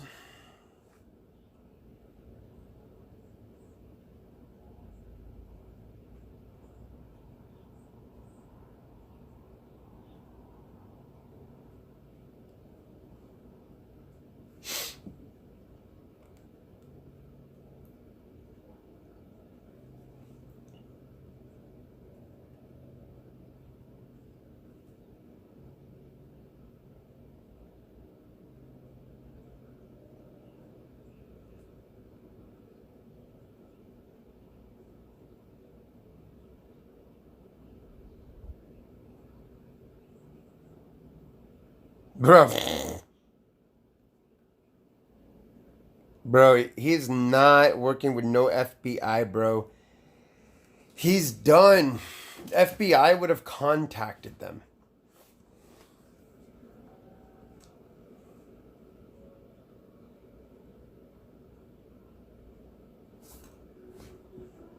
Bro, I'm looking at it right now. It's public record right now.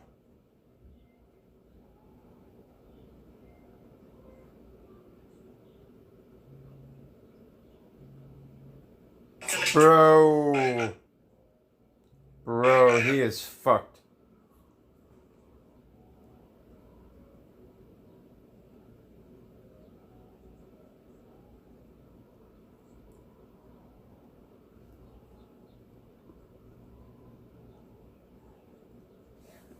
No, bro, he's getting karma for trying to get me and other people to sell their souls. This is what you get for trying to get people to sell their souls.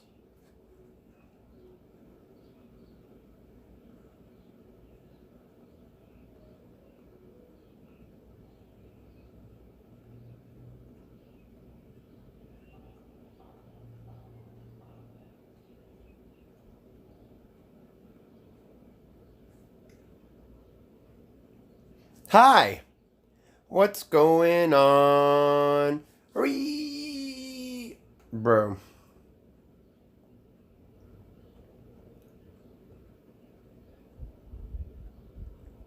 What is this? Oh, dude, someone tweeted me something. That's funny.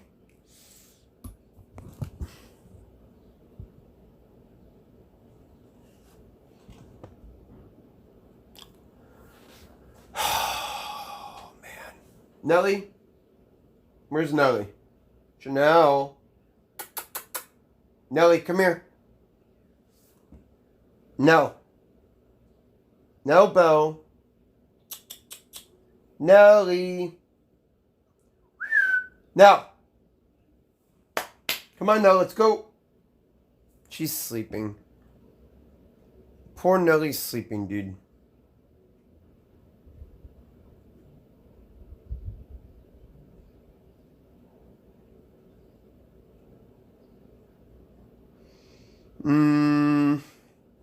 Bro, all of those people are getting charged.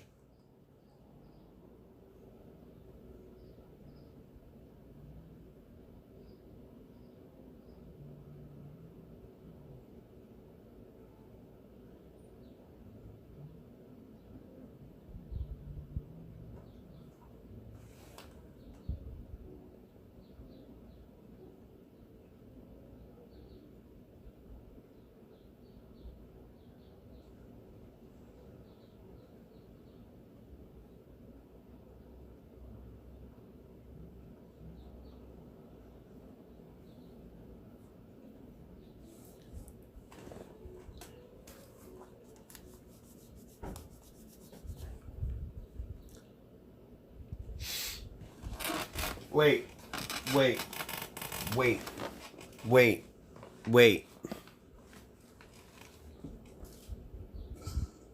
Yeah, we gotta put that one there. We gotta do some advertisement shit, bro. We gotta do some advertisement stuff.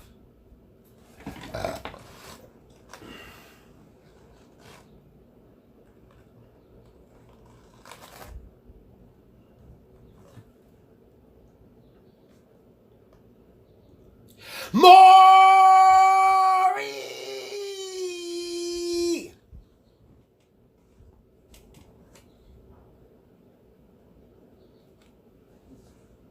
Bro, that was weak, but it'll have to do. Oh, I'm lit.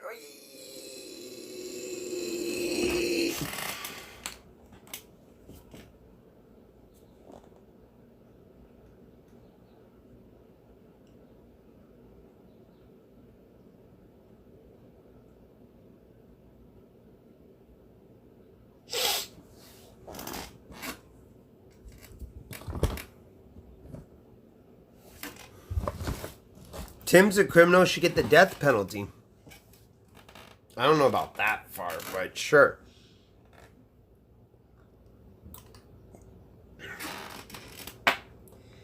Bro, all I know is we dab on them haters.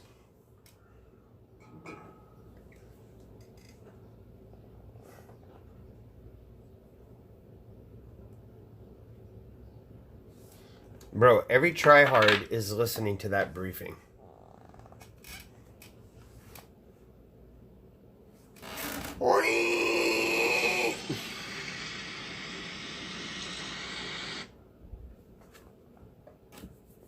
Do you guys want to go IRL?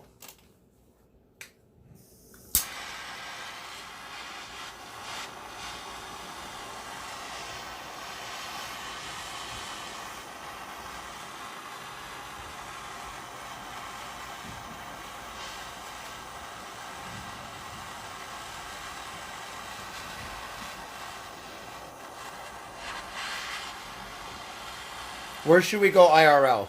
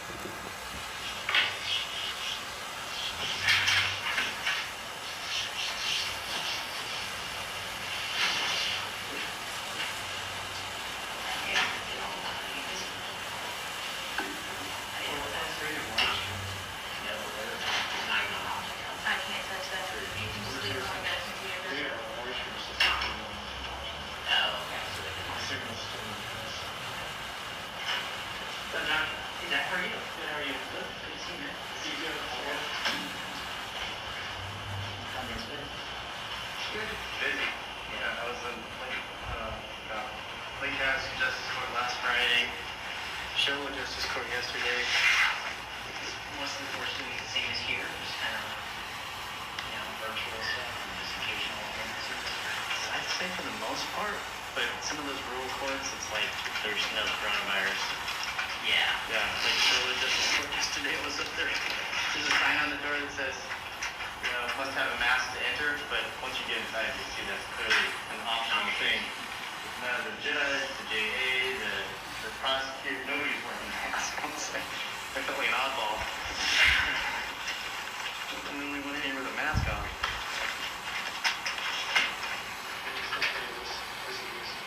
Yeah.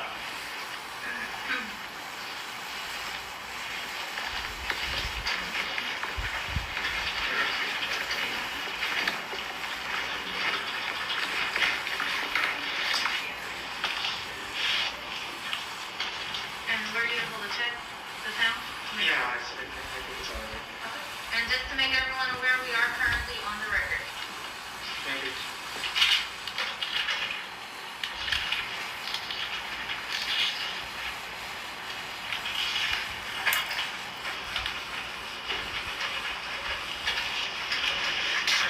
Both parties ready to go? Yes.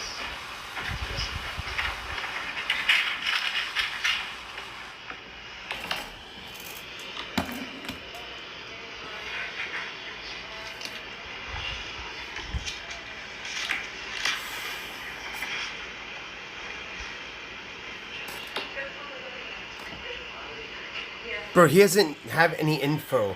He has no info. He doesn't know anybody. All right. Scottsdale City Court is now in session. The Honorable Judge Blake presiding. Thank you. Please be seated. So we're here on State of Arizona versus Gionet, Gionet, CR 2020-016964. This is oral argument on state's motion to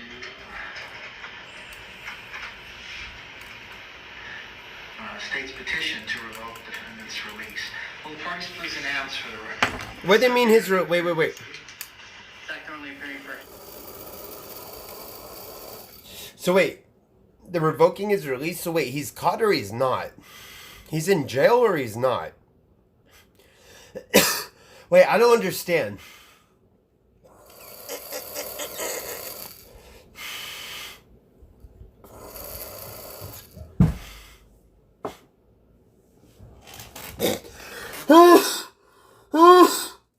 But what do they mean by his release? I missed that part. The release on the trial?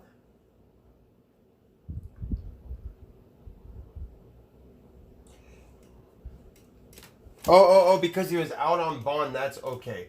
Okay. He's out on bond, so he's technically arrested, but like you're out on bond, but you can't do anything bad. Alright, go on.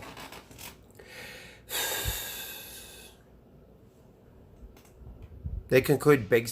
Yeah, I know. I wanted to hear the last bit. I had to talk to a doctor.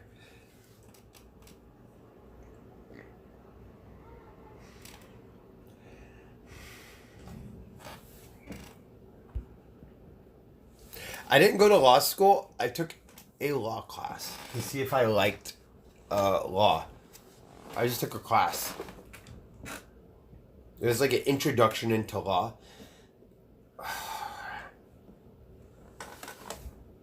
I don't know everything, bro.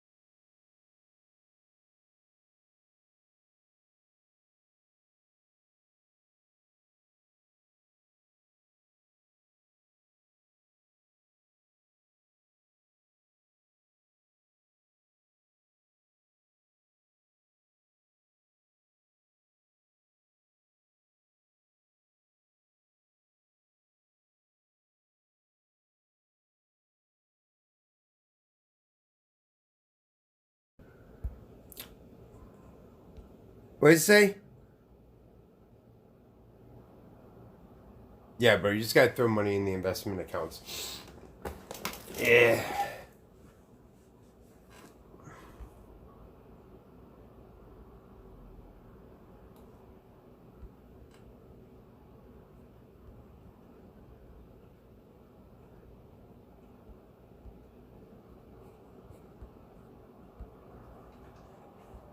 Bro, we win every time. Always winning. Always fucking winning, bro.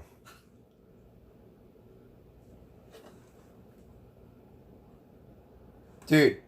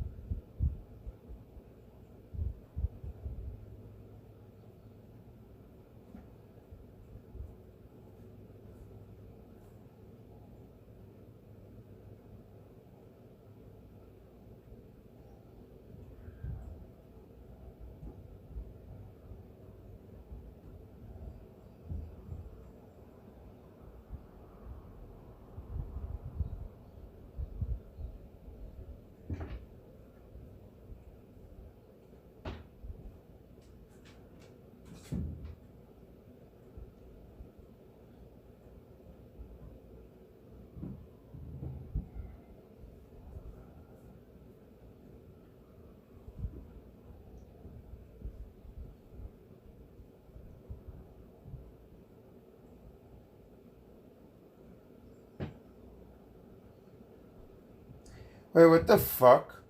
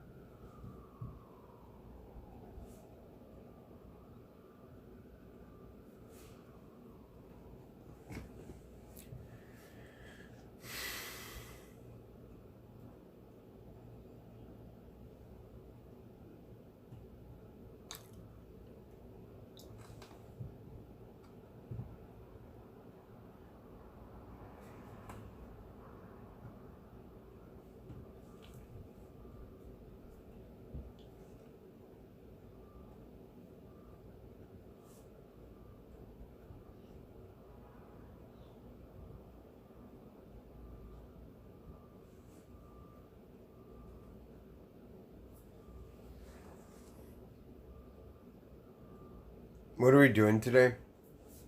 I don't know.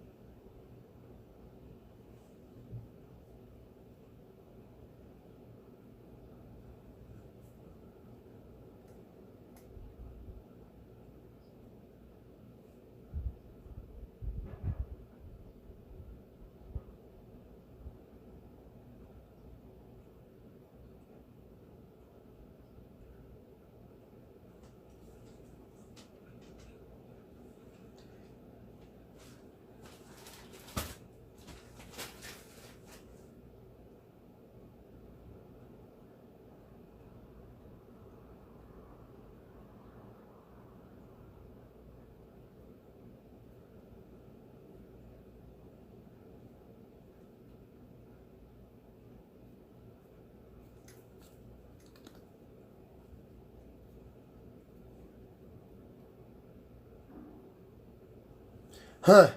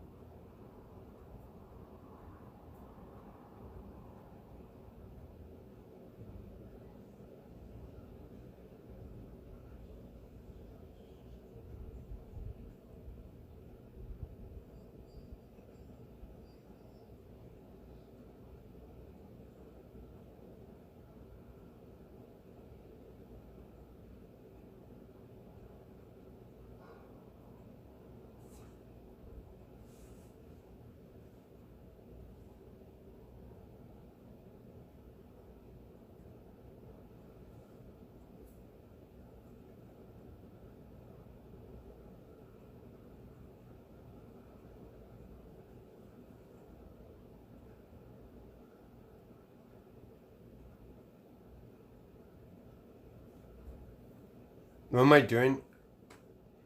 I'm reading something about this company.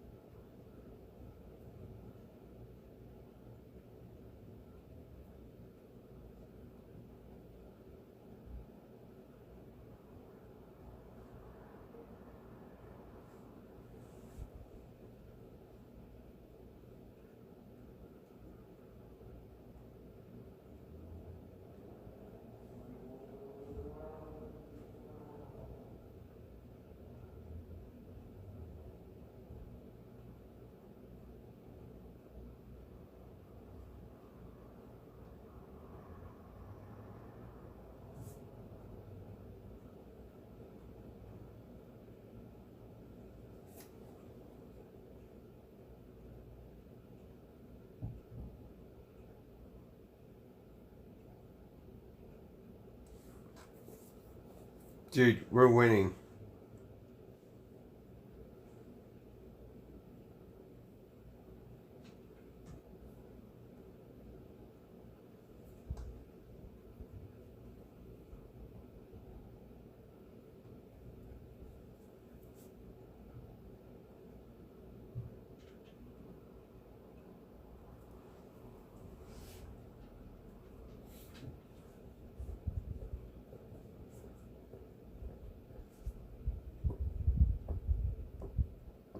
Uh,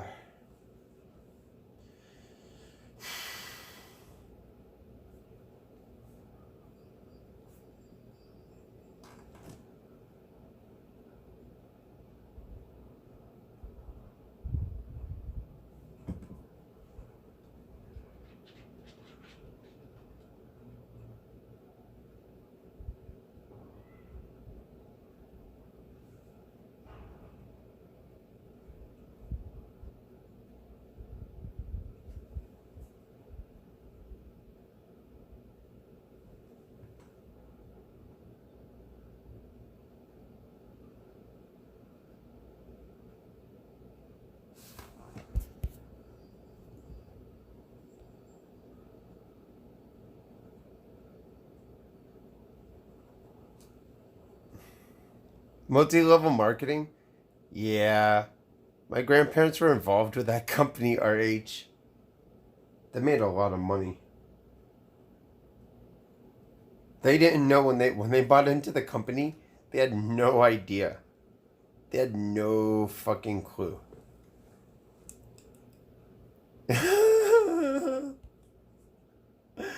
They had no clue, dude.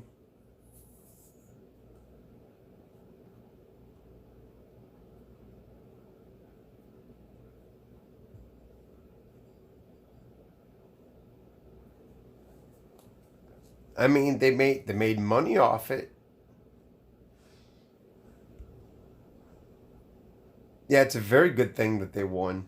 They could have gotten fucked. A lot of people, they get fucked.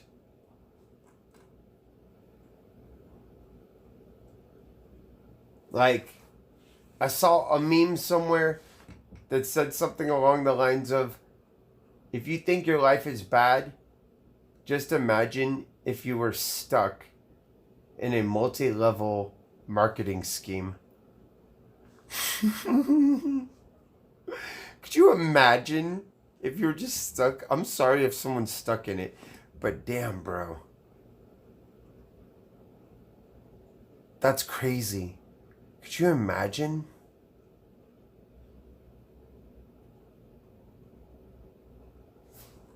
That is crazy, dude.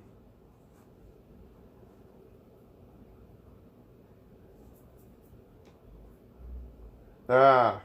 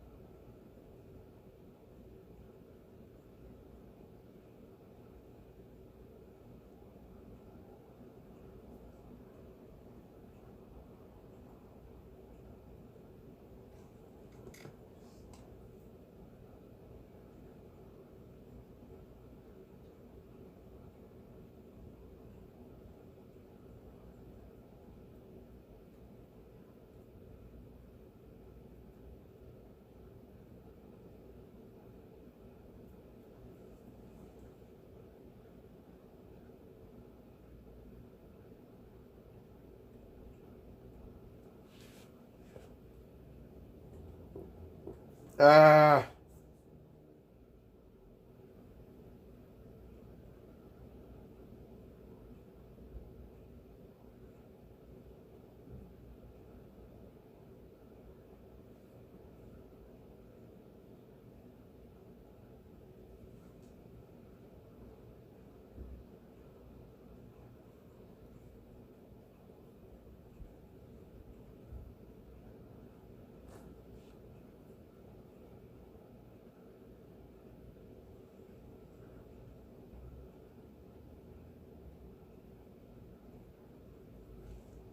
Uh.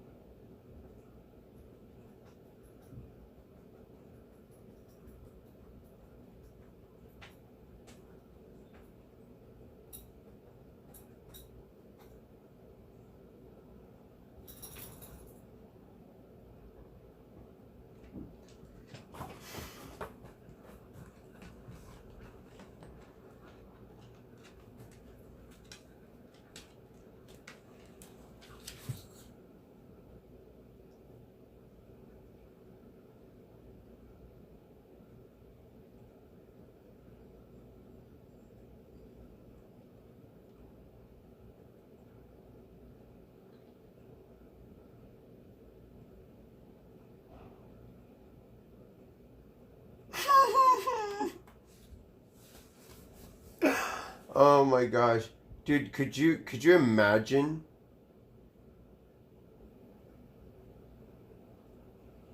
Could you imagine not showing up for court? Damn, bro.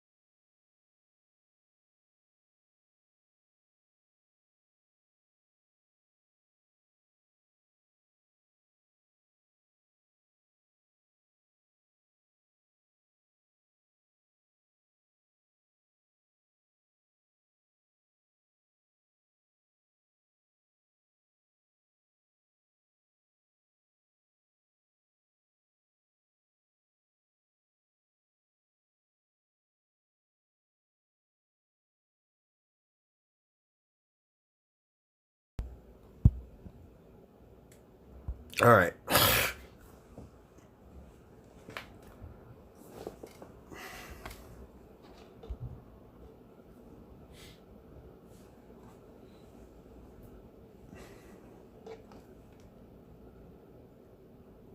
Oh yeah, here. If you want to file a motion for criminal activity,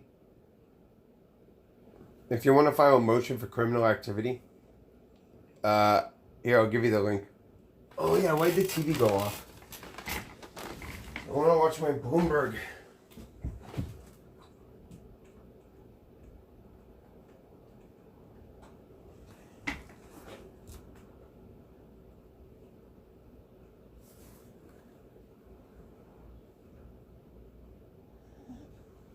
Here, this is where you can file a motion.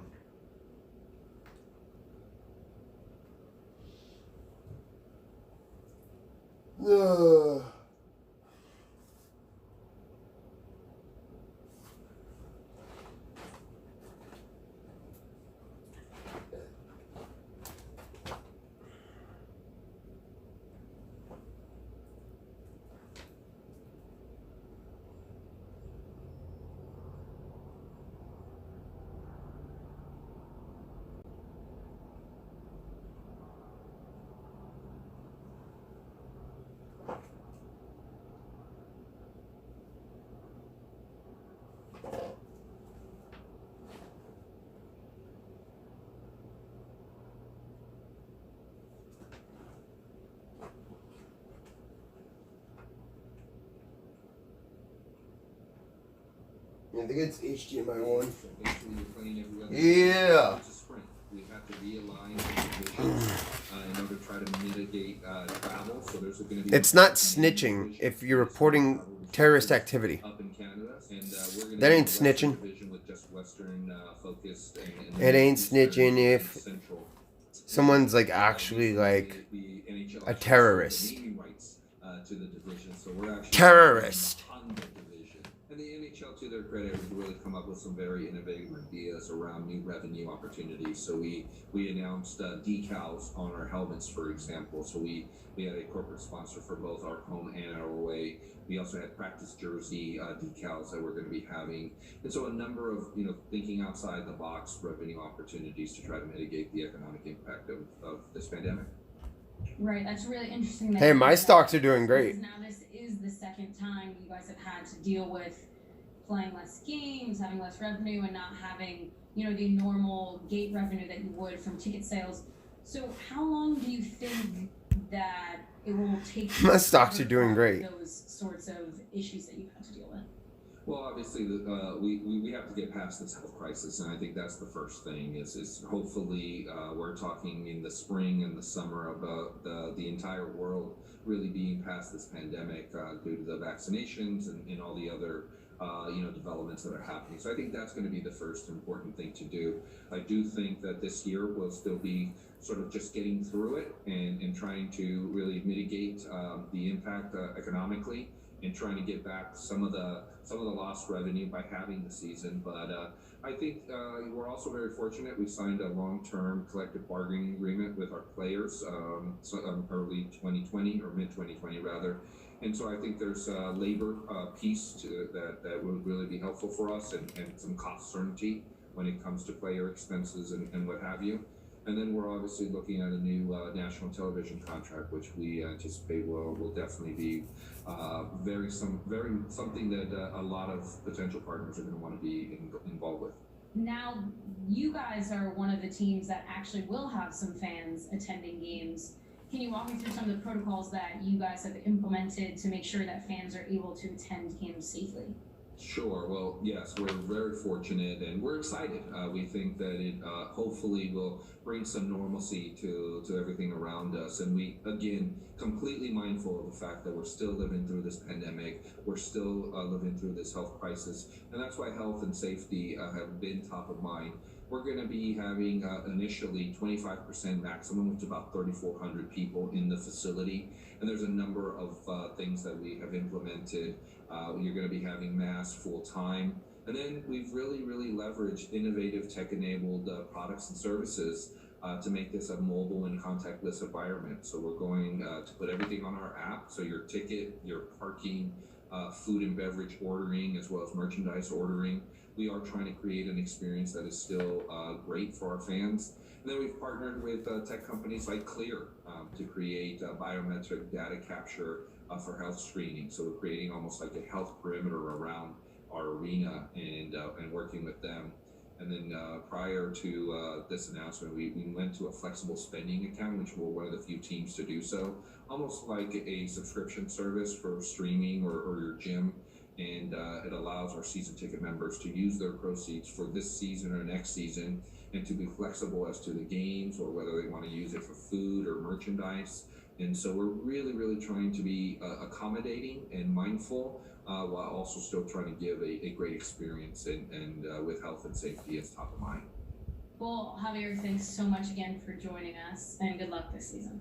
Great. Thank you so much for having me, and appreciate your guys' support. Vanessa Perdomo with that interview. And by the way, the Coyotes play the Sharks tonight, while my New York Rangers face off against the crosstown rivals, the Islanders. And Renita, that's why I'm wearing blue. That's why you're wearing blue. Good to know. Now, former UFC champion Conor McGregor is training in Dubai, where he's set to face American Dustin Poirier in a much-anticipated rematch. In the 2014, the Irishman won via a brutal first-round TKO. So he spoke to Bloomberg's Youssef Gamal Eldin about what it's like training during the coronavirus pandemic. Take a listen. I'm excited to get out and perform for the world, to entertain the people of the world. Like I said, it's a trying time this year, the past couple of years, and quite possibly the year ahead. And it is an honor for me to get in and entertain the people. Speaking of opportunities, what do you see as the growth prospects for not just... I'm sorry, I am interacting. ...in this part of the world? The opportunities... Penny stocks. Yeah, you thought penny stocks. Business out here. It's a high level area out here, and I'm very excited to come out here to this region. I've fought in this region before in Amman, Jordan, and I'm excited to compete in Abu Dhabi for the people here. I'm in Dubai currently, and they're treating me well, very hospitable towards me, and the sky's the limit regarding everything. I feel the UFC is at the pinnacle of sport.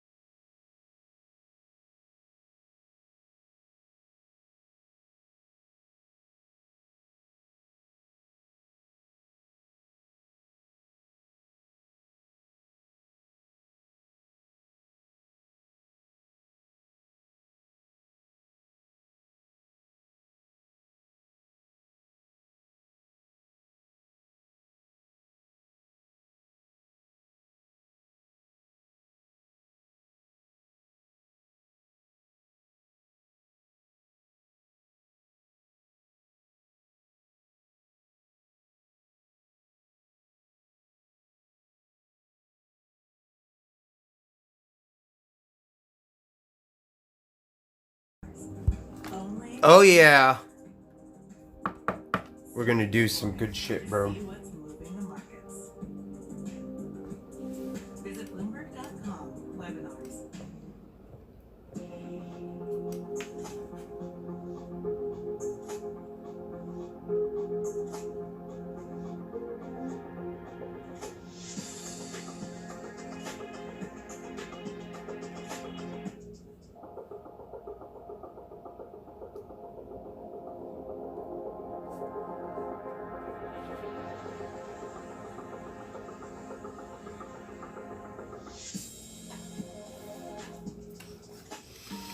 A generation's biggest problem. Climate change is happening.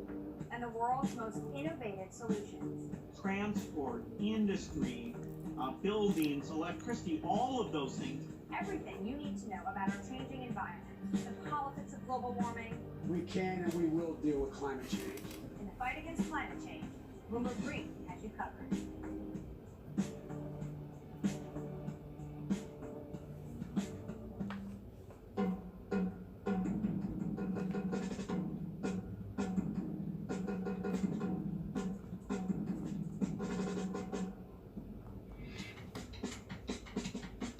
I say I try and get a tech job up in the Bay Area.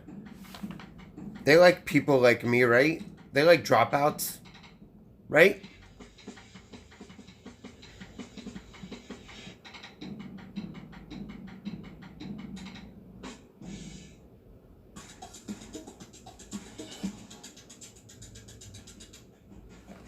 Welcome back to Quick Take the Lead. I'm Scarlett Fu. And I'm Renita Young. We're coming to you from New York.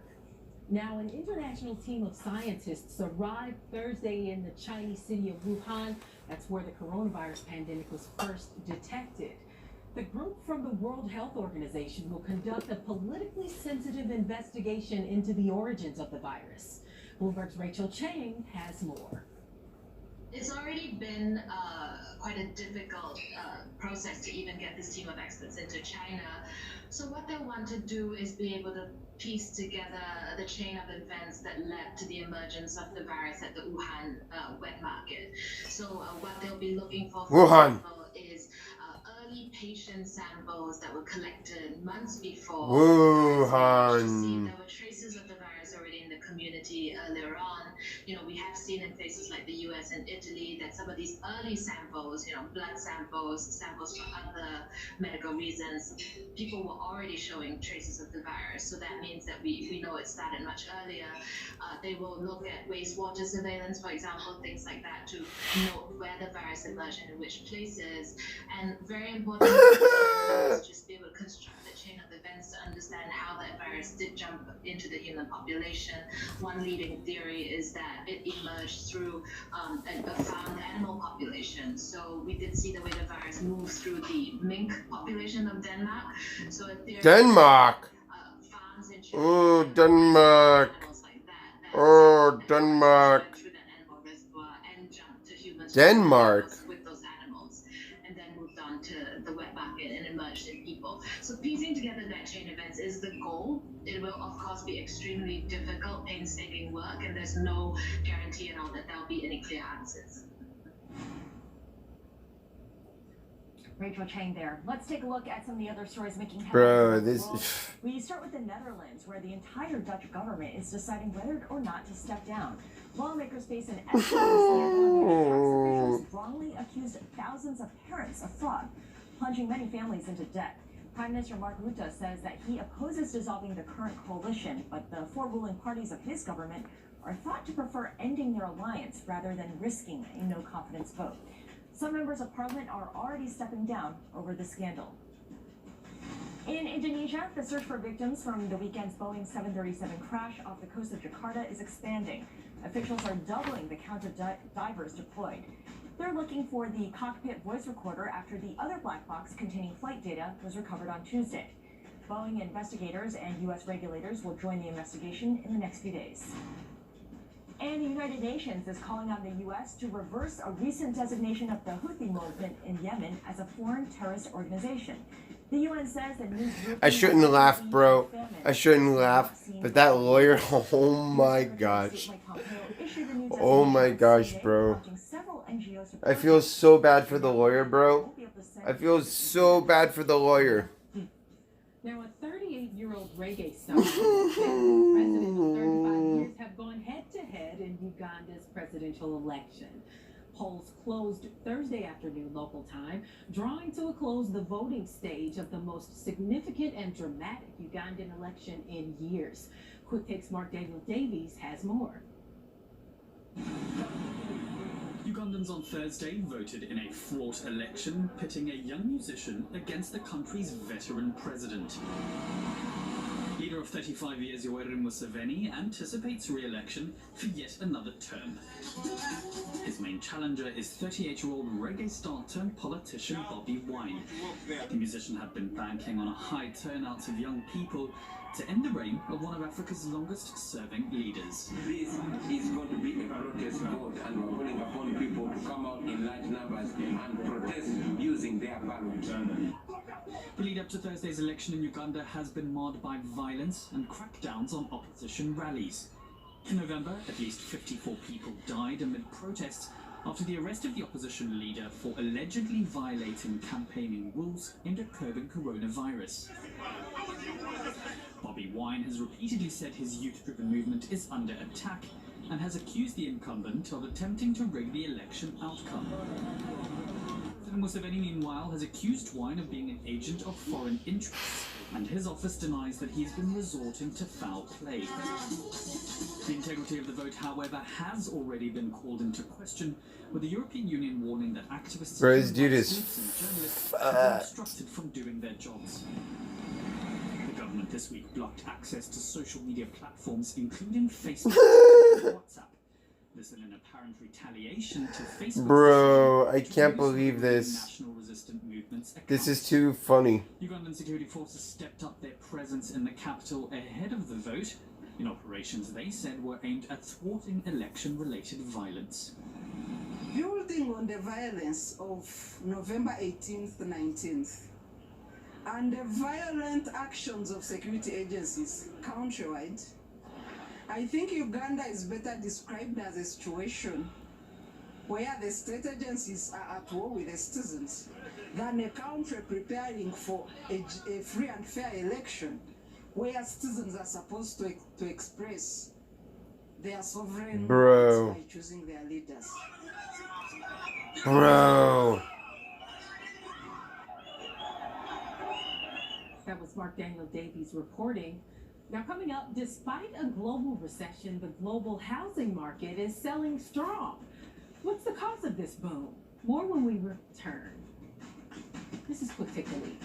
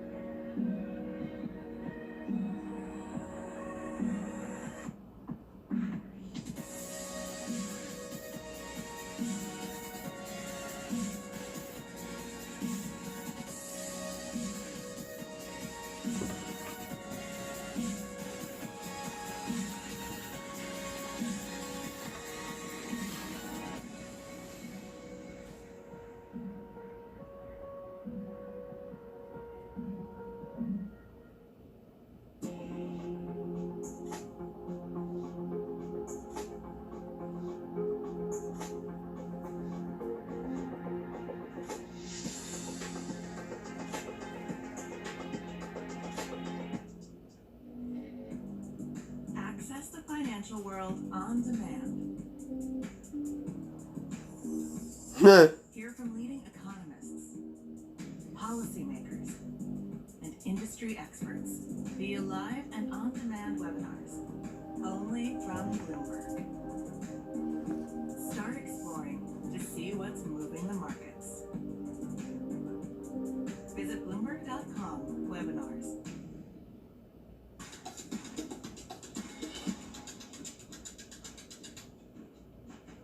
Welcome back to Quick Take the Lead. I'm Renita Young. Global housing markets have defied dire predictions during the coronavirus pandemic.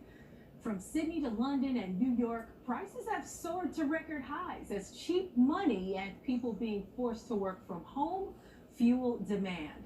So Australian pension reporter Matt Burgess joins us now from Melbourne. Oh my gosh. Friday. Matt, can you tell us what's going into this boom that's happening right now?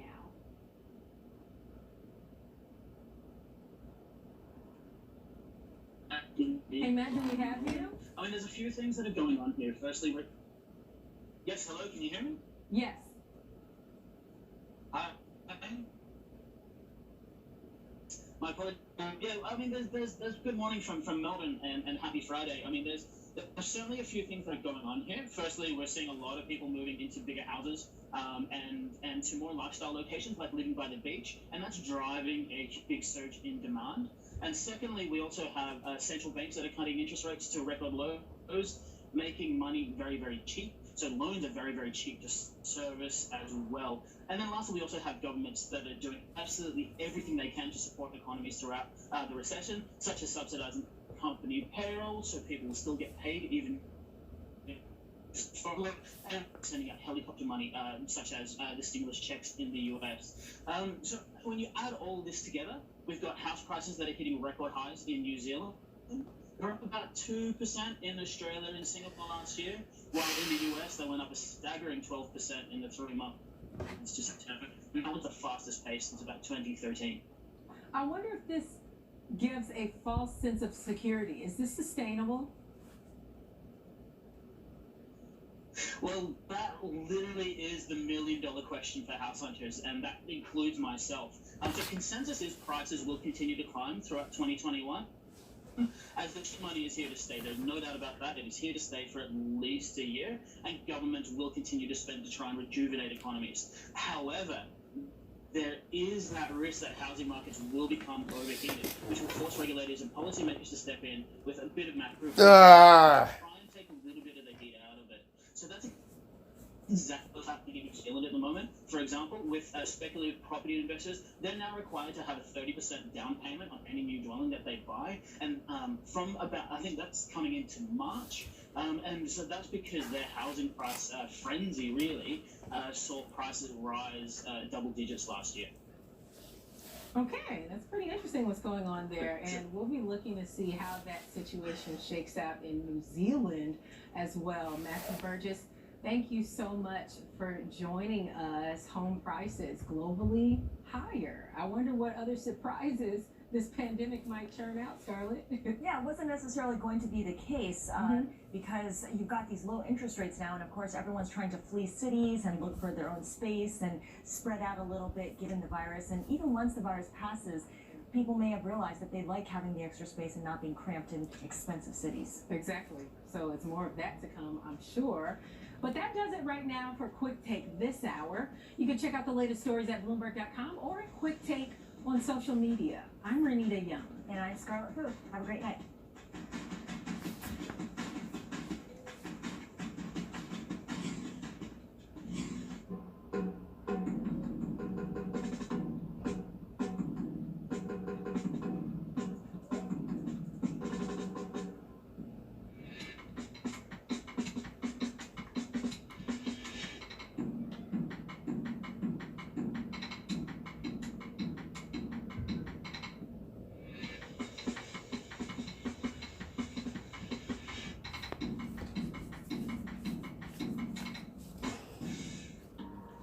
Generation's biggest problem. Climate change is happening.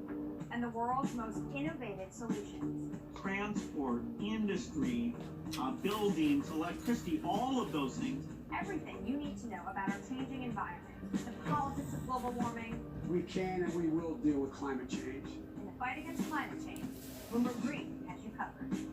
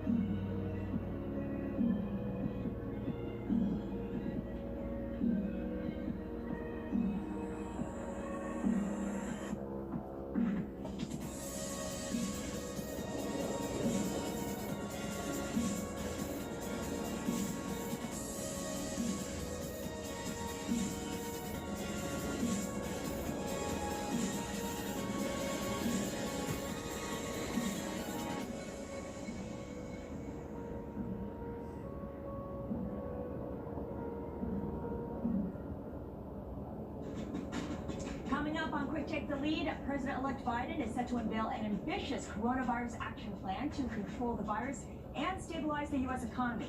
But will it get bipartisan support? Plus, President Trump struggles to build a legal team as his second impeachment trial nears. Who's on the short list to defend him?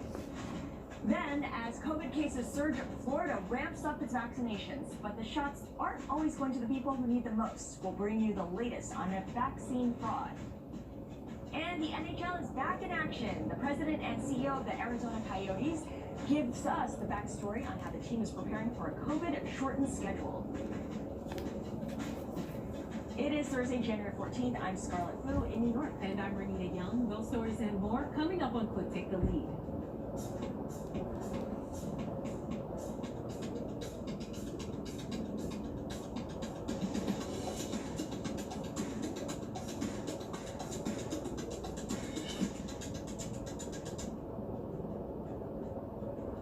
The signs of a shift in American politics are strikingly apparent in the nation's capital. President Trump faces an historic second impeachment trial, and the U.S. is getting ready for President-elect Joe Biden to officially take the reins next week. And also, we just got news about President-elect Biden's economic plan. And so joining us now to discuss the impeachment proceedings, the economic plan, and more is White House correspondent Josh Wingrove. Josh, thank you for joining us. And can you give us a quick read on what Biden is expected to outline later today in his $1.9 trillion stimulus plan? Yeah, can I ever? We've been waiting for this one for a while, you can imagine. All right, so the top line number is $1.9 trillion. Now, a bunch of that is another round of checks. You remember the last aid package passed by Congress had $600 checks. Biden had talked about getting the job done for $2,000 checks. Remember, Democrats and Donald Trump wanted that, but Republican senators did not. Well, he's proposing to make up the difference with $1,400 checks. They're not really putting out a lot of fine print there, so we don't know who would get it. We imagine it'd be subject to the same sort of income test as the last one. $50 billion for testing, $20 billion for a national vaccination program, $350 billion for states, local governments, federal governments. That could be a bit of a poison pill for Republicans. Again, this is his proposal. I'm doing something. Hang on. Say yes to it. $130 billion for schools. Hello. $50 billion Hello. Overall in vaccination funding. No. For child care providers.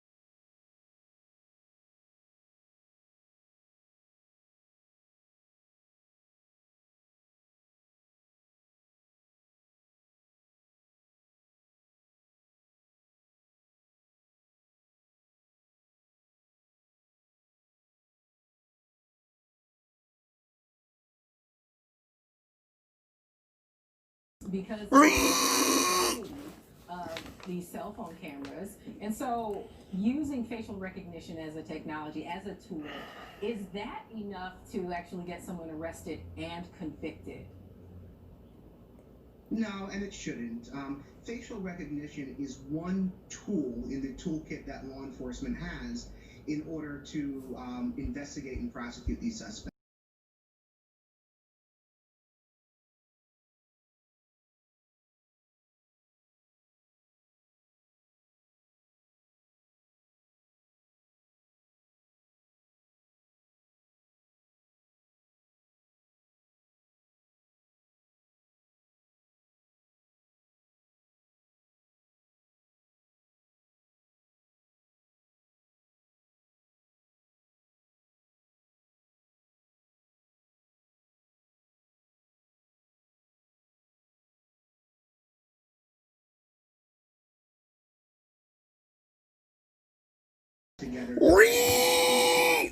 Thank you, God. Thank you, Jesus.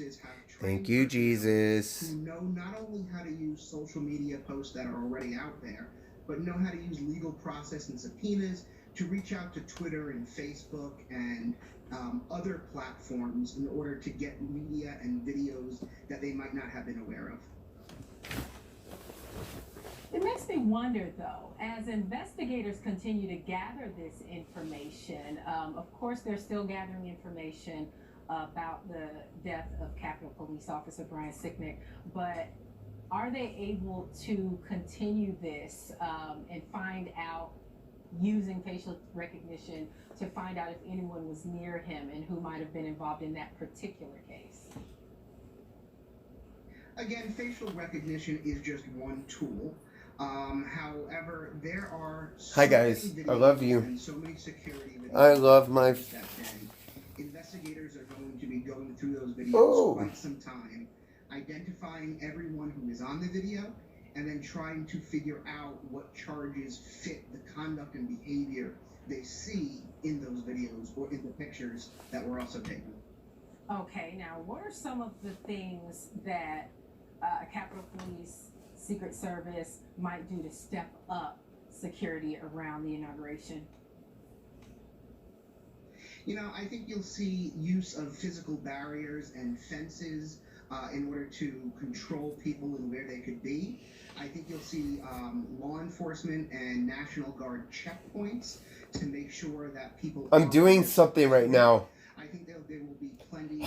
I'm out here playing 4D chess. Agents on duty, present in gear that could be used to control disorder if disorder starts. However, I think that a plan will be put in place and enforced by the federal government to prevent any problems from occurring on Inauguration Day, and if there are, to quash them quickly. And it would be I'd be curious to know how they would go about that as well. Adam, thank you so much for joining us. Scarlett? Hello. Let's get you to today's movers and shakers. These are the people impacting the world of business, politics, Hello. and sports. Michigan's former health director, Nick Lyon, is the latest official tied to the Flint water crisis to be charged with involuntary manslaughter. 12 people died in 2014 from one of the worst drinking water emergencies in U.S. history. Former Michigan Governor Rick Snyder could also face jail time. President Trump has reportedly to stop paying his lawyer, Rudy Giuliani. According to the Washington Post, Trump was offended by Giuliani's invoice of $20,000 a day for his work attempting to overturn the 2020 election. Meanwhile, Trump is struggling to find lawyers in general to defend him in his upcoming impeachment trial. One administration official told Bloomberg News that Giuliani is unlikely to join Trump's defense team this time around. And Andrew Yang officially declared $20,000 a day? Holy crap, bro. Holy crap, that's a lot of money. He wants to legalize marijuana as well as introduce universal high-speed internet.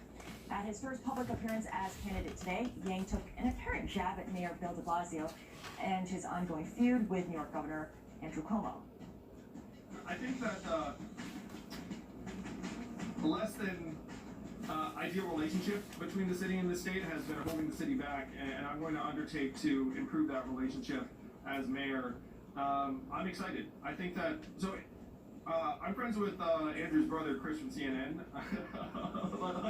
So I think we're going to get off to a really positive start. It'll be a crowded field for Andrew Yang. More than 24 people are running for New York City mayor, and he also got some heat for leaving the city earlier in 2020. I'm willing to go do IRL and go outside if we get the mentally ill people on IP2 to forgive my mental illness, and we call a truce. If not, then I'll just continue to win.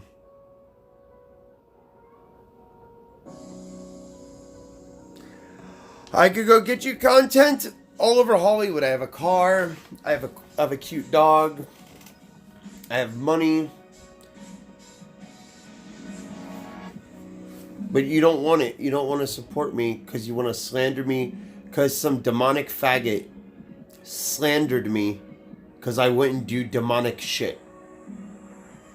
And you don't realize that. Listen, the only reason that I was mad at IP2 is because they kept posting, oh, let's fuck with this guy's subscriber count. Let's fuck with SJC's subscriber count to make him irate. And it's like, bro, that's not cool. Like, some people work really hard just to get 50. Like, my brother can't even crack 1,000. I worked really hard to get to this point. Like, fuck me, dude. If you want the content, I want you to meet me halfway. I just want to be met halfway. I'm sorry I say mentally ill shit. Only from Bloomberg. Start exploring to see what's moving the markets. It did happen. That's the only reason I freaked out. And they were, bro. No, they were. People were posting that. And the mods wouldn't remove it. Because that's not cool, bro. That's fucking brigading. And that's not okay. And that's what set me off. And I wanted to be off of there because I don't want to be affiliated with people trying to fuck with my channel because I was just trying to do stuff. I'm sorry I said mentally ill shit. I'm sorry I fucked with my family. I'm sorry. But you can't sit there and fuck with my hard work. Because then I'm going to go on the defense. Now, the COVID vaccination frenzy continues. This week, several states expanded eligibility to people 65 and... They were trying to fuck with my sub account. That's all it is. Keep in mind that Florida has... They were literally trying to fuck with my sub count. Everybody saw it, bro. Everybody's on that fucking site, bro. Come on. Everybody's on there. Everybody knows, bro. Come on. They were fucking with my sub count. I said mentally ill shit on there because people were fucking with my sub count, and I don't like that. Even as a troll, that's not cool, man. That's like when they fucked with my job doing Postmates. That's not cool. I can never do Postmates or Instacart again because people fucked my job. Now I have to do stupid Ship It. And Ship It's not even good because nobody uses Ship It. He basically said that he acknowledged that a lot of snowbirds come down to Florida for part of the year, that a lot of them may have spent the majority of the pandemic in their second homes in the state of Florida. So he wanted to make sure that those people could... By staying in, you let them win. As well. So he opened up the... They were trying to fuck with my sub count, though. That's not cool, man. And they fucked with my job. I can't do any of those. I can only do Ship It. And Ship It is terrible. I don't make any money doing Ship It, dude. It's one thing for snowbirds to come over, especially if they have second homes in Florida. Instead, like, I was going to do Ship It today, but I'm like, fuck it, dude. I don't want you to do Ship It. About this idea that people are flying in from other countries to get the vaccine, specifically. I hate Ship It. It's so ass. And they're capitalizing on that. No, someone fucked my job with Instacart. I worked so fucking hard, dude. I worked so hard to keep that job. Miami Herald did a great report on this, and they basically talked to enough people who work in the private jet space who have basically found that travel went down in the beginning of the pandemic, and now suddenly there's an uptick in people requesting single-day use of private planes. And that's how we know that people are flying in, getting the shots, and leaving. And by the way, where are people requesting the planes? Mainly to the state of Florida. Private jet travel logs, they tell you so much. So what does this look like on the ground? Are providers openly saying that they will provide shots to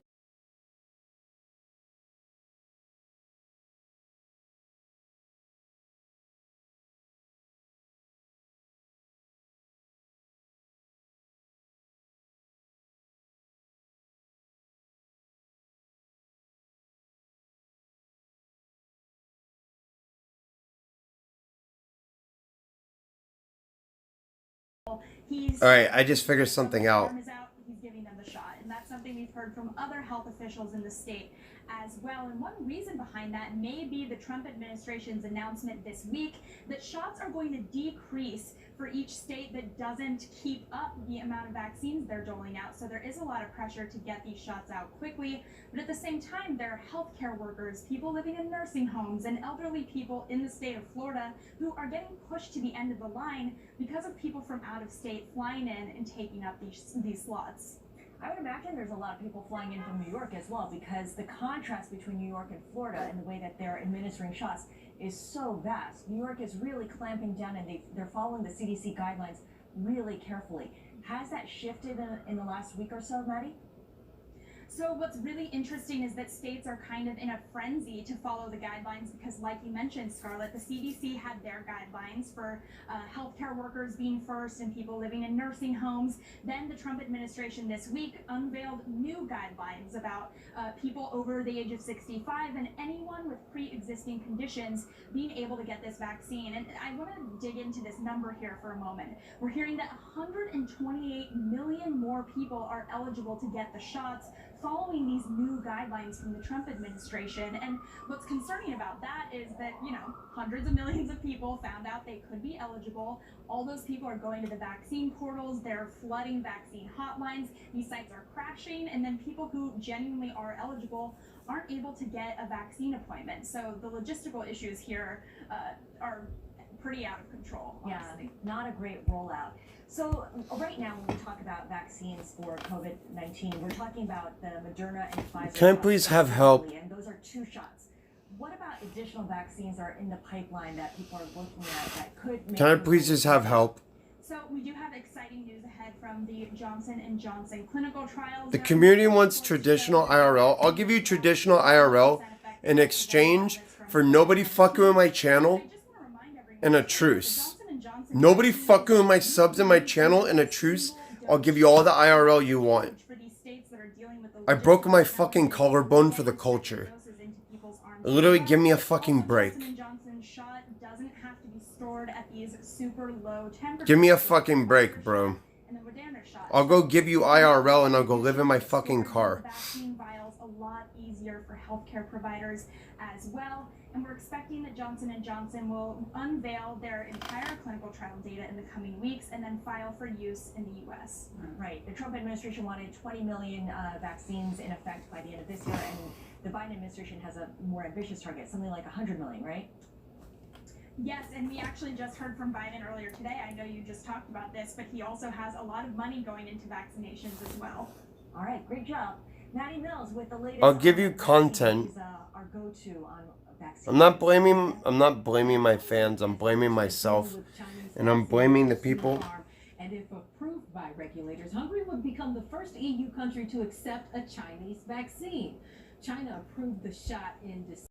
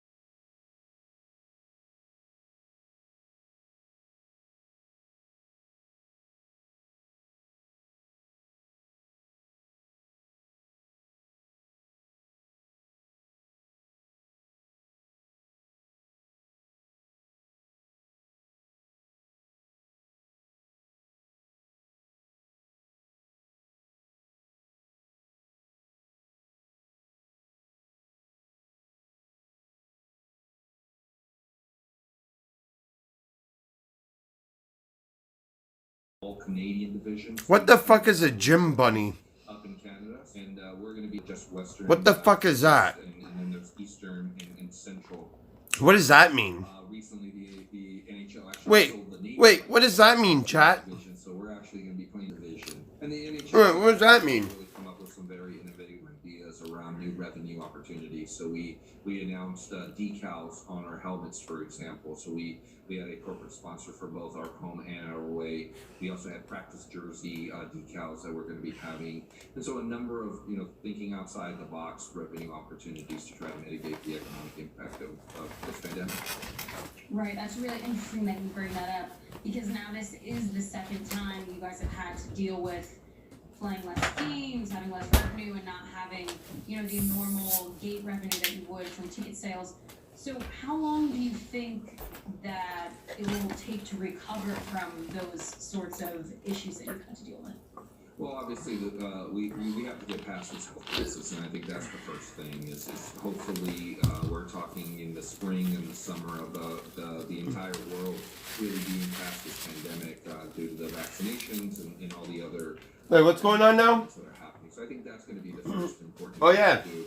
I do think. Oh yeah, they shortened the season. I heard. Just getting through it and trying to really mitigate the impact economically and trying to get back some of the lost revenue having the season. Good thing I'm not in South Florida, cause yeah, that would have sucked. We signed a long-term collective bargaining agreement. Dude, just before COVID, I was about to get a job at that stadium again. Fuck. And so I think Good thing I didn't do it. Piece that would really be helpful for us and some cost certainty when it comes to player expenses and what have you.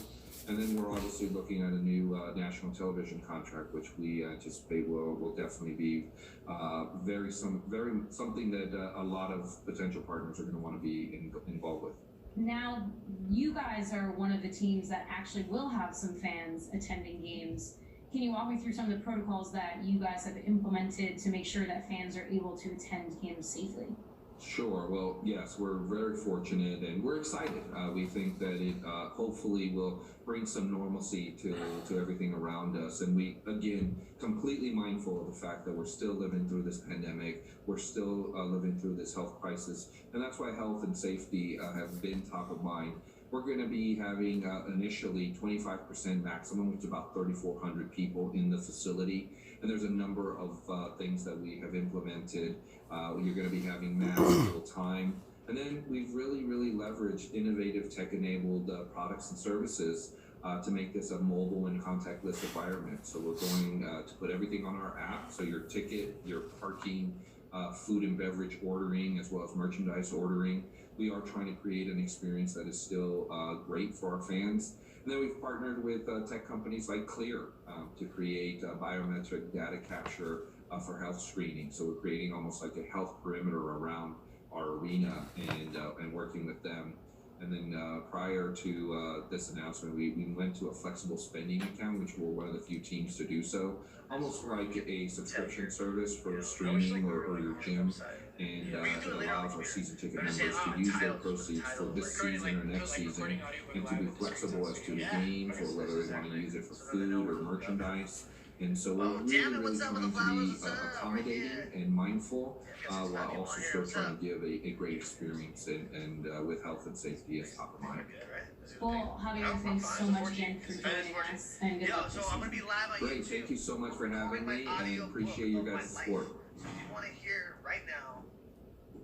Vanessa Perdomo with that interview. And by the way, the Coyotes play the Sharks tonight while my New York Rangers face off against the crosstown rivals, the Islanders. And Renita, that's why I'm wearing blue.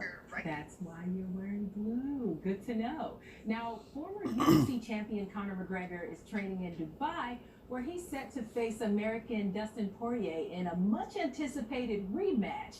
In the 2014, the Irishman won via a brutal first-round TKO. So he spoke to Bloomberg's Youssef Gamal Eldin about what it's like training during the coronavirus pandemic. Take a listen.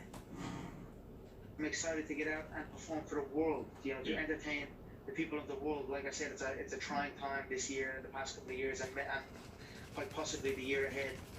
And it is an honor for me to get in and entertain the people.